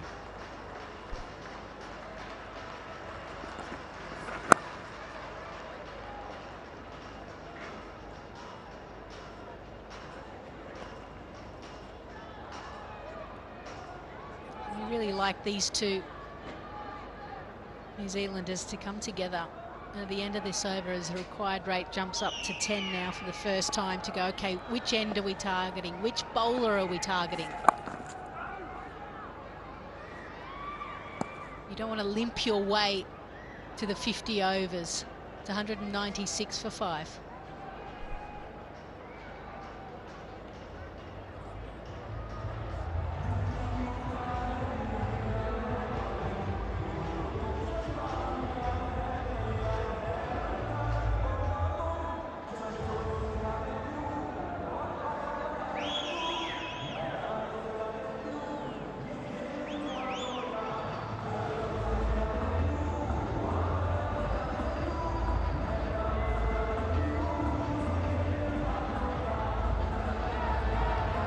Almost 25 overs, New Zealand continued to stay ahead of Pakistan in the chase. Just lost their way after they lost 2 quick wickets, 113 and then 128. Scoring just went down and boundaries dried up. Trying to rotate, strike, pressure on them, had 2 run-outs. Yeah, and I also feel like from, you know, after the 21st over, so the 21st over went for 10 runs. Then after that, that next 9 over period, there was only 1 over that went for 6. The rest were just 3 or 4.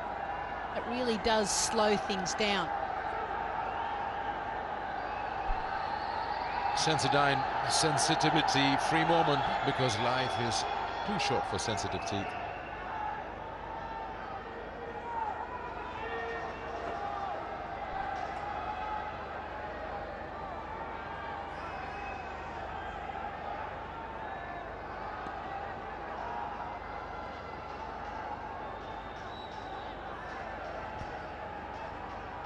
So just going on from that, you know, when you look at 20 to 30, even 20 to 35, 40, when there's only 4 fielders out. Bowled him. Latham was trying to be inventive, trying to find a boundary. Took a huge risk. It didn't pay off. And you get a sense that there goes New Zealand's hopes as well. Yeah, you could tell with the celebrations Pakistan feel that should seal the deal here, because Latham was and is at their hope to score those remaining 92, and he had to do something as innovative as that, or try something like that, because the boundary's just not coming in. Exposing his stumps, trying to scoop that just past the wicketkeeper. Latham goes for 45. New Zealand now 196 for 6.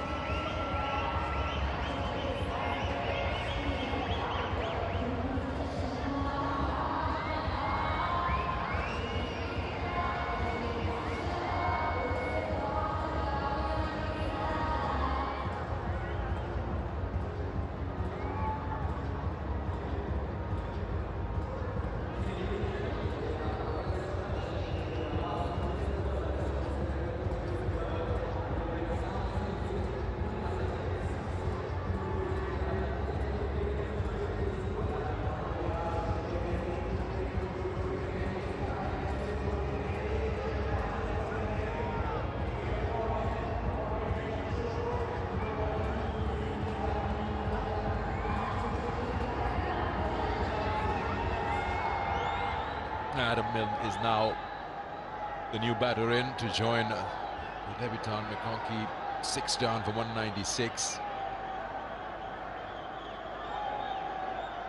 Wasim Jr. with that wicket, now 2 for 34 in his 7th over.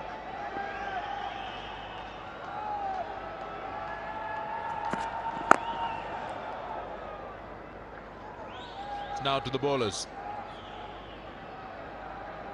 First of the fast bowlers now come out. Adam Milne, he's got experience, but he needs McConkey to do the bulk of the scoring, because in no time the required is now almost touching 11. In the same over, we got to 10 at the start of the over. It's 10.82.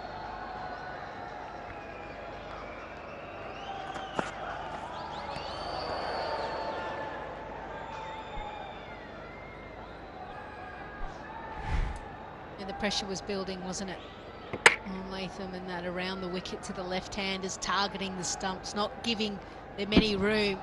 He tried to create it. And at the pace that was in his bowling, just under 140 clicks. He has to get his timing right. You'd love to see New Zealand right now, the tail, even still try to go for these runs, still try and find ways of rotating the strike and giving it back to McConkey as well. All important lessons for this side.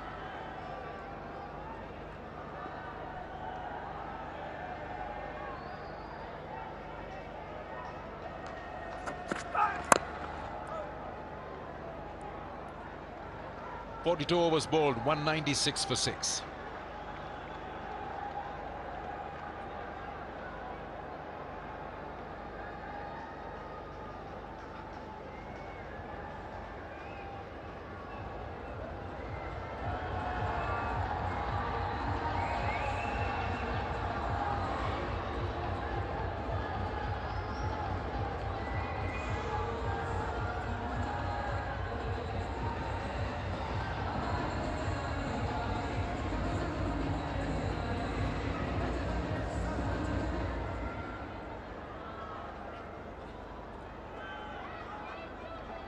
It started off promisingly for New Zealand. It's fallen away dramatically. Through the middle, it's gone up in the air. Just got enough on it, yeah. Shortish side. Slightly down breeze into that corner.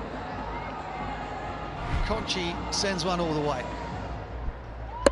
Yeah, this is exactly what they need to do. Both of them are right-handers. Obviously, McConkey is a little bit more established as a batter.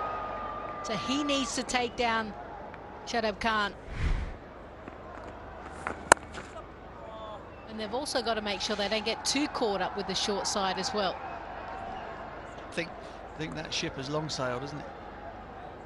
We'll get caught up with with all angles, calling all pockets, as they might say on the snooker table. It's interesting to see the way things fell away for New Zealand in this chase. Top delivery from Shadab has really put a lot of revs, a lot of energy on the ball throughout his spells today. 23rd over when Daryl Mitchell was out. New Zealand 113 for 1, 113 for 2. In that moment in time, point goes big again, but this time it's gone more up than out. Oh goodness me, no. Abdullah Shafiq just been praising Pakistan in the field. They've had a terrific night of it. They've looked sharp, and then wouldn't you know it,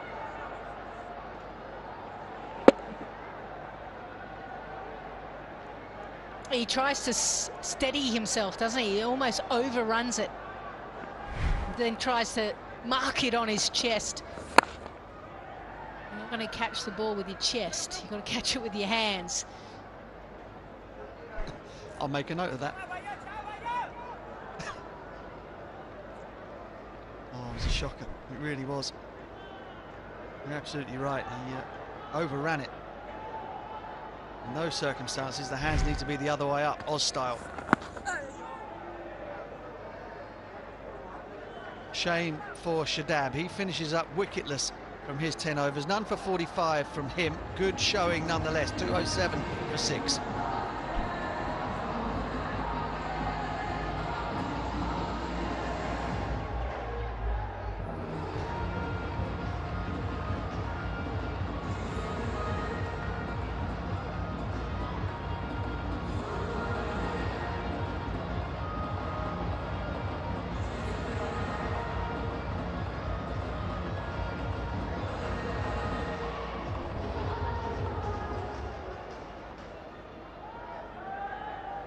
Six bowlers used.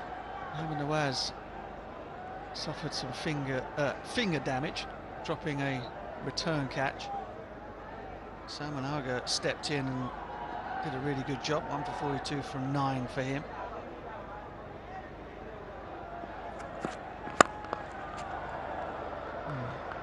Was that half a chance? He hit it ferociously hard back past Mohammad Wasim Jr. McConchy picks up another boundary. I'm a little bit surprised that there wasn't. No, he just decided to stay down. And then at the last minute throw the hand up. Yeah, good strike.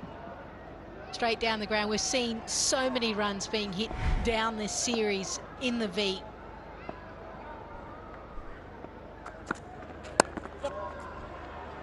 Oh, that's a terrific shot as well. Yep, finds the gap and finds the boundary. Conchi having a ball here on debut. Yeah, certainly known as a batting all-rounder and is showing that as well. Slower delivery off, cut up, sits up actually. And he actually gives himself a bit more room and plays it late. That was the key, because he knows there's a deep point there. This is clever batting.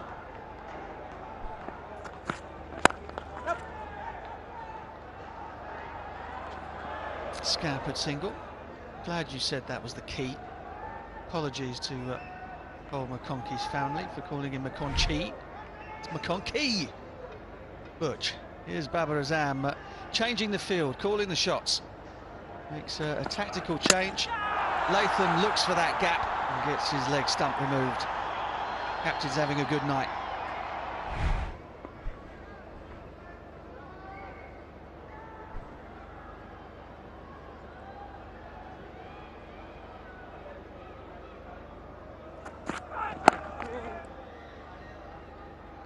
It's funny because sometimes as a skipper you want to make changes to the field and you don't want the batter to realise.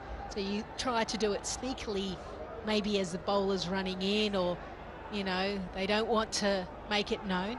And then other times you absolutely want the batter to know that you've made a change, because you want them to go, okay, maybe I can do this. I can take a real risk and try and find a boundary. And that might just get yourself a wicket. crunched. Oh, that is wonderful striking.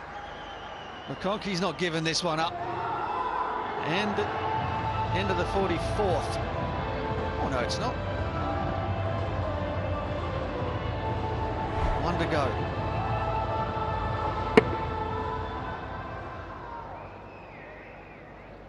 Just gave himself a bit of room to access that offside. Smoked it through extra cover.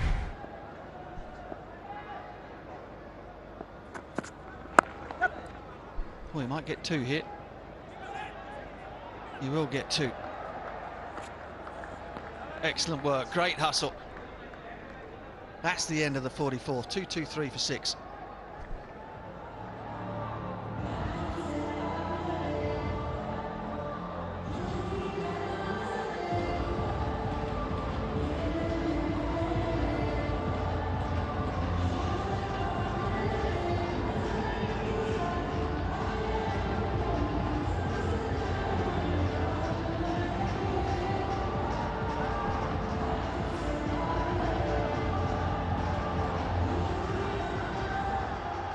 Pakistan batting first for the first time in the series. 287 for 6, build around 90 from Imam, 54 from Baba.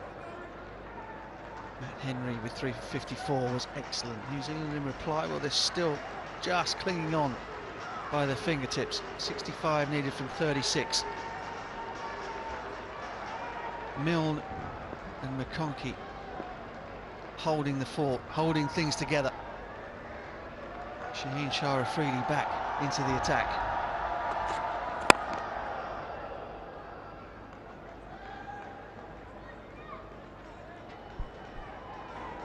McConkey playing wonderful innings. 4 fours and a 6, striking at 132. He actually plays for Canterbury. And in the Super Smash, they actually lost in the final against Northern Districts. But his strike rate in the Super Smash,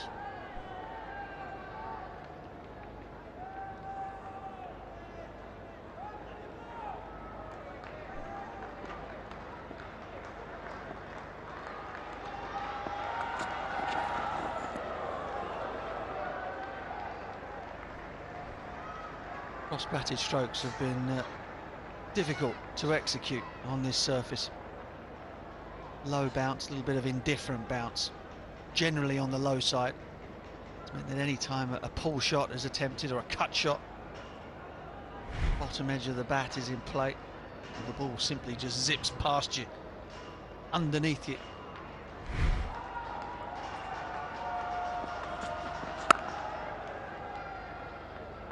And he should pick up 2 again. Timed it beautifully past backward point. has been able to look up those numbers for me in the Super Smash. 210 runs at a strike rate of 130, and he's doing exactly that at the moment. Strike rate is 130. 39 off 30, and all of a sudden there seems to be a little bit more life in the New Zealand camp at the moment. This partnership 30 off 19. 2 changes then. Shaheen Shah Afridi around the wicket, trying to cramp McConkey for a bit of room. Third man now comes up inside the circle. Long off goes back.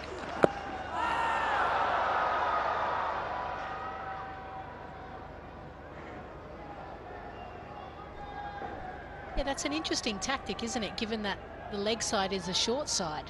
You would think that Afridi would want to go wide and get him to hit to the biggest part and just keep it to potentially 2s. So maybe the next time McConkey gets on strike, maybe he might come on the inside and play it backward of square.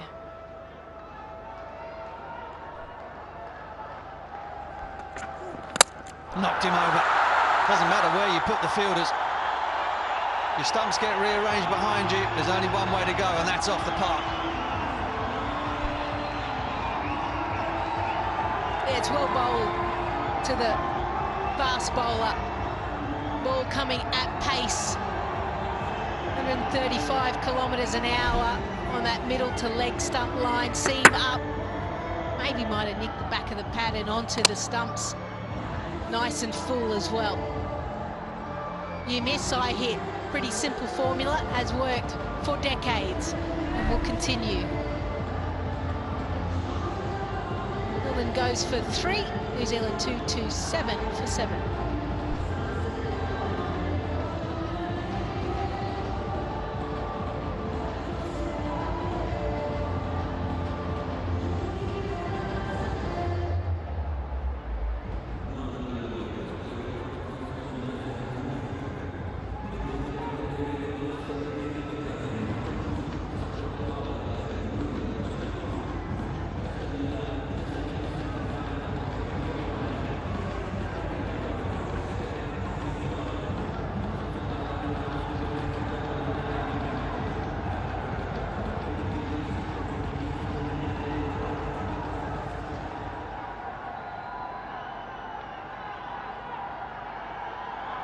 Well, smiles from McConkey.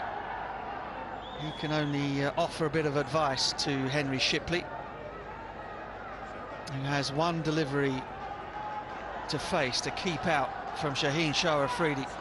He's a big tall lad, and I'll wager that Shaheen goes for stumps first ball. He does. Shipley's equal to it, but Pakistan will be more than happy that Shipley will keep the strike. Successful over for Shaheen, 2-8 for 7.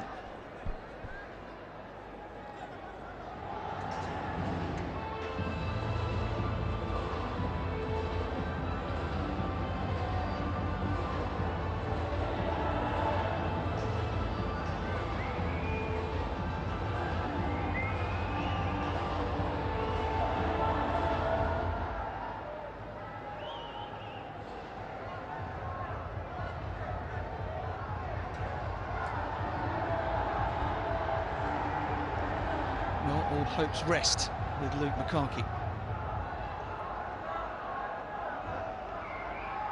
Pakistan have been quite brilliant today at times. In the field they've been superb. Bowling has been excellent. Naseem Shah has bowled quite magnificently in all 3 ODIs up until this point. And this is really the strength of Pakistan now. Down in the last 5 overs, bowling at the death.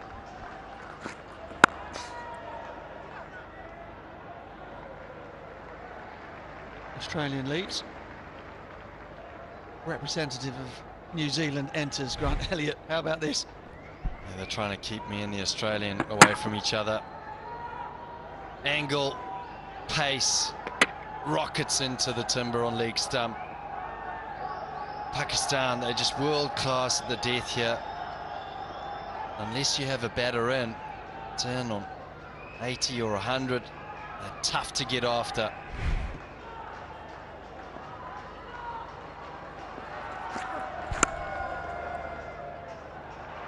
Monkey gives himself room again, and they'll try and pick up another one from the overthrow. Good work, excellent awareness from the 2 New Zealanders. Fielder had to come up a long way from long on to back up, perhaps was a little bit sluggish in doing so. And when the throw came in, the 2 was on. It's a great opportunity here for Cole McConkey. I described Shadab earlier as a multifaceted cricketer, and so is Cole McConkey. Fielder, leader, batter, bowler. He's on 42 here. Huge opportunity for him to bat another 1 and a bit overs, get himself a score and make it feel like he's arrived at international cricket.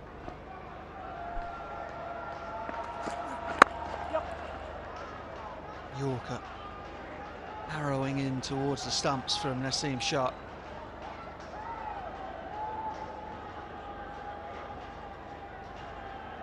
They're just so precise with the Yorkers. I think that's the difference between this Pakistan team and other teams at the death. Is other teams at the death, you feel like if they miss, they're going to go the distance, whereas even with the pace of these Pakistan bowlers, if they miss just slightly, and they don't, they very rarely miss, they don't get hurt. And they have the ability to go short as well. Agonisingly close to Naseem Shah, who had to spin round in his follow-through. He's placed this perfectly. Short, he's just bunted it over his head, and he's thought, well, that's an easy single. And we'll run through for the one. Oh, heartbreak for Naseem. He did the hard work.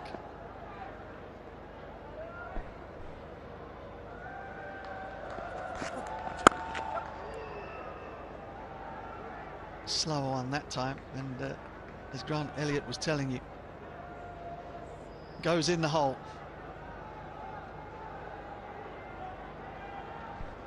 Yeah, it doesn't matter if it's pace, but and also that one, he's taken almost 30 k's off it. 118 k's an hour, slower ball, comes up the side of the hand, the off cutter.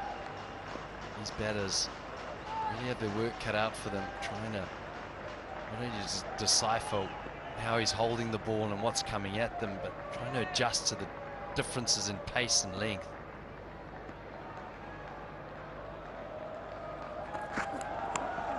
Those length, and that's quick. That's too quick for Shipley.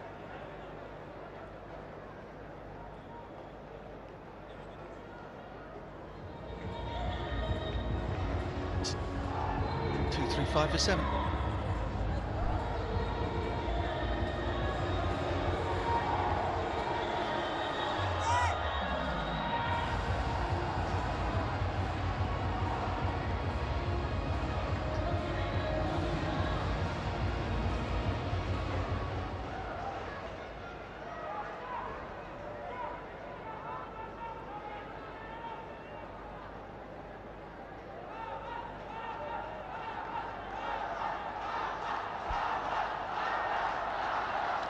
Baba calling the shots. Must be a great boon as a captain. Back end of one of these games to know that you're handing the ball over to guys with the skill of Naseem or Shaheen.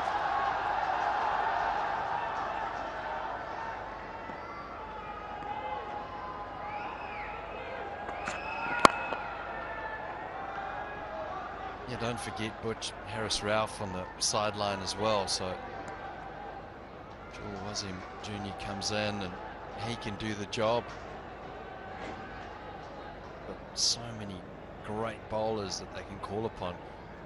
You think Shane Shah-Afridi got left out of the, well, not left out, rested the last game, and it almost was like they didn't miss him too much. They've got this richness and resources that they can use, and I think Baba really has rotated his bowlers well today. Boom. What a sound off the bat of Cole McConkey. That has gone many a mile. And that brings up 50 for him on debut. What a way to bring it up.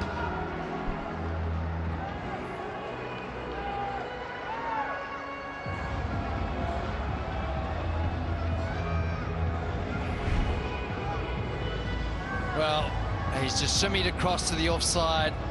It's the off cutter from Shaheen at 117. Whether he picked it or not doesn't matter, because he's got to pick it out of the crowd. 93 metres of goodness.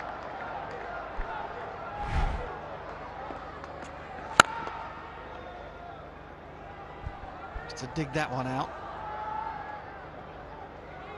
He's 50,000 Pakistani rupees the richer as well on ODI debut.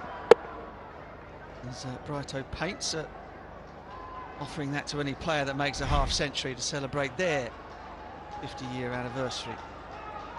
A night he'll not forget in a hurry.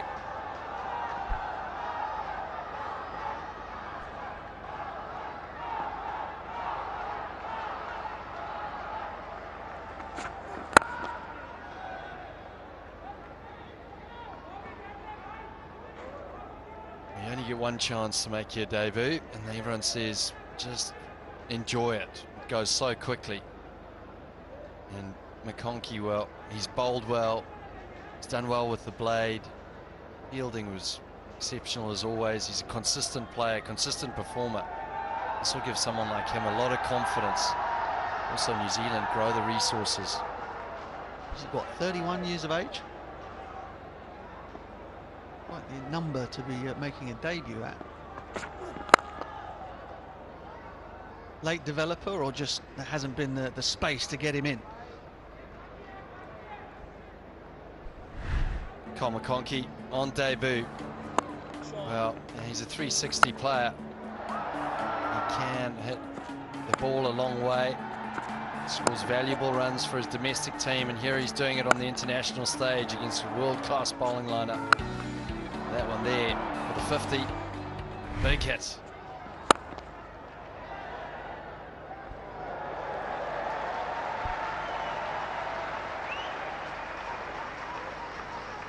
.246 for 7.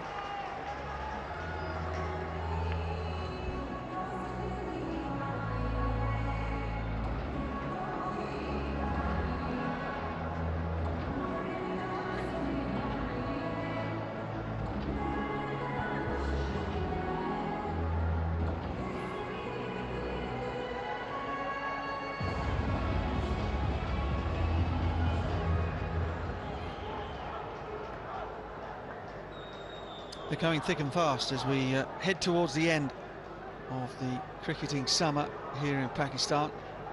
Just a couple of days' time, on the 5th of May here at the National Bank Stadium. Be the 4th one-day international between Pakistan and New Zealand. Will the series still be alive?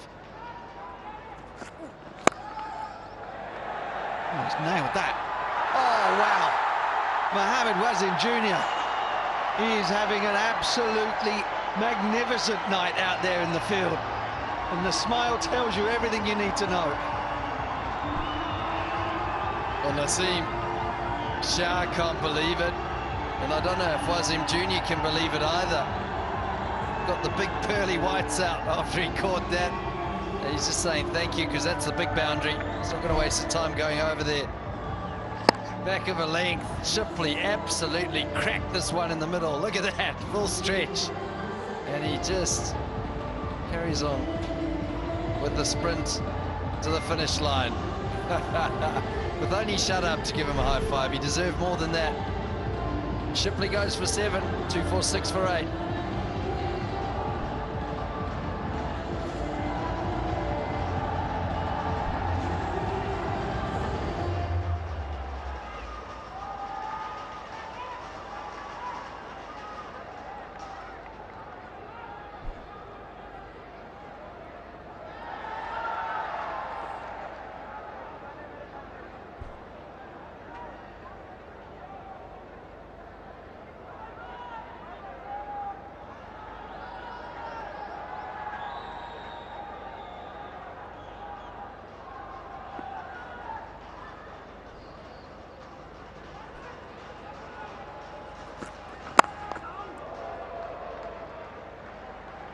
Sodhi, new man, about to face the music. He's there because of this stunning piece of work in the outfield from Mohammad Wasim Jr. I wonder if he drops a few in practice. That reaction tells you he wasn't expecting that one to stay in the hands, but he's having a terrific night. Brilliant throw, bullet throw from the outfield. Got rid of Blundell. Couple of wickets, all action. To be quick. Well, now, Butch, they've actually put Wasim Jr. in at mid-wicket on the 1. Let's have a look at what he's done today, Wasim Jr. There we go, the long legs, the gates. Aim, throw, bang. Perfect. Frozen rope. And then Shipley cracked this one. Geez, looking athletic out there. Naseem Shah can't believe it. Shock.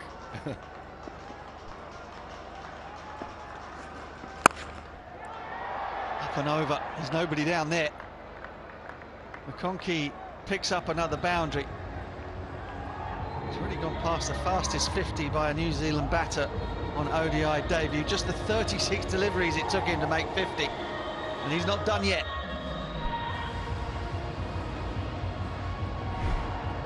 Yeah, he's looking at home now.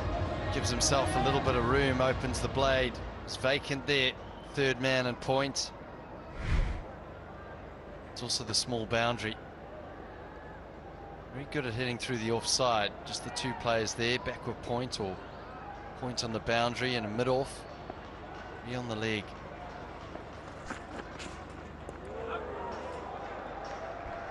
Yeah, good response. Naseem Shah knows that McConkey wants to access that offside, so he can afford to get the ball down the leg side. A foot and a half wide of leg stump is absolutely fine. We haven't seen a lot of the lap shots that we see in T20, but I do think that they're so good at the Yorker. You have to try and get them off the Yorker, get them bowling their slow ball. It's the only chance you've really got against Pakistan at the death.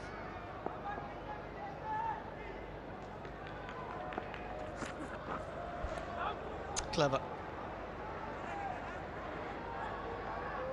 Really good from McConkey. Same ball as previous from Naseem Shah, but McConkey stayed at home. And that's the thing, Butch, as long as you're moving around the crease and you're trying to get the bowler to change what he's doing, you can't let the bowler dictate terms in these death overs. Oh, it's just too difficult. They're too accurate, Pakistan bowlers. What's he doing this time? Steps inside it and is happy to collect a single and keep the strike. 2-5-3 for 8. 2 to go.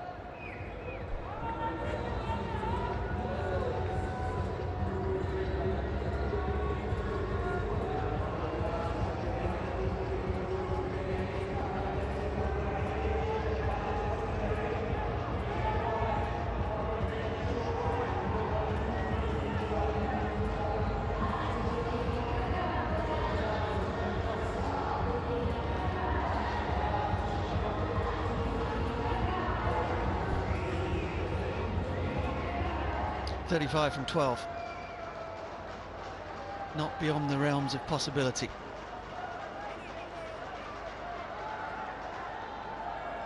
Big over this. And it's being bowled by a big player.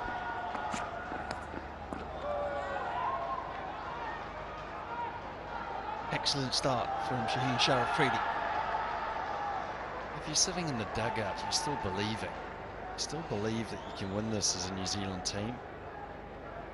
Over of 20 and suddenly just 15 off the last over. You never know.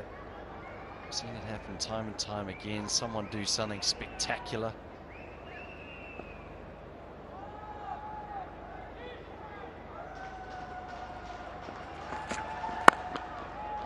Drilled it. Oh, he's absolutely nailed that. Wide of mid-wicket, wide of mid-on. McConkey still believes it's on. It's a rare miss from Shaheen. He hasn't missed by that far, but McConkey back in the box. Gives himself just a little bit of length to work with. Straight out of the middle.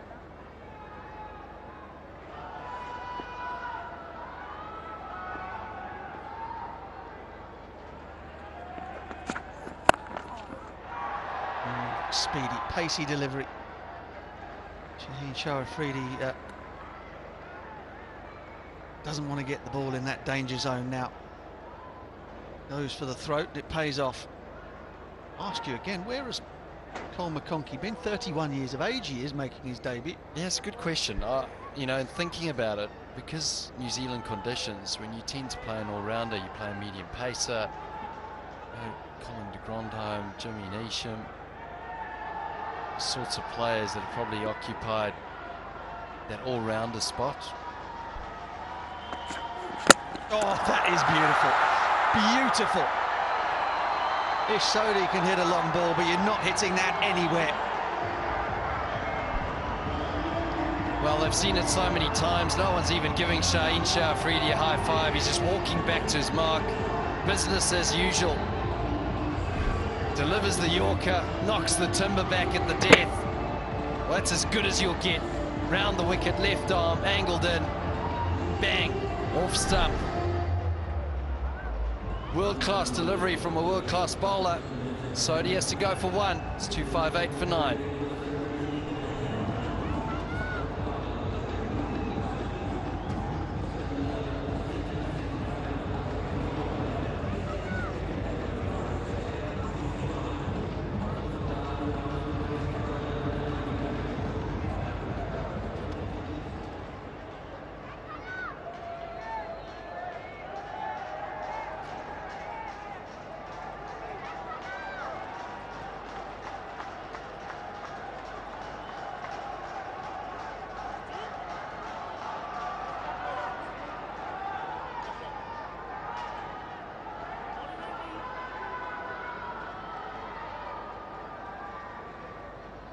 Matt Henry. The unenviable position of having to face up to Shaheen Shah Afridi.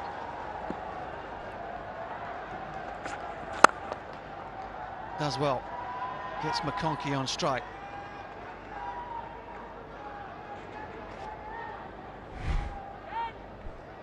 Well, there it is again. Spoke about the precision of these Pakistan bowlers at the death. And that's what you want to see from your senior bowler.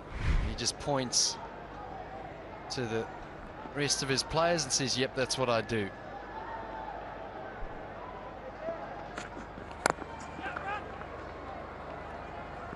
McConkey scampers a single. Rizwan quite happy to throw the ball.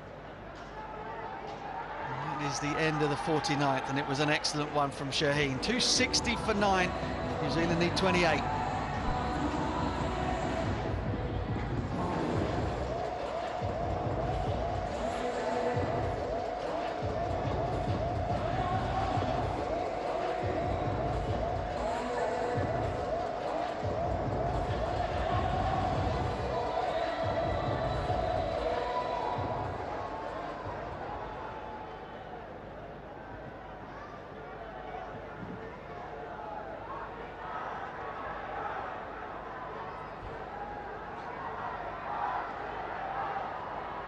Naseem Shah,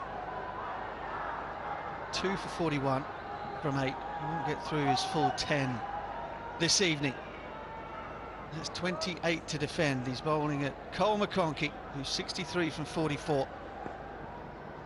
New Zealand require 28.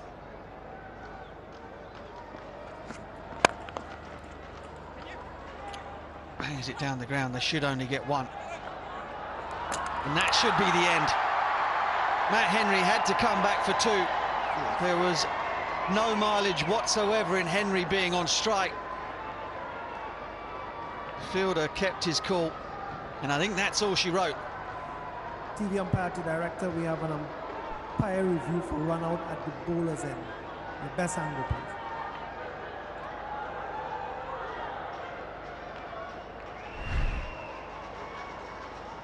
Ball collected. Wheels are off. I have a decision for the big screen. Well, they know. The New Zealanders know, and the Pakistan players know. Comprehensive win by 26 runs means it's the first time that Pakistan have won an ODI series against New Zealand since 2011. Cannot say they haven't been worth the 3-0 win. Brilliant batting by Fakhar in Islamabad. A superb all-round performance from them here in Karachi today. And an understrength but battling New Zealand side with just no match for Baba and his men. Well, they chased in the first 2 games, and now they've had to try and restrict New Zealand, and they've done exactly that. They've gone one better. They've knocked them over inside 50 overs. I have to say, due to some, once again, remarkable bowling from the senior bowlers, from the pacemen, discipline from the spinners through the middle, and some seriously good ground fielding, and few run-outs from the Pakistan team that showed that they really wanted it today. They wanted that series win. And I don't think they've finished yet. Just 5-0 in this series takes them to world ODI ranking #1. Yeah, you're quite right, Grant. All of these matches hold extra significance. It could be the last ODIs that Pakistan play between now and the World Cup. Here's a look at New Zealand's card. They're going pretty well. Young and Blundell got them off to a really good start. Opening partnership of 83. When Mitchell was out, the score on 113, that's when things started to go awry for the Kiwis.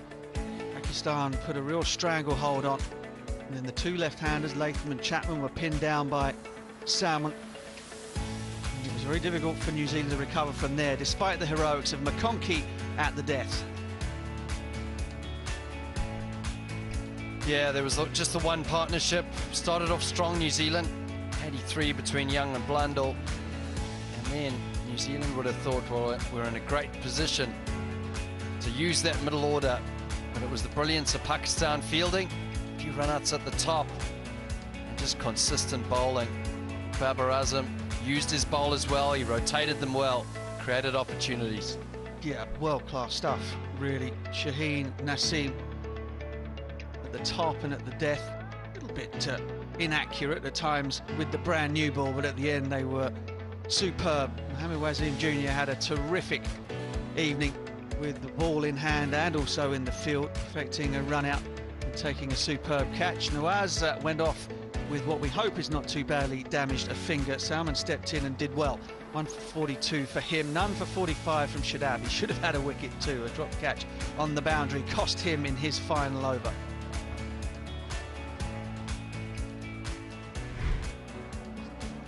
And this is how it all ended up. McConkey had to try and come back for 2. Matt Henry not quick enough. Baba gathered the ball in, cool as a cucumber, fired in it over the stumps, and Naseem Shah did the rest. Excellent night for the skipper. He himself made another 50. Mohamed Wasim Jr. and Naseem, well, they're best buddies for life after that catch out on the boundary. And here's what it all means in the end. Pakistan made 287 for 6. It proved to be more than enough. Often does when you've got bowling of their quality. 90 for Imam, 54 for Baba. Matt Henry with 3 for 54. And New Zealand in reply, a couple of half centuries, a significant one for Cole McConkey on debut. 64 not out, gave them the sliver of a chance at the back end. But Pakistan's bowling was too good, too quick, too strong, too varied. And they run out winners in this one by 26 runs and win the series 3 matches to 0.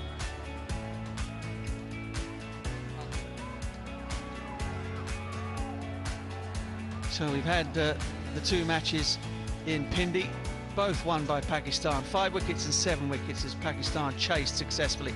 They've defended this time, showing that they have all-round qualities. And we will be back again on Saturday for the 4th one-day international in Karachi before we wrap it all up here once again on Sunday. Right, we shall take a short break, on the other side of which we will bring you the presentation.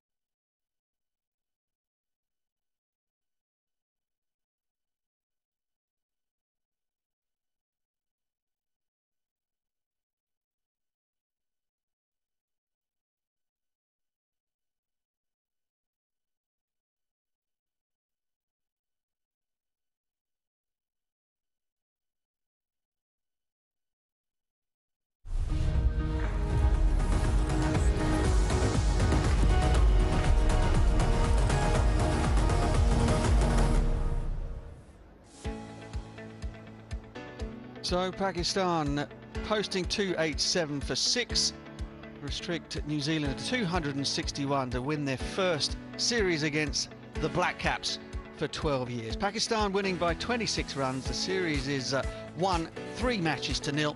And here's Sikandar with all the main players at the presentation.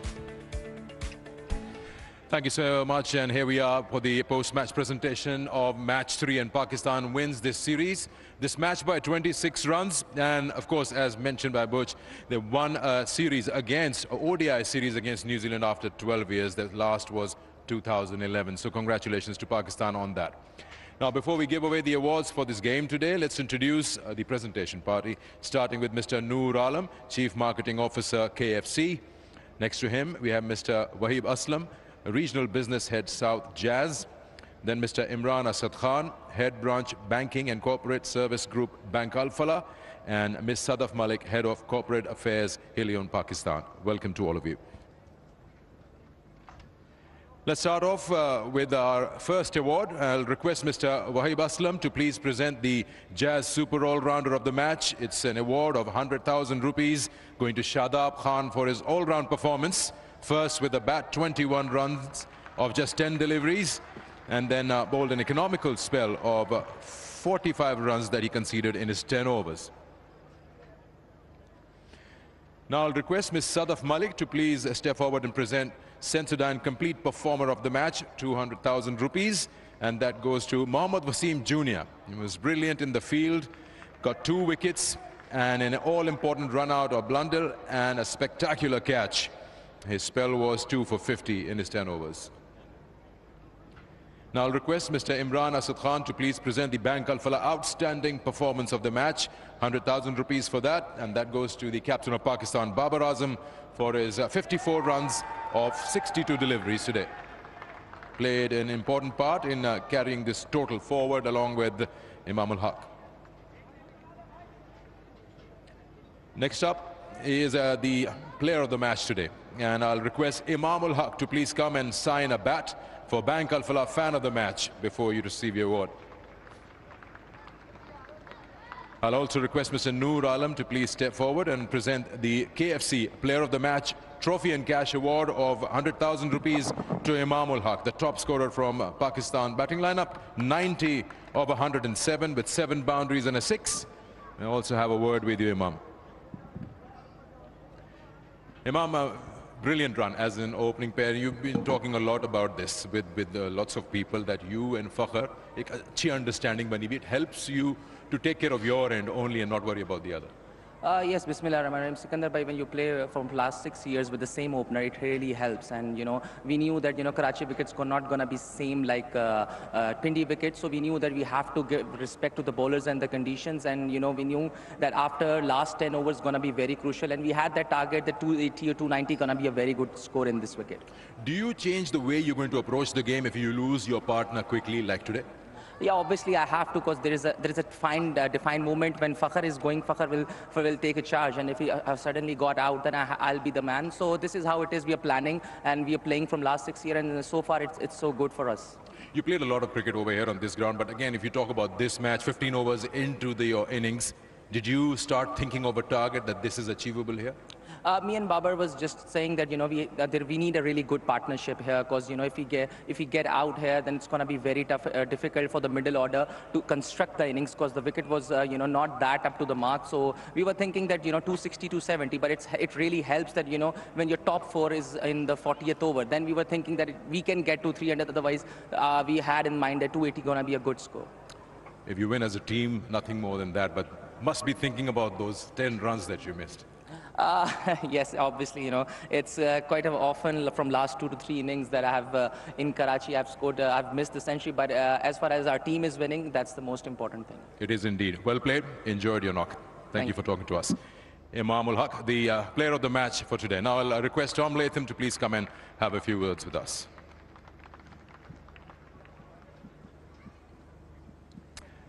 Afternoon, Tom. When we're talking during the toss, you were pretty happy winning the toss. No due today. Do you think that also played a little bit of a factor because spin started working when you were batting?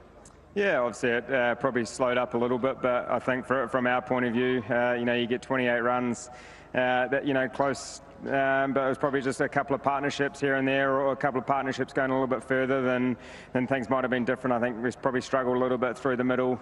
We lost 3 for not many at one point. So, yeah, obviously disappointing, but we weren't too far away. Your bowlers did very well in not really allowing Pakistan to get that top gear when they were batting. You were happy with that 288 to chase?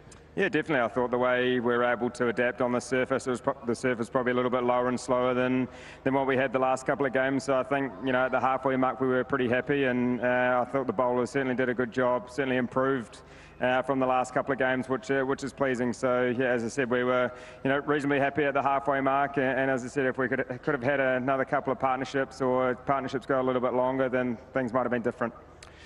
If you assess the game, where do you feel as a captain that match actually slipped away? Because if you look at it, maybe till the 29th over, you were ahead of Pakistan in comparison of runs. Yeah, I think from a batting point of view, obviously we had a really good start with Tom Blundell and Will Young, and again we just weren't able to continue that momentum after we lost a couple of wickets. And I think when you're chasing scores like that, you want back-to-back partnerships, or you want a big partnership, and we weren't quite able to kick to that next level with the partnership. So yeah, probably from a batting point of view, we weren't quite at our best today.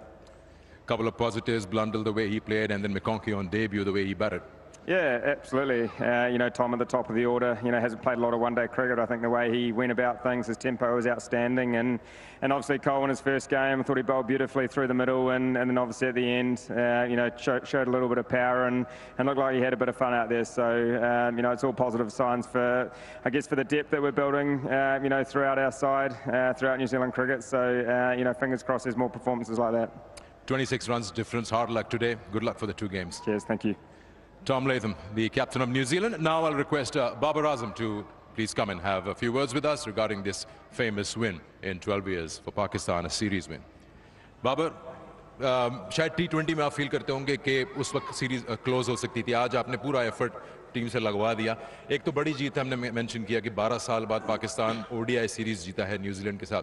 काफ़ी matter करता है आपको as कप्तान, as a team.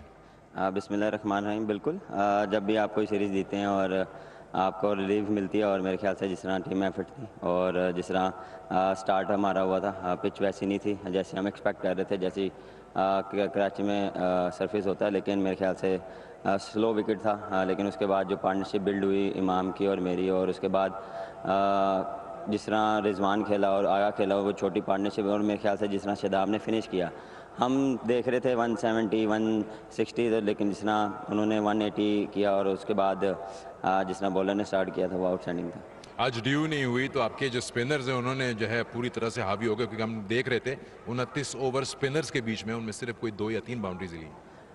बिल्कुल देखा, जिस तरह शदाब और नवाज ने स्टार्ट किया, स्पिनर्स ने उनको जितना हमने प्लान किया था चैनल में बॉलिंग करेंगे उतना उन पर प्रेशर आएगा, लेकिन अनफॉर्चुनेटली नवाज को बॉल लगा. उसके बाद मेरे ख्याल से आगा ने जिस तरह वो स्पेल किया वो आउटस्टैंडिंग रहा, और उनको टाइट जो लाइन थी उन पर उन्होंने बॉलिंग किया और कोशिश की कि उन पर प्रेशर बिल्ड करें, और वही हुआ. और देखें जिस तरह हम वनडे में कोशिश कर रहे हैं कि 350 चेज़ भी करें, 300 डिफेंड भी करें, तो हम डे बाय डे कोशिश कर रहे हैं चीज़ को इम्प्रूव करें, क्योंकि आगे जो अच्छी क्रिकेट आ रही है उसमें हमें और चैलेंजेस मिलेंगे, और हमारी कोशिश ये होगी कि अभी इस चीज़ पे अगर सीरीज जीत गए तो रिलैक्स ना हो, अगले 2 मैचेस हैं उसको भी विन करें. हाँ, एज कप्तान आपके पास 2 चीज़ें हैं जो आप देख रहे होंगे शायद. एक तो ये कि आप 5 मैच जीते तो नंबर 1 रैंकिंग टीम बन सकते हैं दुनिया की, और दूसरी है कि आप अपनी बेंच को भी टेस्ट कर सकते हैं, लेकिन आपने वैसे ही पहले 2 मैचेस में किया है पिंडी में. देखें, हमने बेंच स्ट्रेंथ जो है हमारी, वो हमने कोशिश की कि हर दूसरे मैच में चेक करें, हम डिफरेंट कम्बिनेशन के साथ मैच खेलें, और हमने चेक किया कि हम कहाँ स्टैंड करें, हमारी बेंच कहाँ स्टैंड कर रही है, कि कहाँ किस सिचुएशन में जो बेंच स्ट्रेंथ है वो हमारी कहाँ पे अच्छे परफॉर्म कर रही है. तो हमने बिल्कुल ये नहीं कि हमने वनडे, हमने T20 में भी डिफरेंट कम्बिनेशन के साथ ट्राई किया, और आगे कोशिश है कि हमारी जो, क्योंकि बैक टू बैक सीरीज़ भी आ रही हैं आगे, तो बिल्कुल. और दूसरा ये भी ज़हन में है कि जो अगले 2 मैच है उसमें भी ऐसी ही परफॉर्मेंस देनी है और 100% देना और 5-0 करना. Good luck to you. Congratulations on the series win and good luck for the remaining 2 games. Captain Babar Azam feels that it wasn't easy to score out there. Happy with the partnership he had with Imam, and later on liked the way Shadab finished. Also with the bowlers, he feels that we are testing the bench strength match after match as we've seen how they've done it in the ODIs.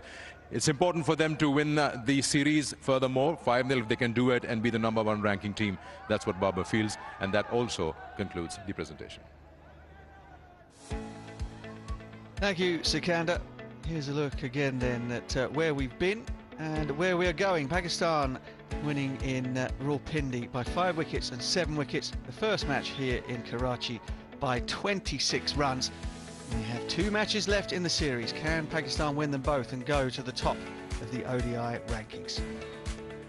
Well, if you tune in on Friday, you will find out. We have the 4th ODI between Pakistan and New Zealand live from Karachi from 3:20 in the afternoon. Please join us. Hope you've enjoyed your day.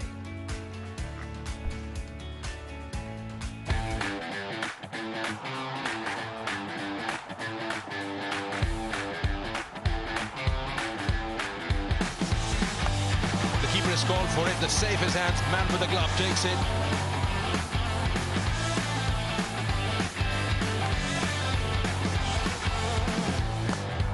Oh, smashed. Got him! Inside edge! Knocked him over!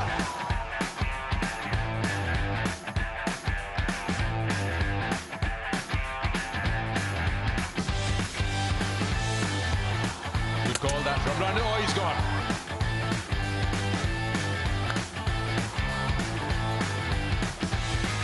His first 50 in one-day international cricket.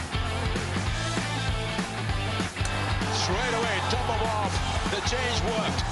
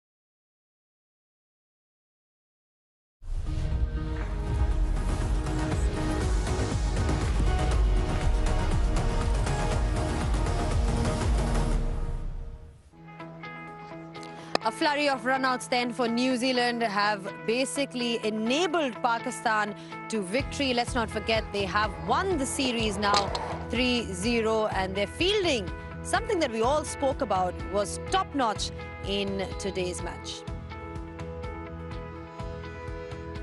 Hello and welcome to Inverex Solar Energy Pitchside Show. Well, huge congratulations to Pakistan because they have won the series 3-0. It was important for them to win today just in order to ensure that they have sealed the series.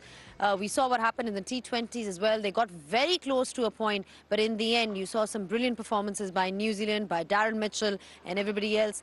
But not to be today. Today, they were pretty much right on the money in terms of all the departments that we saw, the batting, the bowling, and more importantly, the fielding. Because we're talking about Pakistan's bowling, it's a much talked about aspect of the Pakistan cricket side. I've got with me the bowling coach of the Pakistan cricket team, Umar Gul. Thank you so much for joining us. And alongside him, my lovely friend, Sikandar Pak. That's the way I'm going to introduce you. Sikandar, Thank you. आज आप हमारे मेरे co-anchor भी हैं, आज आप मेरे दोस्त भी हैं, आज आप expert भी हैं. You're all in one. हम मिलके खा जाएंगे इनको. हाँ, मिलके खा जाएंगे. बिल्कुल. All yours. All yours. बड़े हम आपसे grilling questions पूछने लगे. नहीं चले, ये तो हो गया. Thank you so much, Umar भाई, आपने हमें join किया. पाकिस्तान की bowling attack perhaps ऐसा है जिसके बारे में सारी दुनिया बात करती है. You know, अगर हम रैंकिंग में देखें या अगर रेट करें तो it is perhaps one of the best, if not the best in the world, just in terms of the fast bowling battery that we have. आप उनके सबके साथ काम कर रहे हैं, and who better to have than you? I mean, somebody who used to nail those Yorkers was known as the bulldozer. तो मैं जानना चाहती हूँ कि अभी तक जितने भी हमारे प्लेयर्स हैं उनका क्या प्रोग्रेस रहा है, क्या चीज़ आपने नोट की है कि इस एरिया को इम्प्रूव करना है. So I just throw some names at you and then you can tell me कि जी अच्छा ये इस पे ये काम करें. Let's start with Shaheen because he is the leader of the pack. I think Shaheen की जो सबसे अच्छी क्वालिटी है कि वो अपने फील्डर्स का उसको आइडिया होता है, कंडीशन को बड़ा अच्छी तरीके से अडॉप्ट करता है. मैं सबसे जो पहली मिसाल दूंगा आज की जो कंडीशंस थे. आई थिंक आज जब मैंने उसको देखा काफ़ी सरप्राइज हुआ. उसकी जो थिंकिंग है, जो प्रेजेंस है on the field. Pitch slow था और उसने जिस तरह के अपने ऑलियन नए बॉल के साथ even he was bowling with the wind और बॉल उसका नेचुरली अंदर आता है, लेकिन उसने जो फाइन लेग अपना किया था काफ़ी वाइड कड़ा किया था. फिर जो मिड विकेट स्क्वायर लेग का फील्ड होता है सर्कल में, उसको स्ट्रेट मिड विकेट की तरफ किया था. तो इट्स मीन्स कि उसको अपनी बॉलिंग का पता है, कंडीशन का पता है. स्लो पिचेस है तो स्लो पिचेस पे बहुत कम होता है कि आपका जो बॉल है वो फाइन जाता है, नॉर्मली जाता है, स्ट्रेट जाता है. तो आई थिंक इसके वो काफ़ी क्लेवर है और अपनी फील्ड को बड़े अच्छी तरीके से यूज़ कर रहा है. और जो बेस्ट पार्ट है वो इन्वॉल्व रहता है और ऑल द टाइम वो फील्ड पे होता है, इन्वॉल्व रहता है, हर चीज़ को मॉनिटर करता है. ख़ुद भी कैप्टन रहा है, कलंदर से उसने कैप्टनसी की है, जो कि आई थिंक उसके अपने परफॉर्मेंस के लिए भी अच्छा है. और उसने पास्ट में भी शो किया कि उसकी जो प्रेजेंस है ऑन द फील्ड वो किस तरह उसकी परफॉर्मेंस में और उसकी टीम की परफॉर्मेंस में अफेक्ट करता है. लेकिन कोई ऐसा एरिया है जो शाहीन का आपने देखा हो जिसको आप कहें कि इस पे मजीद काम करना चाहिए? बिकॉज है तो वो शायद दुनिया के इस वक्त बेहतरीन bowler, like opening bowler new ball के साथ उनसे शायद कोई बेहतर नहीं है लेफ्ट आर्म. लेकिन आप एज बॉलिंग कोच हमेशा देखते हो कि यार इसको और थोड़ा मजीद एक एरिया पे इम्प्रूव करना चाहिए, इस पे काम कोई एक ऐसा एरिया, या you would just say that he has to keep on doing more of the same?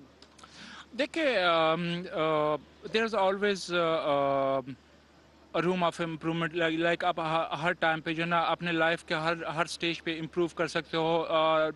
But the thing is so far I think he is doing very well. और मेरे ख्याल से अगर मैं कहूँ तो उसको अपने जो डेथ के जो है उसको और इम्प्रूव करना होगा, क्योंकि अगर वो नए बॉल के साथ तो माशाल्लाह he is doing very well. और आई थिंक पुराने बॉल के साथ उसको थोड़ा सा बहुत दोनों स्टम्प से, राउंड द स्टम्प से तो वो बहुत ही अच्छा है कि जो वो आता है राउंड द स्टम्प से उसकी यॉर्कर बड़े परफेक्ट होते हैं.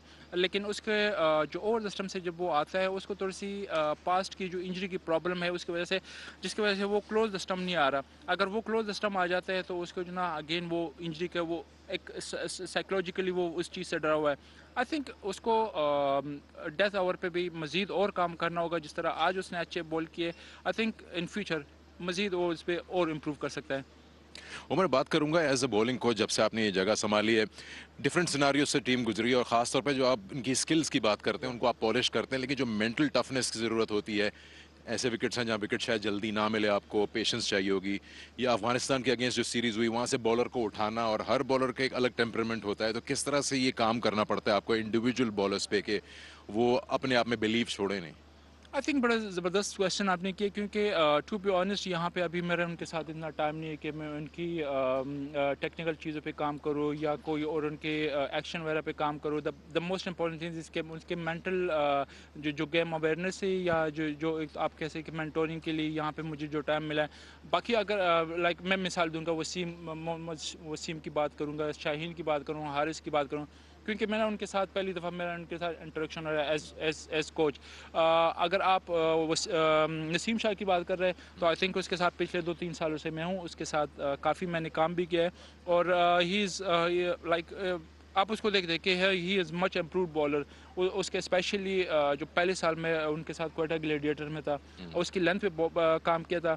फिर उसके जो यॉर्कर थे, यॉर्कर पे मैंने उसका काम किया. उसके थोड़ा सा हल्का सा उसके तम वगैरह को मैंने यॉर्कर के लिए उसकी सीम पोजीशन को चेंज किया. I think he improved a lot. और बाकी ऑब्वियसली कंडीशन के लिहाज से जितना मेरे एक्सपीरियंस है, जो कंडीशन को यूज़ करना है, मेंटल लाइक गेम अवेयरनेस के बारे में उनके साथ टाइम टू टाइम बात कर रहा हूँ. जिस तरह के हमारे जो वनडेज़ में जो कंडीशन मिले हैं, आपने उनको किस तरह यूटिलाइज़ करना है. तो आई थिंक छोटी छोटी सी चीज़ें हैं जो उनके परफॉर्मेंस पे फ़र्क पड़ता है. लेकिन लाइक अगर आप ऑनेस्टली मेरे से पूछे कि उनके साथ टेक्निकली या उनकी बॉलिंग पे चेंज पे, तो मेरे पास इतना टाइम भी नहीं है, और इन फ्यूचर इंशाल्लाह अगर मौका मिला तो. आई थिंक ज़ैनब बिल्कुल सही बात है कि अगर आप नसीम के इकोनॉमी रेट्स देखें इस सीरीज में, और पिंडी में तो उन्होंने हद ही कर दी, सिर्फ 29 रन दिए 10 ओवर में और 2 खिलाड़ी आउट किए. बाउंड्रीज हार्डली कंसीड की हैं नसीम ने in this entire series. I mean देखा जाए तो एक तो वो जो 10 ओवरों में सिर्फ एक बाउंड्री कंसीड की थी, तो it's a huge thing, because यहाँ पे एज सच कोई इस तरह से कोई मूवमेंट एक्स्ट्रावेगेंट तो नहीं मिल रही बॉलर को अप फ्रंट के जी वो विकेट्स हासिल करें. चलिए ये बताएं वसीम जूनियर, उनकी भी थोड़ी सी बात करते हैं. नसीम एंड शाहीन तो sort of carrying this attack forward, but there are other bowlers as well, and Pakistan is blessed in that sense कि जी हमारे पास options काफ़ी ज़्यादा हैं. लेकिन वसीम जूनियर, उनके बारे में क्या कहेंगे? कौन सा एक एरिया पे किया है कि वसीम जो है काफ़ी अर्से से मैं उसको PSL में भी फॉलो कर रहा हूँ, उसको देख रहा हूँ. जिस तरह मैंने अर्ली ऑन कहा कि काफ़ी मेरा उनके साथ इतना इंटरेक्शन नहीं रहा, फर्स्ट टाइम उसके साथ मिल रहा हूँ. लेकिन जब हम पहले दिन हम आए कैम्प में, तो उससे मैंने बात की कि आपका स्पेशली जब यॉर्कर करता है या पुराने बॉल से जब वो बॉल करता है, तो वो उसका जो ना हमेशा से आपने देखा भी होगा, उसके बॉल जो ना वो जब वो फिनिशिंग पे आता था, या तो लेग स्टंप को हिट करता था या लेग स्टंप के बाहर से फिनिश हो रहा था. तो उसके साथ थोड़ा सा काम किया है, और आई थिंक ही इज़ काफ़ी वो खुश है उस चीज़ के जो आप टारगेट पे जो फिनिश करना चाहते हो, यॉर्कर स्पेशली मिडल स्टंप पे, वो चीज़ उसके वापस आ रहे हैं. उसको थोड़ा सा मैंने आइडिया दिया है कि जब आप रिवर्स स्विंग कर रहे हो तो आपके डायरेक्शन क्या होने चाहिए रिवर्स स्विंग के लिए, कि आपने अपने बॉल को कहाँ पे फिनिश करना है, आपने अपने बैट्समैन से कितना अवे आपने फेंकना है. तो आई थिंक उस चीज़ पे वो काम कर रहा है. बाकी टू बी ऑनेस्ट ज़्यादा उनकी टेक्निकल चीज़ों पे काम नहीं किया, लेकिन जो मुझे लगे कि छोटी छोटी चीज़ें हैं जो वो उनके साथ हैप्पी और वो चेंज करना चाहते हैं, तो उस पे काम कर रहा हूँ. जी सिकंदर, बस एक छोटा सवाल यही था कि क्योंकि पाकिस्तान की जैसे मेंशन किया ज़ैनब ने कि इतनी ज़्यादा ODI सीरीज़ नहीं है अभी, हो सकता है अफगानिस्तान से 3 मैच मिले, तो इस स्टेज पे आप ना सिर्फ इस सीरीज़ को देख रहे हैं, कहीं ऐसा थोड़ी सी फोरसाइट रखी है कि इंडियन कंडीशंस में वर्ल्ड कप में कौन से आपका फास्ट बॉलिंग बैटरी होगी आपकी first choice? To be honest, अगर आप भी पेस बैटरी की बात करें, अगर स्किल वाइज आप बात करें, तो हर बंदे की अपनी स्किल्स है. शाहीन नसीम शाह की अपनी स्किल्स है, वो जिस तरह नया बॉल स्विंग करते हैं, या फिर मिडल फेज में वो बॉल करता है, या इवन एंड पे हम टोटली रिलाई कर रहे हैं. पाकिस्तान टीम नसीम शाह और शाहीन पे रिलाई कर रहे हैं, स्पेशली डेथ ओवर में वो दोनों तो अच्छा कर रहे हैं. बाकी वसीम जूनियर की अगर आप बात करें, तो उसको आप पिक कर सकते हैं वर्ल्ड कप के लिए. वो आपके साथ फर्स्ट चेंज पे अच्छा कंट्रीब्यूट कर रहा है. प्लस उसके साथ थोड़ी सी ये कि बैटिंग के भी एडवांटेज है. गुड फील्डर, आज उसने प्रूव किया किस तरह के एक अच्छा रन आउट किया इतनी बड़ी बाउंड्री से, जो उसका जो शोल्डर है इतना स्ट्रॉन्ग शोल्डर, बड़ा ज़बरदस्त कैच पकड़ा है. फिर अगर आप एहसान की बात कर रहे हैं, तो उसके अपने स्किल्स है, वो फास्ट है और फ्यूरियस है, जिस तरह उसने PSL में बात की है, बॉलिंग की है. तो आई थिंक हर बंदे की अपनी एबिलिटी है, और उस एबिलिटी के मुताबिक अगर आप देखें, तो टू बी ऑनेस्ट जो अभी जो पेस बैठी है, जो 4-5 बॉलर्स है, आई थिंक इसके साथ ही कैरी करना होगा. इंसान को क्या चीज़ डेवलप करनी होगी और बिकॉज अभी हम एक ये भी राय आ रही थी कि ठीक है पीएसएल में बड़ा अच्छा परफॉर्म किया, बहुत ज़बरदस्त बॉलर हैं, बड़ी अच्छी पेस है जो कि है, बट ऑब्वियसली अभी तो उन्होंने शुरुआत की अपने करियर की, तो it's still a long way to go. Honestly अभी तक तो इस सीरीज़ में या पिछली सीरीज़ में भी अफगानिस्तान के अगेंस्ट भी मैंने उसको सिर्फ यही कहा कि it's too early for him कि आप एकदम से सडनली आप आए और उसको चेंजेस लेके आ रहे हो, क्योंकि वो जिस परफॉर्मेंस पे वो सेलेक्ट हुआ, जिस तरह की उसने बॉलिंग की पीएसएल में, मैं हर मैच से पहले उससे ही बात कर रहा हूँ कि आप अपने जो जो आपके स्किल्स है उसके मुताबिक आप बॉल करो, जो आपकी एक एबिलिटी है कि हार्ड लेंथ से आप तेज़ बॉल करते हो तो आप टोटली जाओ तेज़ बॉल के लिए।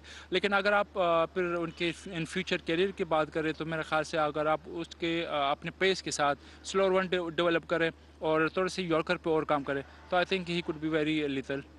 ठीक है, यॉर्कर और स्लोअर वन पे काम करने चाहिए। लास्ट क्वेश्चन जाते जाते ये बता दें कि आज फील्डिंग में बड़ी एनर्जी थी, क्या क्या खा कर आए हैं क्या करके आए हैं, मतलब पिछले 2 वनडे से तो बहुत बेहतर थी आज, जिस तरह से रनआउट्स हुए, तीन तीन रनआउट्स हुए आज मैच में। आज खिलाया नहीं, खाना खाना रोक दिया इन्होंने। हाँ। बोला जब तक नहीं करोगे नहीं मिलेगा। नहीं, देखिए बिल्कुल आपने ज़ैनब सी क्वेश्चन पूछा है, क्योंकि लास्ट जो 2-3 मैचेस में हम जो एक मिसिंग पार्ट था, हमारा जो थर्ड पार्ट था फील्डिंग का, उसमें हम थोड़ा से लैग कर रहे थे, थोड़ा नहीं काफ़ी लाइक लास्ट मैच में हमने तकरीबन 23-24 रन हमने दिए, जो कि ना सिर्फ आपके टीम को ट्रबल कर सकता है बल्कि आपके जो बॉलर्स की परफॉर्मेंस है उसको भी ख़राब कर सकता है, क्योंकि जब आप किसी बॉलर को सपोर्ट मिलता है फील्डर्स की तरफ से, उसके अच्छे रन सिंगल को डबल को सिंगल में कन्वर्ट करते हो या बाउंड्री रोकते हो तो बॉलर और भी ज़्यादा अच्छे दिल से बार करता है और इनकरेजमेंट होती है।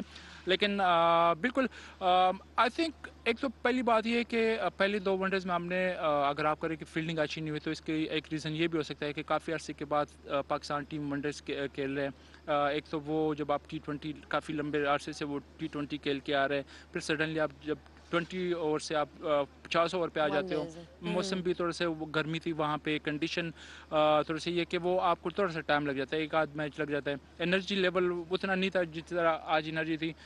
मे बी पिंडी में थोड़ी सी गर्मी डे टाइम, यहाँ पे नाइट टाइम में, तो जब आपकी गिरफ्त होती है तो सम टाइम फिर आपकी एनर्जी और बढ़ जाती है। लेकिन द वे जिस तरह आज लड़कों ने जो एनर्जी उनकी ऑन द फील्ड थी, जिस तरह फील्डिंग रन आउट किए, मेरे ख्याल से it's like good sign for Pakistan. चलें, thank you so much Umar भाई for your time, all the best. आगे अभी कुछ मैचेस बाकी हैं। सिकंदर, आपको भी बहुत बहुत शुक्रिया। Thank you. आप एक्सपेक्ट नहीं कर रहे थे कि आप जाएंगे, आप रुकना चाहते हैं? नहीं नहीं, मैं जाना चाहता हूँ। आप जाना, आप इनके, वरना मैं आपको रोक लेती हूँ, आपको रोक लेती हूँ अगर आप रुकना चाहते हैं, बट चले, थैंक यू सो मच। वो थोड़े सरप्राइज थे, उन्होंने कहा कि अच्छा मुझे भी जाना पड़ेगा, बट चलें आप दोनों जो हैं जाएं और थोड़ा सा रेस्ट किया। बहुत आपने भी काम किया, आपने भी आज बहुत बहुत एक्स्ट्रा काम किया, तो आज तो आपका रेस्ट बनता ही है। चलें, on that note will be taking a short break. On the other side will be joined by a new set of guests and will be looking at the match in more detail.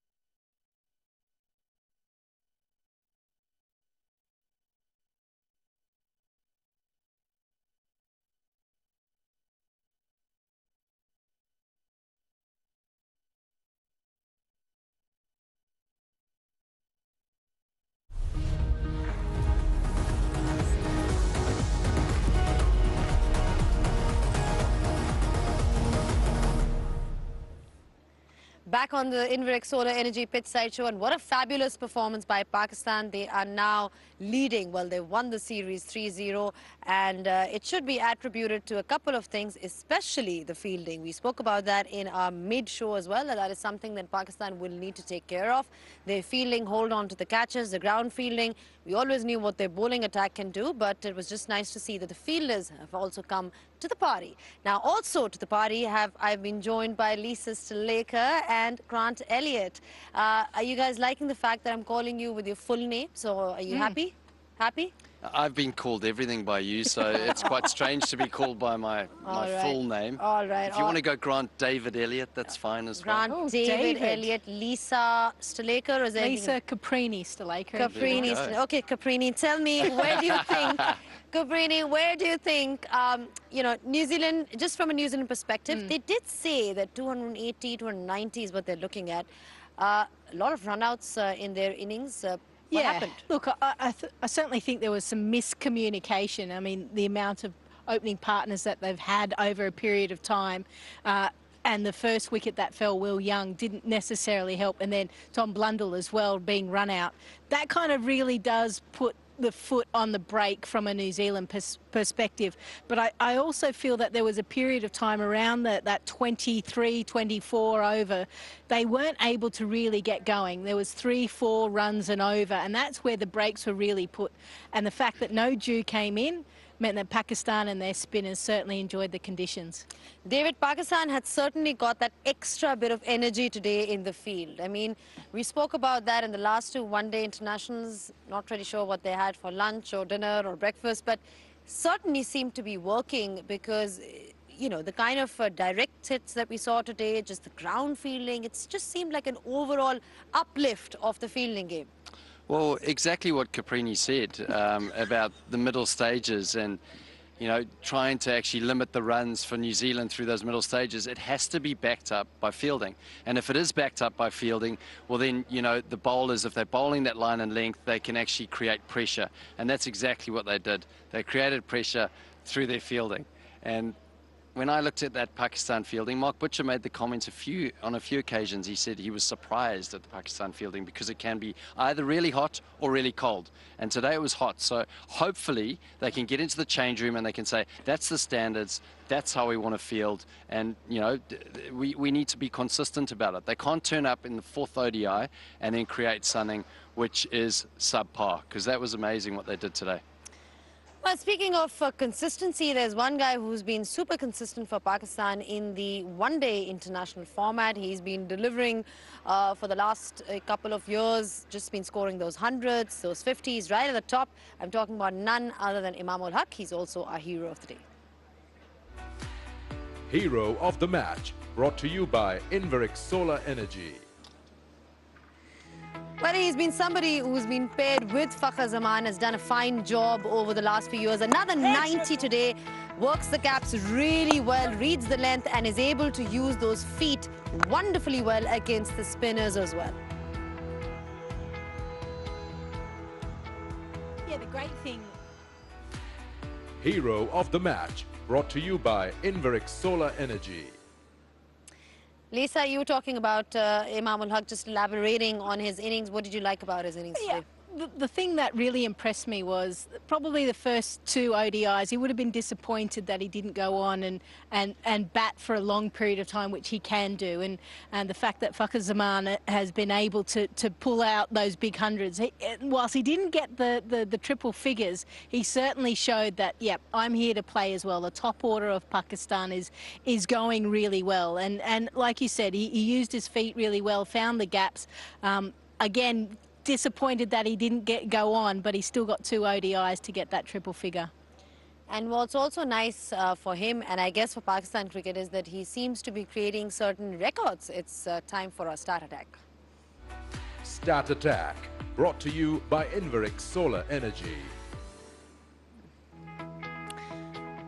Well, he's 10 short of his 100 today, but you can find him in this list of most centuries for Pakistan in one-day international. He's got 9 centuries now, and that's been perhaps, David, when you look at Imamul Haq and his career, The one thing that has really stood out is the fact that he's been able to score those big hundreds, because it's one thing scoring 50s, but when you're able to convert, Imam Ul Haq has been known for that. He's still early on in terms of getting into the double figures of scoring those hundreds, but you know, he's got 9 already, and he seems to be somebody who looks to build his innings. Yeah, I think Pakistan have got a great, you know, top 3 now. When you look at Baba, you look at Fakhar, and then you look at Imam. You've got 3 players there. Baba's on 1700s, Fakhar's on 10, and then you've got Imam on 9. But I think the most amazing thing is when they brought up the stats on the ODI batters of the world rankings at the moment. And you had Baba at 1, Fakhar at 2, and then you had Imam at 5. And I was like, where did he come from? You know, he almost goes unnoticed, a little bit like Fakhar Zaman. He just goes about his work, he plays conventional cricket, and he gets the returns. So if Pakistan can have Fakhar and him going at the top, and then the foundation or the solidarity of Baba coming in at 3, they've got 3 top players, world-class players, that they can really build something and build their team around. And I think it's a luxury. There's not many teams that have got that at the moment. A lot of teams are looking for combinations, including New Zealand. I think they're looking for their top 3 combination because Kane Williamson's out. They're not too sure who the opener is going to be. So Pakistan are in a strong position, and that's because of Imam. I think he's a class player, so is Fakhar. He brings something different as a left-hander, aggressive, and then you've got the consistency and world-class nature of Baba. Caprini, he's 51, averaging 51. He's not 51, he's averaging 51 in one-day internationals. And more often than not, you know, you'll always find players who sort of get overshadowed by, you know, the big names around them. There's Babar Azam, there's Fakhar Zaman, guys who already play T20 cricket. Imam Ul Haq is somebody who's not been, you know, a regular feature in that T20 or T20 side, but he seems to have mastered at least one format, and you've got to give credit to him, because it's one thing, you know, just being there, but also being so consistent at this level. One thing I noticed about that list that we saw was the amount of games that him and Fakhar have played to be able to get the amount of centuries that they have. So that is an indicator that these guys love to bat. They love to bat together, and they understand the conditions well, and they're converting at such an early age in their career, so to speak. So the fact that you would expect them now to play for an even longer period, I'm a little bit scared to see what number they'll finally get to, because they are showing that they are going to be consistent for a long period of time in international cricket.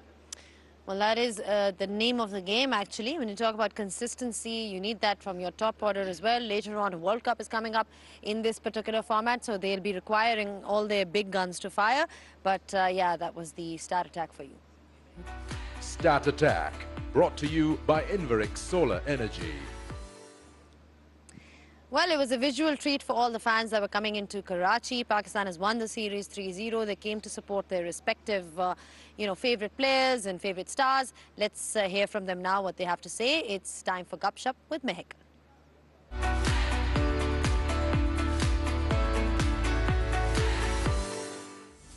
Well, Pakistani cricket fans must be extremely pleased today with Pakistan's continuous terrific performances as they go on to clinch the series against the Black Caps by 3-0. And you know, it's been different conditions, a different ground, and of course a different new crowd altogether. So let's go speak to them. आप stadium में आए और आपने पाकिस्तान को live series जीतते हुए देखा, तो कैसा लगा आपको? बहुत मज़ा आया। It's a long time कि कोई टीम पाकिस्तान आई थी और बड़ा मज़ा आया कि we have won the match as well. So amazing. And who is your favourite performer from today? Of course, Babar Azam played well, and with Rizwan and all the bowlers performed well, so good match. अच्छा, पाकिस्तान की bowling तो अच्छी है ही है, लेकिन इस series में उनकी बैटिंग बहुत अच्छी रही है। जी, पाकिस्तान की बैटिंग जो है टॉप 4 जो है सॉर्टेड हैं, कब से काफ़ी अरसे से परफॉर्म कर रहे हैं। जैसे आप देखें फ़खर ज़मान, इमाम उल हक तो बेस्ट ओपनर्स हैं पाकिस्तान के, आफ्टर सईद अनवर और आमिर सोहेल। उसके बाद बाबर आजम और रिजवान टॉप परफॉर्मर हैं। तो लेट मिडल ऑर्डर पाकिस्तान के थोड़े से इश्यूज़ हैं, लेकिन बैटिंग तो काफ़ी अरसे से बहुत अच्छी चल रही है। और बॉलिंग में क्योंकि फ्लैट ट्रैक्स हैं तो थोड़ी सी मुश्किल है, दुश्वारी है बॉलर्स के लिए, लेकिन जिस तरीके से नसीम शाह कंसिस्टेंटली लाइन और लेंथ बहुत अच्छी कर रहे हैं, तो उस वजह से बॉलिंग भी बेहतर हुई है इस दफ़ा। आज आप स्टेडियम में आए, आपने मैच लाइव देखा, तो आपको जनरली क्रिकेट देखने का शौक़ है? जी हाँ, बहुत ज़्यादा है। कितने सालों से क्रिकेट देख रहे हैं? जब से शादी हुई है।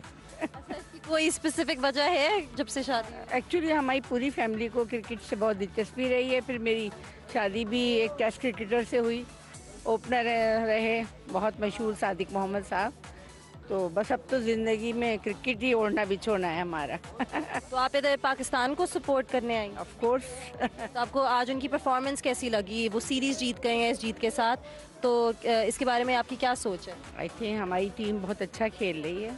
बहुत सारे यंगस्टर इसमें हैं और काफ़ी टैलेंटेड बच्चे हैं, और उम्मीद है कि ये लोग अगर इसी तरह खेलते रहे तो वर्ल्ड कप जीतेंगे इंशाल्लाह। And with today's victory, Pakistan goes on to clinch the series 3-0.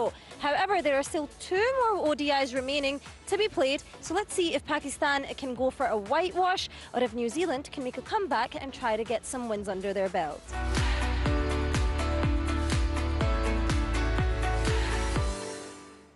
Thanks, Mehek. Thanks, David, Caprini, everybody in the team. Thanks, Abbas, as well. Abbas, exactly. It's a team. It's a team here. Thank you so much for your thoughts. But we've still got 2 more one-day internationals. It's after 12 years that Pakistan has won an ODI series against New Zealand, which is fantastic news for them. They've still got 2 more one-days. Remember, the incentive for them is that if they do go on to win 5-0, they become #1 in that ICC rankings chart. All right, off day tomorrow, and then we'll be meeting you day after at 2:45 p.m. very much here in the National Bank Stadium in Karachi. Fantastic game today. 3-0 is what it looks like for Pakistan. I'm sure the fans are jubilant as well. Everybody in the camp as well. All smiles all together. Until next time, it's goodbye from all of us.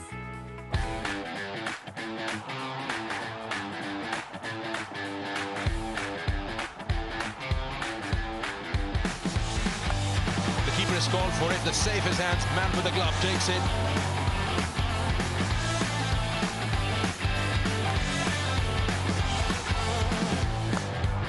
Oh, smashed. Got him!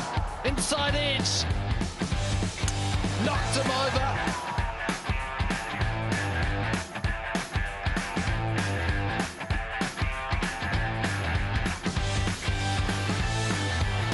Good call that from London. Oh, he's gone.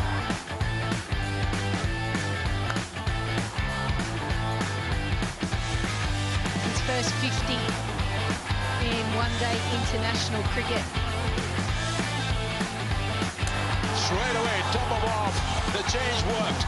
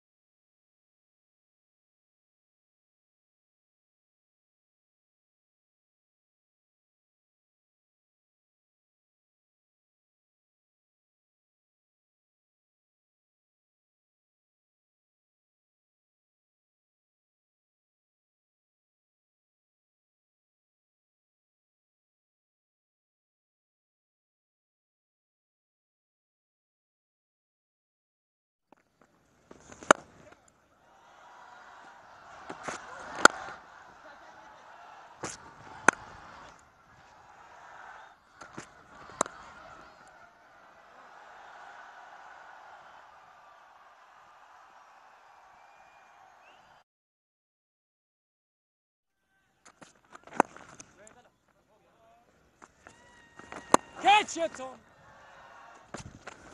Yeah.